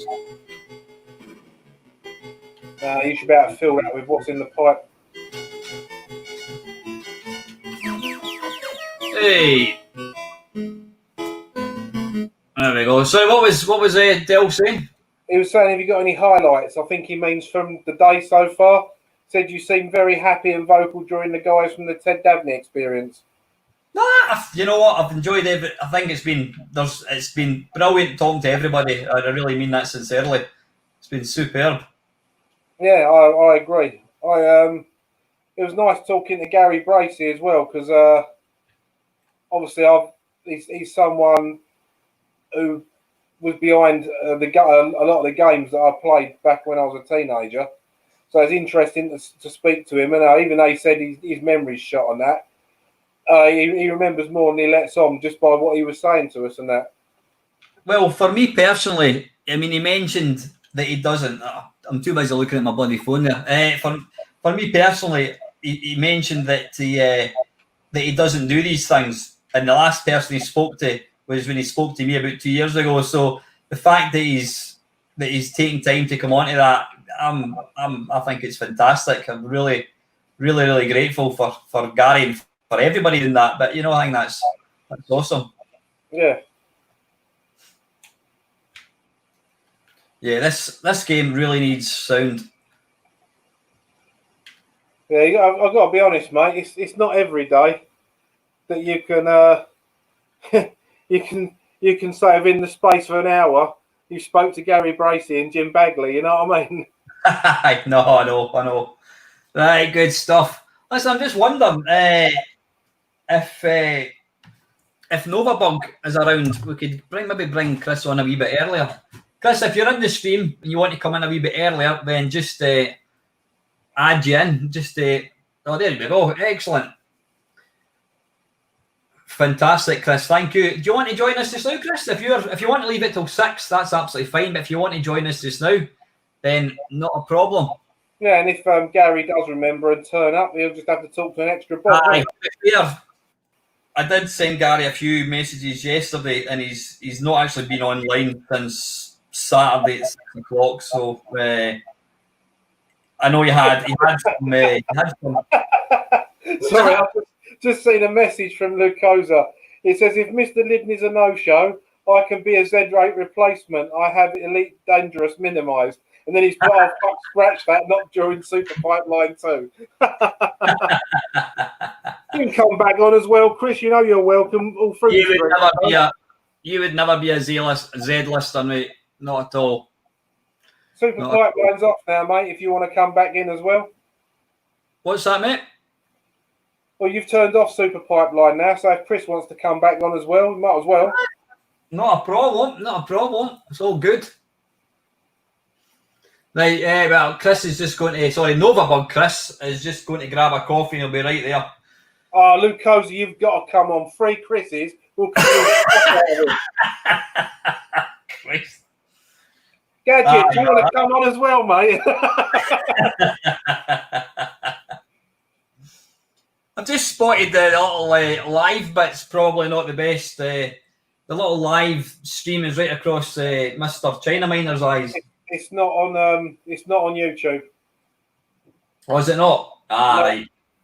That's just for your benefit and my benefit. Ah, okay. Smashing. Wonder if Down the Rabbit Hole is if he's up yet, because I think in fact he's joining us at what time? He's going to be coming on about not 6:30. Crisis. No, what time? 7. What time? 6:45. Yeah. Okay. Oh, excuse me. Lovely. Oh, I've got the burps. Pardon me.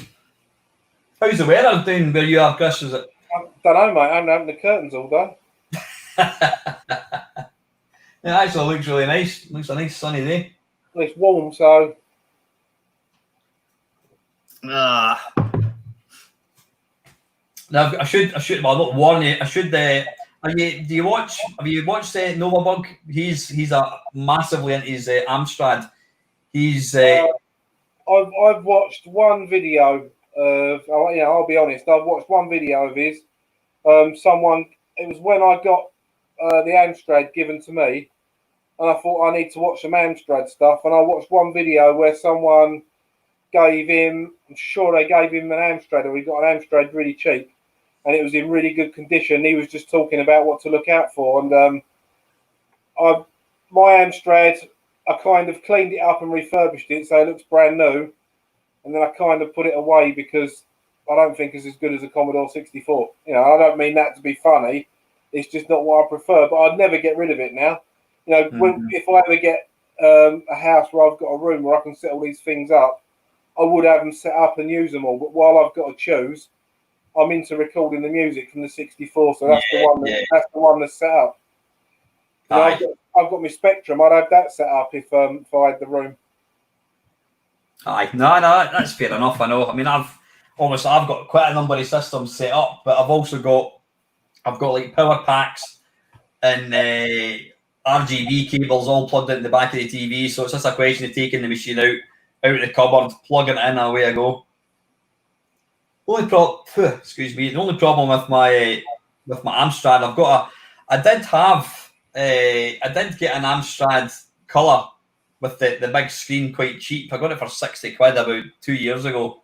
It was just down to the physical lack of space. And I ended up selling it, and then I instantly regretted it. I've now got another one, and I've bought one of the it's a kind of modern RGB cable, and it's because I think the Amstrad took its power from the I was going to say from the power pack. Sorry, the Amstrad took its power from the monitor. So without a monitor, you've got no way charging the thing. But I got this cable, a bleak power pack off eBay, so it means I can play the games again. The only annoying thing is I don't have any. In fact, I'm going to ask Chris that when he comes in. I'm not aware of any SD solution type thing for the Amstrad. Yeah, there is one. There's one that's like the Div MMC, I think it is. You can get for the Spectrum. It's similar to that. I mean, a lot of people use them. They're about 40 or 50 quid, but yeah, a lot of people use them. Is it? I'll need to ask the man. I don't know if he's actually got one. I'm not sure. I mean, I bought an RGB breakout kit for my Amstrad, so I could use it on different screens. But I did get a color monitor with it. Oh, have you still got that? Yeah.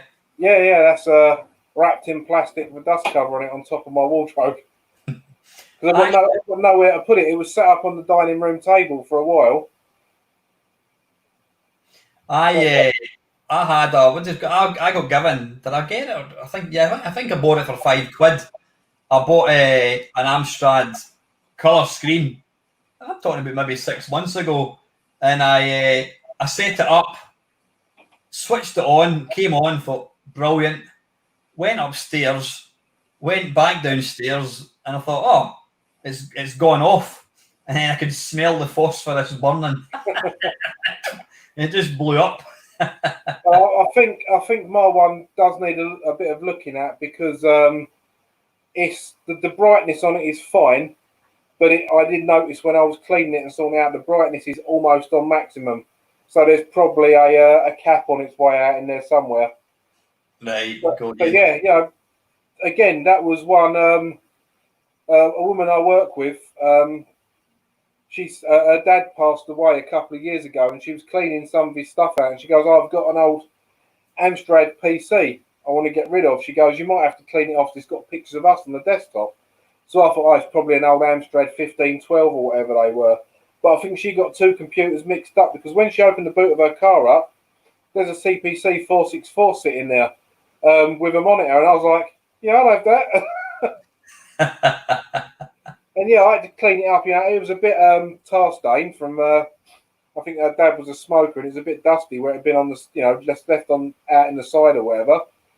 But underneath, once I'd given it a clean, it's a really good condition Amstrad. So that's gone into my little collection of computers that aren't 64s, and that is a small collection. No, bro, just when you're ready, Chris, if you want to, I know you're in the comments, if you want to just jump in whenever, not a problem. And the other Chris as well. Yeah, I don't know, is he kicking about somewhere? He's always kicking about somewhere. He's on the fringes somewhere, I think, yeah. Oh, I think I'm all coffeeed out, actually. What the hell? I've got my works water bottle here, so it's what I take to work every day, with a litre of water in it. It's one thing I don't do is I don't drink enough water. See, I find that strange for someone that's quite into fitness. I mean, me, I wouldn't say I was a couch potato, but I'm a fat git that likes eating sweets. There's no two ways about it. I don't pig stuff, but I do like the wrong things. Yeah, no, I do try to drink a couple of litres of water every day. Oh, you really should. Anyway, Mr. Novabug is in the building. Good evening, Squire. Good evening. How is everyone? Hope you can hear me. Hello, you're coming through loud and clear. Excellent. How is everyone? Absolutely. Getting slightly tired. My backside's absolutely killing me, mate. I bet you will. I mean, I logged on. I mean, I got into work at about just before 9, and I knew you were going live. So I thought I'd give a sneaky look at what was going on. So popped in there. Yeah. It looks. Have you got a skylight above you, Chris? No, it's a. Right, I've got a light right up there at the top of the set. Ah. That illuminates the set going down. Ah, see. So at this camera angle, if I do this, if I put a guard on the top, the glare disappears. Got you. It looks like you're kind of sitting with like the halo. Yeah, well, you know, the halo might be on that. Yeah, I was going to say, have you got a C64 up in the roof there somewhere? Well, you mean that? No, I just meant above you, causing the light. But yeah, I had that ready because I knew you were going to ask. Yeah, I got a C. This was Craig Harrison sent me this.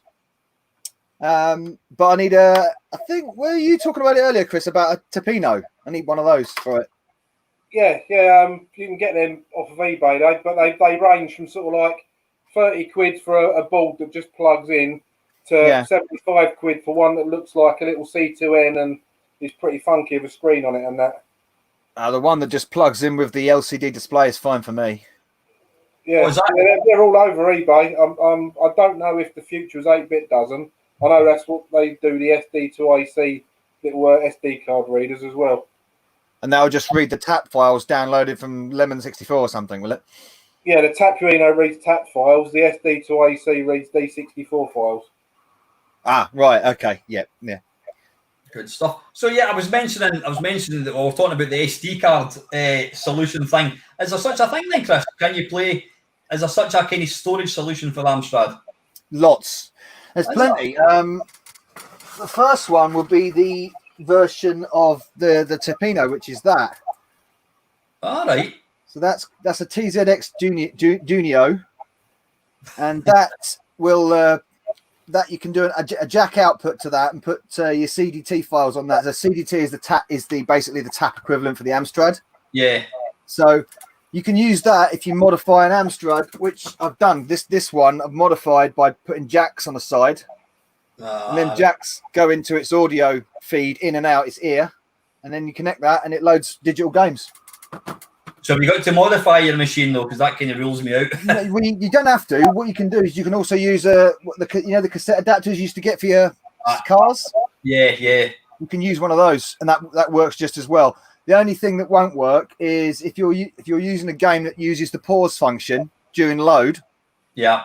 The digital file doesn't stop running; it keeps going, so that can screw up the load. Especially when you're looking at like things like speed locks and beep loads and stuff like that. Mm-hmm. Got you. Yeah, I was using I didn't have that much. I had more success with it on the Amstrad than I did the Spectrum. I got a Bluetooth cassette, and that'll work. I can't seem to get anything phone or tablet wise that plays the bloody things loud enough. So I get a lot of games that sort of look like they load, then don't. I think on the Amstrad, the only one I had a lot of success with was the Living Daylights and one of the Dizzy games when I wanted to play Chase HQ. Yeah, I think Chase HQ's got a speed lock loader, so it's very sensitive when it comes to volume level. I've discovered this when I'm trying to restore cassettes that don't work. So I've worked out a system where I can restore them by using a combination of a CDT reader to converting it into WAV and then putting it on a tape deck. A mono tape deck. It's important to put it on a mono tape deck. And then if you get the volume levels right, then you can get a perfect recording and a perfect load. Some games won't do it at all though. Some games just refuse to copy. Yeah. One of your we were talking about how I'll keep referring to how sad it is that people want to sit and watch me playing games on a Sunday night. One of your most popular probably series of features, Chris, is on us every Saturday night. You basically load games from tape while getting drunk. And I don't know about the getting drunk part of it. Sometimes. Just explain exactly. Is that pretty much what it is? How do you pick the games? How does that come about? Oh, Amstrad Live game testing, right? Okay, it started as a joke. So what I was doing is I was getting into the point where I was really beginning to start taking off my Amstrad collection again, because this is something I always wanted to do when I got into YouTube, going back 6 years. And I thought, well, it'd be fun to sort of rebuild the Amstrad collection that I had as a kid. I've gone way above and beyond that now, So I ended up getting one CPC and another CPC, and then I just put a CPC on and just put it on, like, I think it was Facebook Live when they first started doing that. And I did it on my mobile phone, and I got like 10 people watching this silly twat in a loft watching loading cassette games. And that was quite fun. It was the feedback. It was to do with the feedback I got was quite like, oh, that's interesting. So then I did it again as a laugh. And then it took off. I was like, okay, what if I then pipe this to YouTube? Still using the mobile phone. I think for the first 10 episodes, I did that, just using the mobile phone propped up just here, looking at the screen. And then I thought, well, I could really actually improve this. So I got the laptop and I set up OBS on the laptop and set up a camera display and lots of other things. And it's just progressed from there. And I've just got an audience for it now. And there's some people that say they look forward to it every week. For some reason. It's funny, you probably.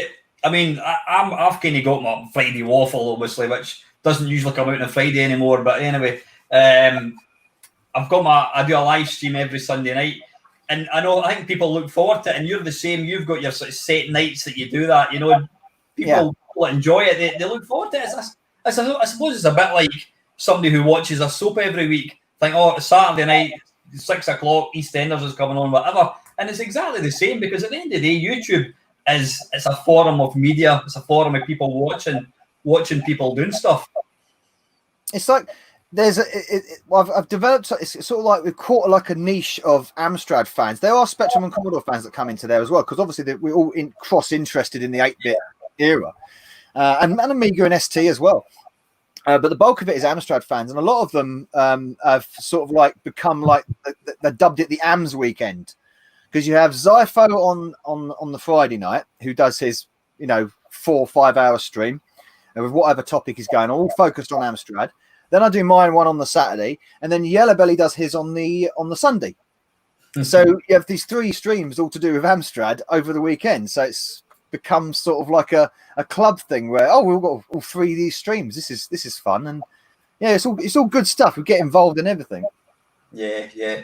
Have you ever thought about? I mean, I know you have done a couple of interviews. Have you never thought about doing something similar, just getting guys from the scene, from the Amstrad days on your channel? Well, funnily enough, I've actually just started a podcast series up, which I call the Amscast. And the first guest was Retro on Limb.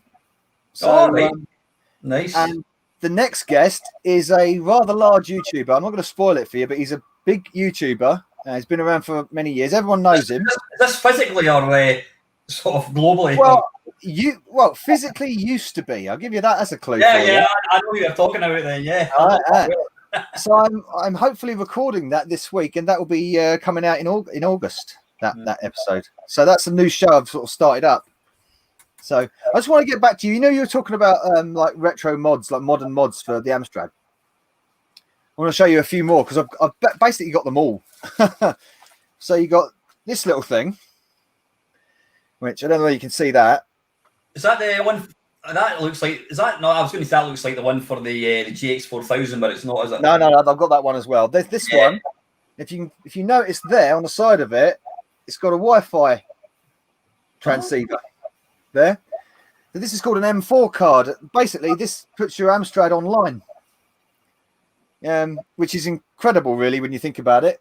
A machine that was designed and built in 1984, and you can make it go online with that, and you can actually drag and drop games and ROMs into a website, send that website to the Amstrad, and the Amstrad will load the game via the internet.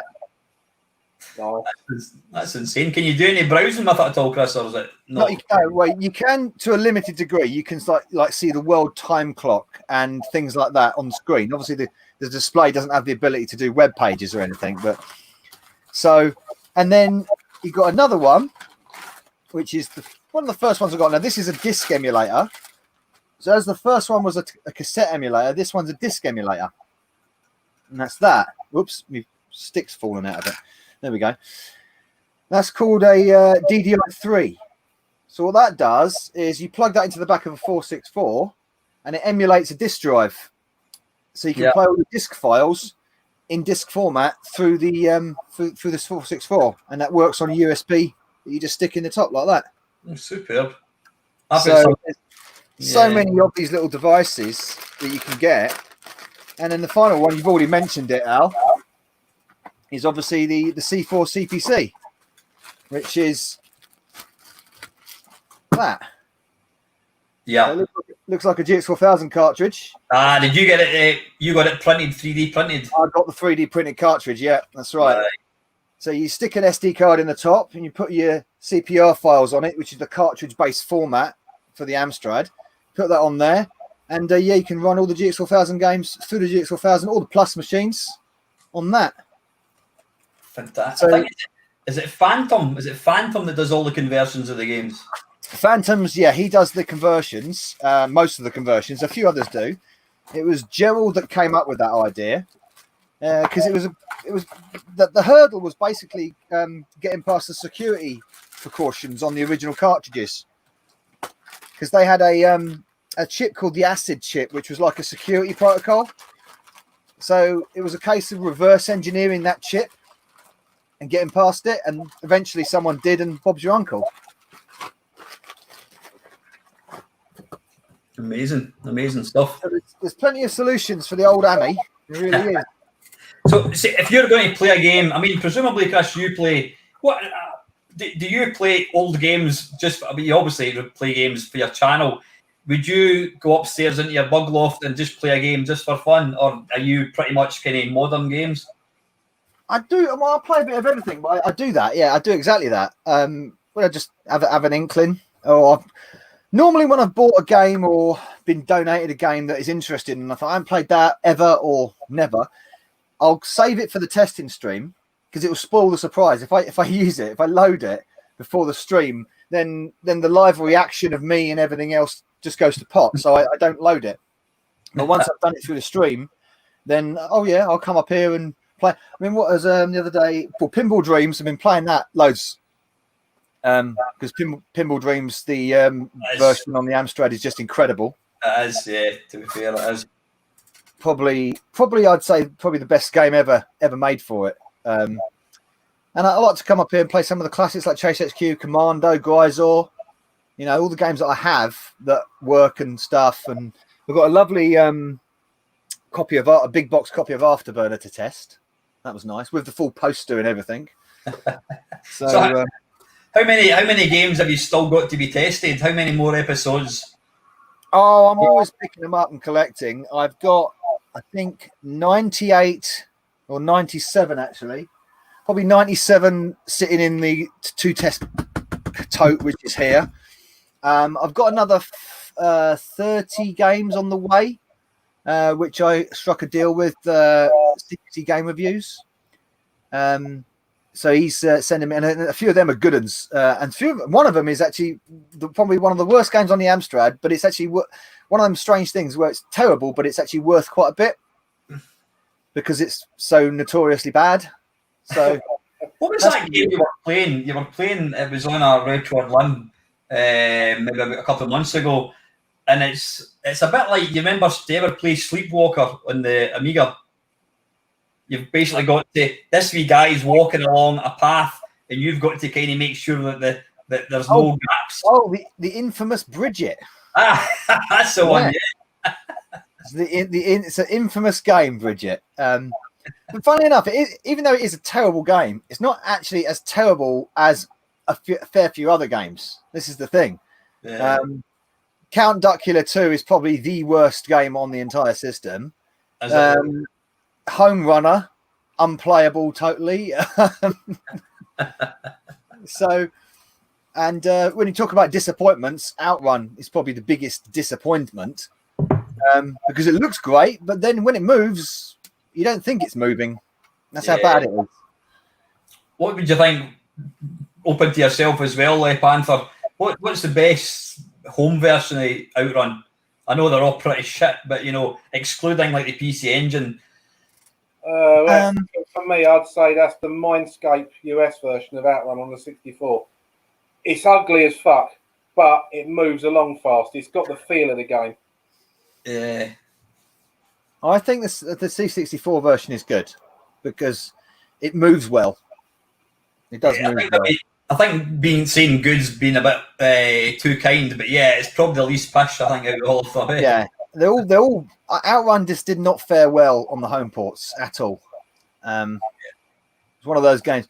But then again, saying that, you know, it's like Outrun's not so bad on the C64, and it's pretty absolutely abysmal on the Amstrad. But then again, we got Chase HQ, so I think that's what makes it frustrating, because you can see just how good some games could be. And I think out of all the 8-bit systems, when I'm doing my arcade perfectly my arse, you pretty much know what you're going to get with the C64. It's going to be slightly blocky, decent sound. Spectrum's going to be monochrome. The Amstrad's either going to be a copy of the Spectrum, or it's going to be a really good, you know, the Amstrad, when it's done properly, takes a lot of beating. But then sometimes they're absolutely diabolical. that's because the trick is with the Amstrad is if you program from it right, you can hit gold. But it's when the lazy programming comes into it, and like you said, the Specky port syndrome, because it shares the processor with the Specky. It was just too easy under deadlines back in the day just to take the code from the Specky and just dump it onto the Amstrad, but not recode it for the Amstrad's strengths. Optimize it, yeah. Optimize it, exactly. So we're talking graphically, certainly not so. It doesn't really suffer from sound problems, because the sound on the Amstrad is generally better than the original Specky anyway. But where it does really suffer is movement and speed. Mm-hmm. So, I mean, the MSX gets a bum deal with a lazy Specky port. yes, as well, doesn't it? yeah. Again, 'cause similar processor, so it does get dump ports, unfortunately. I even saw a Spectrum port which came across to the C64. What was it? Not Grisor. Karnov. Karnov is absolutely diabolical, and they've literally, somebody's obviously figured out. They've either obviously forgot. They've obviously got to the 2 weeks before the release date, saying, right, how are you getting on with the Amstrad version, boys? Yeah, good. That's good. Spectrum, yeah, we're just working that work. C64. What do you mean? Nobody's worked on it. Fuck, how do we do it? So somebody's somehow managed to port the Spectrum version onto C64. And it's have you ever read Bob Pape's book about the development of R-Type on the Spectrum? I did, yeah. That's actually a good read. I read that about maybe 5 years ago. Yeah, because they mention the Amstrad version, and they mention the Commodore version as well, because the development team was apparently in the same room as the Commodore version, but they kept falling behind and not completing it and everything. And he was talking about, he was concentrating on the Spectrum version, getting it like unbelievably brilliant, which he did. And then, of course, you know, the Spectrum version, as you know, went over to Manfred Trans, wasn't it? I'm not sure. I think it was Manfred Trans who just basically put Catechist's engine on it. I'm sure it was. Ah, right, yeah. And I think, yeah. But the Amstrad version was, I think, ported in 6 weeks, something like that. That was the deadline. So it was Keith Goodyear that programmed that, and he took Bob Pape's code and just dumped it onto the Amstrad as quickly as he could, and it took him 6 weeks to do it. So considering it was done in such a quick time, it's not actually that bad. But on the other hand, when you look at the 2012 remake of it on the Amstrad, then you see what it really could have done. Oh, really? There's a new port of it. I say new, it's about 8 years old, but I've never seen that one. Is that? Yeah, I've got a video on it. Yeah, it's by Easter egg, R-Type 128K version on the Amstrad. It's spectacular, absolutely spectacular. Yeah. It's interesting. Was it the Spectrum, I think, that notoriously had when they published some screenshots of it Outrun in the Spectrum, and it had these glorious big, I mean, it was monochrome, huge big trucks and really high resolution car. You thought, wow, that looks just absolutely awesome. And it was the same with Nemesis. I remember Stuart Campbell, ex-kind of Amiga Power fellow Scotsman. He did quite a good article on Nemesis. And again, they had these wonderful, really detailed graphics. And then the game that came out was absolutely bugger all like the versions that they were showing it. It was the screenshots of another system on the back to lure you in. But then we all remember that, you know. You looked at the back of it. I mean, I'm old enough to remember going into a shop and you basically went and buy the cover. You know, so it was somebody painted a picture of a spaceship and you thought, oh, that looks really good. And then later on, you started to get some kind of screenshots on the back, and they used the old trick. You know, arcade version, home versions may vary. You better believe it. May. But that was the thing, though, wasn't it? You add all the beautiful inlays they had, and the cover art was part of the way to sell the game. Yeah. Didn't matter whether the game was tosh or not. It was just a way to bring it in. And some of them obviously had music tracks with them as well. Of course, Everyone's a Wally wasn't the greatest game ever, but it had like a little jingle on the B side. You could play this song. Outrun did it as well. I remember that now. I'm sad. Was it Mike Berry? I think it was. Mike Berry. Yeah, Everyone's a Wally. I've never actually heard that, but yeah, it's hilarious. But listen, Chris, we've kind of ran out of time, buddy. It's been an absolute joy. Thank you very, very much for coming on to the stream and supporting it. It's been cracking to talk to you. Incidentally, you were mentioning you were working on a new kind of feature where you're going to be getting people on to talk about the respective kind of computers. How's that going? Yeah, the Amscast. Yeah, so essentially it's a podcast format. So no one has to be on screen because I know that a fair few people are a bit uncomfortable sometimes being on screen, and I can understand that. Mm-hmm. So it's essentially a way to draw more people in, and it's essentially a nice relaxed chat, hour and a half about primarily the 8-bits, primarily obviously Amstrad and the Spectrum, because obviously they come under the Amstrad bubble. But I'm glad I'm welcoming Commodore fans in as well, of course, to talk about the Commodore. We could have like little debates about what games are this and stuff. It'd be kind of fun. And like I said, there is one episode is up already, and that's with Retro and Lim. And I'm hoping to make it a monthly podcast. So it will be available on my channel, but it's also available on the Retro and Lim website as well. Brilliant. What to do, Chris? Just put all your URLs in the comments in the chat in case anybody's not aware of your channel. Just stick that down, mate. Good stuff. So anyway, listen, Chris, thanks very much for taking part, buddy, and we'll catch up soon, eh? Thank you very much, guys, and a pleasure to be on. I'll give you a Bug Army salute. Cheers, buddy. Mate. See you later. See you, mate. All right, cheers. Thanks. Bye.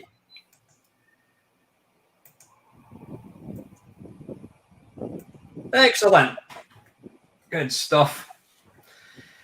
You should have someone waiting in the wings. Are they there yet? Yeah, we certainly have. Yeah, I can see them. How you doing, John? I can see Mr. Stoodley down below. How are we doing for time anyway?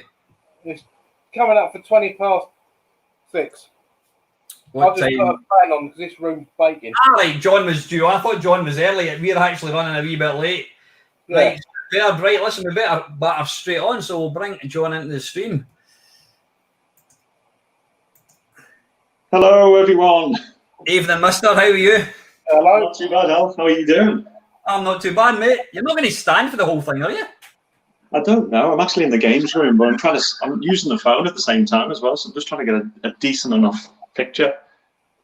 I'm delighted to see you're bringing back the baldness into the stream. There was too many hairy people for my liking. Do you know what? I'm trying not to wear my glasses as well because I look awful. Tell you what, just give us a second. Yeah, no, you go for it. You go for it. In fact,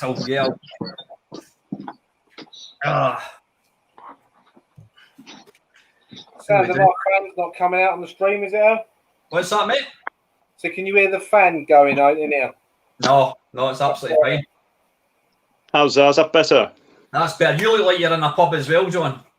I can see now because, unfortunately, I've got to put my glasses on to see what's going on the screen. Normally it'd be... That's better. I can see everyone now. How are you doing anyway? I'm kind of getting like that as well. I noticed I'm short-sighted, so if I take my lenses out, I can see tiny writing. But because I need my lenses in to be able to see where I'm going, you know, when it work comes like that, bloody hell. And see trying to look at like a packet, how long do you put something into the oven for? I'm like, I can't see that, and it doesn't matter. Arms aren't long enough to hold it far enough back to actually read. I think it's good. It's just old age, Al. That's all. It is, mate. I know. Chris, John, Chris. Evening. Hi, Chris. So, John, yeah, perfect Pac-Man. You did that when about how many weeks ago again? Yeah, it was just a couple of weeks ago, and then a week previous to that. So I've had 2 perfect games in the last just few weeks. Now, to kind of put it into context, how many? Well, can you just explain to the viewers what is a perfect Pac-Man again? Okay, perfect Pac-Man is going from board 1, which is the cherry board, to board 256, which is the 234th key, and then it ends up on the split screen, which is basically the finite end to Pac-Man. So that's when it all ends, and you've got to arrive there perfect, not dropped any points, not dropped any bonuses, not dropped any lives. So it's, for me, because I play freehand. Now, freehand's just basically, I don't use any patterns for the first 21 boards. So I basically just corral all the ghosts together and group them. Some of the boards are called 1 second boards. So on the first Galaxian, for example, you just get 1 second to eat all 4 ghosts. So you need to make sure that they're all stacked on top of each other. So that goes on for, my game lasts for 6 hours, 20 minutes, 6.5 hours. Bloody hell. Yeah, so, I mean, I've had an 11.5-hour game because in Blackpool just a few years ago, I played on the anniversary machine. So that allowed you to continue after the split screen. Well, the split screen's normally the ending, but with the anniversary machine, you had 5 seconds to press the continue button. So I played for 11.5 hours in Blackpool and had 6.5 million. Just insane. So to put it into context, how many people have actually achieved it, John, the perfect Pac-Man game? So on arcade, so you've got 2 different tracks. You've got arcade and you've got MAME also. So arcade, it's 9 now. So we've had a recent addition to the Perfect Club, which is Greg Sekundiak in Canada. And Greg's played since back in the day. So he's been trying for a perfect game for, I think it was 12 or 13 years. And he achieved that this year on the 40th anniversary.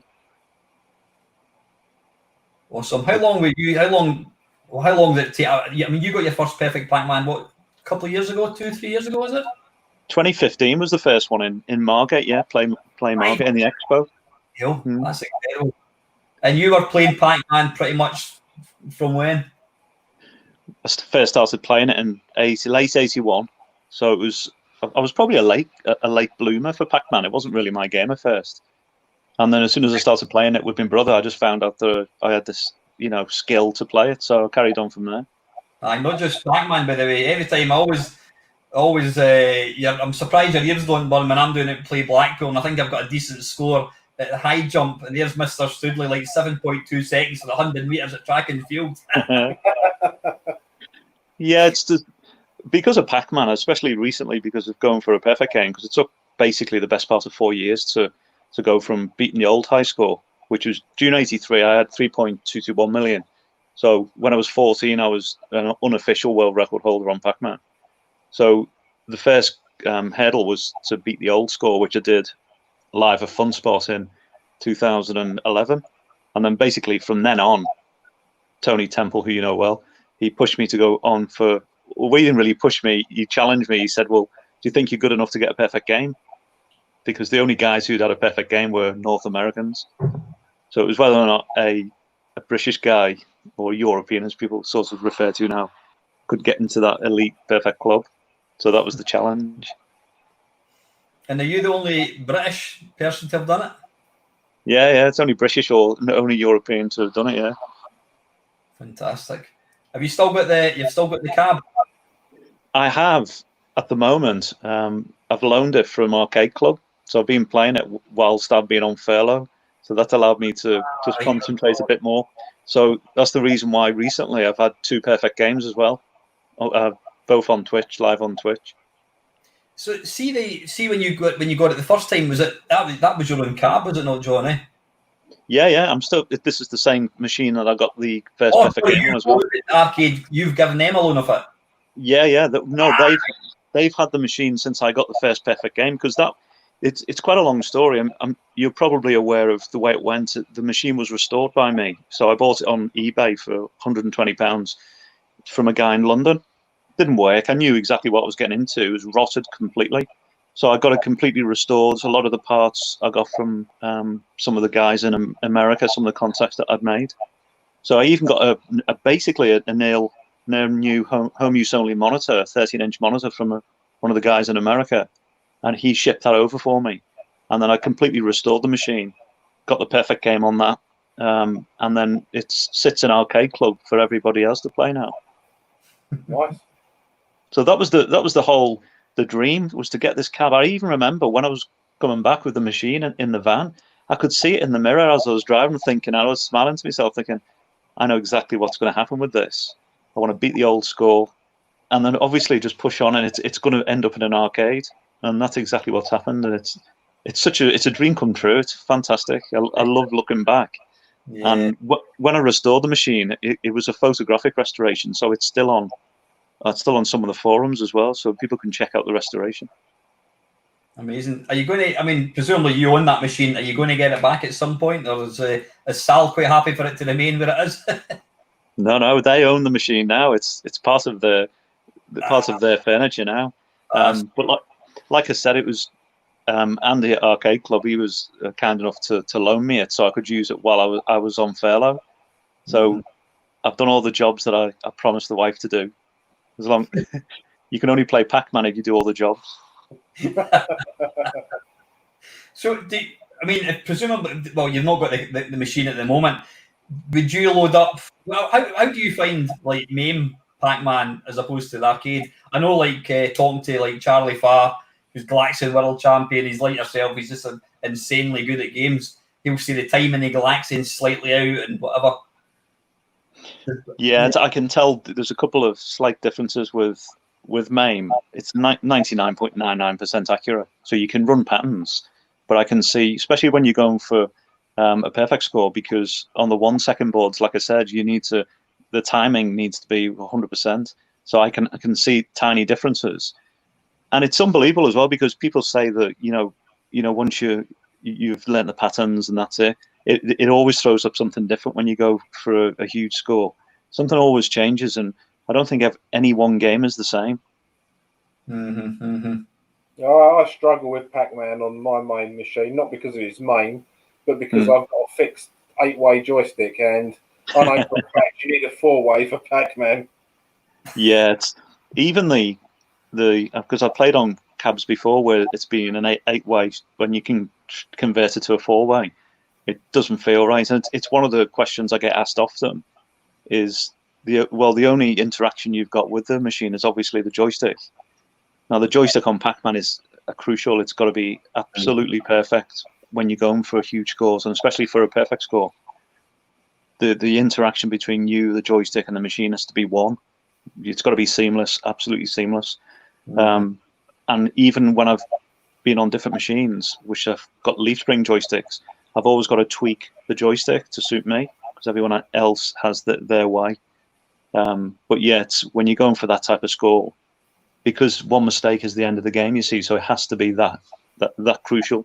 Yeah. I suppose more than any other game, really, the timing, especially when you get, you've got 1 second to eat all 4 ghosts. If you're out by, a nanosecond, then it's you would just throw the towel in it.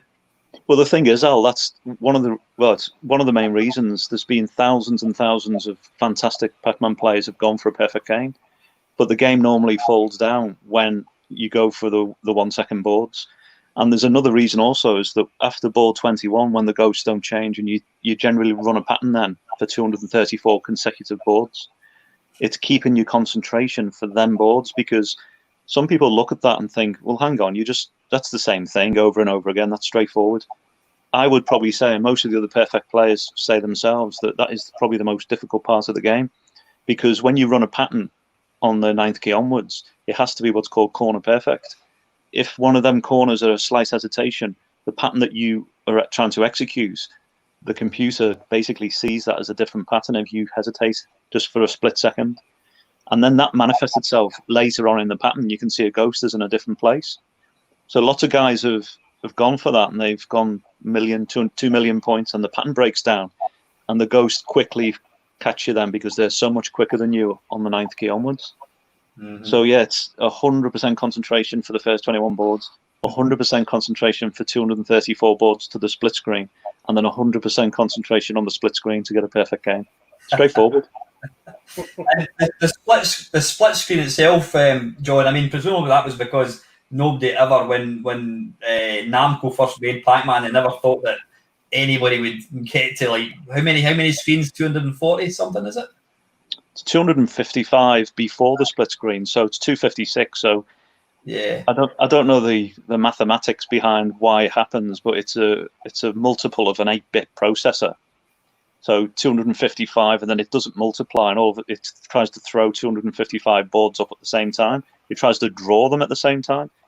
So what happens is you always get exactly the same split screen on a original hardware, and you do on MAME as well, because obviously it's an emulation.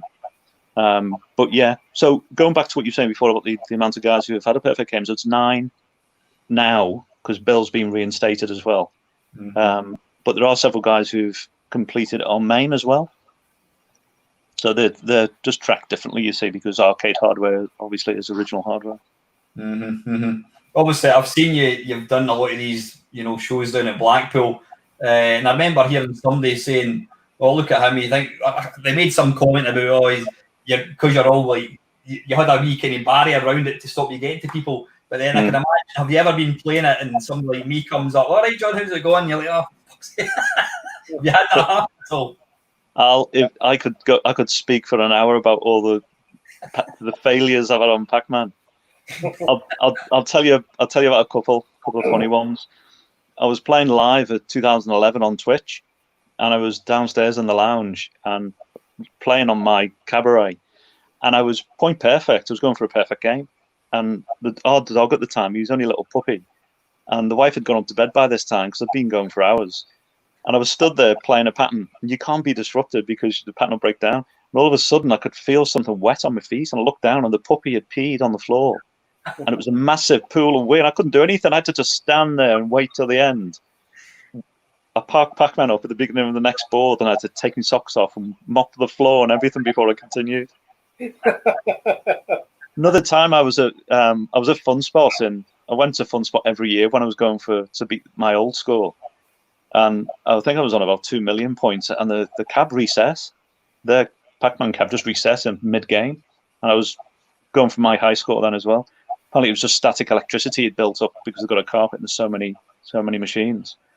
Another time at Fun Spot again, one of the guys who were recording his attempts on the world record on Ms. Pac-Man, his tripod got knocked over by a kid running around, and I caught it because it fell towards me because I was playing next to him. And that was my game blown again. I think it was nearly 3 hours into a game. Jeez, yeah. Another time, I was on Twitch, live on Twitch. I was point perfect on the split screen. So I got to the split screen, and you can imagine the adrenaline. I was perfect. I only had to complete the split screen and use the 6 lives. And I died on the first corner.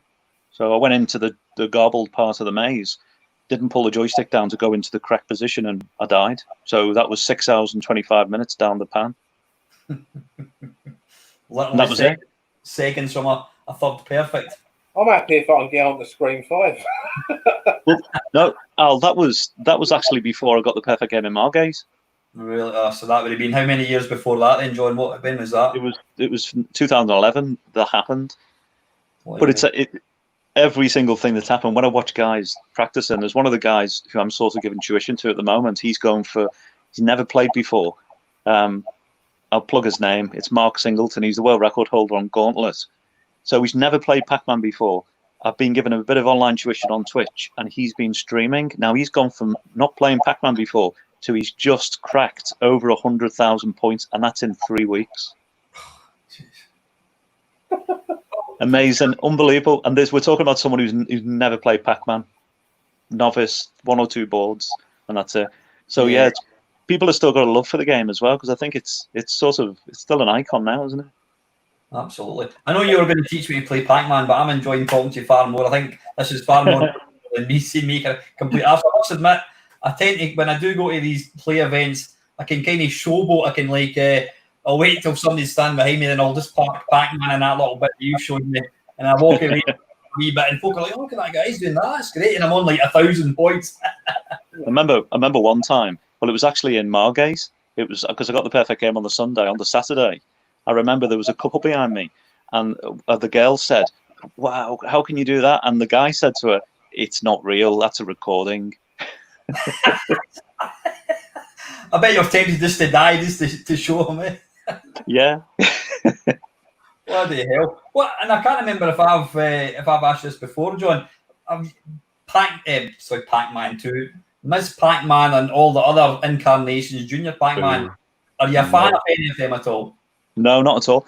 And you know, I like the Championship Edition or Battle Royale. I think the modern ones they're really nice. But you must remember, Al, when I was playing it back in the day, it was my game. It was Pac-Man was the one and only, and all of a sudden this new one came out. So I was in Southport, and I saw this Pac-Man game. I thought, what's this? And I thought it was like a Chinese copy of the original game. So I was watching a guy play it, and it was a Pac-Man with lipstick and a bow in the hair, and I thought, wow, there's no way you're going to see me playing anything like that. And I thought it was just like a crazy copy of the original, which in effect it was. They just took the original hardware and modified it. But no, it's never been a game for me. I've played it a couple of times in tournaments, so where Ms. Pac-Man's been part of the tournament. So I've played it just maybe a handful of times, but it's the skills that can be transferred across, but it's not a game for me. I just don't find it when I've played it, even though it's got different aspects in the game to the original. It's nothing like the original. The original's got everything for me, and Miss Pac-Man's just a bit of an afterthought, I think. Yeah. So I mean, well, I'm not going to ask for your high score, but I mean, presumably you can take your skills in Pac-Man will transfer across, maybe not to the same kind of degree, but you. Absolutely. Yeah. A lot of it's because with Pac-Man, it's a bit more. It's more random on Miss Pac-Man, but it's still. They still use patterns on Ms. Pac-Man as well. So, funny enough, the skills that on Ms. Pac-Man, there was a group of guys that was called the Bozeman Think Tank in 81 when it came out. They basically got on Ms. Pac-Man and they transferred the grouping skills that they had on Ms. Pac-Man over to Pac-Man. And some of them skills they used to go for the perfect game as well. So the game sort of interlocked at one point. Mm-hmm. What was the premise behind Miss Pac-Man? Was it? I'm sure it wasn't going to be a female version, and then they decided at the last minute to try and appeal to female gamers. Was that? Do you know much about the background? Well, there was a group of MIT students in America, so they basically did this unofficial version, Ms. Pac-Man.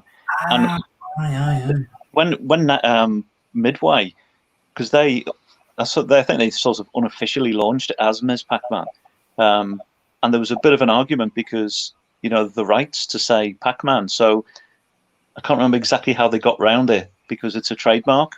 So I think, although it was a game that wasn't produced by Namco, I think possibly Midway had to pay them licensing fees to actually use the Pac-Man part.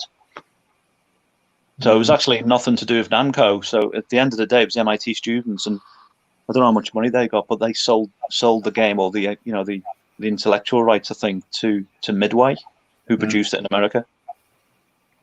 Am I right in thinking that Miss Pac-Man actually sold more units, I think, than Pac-Man? No, Miss Pac-Man, I think it sold 115,000 units, where Pac-Man sold over 400,000. Did it really? So just in the US alone, I think Pac-Man sold 140,000 units just in the US. Mm-hmm. So no wonder if you need a Pac-Man machine, that's where you go. So hopefully California, where it's dry. How many Pac-Man, original Pac-Man cabs do you think still exist then, John? Or still in the wilderness? Or? I'd say, even if it's 10%, which is a very small amount, because don't forget, although it's 40 years old, a lot of them did get destroyed because obviously after 82, 83, 84, the newer games came out, no one played it. But I say even if it's 10%, that's 40,000 machines in the world, and there must be at least 20,000 in the US. That's a lot of machines. Mm-hmm, mm-hmm. Even back in the day, Al, it's something I normally discuss when I'm talking about Pac-Man. I hardly ever remember seeing one of the yellow Midway machines back in the day. Hardly ever saw one. And I suppose it was because they were so expensive as well, because them type of machines would have had to be shipped over. So your general arcade wouldn't have been able to afford that type of money for a Midway machine when they could get a bootleg cab with the original board hardware in there. Yeah. How many kind of bootlegs of Pac-Man were there? I mean, there must be quite a few. Yeah, some of them have got funny names as well. One was called Gobble a Ghost. Sure, I've got a magazine, an adult magazine called that, yeah. Yeah, the one I played when I got my split screen scores in 83, 84 was called Snapper. And one of the retro arcades, I'm trying to remember which retro arcades I went to. They've actually got a Snapper there. I took a few pictures of it. But the one I played on was a snapper, and it had been converted with a screen on the top, so it was a twin screen machine. And they had two of these in Las Vegas Arcade in Liverpool. And it was strange as well because Las Vegas was the premier arcade in the Northwest. They had every single machine, expensive machine you could think of, like Star Wars, Space Ace, all the latest machines. But they never had an original Pac-Man. But they had these two snapper cabs, which were they were like Chinese copy. But they had the twin screens. They looked fabulous because they were so tall as well. And when you played of a weekend as a kid, you got a big crowd watching you, and it was fantastic. And that was one of the draws for me for when I started playing Pac-Man in the early days. Yeah. So as a real hardcore Pac-Man player, then, are there any home versions that aren't emulations that stack up well that you've played?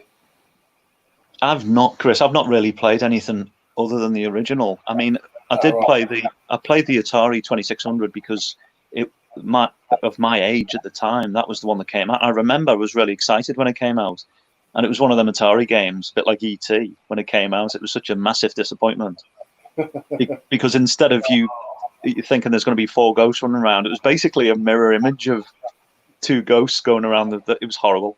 Yeah. I was hoping you were going to say you loved it because that was the first, apart from my Benetton TV game, my mate had an Atari 2600, and that was the first game I got to play at home. I just borrowed it overnight, and I thought I still enjoy playing Pac-Man in the Atari 2600.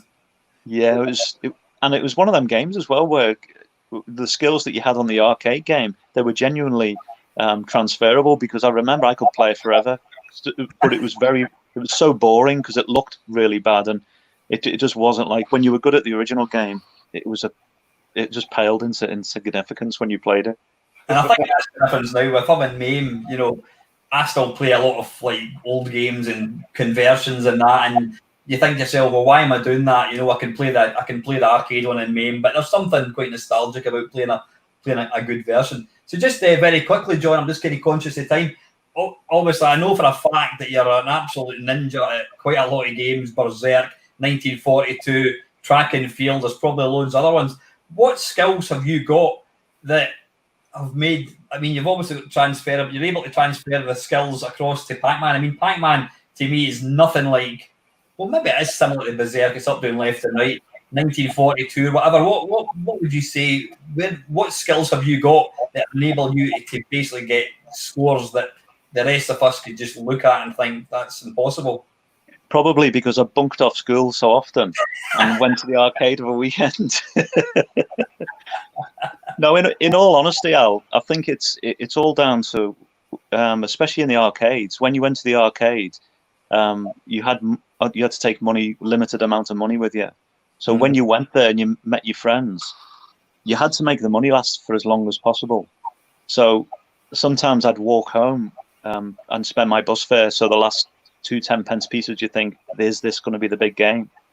So I think it's because, and you'll remember as well, when the arcades were everywhere, it's a place where people met as well. It was a very social thing. Mm-hmm. So in school, I'd be chatting to friends and say, well, I'll meet you in the arcade on the Saturday, and then we'd go on from there and buy some trainers or play football in the afternoon. So it was part of our social circle. So there's so many more people playing it. But I think what happened was I'm quite competitive, and I like to win at things that I do. So I think you've got to have that sort of built in as well. Some people just give up very quickly. I tend to, if I lock onto something, I like to win. Yeah. So if you picked up an arcade game that you've never played before, would you be quite good at it? Would you imagine? Yeah, the thing is as well, it's the likes of beat 'em up games I never played, because when I finished going to the arcades in '85, basically by '86 I've never been to the arcade after that. So even the games that came out, which I'd sort of see in the likes of, in Blackpool or Southport, they'd be beat 'em up games, and that's something that didn't interest me. So I missed out on all them games, and I missed out on a lot of really good games as well. So subsequently, when I go into likes of Arcade Club and see all these games from the '90s, they're quite an eye opener. There's some really good games as well. Mm-hmm. So have you any kind of plans for high score or a perfect game. What other games can you get a perfect game on? I mean, Donkey Kong, are you quite handy at Donkey Kong? Do you ever fancy giving that a crack? I wouldn't mind, to be honest with you. It's a good question as well, because recently I've been watching the streams by the likes of Rob Lakeman and John McCurdy. So they've been playing Donkey Kong, and also Dave Lynn. You know, he's our representative in the world stage, because Dave's the world record holder, Galaxian. And believe it or not, listen to this. This is how good this guy is. You'll have to get him on your stream. Dave was playing last night on Qbert Cubes, and he was playing on MAME.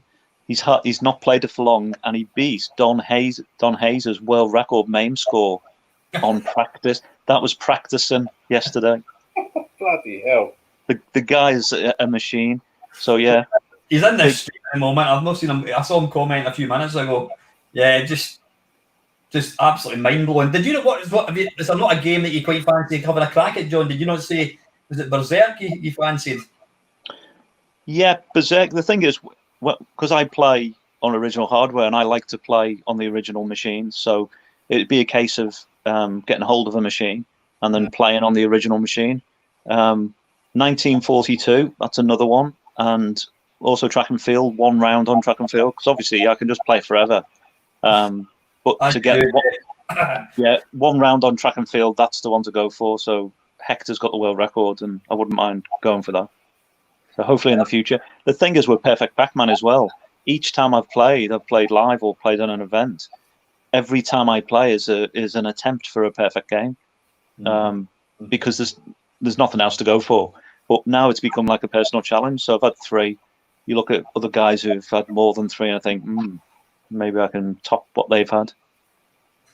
Fantastic. Listen, John, whatever you're going to do, I'm sure you're going to make a massive success. I do look forward to catching up with you once things get back to normal, maybe down at Arcade Club or the next play event, mate. Absolutely, and I look forward to seeing you, Al. It's Thanks great. very much for your very generous donation. It's really, really kind of you, mate. You're always a gent and a scholar whenever I have you on. Yeah, not at all. You're welcome, and thanks, Chris. Thanks for tuning in as well. Okay. Thanks for joining us, buddy. See you soon, man. Bye, everyone. Bye. We are up to £799 now, sir. £799. That's going to make my OCD itch big style. I'm sure we'll get better than that. That's awesome. Bloody hell! Wow, that was good. I think I would much rather. I think people would much rather have listened to John than watch me playing a game badly. Just trying to see where we are and how we're doing now. That's coming up for 10 hours. Blimey. Right. We've got down that we're actually overshot slightly. We've got down the rabbit hole. Damn it, we've kind of overshot slightly, but I've not seen Kev jump in yet. Because who have we got coming up? Yeah, in fact, we could probably tell the guys coming up at 9 o'clock in 10 minutes. We've got the guys from Mr. Chip Software, Oblique Magnetic Fields. We've got Sean Southern and Andrew Morris. They're going to be coming along in about 10 minutes' time. Yeah, that should be good. Yeah, I wonder where Kevin is. To be fair, he's not popped in yet, so although we didn't realise that we'd overrun, he's not. Oh, there's Kev. We'll bring him straight in. Hello. Hello. Kev, how you doing, buddy? Oh, hang on, Kev. Can you turn your volume up a wee bit? Yeah, for sure. Is that better? Is that better? Can you hear me? That's good. That's good. Okay. Listen, apologies, Kev. We're running a wee bit behind. I've got a couple of guys coming along at 7 o'clock, so it's going to be slightly shorter than we'd hoped. Oh, no, not a problem. I'm just glad I managed to get in here. Yeah, good stuff. Have you been watching much of the stream? What time is it in Canada? It's 10 to 11 a.m. 10 to 11 a.m. Blimey, we started at 9 o'clock British time, and it's now, 10 to 7 at night. Oh, man. Yikes. How you doing, Chris? Nice to see you. Yeah, nice to see you too, mate. Yeah, so how are things anyway with you, Kev? I'm doing all right. Yeah. Apologies. By the way, that question I asked you for the Friday Waffle about the Xbox and Microsoft pulled the plug. Yeah. I should have been more clear. What I actually meant to say is they've stopped manufacturing them. It's not like they've stopped support of them. I think I picked it up wrong. I think I did kind of grasp it after it. Yeah, I think they did do that. They did that before, though, didn't they? Oh yeah, that's what made me think. My God, they've done it again. They're just going to not let anybody work with the original previous generation, and then everybody's got to buy a new one. And I thought, oh, we go want to get Alan's perspective on it. Yeah, I suppose. I suppose you'll still get. There's obviously quite a big user base. And how many Xboxes? I'm kind of completely lost. There was the Xbox 360, then there was the Xbox One, which I've got. Then was there not another super duper version came out? Scorpio or something, wasn't it? Something. Yeah, that's right. Yeah, I remember hearing about that one. Well, that was the PlayStation Pro, I think. Yeah, that's right. There was the Xbox S and then the Xbox X, which I always thought was crazy naming convention. Mm-hmm. But I mean, I've never been I'm not a huge, like, specifically Xbox guy, except for my What's in the Xbox show. But outside of that, I've never really followed it. I just thought it's a weird call for Microsoft to make, and I thought I'd like to hear your perspective on it. Up there with Derek Findas on the Spectrum, What's in the Box is my... Well, it's technically my feature, but I've sabotaged your... I was thrilled to see that. That was awesome. Have you got more boxes you still have to unload? I've still got loads of them. You'll be pleased to know I've still got about another dozen in the cupboard. So I think we need another one. We need another viewing. Definitely. I will never forget when we were filming that. We were not far from where I live. It happened to be the big towers.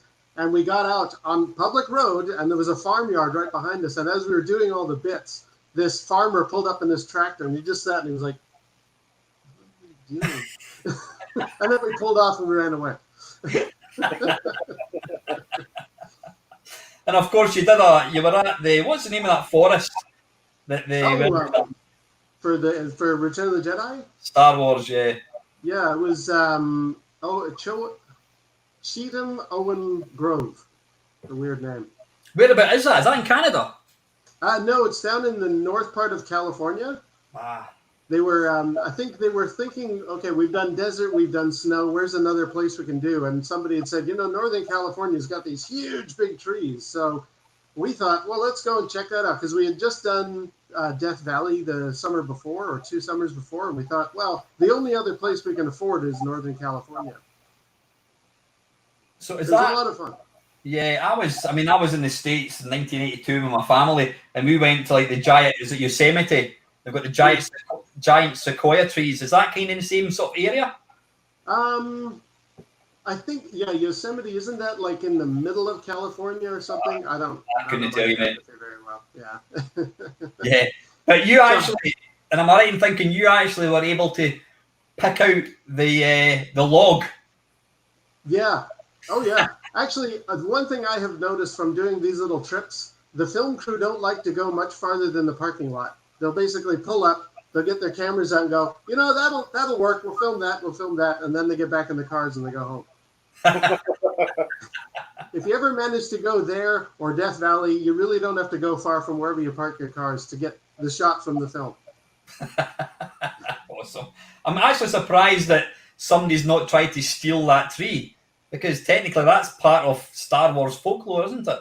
Oh yeah, and I mean, there's also the 2 crossed beams that the speeder bikes fly past, and I always thought it would just take one less than considerate person to come along and just push them, and it's over. And like Star Wars fans would love to see that, so I'm glad nobody's done it. But it's not like there's any protection to stop it from happening. Somebody could just walk up and push the thing. Mm-hmm.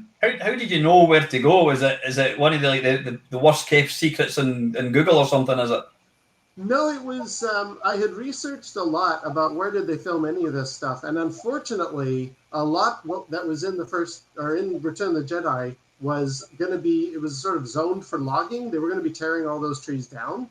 So that's why they could have explosions and set up things and fireworks and all that kind of stuff. So there was one track we read where it's like, the only bit of the film that's left is Owen Cheatham Grove. So we thought, right, we're going there. Fantastic. Meant to say to you, Kevin, massive congratulations on your channel. I mean, I'm proud to say that I knew you when you were just a wee titchy channel with like less than 100 subscribers. Eh? Oh yeah, I know. I still will never forget. Vectrex Rowley gave me a shout out, and it pushed me past the 100 mark. And then somebody was asking, when do you feel like you've made it as a channel? And I thought, when I reach 400 subscribers like Mamemeister, I've made it. And now look at us. And you too, Chris, you're doing really well with your channel. 130 now. 130 today. That's very good. It's a slow. You know what? I find it slow to get started, but once that ball gets rolling, it's a lot faster. It does, yeah. I must admit, it annoys me. I mean, subs aren't important. Well, they are important, but not important. But the fact that you can't actually tell, it just says 3.19. You've no idea. Yeah. I don't know why they did that. That's a bit of a strange one. So what kind of other stuff have we got to look forward to when down the rabbit hole? Well, actually, I've got one that I'm actually going to be filming one today where I want to get people's advice on something that I know you've talked about before, and I'm actually going to mention you. I won't spoil it because it's sort of an opportunity. It's like a business opportunity has presented itself, and I want to ask, like, should I go that way or not? It's one of those types of things. So I got that in the works.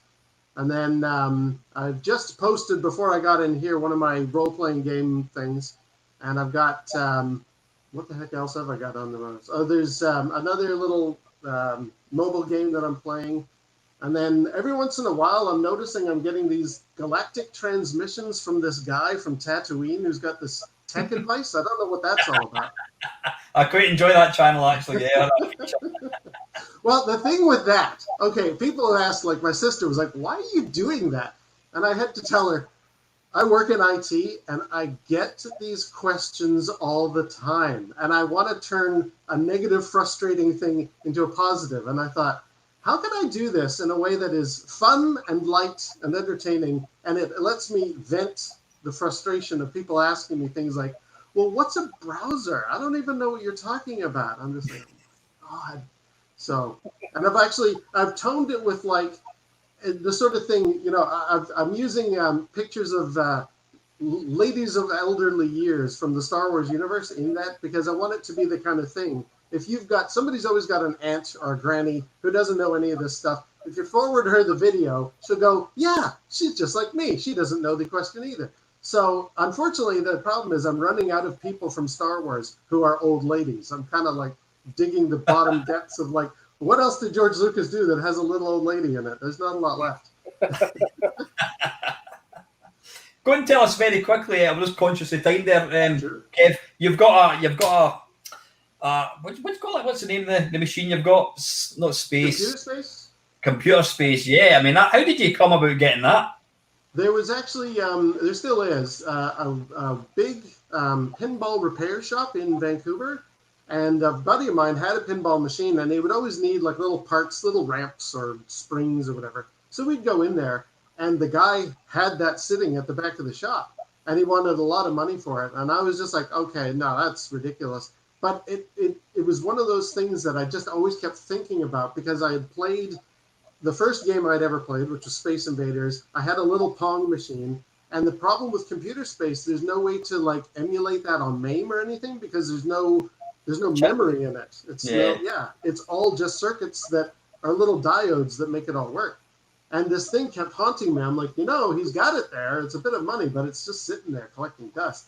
And I eventually thought, well, okay, I'll buy it because after 6 months of constantly thinking about this thing, I had some cash spare from this bonus that we got at work. And I thought, okay, I'm gonna buy the thing. And then I thought, all right, I've got it. Now what do I do with it? And I made a website that I thought, maybe people will find interest out of this. And that has kind of taken off. I've had people from like, Ed Freeze, who was one of the original designers of the first Xbox. Oh, really? He has a computer space, and he's actually sent me emails back and forth. And I was there was a pinball show in Seattle last summer, that he was giving a talk to, and I sat there in the front row, and he's like, "Hey, it's the computer space guy." That was awesome. So it's one of those little things. I mean, has it ever happened to you that you were like, I mean, same with you, Alan, with like your Blimey It's Only series. Has there been somebody you thought, oh, wouldn't it be great to talk to Dominic Diamond or whatever? That would never happen. And then it really does happen. And Yeah. It's like it happens all the time, and I'm just about to. I can see him sitting in the background, going to be talking to somebody very, very shortly.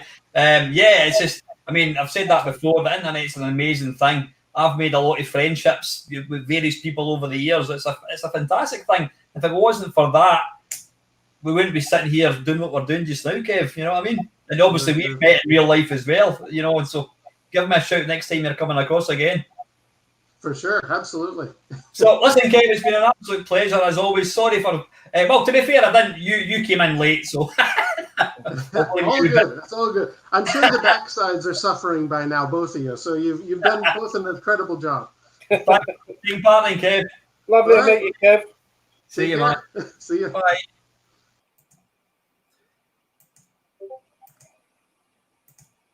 Excellent. Right, that's 7 o'clock. So I think we're kind of on time for our next guest. He's just about to have a wee cup of tea, and we're going to add him to the stream. Evening, Shaun. Hi. Hi there. Can you hear me? Yeah, hear you loud and clear, buddy. How are you? Okay, thanks, yeah. Good stuff. Thanks for joining me. If we look absolutely shattered, it's because we've been online since 9 o'clock this morning. Oh, there's Andrew as well. Andrew. Hi, Andrew. Hi. Good evening. You okay? Yeah. Hi there. Fantastic. Listen, thanks for taking time to join me again tonight. You'll be sick of the sight of me, honestly. So yeah, listen, we've got a few questions. Obviously, I've interviewed you guys. I think I've I've chatted to you twice, Shaun. I think once in your own. Well, 3 times. I think so. Yeah, it's. Yeah. I've spoke to you once on your own, once with Andrew on my channel, and then obviously we caught up down in Blackpool as well.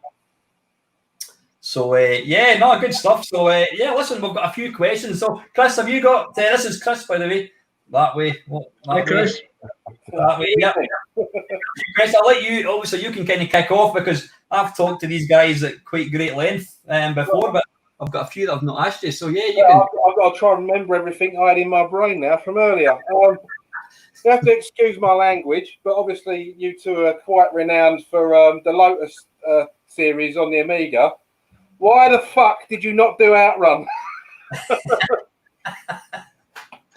No, we're off with it. We didn't get asked.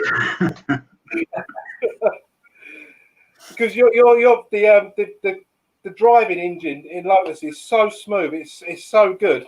If you guys had Outrun, it wouldn't be the shambolic mess it was on the Amiga. And you know, it's such an iconic game for it to be completely ruined.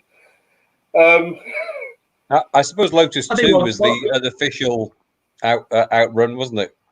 Yeah, pretty much was. So did you? Are you guys?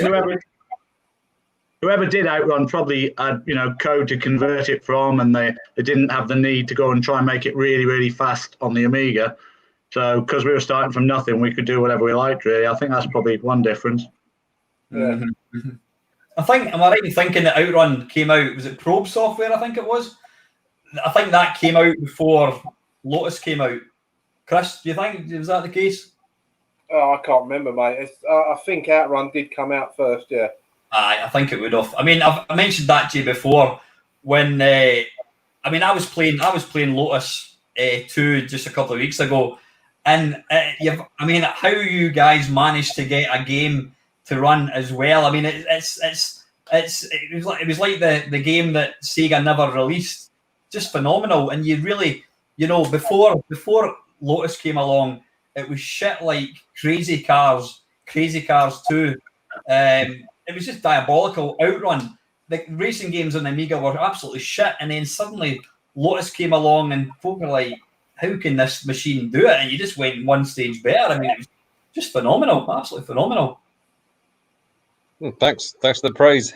Yeah. It's nice to get it now, even when we're 30 years later. I'm just glad anyone remembers. I think that's an understatement. I mean, you know, without a shadow of doubt, you guys are probably the guys that kind of get asked most of. Oh, you need to get. I mean, you know, the questions you two the guys that I get asked about most of all. You know what I mean? Because you literally have. I mean, you've written some of the most iconic. I guarantee if you ask any Amiga fan to name their top 5 games, one of your games would be in there. You know, no question. From a technical point of view, it was just unbelievable. Apart from the third one, that was a step too far. What happened with it? The space part of it? Run out of ideas. Trying to get too much in there, pushing the Amiga beyond its limits. I think did it not glitch at some point? I don't think that really the engine wasn't quite, or was it the hardware just wasn't quite up for what you were kind of getting it to do? Well, I think even the other courses started to run a bit slower because in the code where you've got to say, are we doing this? Are we doing that? Do we have the big bridge coming past? All things like that. It sort of started to suffer a bit just because of all the options. Yeah. How many frames per second was the game running? Was it like 30 frames or something? Was it? I mean, Lotus 1 and 2 were on 60 frames a second. That's the fastest. But I think some of the crazy courses on the last one probably went down to 20 or 30. Yeah, the futuristic course I think ran quite slowly with the lasers and stuff. And the mountain edge. And we were running out of ideas there. Whose idea was it? I mean, presumably Lotus, the original Lotus sold by the bucket load. Was the second one the biggest? The second one was the biggest hit. I think that was the most sales. Yeah. I mean, it obviously made sense for the publishers to want to do another one.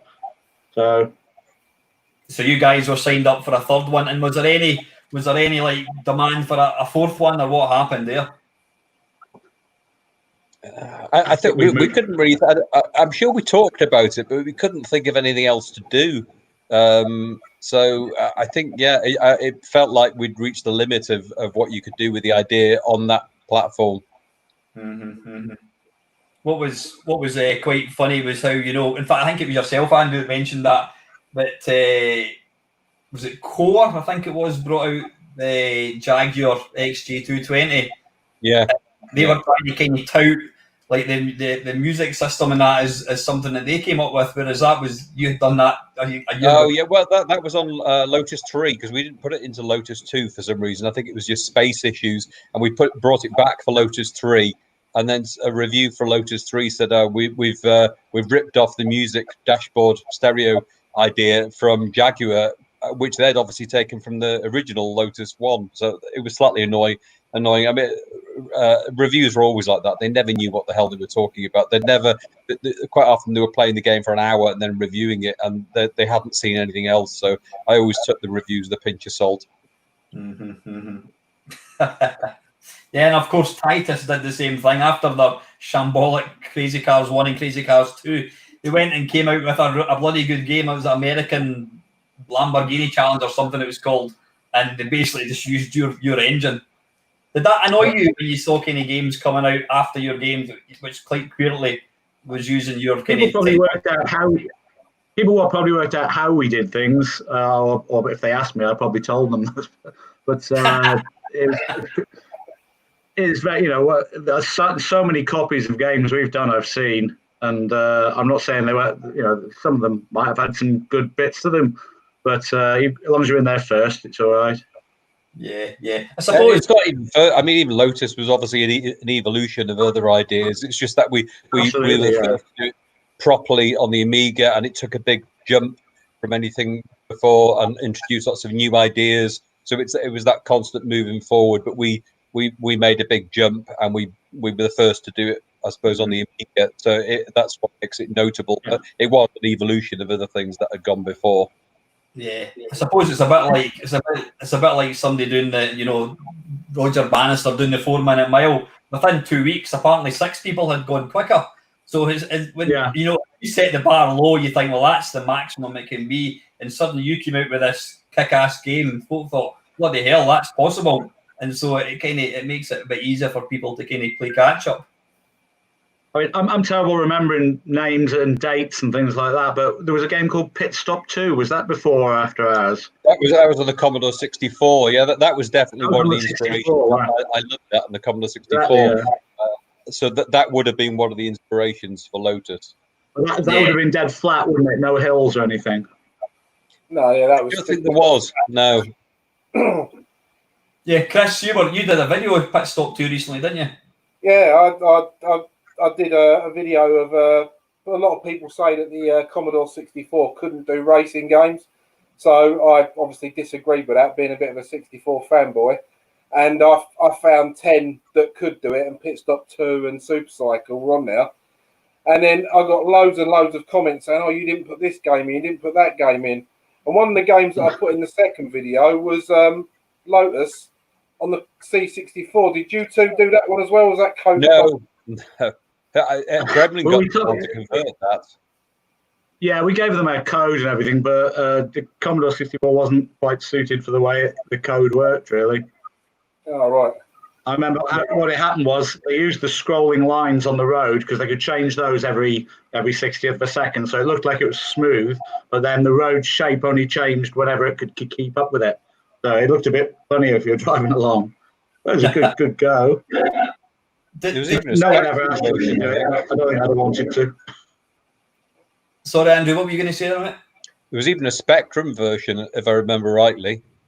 Yeah, and an Amstrad one as well, which was basically a port of the Spectrum one. Yeah, I had a look at all of them. But yeah, I thought the 64 one was pretty good. So I didn't really take note of the names. I just wondered if it was you. But no.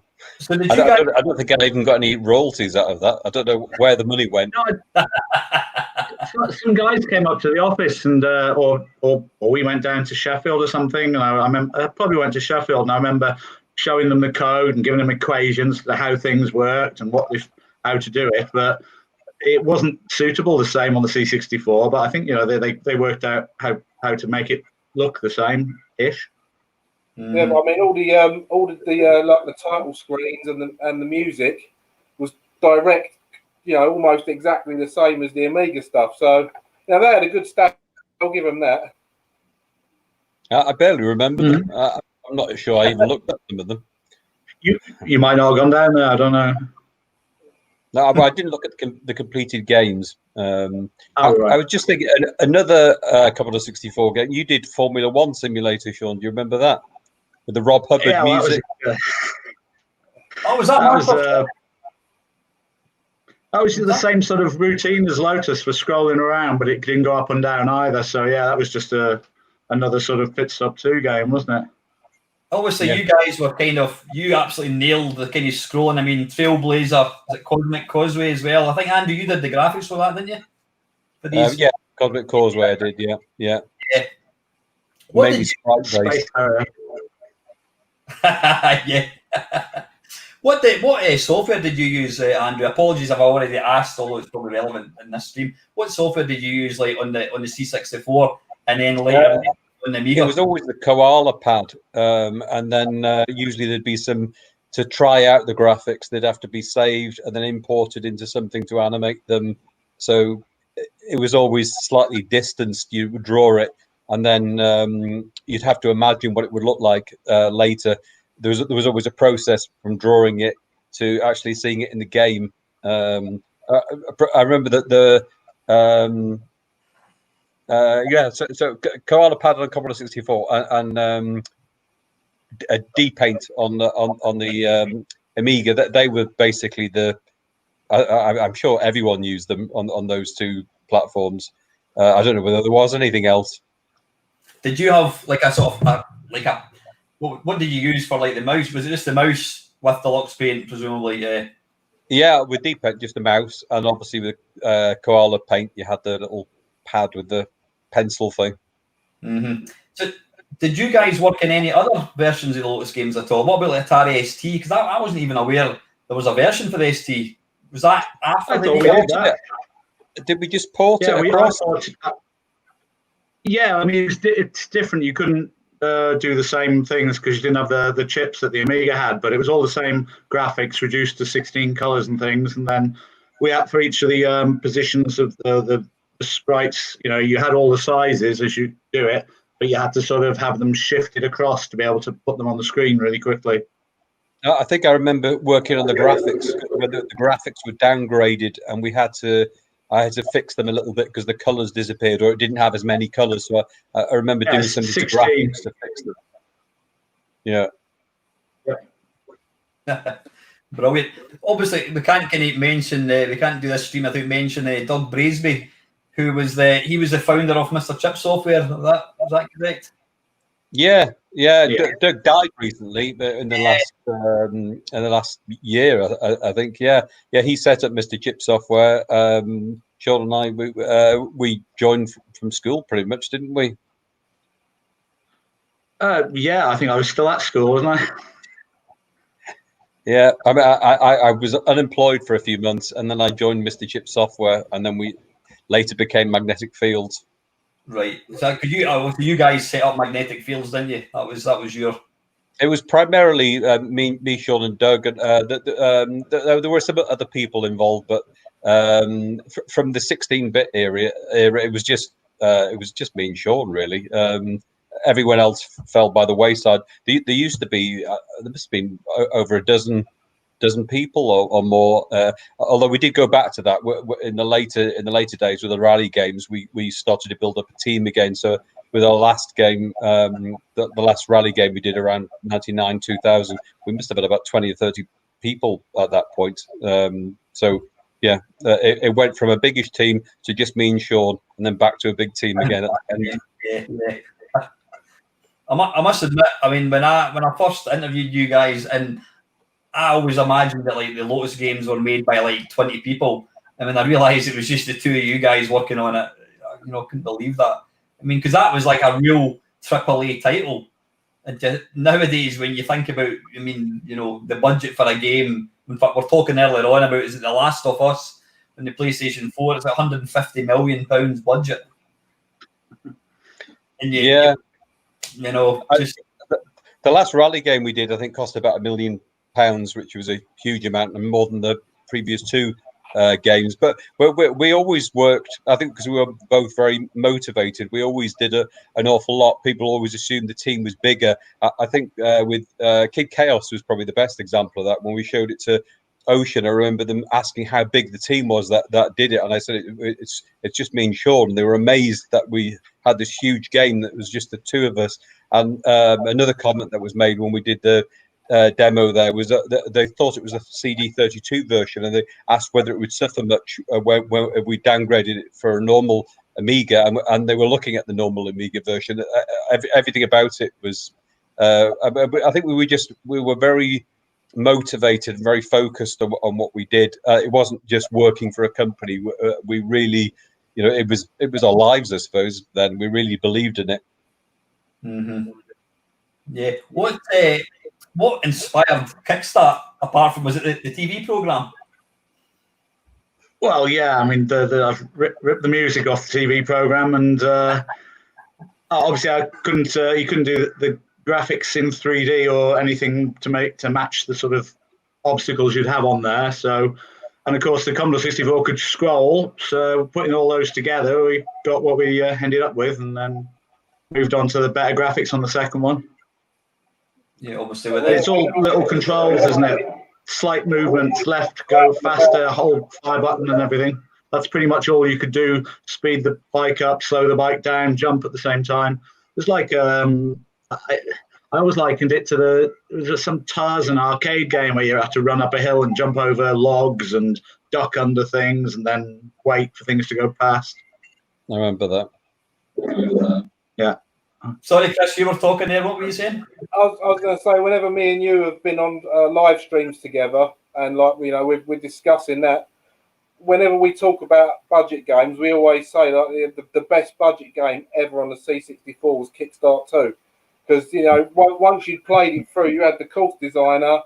It's such a great game. So I'd tip me. If I was wearing a hat, I'd tip it. Thanks. So yeah, it was a lot of game for the money. It was. It was, yeah. Yeah. Another game I was playing by Mr. Southern recently was it Void Runner? Void Runner? No. I know you're right. Let me have a quick look. Let me try and find it. I'm sure it was Void Runner. Basically, kind of grid runner.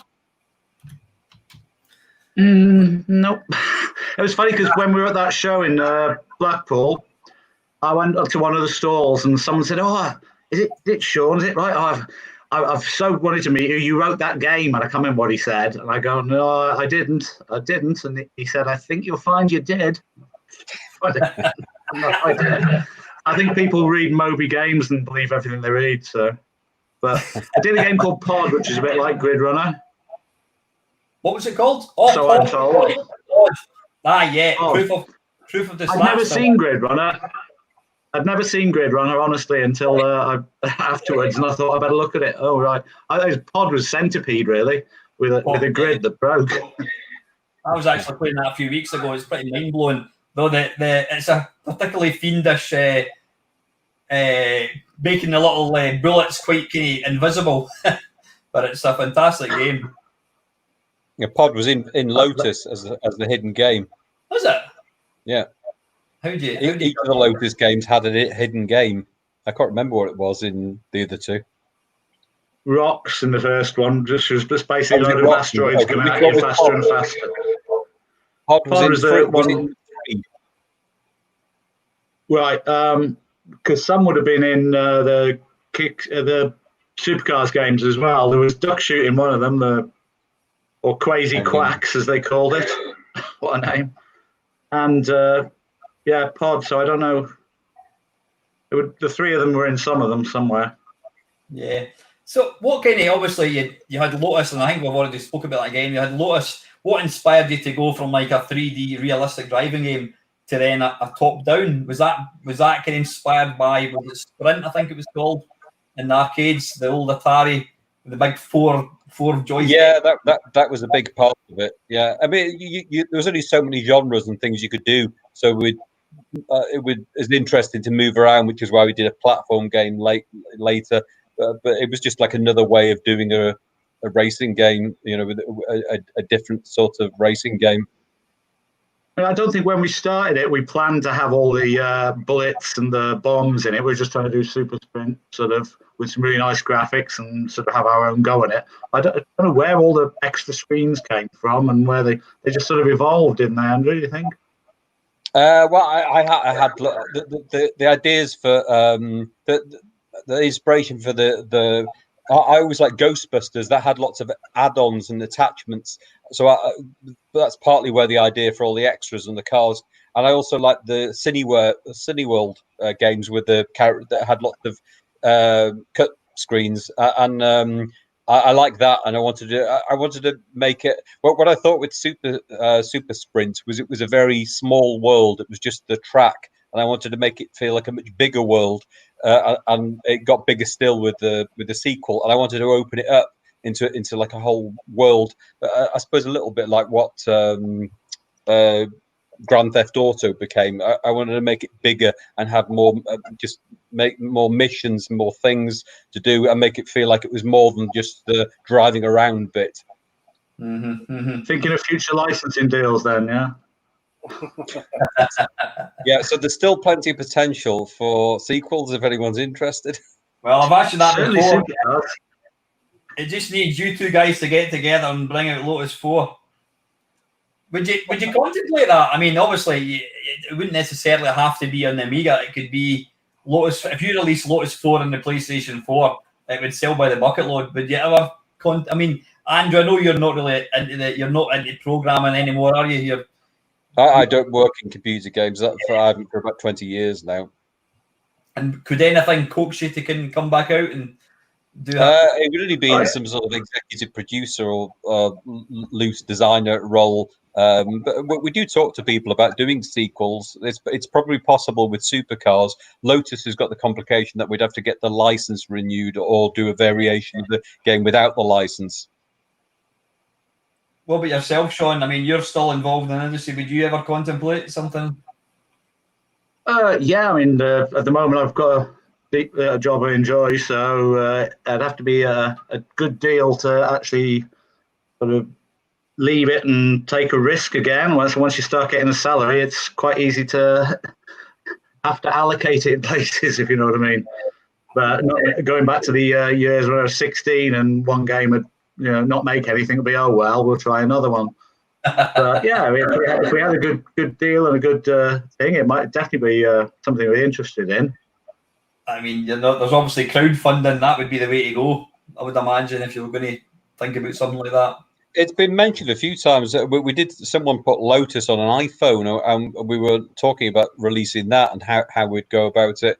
And there's been interested supercars 2 or 3 times, but they've never quite got there. I think it needs someone who really believes in it to work with us. I don't have much time, and I think Shaun's busy as well. So if someone was particularly interested, we could get on board with it, with the creative side and pushing it forward with them. But I think it needs a publisher or someone, some sort of financial backing, someone to drive it forward from a business point of view.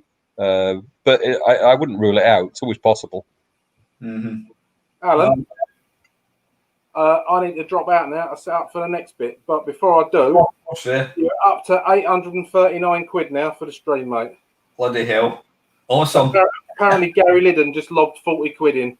All right, so I'm going to drop out. It's been lovely meeting you two. I will go and set up for the next bit. So thank you very much. Cheers, Chris. Yeah, I know we're almost at half an hour anyway, lads. Just sort of last one. See, when you were putting together a game, did you, given it was just the two of you working on the game, would you set yourself right? We've got until the end of January to get it finished, and then that's it. Or would you always be thinking, oh, we could throw that in, we could throw this in, and you were always wanting to kind of make it that wee bit more special? Or did you kind of have a strict deadline, or was that deadline made by the sort of developer, by the publisher? It depends on the Amiga days. Yeah, but okay, the Amiga days, the Lotus sequels, there was huge pressure to get them out, wasn't there? Well, we used to have a game out for Easter and a game out for Christmas. So it was every 6 months, really, and the game for Christmas needed to be well in advance, like for October, and the other one needed to be done for March. And so that was a bit of a cycle for 3 or 4 years, wasn't it? But then with Kid Chaos, I think we just said, well, it'll be done when it's done. So it sort of just, it wandered. It was 2 years, wasn't it, it took to do Kid Chaos? Yeah, it wandered a bit. Yeah. Yeah, and that's sadly never. I mean, I was watching a YouTube video, and it was it was like sort of the 10 unknown games for the Amiga that you need to play, and Kid Chaos was one of them. And I've played it. I've got an Amiga behind me there, and it's a fantastic game.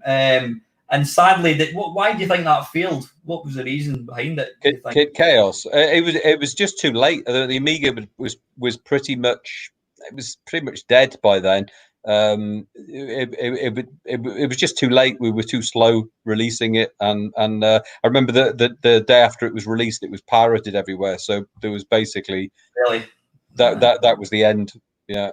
And at that point, when that happened, did you just decide, right, we've kind of time to kind of move on to something different?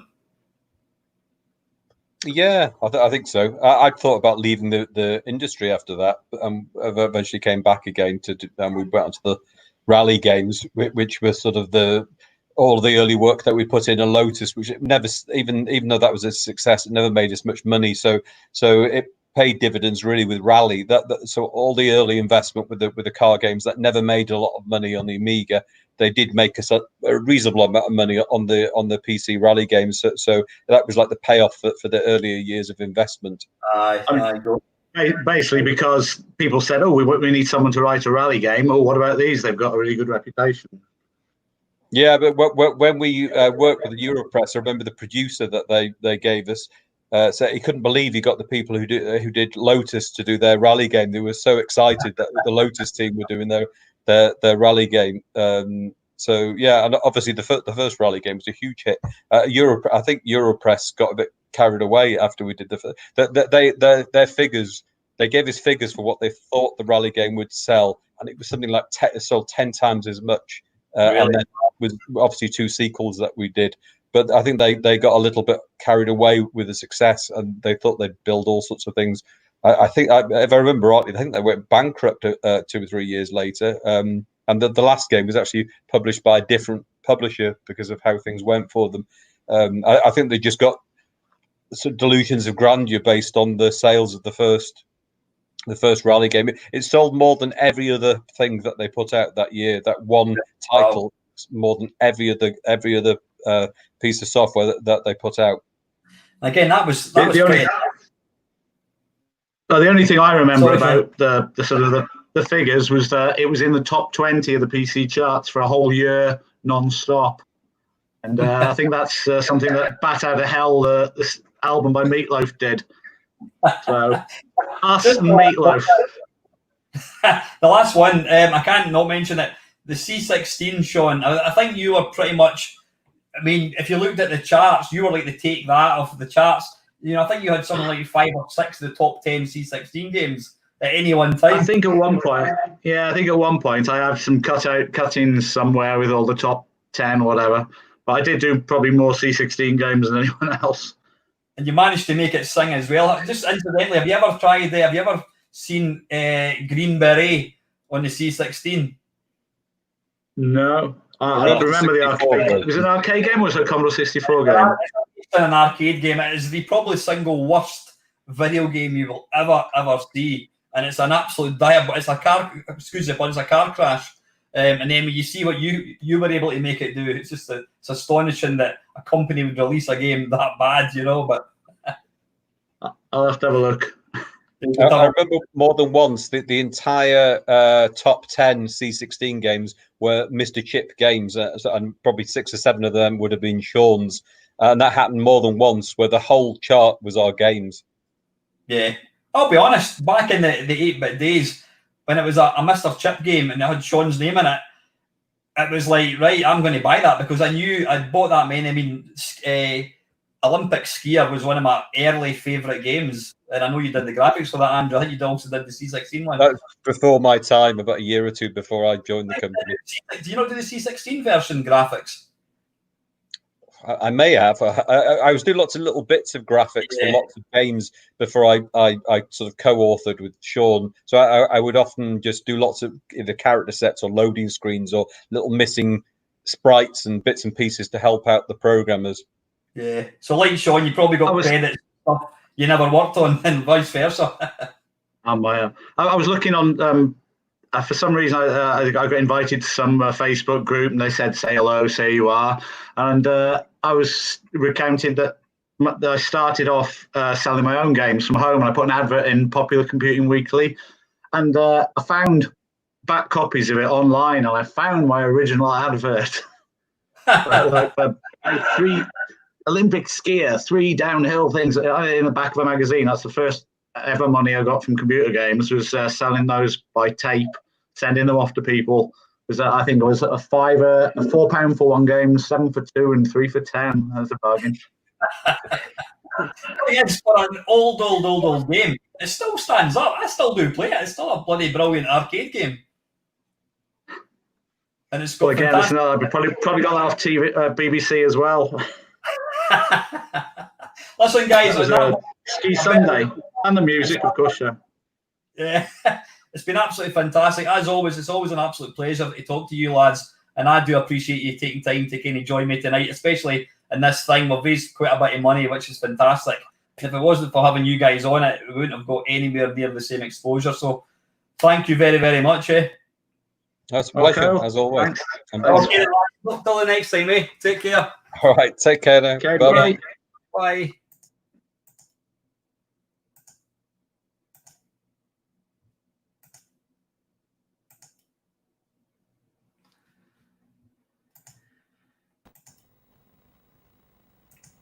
And there we go. Yep, excellent. I'm just looking for I think Mr. Panther is going to be setting us up with something. How did you enjoy that? 2 lovely, lovely guys. Evening, guys. How you doing, buddy? Now, I assume there should be some music, which should be coming along in a wee second.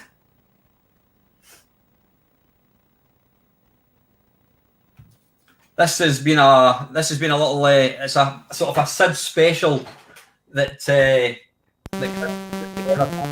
What do you enjoy that? Yeah, I'll try to make it good. I'll try to make it good.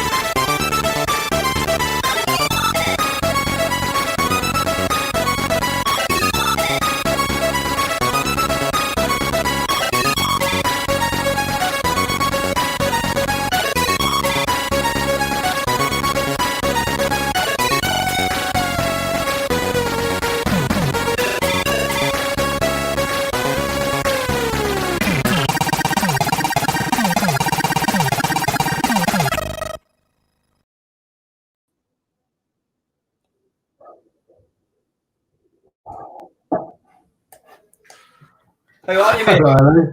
Oh, crikey, what a shock's in my face. Big on the screen there. It just popped up. Sorry I'm so late. No, listen, not a problem. Not a problem. How are you doing? Yeah, no, super good, thanks. How's it gone today? It's when I'm absolutely knackered. I don't mean admitting that. And hang on, I'll just add Chris in a I can second. imagine. Yeah, we've been doing this now since 9 o'clock this morning. But I just checked. It's something like 850 quid we've raised. Yeah, no, I saw. That's fantastic. Absolutely fantastic. I mean, it started off as a bit of a kind of joke that I was going to play. Do you ever remember China Miner, the Interceptor software in the C64? I've played all that stuff. Yeah, I remember that very well. Maybe not the best game. I always play that in my live streams. I always finish off with that game, and somebody says to me, "Why don't you do a 12-hour live stream with China Miner?" And I said, "Well, you lot give me 200 quid for charity, and you've got a deal." So it just kind of started rolling, and it's grown arms and legs, but it's been fantastic. We've had some really nice people on. We had Gary Bracey on. Hey, Chris. Oh, fantastic. Gary. Hello. Yeah, we've had some Gary Bracey, Jim Bagley. We've got the games animal, Mr. Dave Perry. He's coming on at 8 o'clock, actually. Crikey, O'Reilly. Yeah, so he's a banner, I hope. So yeah, it's been absolutely fantastic. So yeah, listen, obviously I know you very well, Gary. We've interviewed each other quite a few times. Chris, I know you've got a couple of kind of burning questions for Mr. Liddon. Oh, far away. Chris, we can't hear you. It's super quiet. He's a cockney. He's not normally this quiet. God blimey. Still can't hear you, mate. So you got the in-laws up at the moment, then, guys? Yeah, that's right. Do fucking what, son? Okay. Screw me 11. Yeah, no, we got. Yeah, okay, okay. Still not great. Still a bit low. And I can hear my voice. That's probably because I'm still sodding about because I hadn't quite finished poncing about with the Sid thing, and you put my camera straight back on screen again. Sorry, mate. No, you're fucking not. Right, there you go. It should be all back to normal now. Not really. Yep. Sorry, Gary. Yep. So I was going to say, what are you?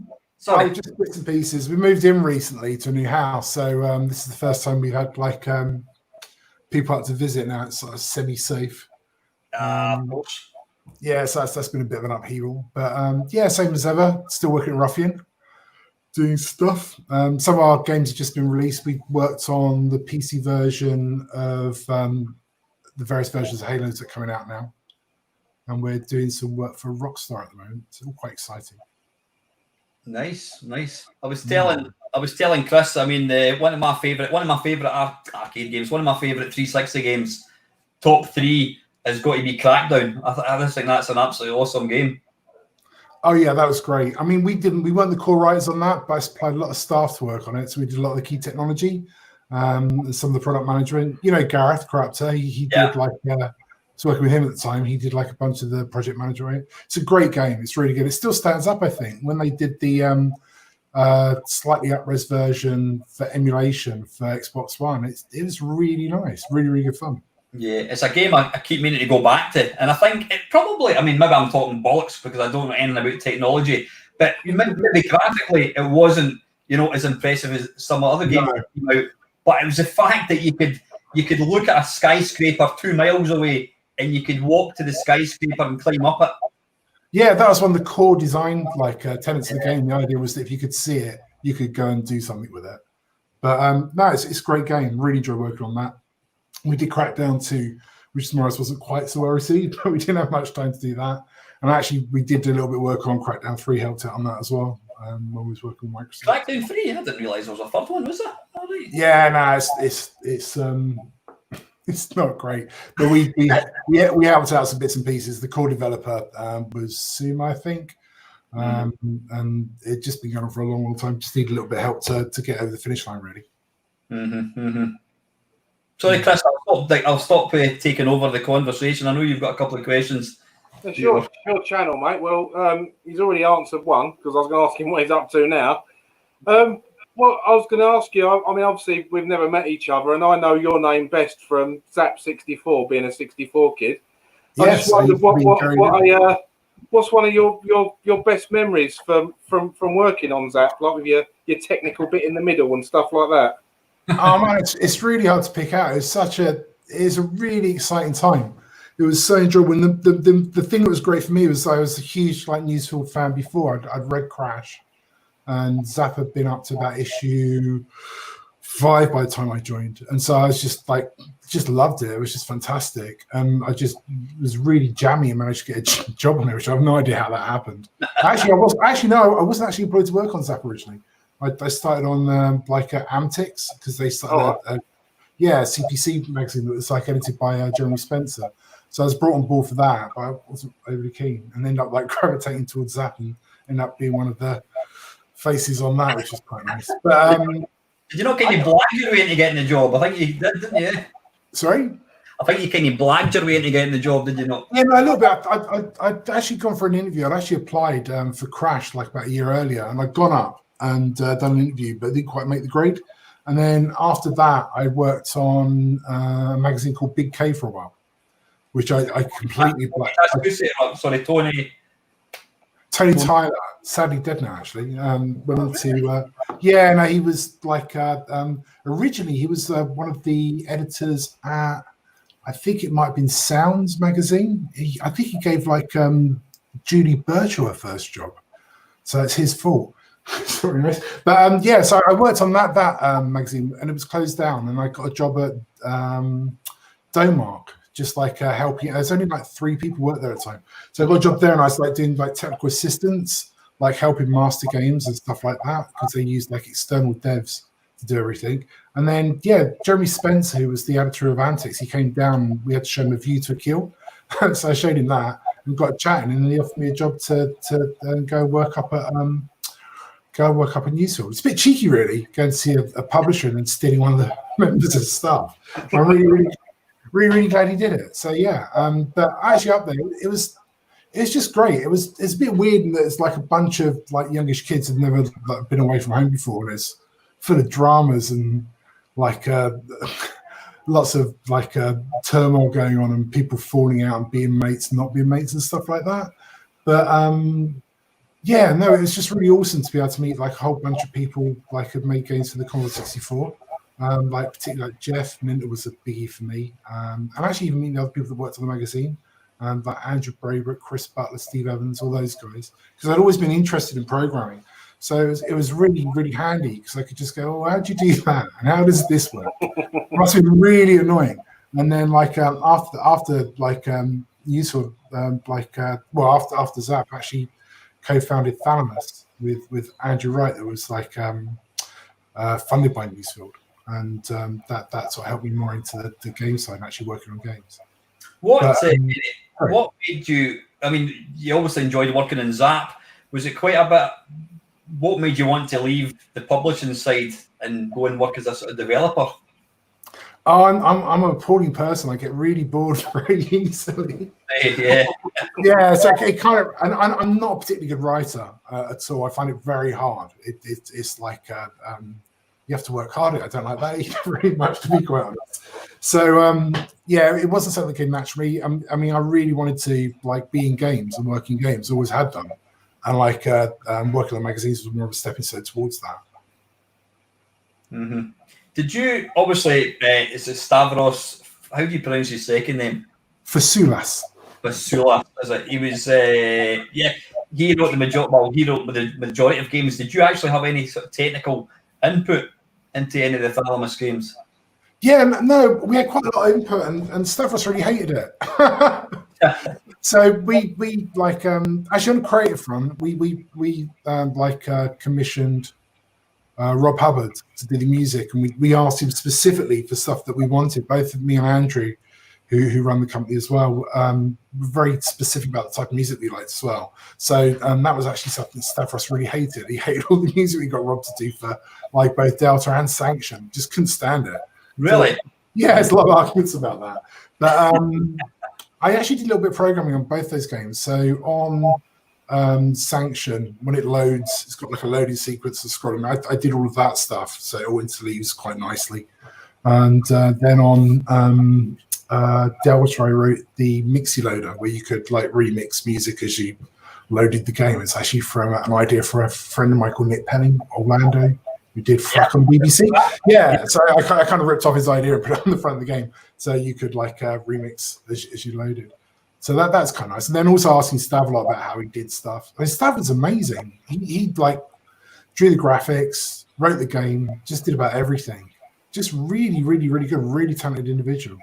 And the games they were really polished, weren't they? I mean, they were really high quality arcade games, weren't they? Yeah, no, absolutely. I mean, to be fair, I wasn't actually overly keen on Sanction. It was like technically really nice, but it had like that split window. It didn't seem to serve an awful lot. It was just like, I'm the same, yeah.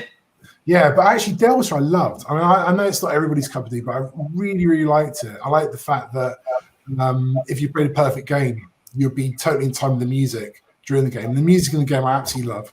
And we were really happy with that. And again, I think that's kind of a divisive thing. There was a little, we asked Rob to do something that was a little bit like On the Run by Pink Floyd, and a little bit like Philip Glass, who's like a minimalist, like classical composer. And the stuff he did was just amazing. Really, really good. It's certainly now the Pink Floyd bit, definitely. Well, unfortunately, the Philip Glass bit, the second bit, is an identical rip. It's exactly the same. We thought, no one would ever know. And then I think it's the day before it came out, or the week before it came out, there was like a South Bank show all about Philip Glass. And we're going, oh no, people are going to recognize we're going to get sued. but luckily, there didn't seem to be an awful lot of crossover between Philip Glass's lawyers and Commodore 64 players. So you got away with it. So see, when you got the job with Zzap, then Gary, where were you living about at that point? I moved up to Ludlow for it specifically. So I'm from London originally, Hillingdon, like on the west side of it. And then when I got the job, just like hitched up and just rented some digs up there. I actually shared a place with Gary Penn for a while, another writer as well. Yeah. Yeah, I mean, I was listening to was it the Retro Hour? Julian Rignall was getting interviewed, and he was just saying how it's. Obviously Zzap, they picked gamers to review games, and that's why it really resonated with the kind of readership, because I think we didn't have favourite sort of reviewers, but you knew that if you guys liked a game, you could pretty much guarantee that I was going to like it, and that did become the Bible. Were you guys aware of the impact that you guys actually had on potentially making and breaking a game? Yeah, no, it became apparent over a period of time. I mean, I think it went to our heads a little bit as well. But I think one of the good things about Zzap is that we weren't really wedded to like the industry per se. So we were fairly uncorruptible. It was like, oh, is the game good? There we go. We think it's good. We'll give it a good review. But it was a bit weird in that you got these fairly leery late teens, early 20 kids, and then you've got these people in their 30s and 40s kind of sucking up to you a little bit, like the PR guys as well, which is really a bit bizarre. You don't clock it at first, but after a while you see, oh yeah, I see what's going on here. So I don't know. I've been on the other side of the curtain a little bit now. So if we do a game and release it, and then someone's just had 4 pints and done a review and trashed your game, it's not an altogether entirely pleasant experience. I can kind of understand why people get so irate. But the magazine was there primarily for the readers, and I think we were a pretty good guide. I think we did actually give an honest view, and I did like the idea that there were a cast of different reviewers of their own things that they liked, so that if you ended up aligning your what you liked was aligned with those reviewers, you could get a good idea about if you're just going to enjoy it. And games are expensive, I think that's one of the worst things about working on Zzap was actually getting games for free, because it was great to see everything, but things just had no value. It was a weird change from having to save up and getting one game a month or something, because it's before budget software on our side as well. And then you got everything. All of a sudden, everything's not worth anything at all. So I remember when I left, I made a conscious effort to make sure I go and buy stuff. And it's quite important. I know Julian mentioned that it was at US Gold that they would promise you an advert. They were going to take an advert out in Zzap, and because you panned one of their games, they would say, right, we're not going to come back, we're not going to advertise with you, and then 2 months later they'd kind of come back, tail between their legs. Yeah, no, they were. I remember I made some snotty comments about ER Kung Fu. I seem to remember, which game was pretty good, but the music, I thought the G64 one was really good, actually. yeah, no, it was, but the music though was an absolute direct rip of Magnetic Fields by Jean-Michel Jarre. And I mentioned, oh, do Rocksoft now, because there was a company called Rocksoft that would police this stuff. And then, yeah, I can't remember who it was now, but one of the guys from actually no, sorry, it's Ocean, phoned up, was absolutely furious, like threatened to, how dare you say this? It may be similar, but it's not the same. Got really, really angry. So yeah, no, it's weird because like for us, like, we weren't earning that much money. It wasn't particularly high stakes for us. We're just like reviewing some stuff going, oh, this is great. But external to us, it was like make or break for like certain companies. I do remember there was like one game that felt a bit like guilty about this. There was like some Welsh developer had made like these really, really poor games. There's like this game you had to control a goose. Funny enough, like you have to goose, was it? Yeah, that was it. Yeah, I mean, funny enough, like this game did brilliantly last year, but it was really bad. We gave it a really bad review, and the company went bust. And I thought, But the worst thing was that I just played it loads because it was so bad. We really enjoyed it, but so I don't know. That was a little bit maybe stuff that we do type in does have an effect on people. And to sort of swing it around, would you have ever put your credibility on the line and given a game a good review when you thought it was pish? I'm quite susceptible to hype a little bit. So if people go, oh, this is amazing, oh, this is great as well. So like, I guess there might be a little bit of that, but generally, no. It as I say, like we were kids like earning like fairly low minimal wages, like and we were well away. Actually, I think that was like an important part of like Newsfield because it was actually based out in Shropshire. We were well away from like the schmoozing crowd down in London. Because I did some work for Email later on. There's a fairly strong community of different like journos and so on as well that hang about, and they'd intermingle and be friends with like people that work at software companies, particularly people who worked in PR as well. So we were really removed from that. We just weren't exposed to it at all. So I think that actually helped us be like a little bit more objective than we may have been. Mm-hmm. Fantastic. We've got a question here from Colin. I've just popped up on the screen there.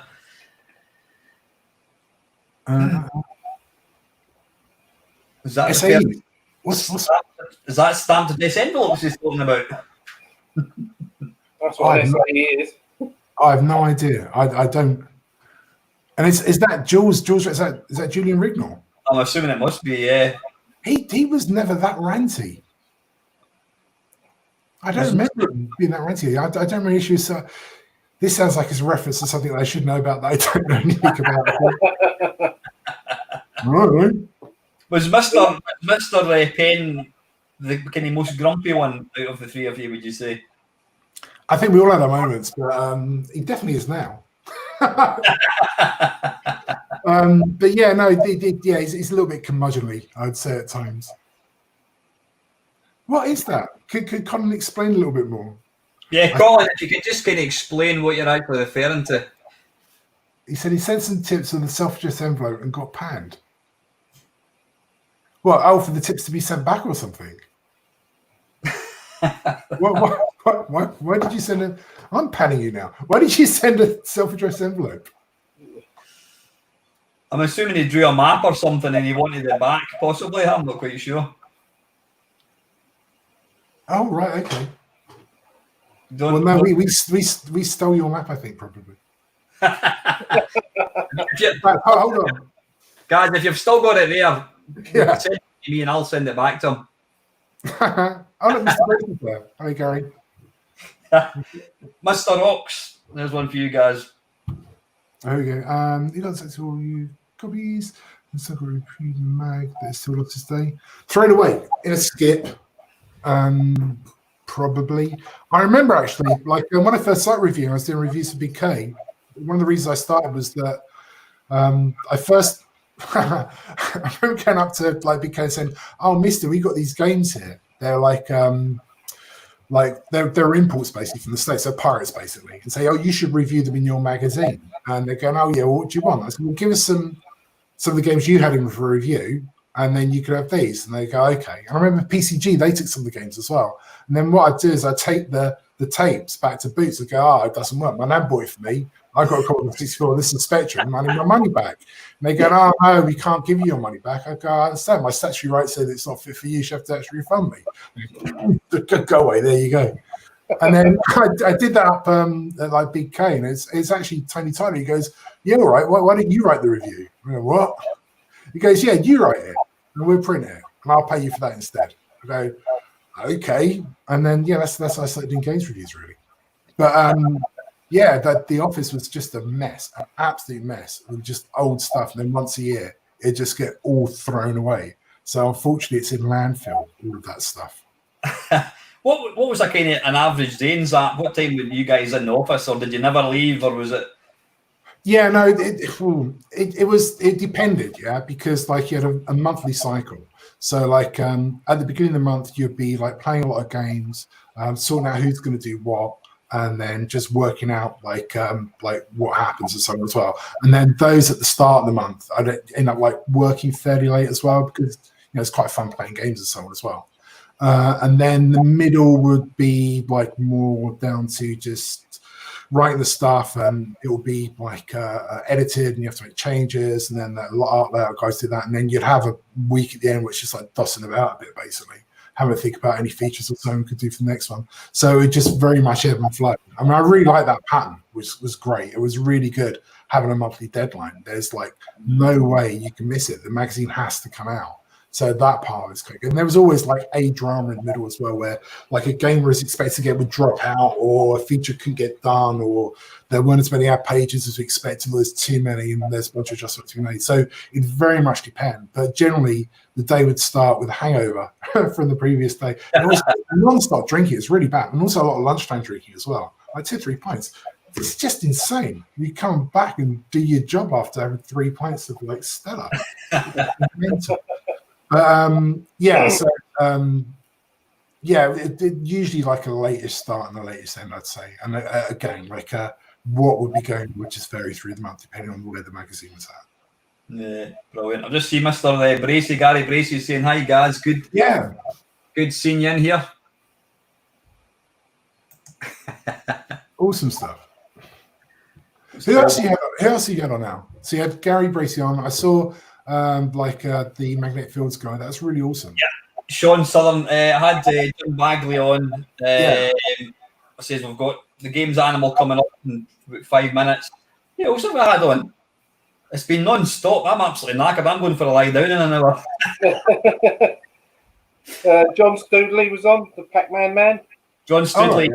He's done his second. He's only one of 6 people to have done the perfect Pac-Man. Wow. I've read a lot about that, but mostly to do with like Billy Mitchell's. Yeah. We also had the Ted Dabney experience, Paul Drury, Tony Temple. They've started a podcast with a guy called Richard May, and basically they're speaking to some of like the luminaries from the very, very, very early days. They were talking to a guy the other day there who wrote Star Wars. Really fascinating, really, really worthwhile. Oh, is that out now? Yeah, it's called just Google it, the Ted Dabney Experience.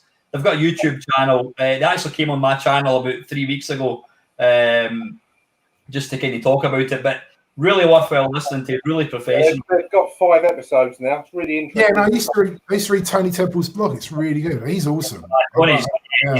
He's sort of like the go-to man, the arcade blogger. Yeah, he's been absolutely fantastic. So I think that's been it. But it's been a really, really good day. We've had lots of cracking people, including yourself, guys. So that's it, buddy. We're going to have to probably call it a day at that.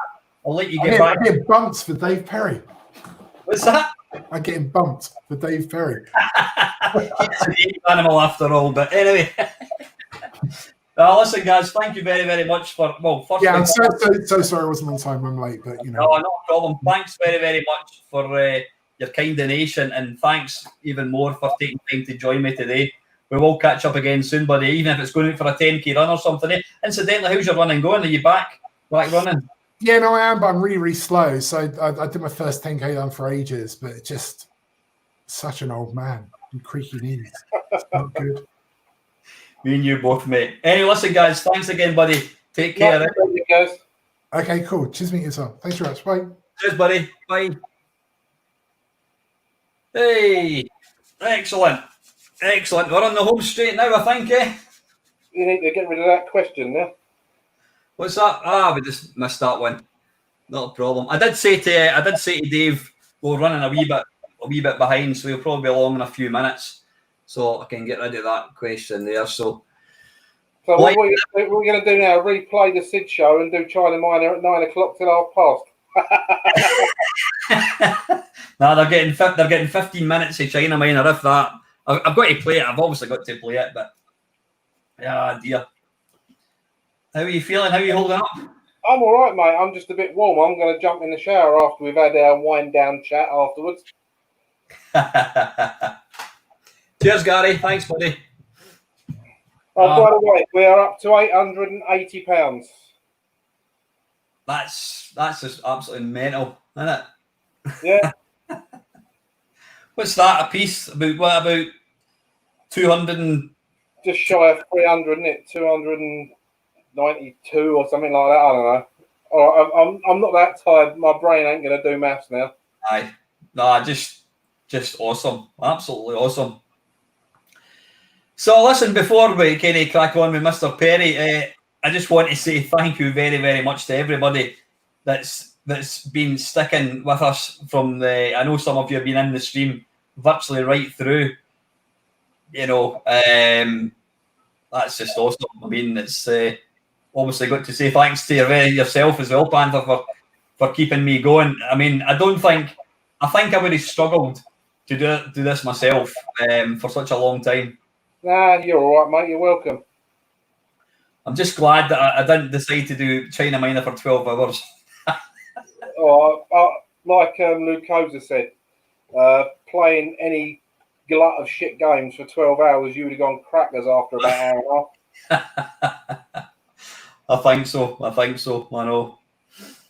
Listen, I'm going to go for a quick pee just before. What's the time? I've got about 2 minutes. I'll go for a quick pee and I'll be right back. Well, someone needs to time him because I don't think he's actually going for a pee. I think he's running out for a quick cry every now and again.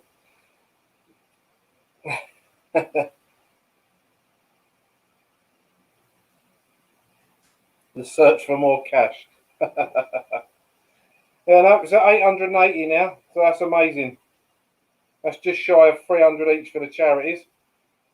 If anyone wants to chuck 20 quid and make it 900, which is a round number, who am I to argue?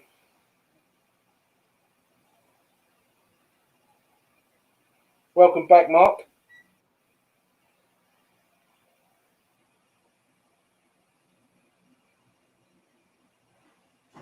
So I'm just looking through the comments.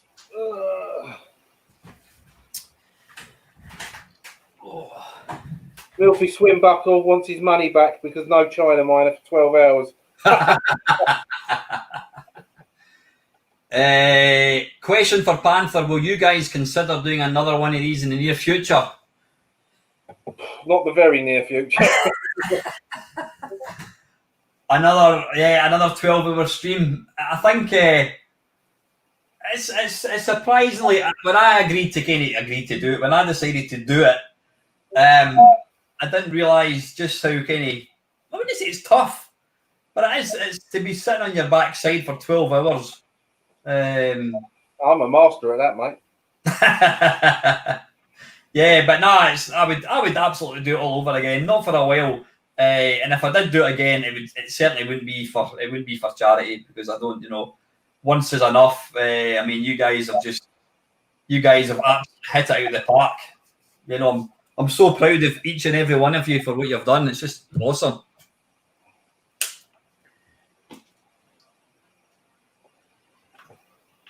So, yeah, hopefully Mr. Perry will be along anytime soon. I'm just catching up. But yeah, good evening to everybody that's joined us tonight. Well, technically, I would be 45. I'd be an hour and 15 minutes into my normal Sunday stream at this point. Yeah, you would be, wouldn't you? Yeah. Billy Connolly's incontinence pants. Yeah.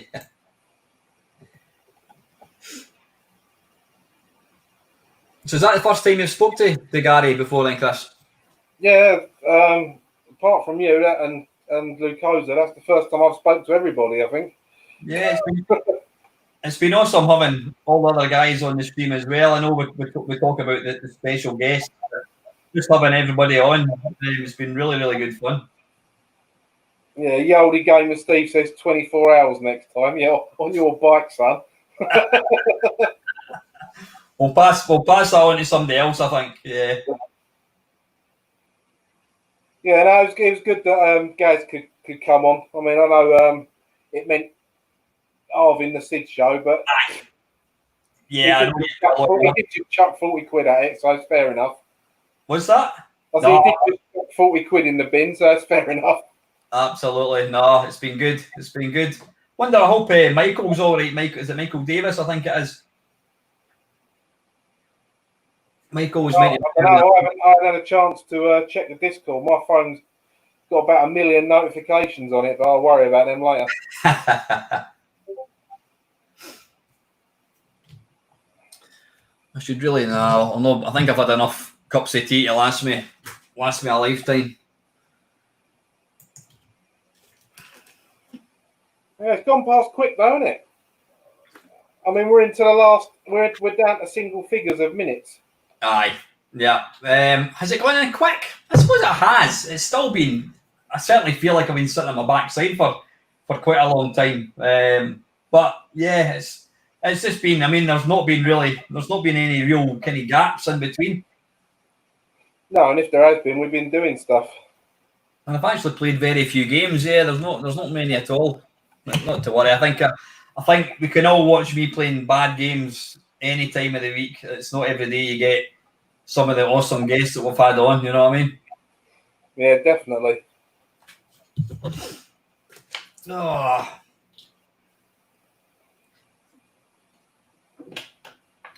No, you're very welcome, Craig. Shaun and Andrew are good lads. I didn't mind me swearing at them about Outrun. Not at all. It was a compliment. Yeah. It was absolutely a compliment. Yeah, thank you very much, Gary. Yeah, we're almost there. 11 hours and 15 minutes, something like that.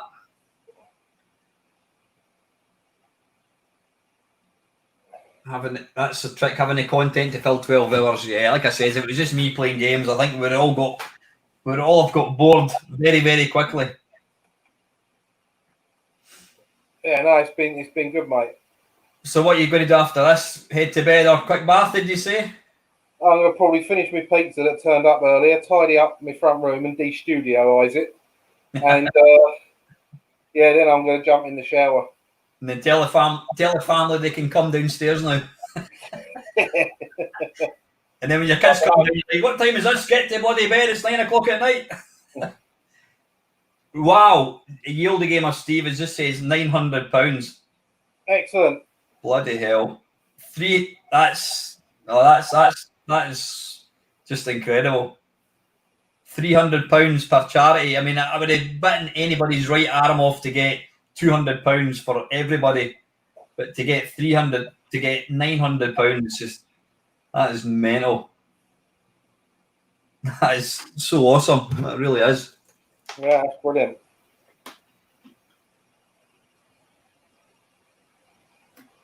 I think we're all talked out at the moment. We're kind of waiting to see if Dave's going to turn up. Is it? Yeah, I think I've got bloody. If it's possible to get cramp in your tongue, I think I've got it. Honestly. What I was going to say, guys, I said we're just obviously waiting for Dave to come along. If you want any, I wanted to just say cheers to Paul Cook, he joined late. Sadly, guys, been great so far. Watch the rest later. Panther convinced me to shove the last 20 quid in. When when you went off to the bog, it was on 880, and I said, well, if anyone wants to make it 900, so cheers, Paul. Thank you very much, Paul. Gentleman or scholar, buddy.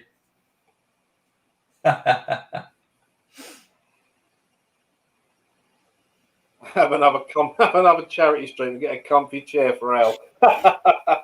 Yeah, I'll do one of these GoFundMe's for a chair. How about that? Yeah, brilliant. Oh. How long are you going to give him? No, well, to be fair, he was all ready to jump in it. He was all ready to jump in. So I'll just text him just now. Yep, there we go. Oh, he's giving me the thumbs up. Excellent.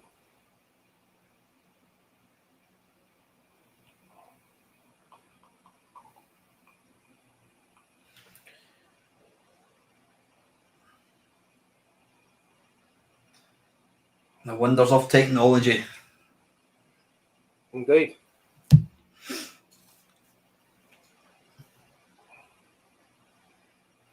Yeah, should be along. Should be along shortly. So I wonder. Interesting to know what the total like viewing numbers are. You know, it's obviously if somebody's watched it right through, that's 12 hours. I wonder. Well, you've got 54 thumbs up, 1 thumb down, 42 watching.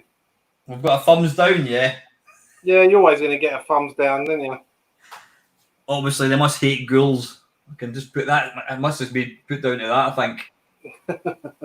Yeah, sorry, Mark. Has Kevin down the rabbit hole been on? Kevin was along. What time did he come on it? To be fair, Kevin was late anyway, but I think it was about 10 to 7, wasn't it? But 10 to 7. That's right. Hey, here we go. Ready for the last one. Evening, Mr. Perry. Good evening to you. Hello, how are you? Hello, Dave. Yeah, good on you, mate. How are you? Not too bad at all. We're absolutely knackered. We've been doing this since 9 o'clock this morning, mate. So if I look like shit, it's because I'm ready from my bed. So I've seen you when you were looking fresh. You look like shit then, to be honest. Oh, I think I've just lost Dave. Shit, I don't know what's going on there. Yeah, no, so listen, Dave. Thanks for it. We kind of overshot a wee bit by about 15 minutes. Thank you very, very much for taking time to join me again. I know I only spoke to you probably about maybe 4 or 5 weeks ago, something like that. Yeah, no worries at all. No, so as long as it didn't interrupt the football today, that's fine. Yeah. Who was playing anyway? Everybody. When it was the end of the Premier League, so every team played today to decide how things go. But I'm a Man U fan, so I was watching the Man U game to see if they got into Europe. Yeah. And is this one of these football games where they don't have any people in the crowd?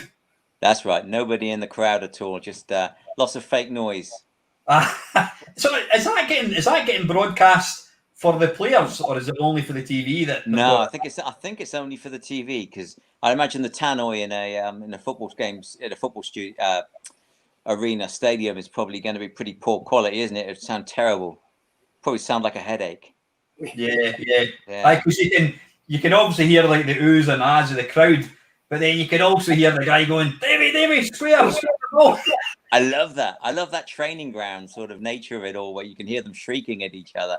And there was something, I can't remember who it was the other day. There was someone the other day was screaming. Oh, it was Lampard, wasn't it? Lampard against Klopp, Chelsea, Liverpool. And they were having a row with each other. But of course, they were blissfully unaware that because there's no crowd, the cameras picked it all up. It was brilliant. A real good screen. Love all that. Actually, the last time I spoke to you was on Facebook about football, when I was commenting to you about Glenn Hoddle being mental, not taking Gaza to France '98. Yeah, that was you, was it? Yeah. No.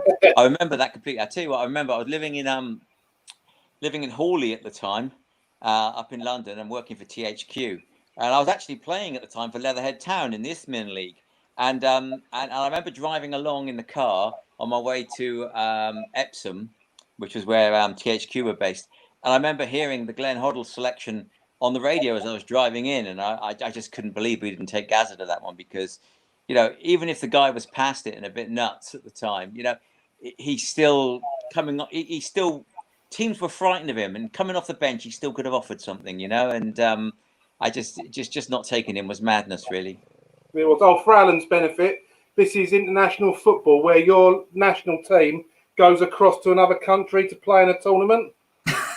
I actually work with people that are so young. We're not that. In fact, they're so old that they don't actually. They don't actually. I don't think they actually realise that Scotland have a national football team, because the last time we were in Europe was when we went to bloody France, and was it 1998 or something? I think it was. Was that Scotland's last time? I don't know. I'm reading Dennis Law's autobiography at the moment, and it's alarming. You know how much football has changed for Scotland. You know, all the top teams, every top team had key Scottish players. You know, or so many of the great captains. You know, in the 70s, you had Souness and you had Bremner and you had so many. Mark Buchan, Gordon McQueen, Joe Jordan. I could name the full 1978 Scottish squad. I couldn't name a single football player that plays for them now. No. Well, so bringing it back round to the proper subject then, Dave. So what would you say is the best football game ever made on any system? Kickoff 2. Kickoff 2 on the Amiga. Yeah, by Ankro. Absolutely love that game. I mean, that whole series from Kickoff to I say whole series from Kickoff to Kickoff 2, then the add-on discs, the expansion discs, Winning Tactics, Road to Europe. I can't remember the other one, but Final Whistle, the other one. Final Whistle, yes, because it was the first time you had a referee come on the game.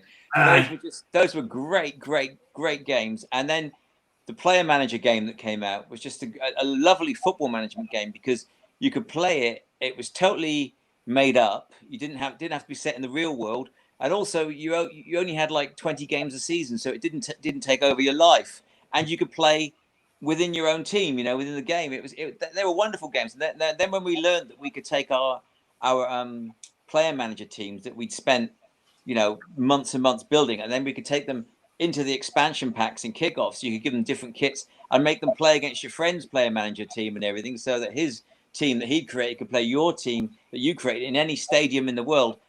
That was just wonderful. It was just so ahead of its time. But after Kickoff 2 and the expansion packs on the Amiga, the whole series went downhill, and I don't know. There was a rift between Dino Dini and Steve Screech, and one went off, and they made Goal, I think it was, for Virgin or something. You know, they did a separate. I think Steve Screech did a separate game, and just the follow up Kickoff games and the subsequent ports onto different formats just didn't work. You know, I played it on console and it's not the same game at all. I think didn't it become Kevin Keegan's Player Manager at one point or something like that? I don't know. I don't know. I started off with Kickoff 2 and the expansions on the Amiga when I got that, and then I kind of defected to Sensible Soccer afterwards. People did. It was.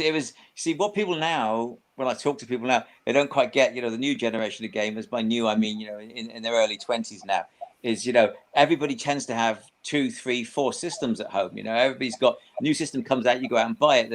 There's not so much brand loyalty anymore. But coming up through, as you'll remember, you know, from the 80s and the 90s, there was always this thing where you chose sides. You were Sega or Nintendo. You were PlayStation or Sega. You were Atari or you were Amiga. You know, you go back to Sinclair or Spectrum. You know, you always picked a side, and then you only played that one side. Really, you never went the other way.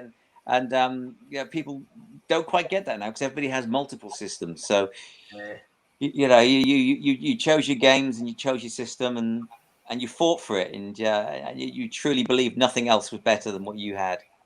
Mm-hmm. That's the thing. I think, like my daughter, I mean, she's 16 at the moment, and I mean, she's into video games, but she'll not have any real nostalgia for a system. It's just a game. It's you know, as you say, Dave, you had your brands. You know, you had your Mario Kart for Nintendo. You had your Sonic the Hedgehog or what, John Madden's football, and I know there was kind of some cross-platform, but we remember it's not so much the games. Well, it is the games, but it's a platform you played it on, and that's, you know, that was quite special. You didn't have enough money to buy 2 systems unless you were daft rich, so you had to kind of choose, well, am I going to get this, am I going to get that, and basically make a choice.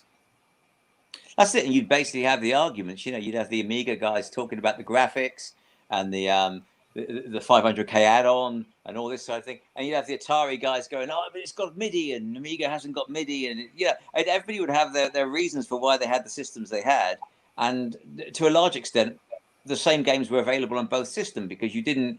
At that time, you didn't have Sega just holding the Sega titles and Nintendo holding Nintendo titles. The titles tended to be ported across the two systems, but you chose, and you were either fiercely Atari or you were fiercely Commodore, or vice versa. And later on, it was Sega, Nintendo. Nintendo was always thought of as being, the player's machine. That was the serious gamer's machine, whereas the Mega Drive was more mass market. But it didn't follow that way. That was just how we all dressed things up because we chose sides. Yeah, it's true. I mean, I've told the story to Alan before. I started off with a Spectrum, and I went round a mate's house, and he played me some music from Commodore 64, and it was coming out the telly. And within a couple of months, I'd sold my Spectrum and bought his spare Commodore. And a guy who was like one of my best mates at school didn't talk to me for 2 months because I'd defected. and the reason I brought that up was going back to the Sensible Soccer and the Commodore Amiga and the kickoff thing was you tended to, and that was one of those games that made people choose sides. If you were into football, you tended either to play kickoff because it was more of a purist's game in that it had a lot of inertia and you had to be able to control the balls, etc. And the pitch was more realistic sized, or you had Sensible, which was more tending towards the ball sticking to the player's feet sort of games that came later. So, and people chose, and people liked one or the other, and you either were really good at one or really good at the other. But I think Sensible really took over because they were clever and they organised a lot of tournaments and that for the game, whereas there was rarely ever any Amiga kickoff tournaments, So I think Sensible Soccer became more of the gamer's game, definitely. Actually, just when you mentioned that, Dave, one of my mates, Mark, I don't know, it's been on for a while, but he used to go across to like the annual kickoff tournament. It was like abroad somewhere. Oh, right. It was abroad, was it? I don't know where it was, Belgium or something, but he used to go across to that every year. That would have been nice. I didn't know that one existed, so I'd have liked to have gone to that one with my Competition Pro Extra and just I just loved that game. That was a great game. We spent where I worked at the time when it came out was intermediates and special reserve, mail order club and everything. And our lunch times and our early evenings before we went home were always spent on kickoff tournaments. It's just a wonderful, wonderful game. I think with kickoff, when you scored a goal, you really felt like you'd earned it. There was none of this like just hit the ball and score. You had to really have a bit of skill to actually to score a goal. You did. You had to catch people out. You put the curve on the ball by moving your joystick in the right way. You pulled back if you wanted to hit the ball high. You had to really work out the weights and the timings of things. It was like a proper game of football, and as such, it was very frustrating for some people because, like I said, the ball didn't stick to your feet. You had to learn to dribble it and go either way with it. But later on, there was a snag in the game. People worked out that if you went across the front of the goal, you went right across the goalie and then cut back in, you could score nearly every time. And that kind of killed it a little bit because up to that point, you didn't really get any crazy score games. With Sensi, you could get some silly scores, but with kickoff, it was always 3-1, 2-1, 2-0. You never really got a stupid game because it was hard to score. And you could foul people. And that was wonderful. The fact that you could foul people, and the players you fouled gradually got less and less effective in the game, and that also was realistic. I mean, that's you see that a little bit in games now, but not to the extent it was in kickoff. You could actually kick someone pretty much out of the game. I find now with the FIFA games, they seem to worry more about player likenesses than they do about the actual game itself. Yes, the Pogba syndrome. Yeah. More image, less football. Are you a fan of modern football games, Dave? There aren't any really, are there? There's FIFA. Nah. That's your lot. They've died out. No one's even bothered to be in competition with it anymore. It used to be. It got to the stage where you had two choices, and you had Pro Evo and you had FIFA. And if you were a proper player, you played Pro Evo. And if you wanted to play a game that looked like a game of football and looked really realistic, you played FIFA. But then FIFA caught up with the game mechanics, And now I don't know anybody that buys Pro Evo anymore. Everybody just buys FIFA. And then FIFA now has become a kind of a pay-as-you-play experience anyway. You know, people that buy it, they're buying all the cards and things online and the player packs and everything because they're playing the management side of things. And it's not a football game anymore. It's a commercial umbilical cord, which is what a lot of gaming is becoming, unfortunately. You know, we used to have the power because you used to buy the game, and that was the only financial hit the company got off you, unless they could sell you an expansion pack or some peripherals or some merchandise or something. They then went off and worked on the sequel, and then if that was good enough, you bought that. Now you pay for the game, and you still don't own the game, and you're still attached financially to them through some online network, through Live or something like that. And then whilst you're playing it, then if you want to unlock various things within the game to have the full experience, you're then putting things on your credit card and that. They've got the power now because we pay them for the game, and then they still control us, and we're still paying. And we've allowed that to happen, unfortunately. And it's a shame. And with football games, like I say, what would you say was the competition to FIFA? There isn't one. No, there isn't. There's only one game, and of course, yes, I do. I get FIFA every couple of years. I don't buy it every year.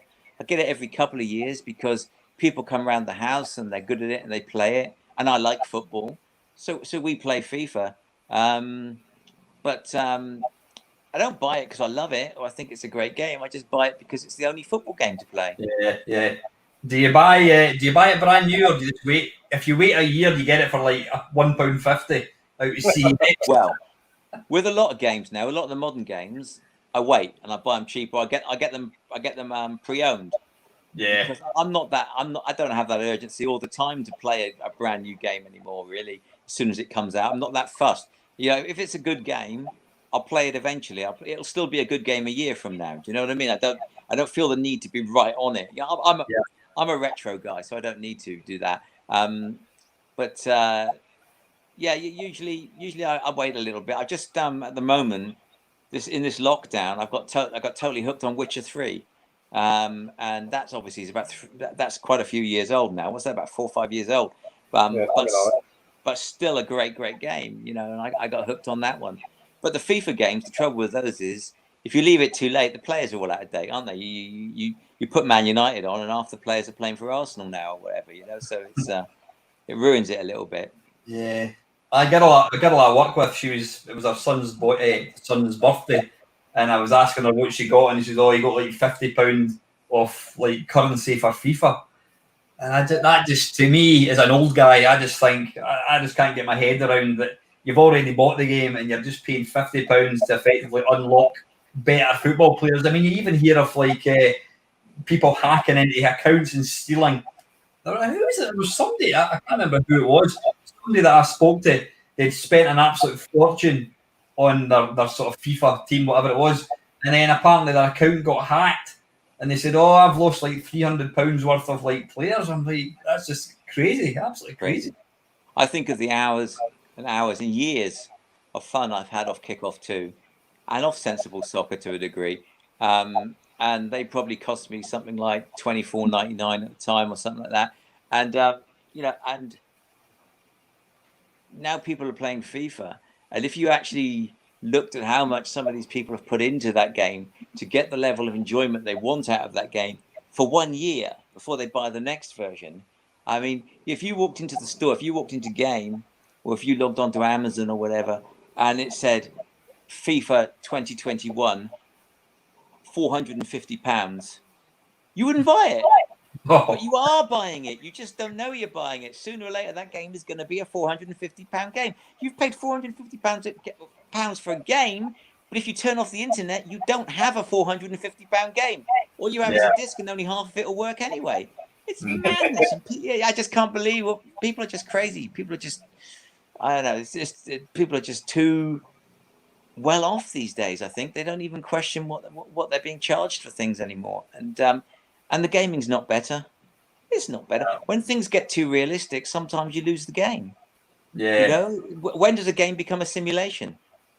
You know, and the things like Witcher 3, you know, I've loved Witcher 3. I played it all the way through, finished it, and then went back and started playing it again because I was it's the first time in a long time that I was sad that I finished the game because I'd been enjoying it so much, especially from the new generation consoles. And I went back and played it again. And but it struck me that as well, I was watching a lot of it. You know, a lot of these modern games, you watch as much as you play. The game isn't in there. Yeah. Do you know what I mean? You have a little bit of gameplay, a little bit of hack and slash, and run around and loot a few chests and talk, and then the rest of it is spent talking to characters or on cutscenes. And it's like, where's the gaming in that? You know, it's I don't know. When things become simulation, a lot of the gaming goes out. But maybe that's it. Maybe people just want escapism now. Maybe people don't actually want to play anymore. I didn't bother with a game. I just watched the Witcher series on Netflix. Yeah, it was good. I don't know. I got to say, I watched the Witcher series because I like Game of Thrones and things like that, all except for the last few episodes, of course. And then I watched the Witcher series. I didn't get it. I was so confused by it. You know what I mean? It really flipping backwards and forwards and everything. But I liked it, so I got the game and I played the game, and I went back and watched the Witcher series again, and I got it. Having played the game, I got the Witcher series. You know, little subtleties in it, little things he does that are key parts of playing the game. It made a lot more sense, the show, after playing the game. So I'm glad I did that. So it's a TV show based on the game then, yeah? Yeah, definitely. Well, the TV show's based on the books, but they've taken the look of the show from the game. So it's kind of an amalgamation of both of them. At least that's what I've been told, because I haven't played the game or read the books. So I've not read the books. There are little things in the show that he does things with spells and things that are in the game. And unless you've played the game, you don't realize what he's doing, you know. But because you've played the game, you realize what that thing is. Otherwise, it just goes over your head. Yeah, yeah. Getting back to sort of retro arcade games, Dave. I can't remember if I asked you this or not. What is your favourite arcade game? What was your favourite arcade game of all time? Tough one. The tendency is always to go retro and say something like Galaxian or Missile Command or something like that, or Asteroids or something. But I mean, probably. I mean, I was a fighting guy, so I liked Street Fighter and the original Mortal Kombat. You know, those kind of games were my games, really. But if you want to go retro, I probably liked Phoenix and Missile Command with the rollerball, games like that. The Star Trek games with all the vectors, but always the fighting games for me. Defender, the sound on Defender was just ahead of its time. But I liked Street Fighter. I liked it when the Street Fighter consoles became so you could connect them up and you could play tournaments in the arcades. That was great. That was a really good time for me. Because it was good. What was your sort of preferred home version of the game? Was it SNES or Mega Drive? I bet it was. I liked the Mega Drive. I liked the Mega Drive because when Street Fighter came out on the Mega Drive, the 6-button pads had just first come out, and I liked the early. I don't know if you remember them. They're almost like the Star Trek emblem on the shirts. They were like boomerang shaped and very smooth, and the 6 buttons were on the top of the pad, whereas with the SNES you had the 4 buttons and the 2 shoulder buttons, which was an unnatural way to play for me because I was a Sega man and an arcade game player, and the sort of like the crab thing with the SNES controller, that was unnatural for me. But when the Amiga version came out, I think it was Turbo, the buttons were all on the top of the pad, which was more like the placement on the arcade machine. So it was more natural for me to play that way with the 6 buttons instantly accessible to my fingers rather than having to use the shoulders. So I liked that I keep wanting to say Genesis, that Mega Drive version when it came out. Apparently somebody has actually some fan has re-released the game and that he's tweaked it and he's put in the extra like missing frames of animation, and he's also kind of made the visuals use the colours. He's tweaked it so it looks more kind of arcade. There is a video on YouTube where it shows you them both kind of running side by side, but I think it's fantastic that there's still people doing things like that in these machines. The level that some people, that fans will go to is insane. I mean, I was a good Street Fighter player. I played in tournaments all over the place. I played in challenges all over the country, etc. And but I just played the game. Do you know what I mean? Now I encounter people, and they know every little nuance of every every version of it, depending on what system it was on and the frame rates, and it's just, it blows me away, and they think I know all that stuff, and I don't. Some people, I think, with retro gaming now, retro gaming has become a thing. Some people are just, that they're so into it, and they're picking it apart so much. Yeah. I think when you were actually there playing at the time, before it was retro, when it was just gaming, all that stuff went over your head. But now it's fascinating. It's like history, when you're living through history. I'm sure people did a lot of things without thinking about it. But when people look back at history, they read all sorts of reasons into why these things were done. But the people that were there at the time probably didn't even realize why they were doing it. And I think gaming's got a bit like that. I think people are over dissecting it now. But why not? They're turning that into an art. They're making that for them is a passion, and they're doing it passionately. So why not? Mm-hmm, mm-hmm. How do you think 2020 Games Animal would get one against 1990, Dave Perry? Do you think you would get your arse handed to you on a plate? Oh, God, yeah, absolutely. Absolutely. I'm shit now. I'm shit now. That guy was really good. That guy had a massive ego, and he was trying to do something a bit different, and a lot of people took it the wrong way, and there was a lot of resistance. But generally, I backed up my mouth. Now I just play games. Now I just love playing games, and obviously, I used to play all day on the magazines or the TV shows, reviewing games. I'd go home at night and I'd play for another 4 or 5 hours on the games that I knew I was going to be in challenges on all over the country on the weekend or the following weekend, or some game that some company had paid me to play in Sunderland, or had paid me to play in Manchester or something. And so I'd be practicing so I could go and do those things. And so you become like an athlete. And but now I play for fun. I mean, my reflexes are shot now. I get friends of my daughter come to the house and everything, on the games that they play and everything. And they run rings around me, that guy's long gone. That guy's long gone. He was good while he lasted. How can you fortunate do you think you were? I don't mean lucky, but I'm trying to raise this. I mean, I personally feel very privileged that I was alive and I was at a sufficient age that I was aware of it, to be there at the very birth of the whole video game thing. I think we touched on it when I spoke to you the last time, Dave, just actually getting to see this thing for the first time. Space Invaders, this was this cabinet that you could interact with. To be there, it's hard. I mean, when I try and talk to my daughter or other people about it, she doesn't get. When I show her like Berserk or Manic Miner, she just thinks it's total shit. But I think because I was there at the very, very birth of the industry, I still get ridiculously excited when I load up MAME and I'm playing the arcade outrun. That just blows my mind. I'm playing outrun daily. That's mental.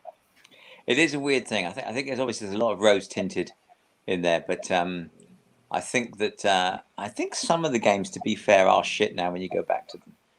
There's a lot of them that I think I was better off remembering than replaying. I've gone back to a lot recently, and some are a little bit, but there's some nice ones. I played recently was Wings on the Amiga, which is a game I used to love and we used to play a lot where I used to work, and it's so basic, but it's wonderfully basic. You're just fluttering along really slowly in your biplane, and your guy's turning his head to where the enemy is, so you turn with his head, and it's just so basic, but it's wonderful because you're not super stressed out. Some games you play these days, there's so much going on, and there's so much to remember on the joypad.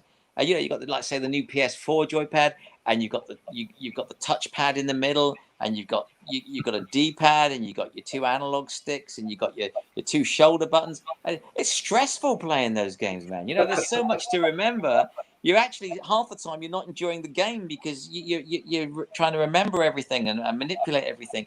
Whereas when you just had your joypad and one button, and your mouse, and you're just flying through the air, you're just enjoying playing. And give me Lotus Esprit Turbo, on the Amiga. any day over any racer that's out there now. I would play that over those any day because it was simple, you know, and Road Rash and games like that, just simple driving games were simple. I loved Wipeout.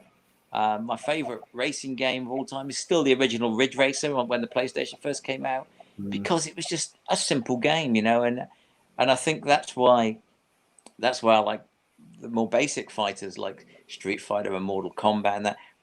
I think Killer Instinct was kind of like when it was the point at which it just started going too far. Once you started chaining all those moves together, and you had to learn those chains, and then Tekken came along, and Tekken 2, and suddenly it's all about combinations and remembering buttons as much as it is being in the moment and reacting and having tactics and timing, and it just, for me, they all started to die then. So yeah, I feel very lucky because with video gaming as well, I was lucky enough to be around for punk when it first came out.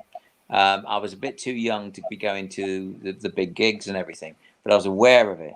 I was aware of the revolution that was going on, in society because of the music.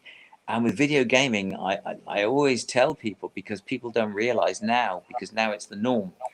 At the time, I think that video gaming was the most punk thing that had happened since punk, because punk scared society, because it was something the younger generation were doing that the older generation did not understand, and they knew it was going to change everything, and they didn't know how, so they didn't like it.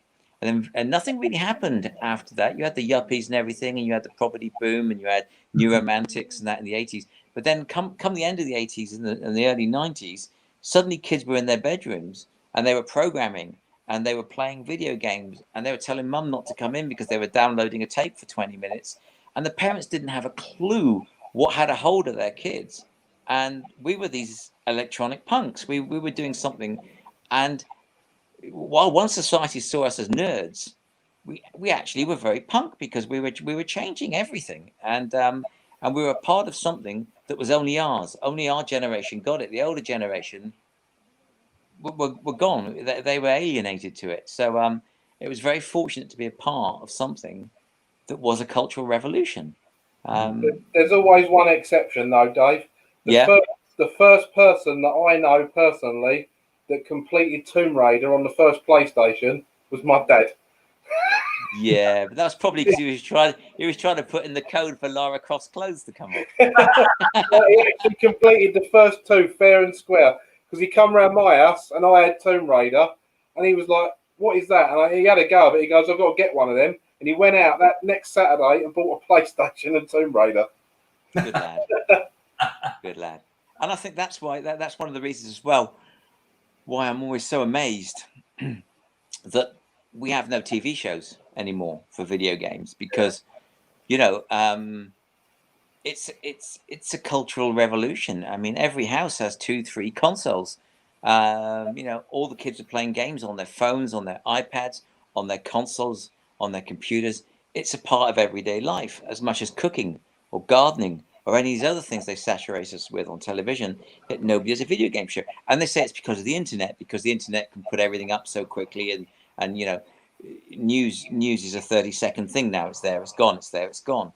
And TV can't keep up with it. But you just change the format of a TV show. I mean, why do we not have TV shows about video games? It's absolutely mental. Absolutely mental. I still don't get why that doesn't happen. In the same way with music, as you guys, looking at the ages of you guys, you grew up at a time when there were great music shows, like The Tube, Word, even Top of the Pops, things like that. Music shows where you'd have, the bands of the moment playing live, being interviewed live, TFI Friday. You had a feeling that these people were real people. They were your generation. You heard them speak. You saw them play. You saw them fluff their chords, or the drummer go out of beat. But it was real. And I watch my daughter's generation now. And they love their music the same way as I love my music. Mm-hmm. But it's all so filtered. It's all MTV and Spotify, and all they get is the filtered version. The rawness has gone out of it. The reality's gone out of it. Mm-hmm. And there's no TV shows on music anymore. When did that music didn't stop being popular? So why is there no TV shows? Why do we just have a ton of TV shows which have all the latest C and B list comedians, stand-up comics being employed to talk shit about nothing. You know, the things that are culturally popular and important, like music and video games. I think video games are important anyway. Why are there no TV shows for them? I don't know. It's a very, very odd thing. I mean, from a personal point of view, my daughter, she's not even got a TV in her bedroom. I put a TV in her bedroom, and then she said to my dad, I don't even play it. Just get rid of it. She watches all her sort of content on her phone, on her iPad. It's all on YouTube, isn't it? Because that age group, she's 16, 17-year-old. She doesn't watch TV, so is it possibly that's why they thought, well, the audience, the captive audience that we're looking for, don't watch TV? I mean, I watch very little TV myself, to be fair, but I understand that, and I hear that argument. I know that's a definite argument. You know, it's definitely how things are going. But some of these guys on YouTube and so forth that the youngsters are watching, they're millionaires. They have more viewers per show than a TV show does, and they have the capability to be seen all over the world and everything. But if one of them walked down the high street, you wouldn't know them. Mm-hmm. Most people would not recognize them. Yet if they were on a TV show, they'd be a national celebrity. It's kind of almost like anonymous celebrity. You do all this stuff on YouTube and so forth, and you have masses of hits and you make shit tons of money, but no one knows who the hell you are. You go on Celebrity Big Brother and everybody's sat at them going, who's that? Who are they? It's really weird. They're like invisible celebrities. It's very strange. There's a lot more credence and kudos to being on a proper TV show, to doing a proper TV show would carry a lot more gravitas. It's like writing something on a website or writing it in a magazine. The magazine journalist is seen as being far more accomplished than the guy who writes for a website. Yet the website probably gets read more. Mm-hmm. It's very weird. Yeah, I'm just looking at one of the comments. Let's find it. There we go. You need to use the same model as you did for Top Gear. The show wasn't about cars, it was about drivers. The show shouldn't be about games, but about gamers.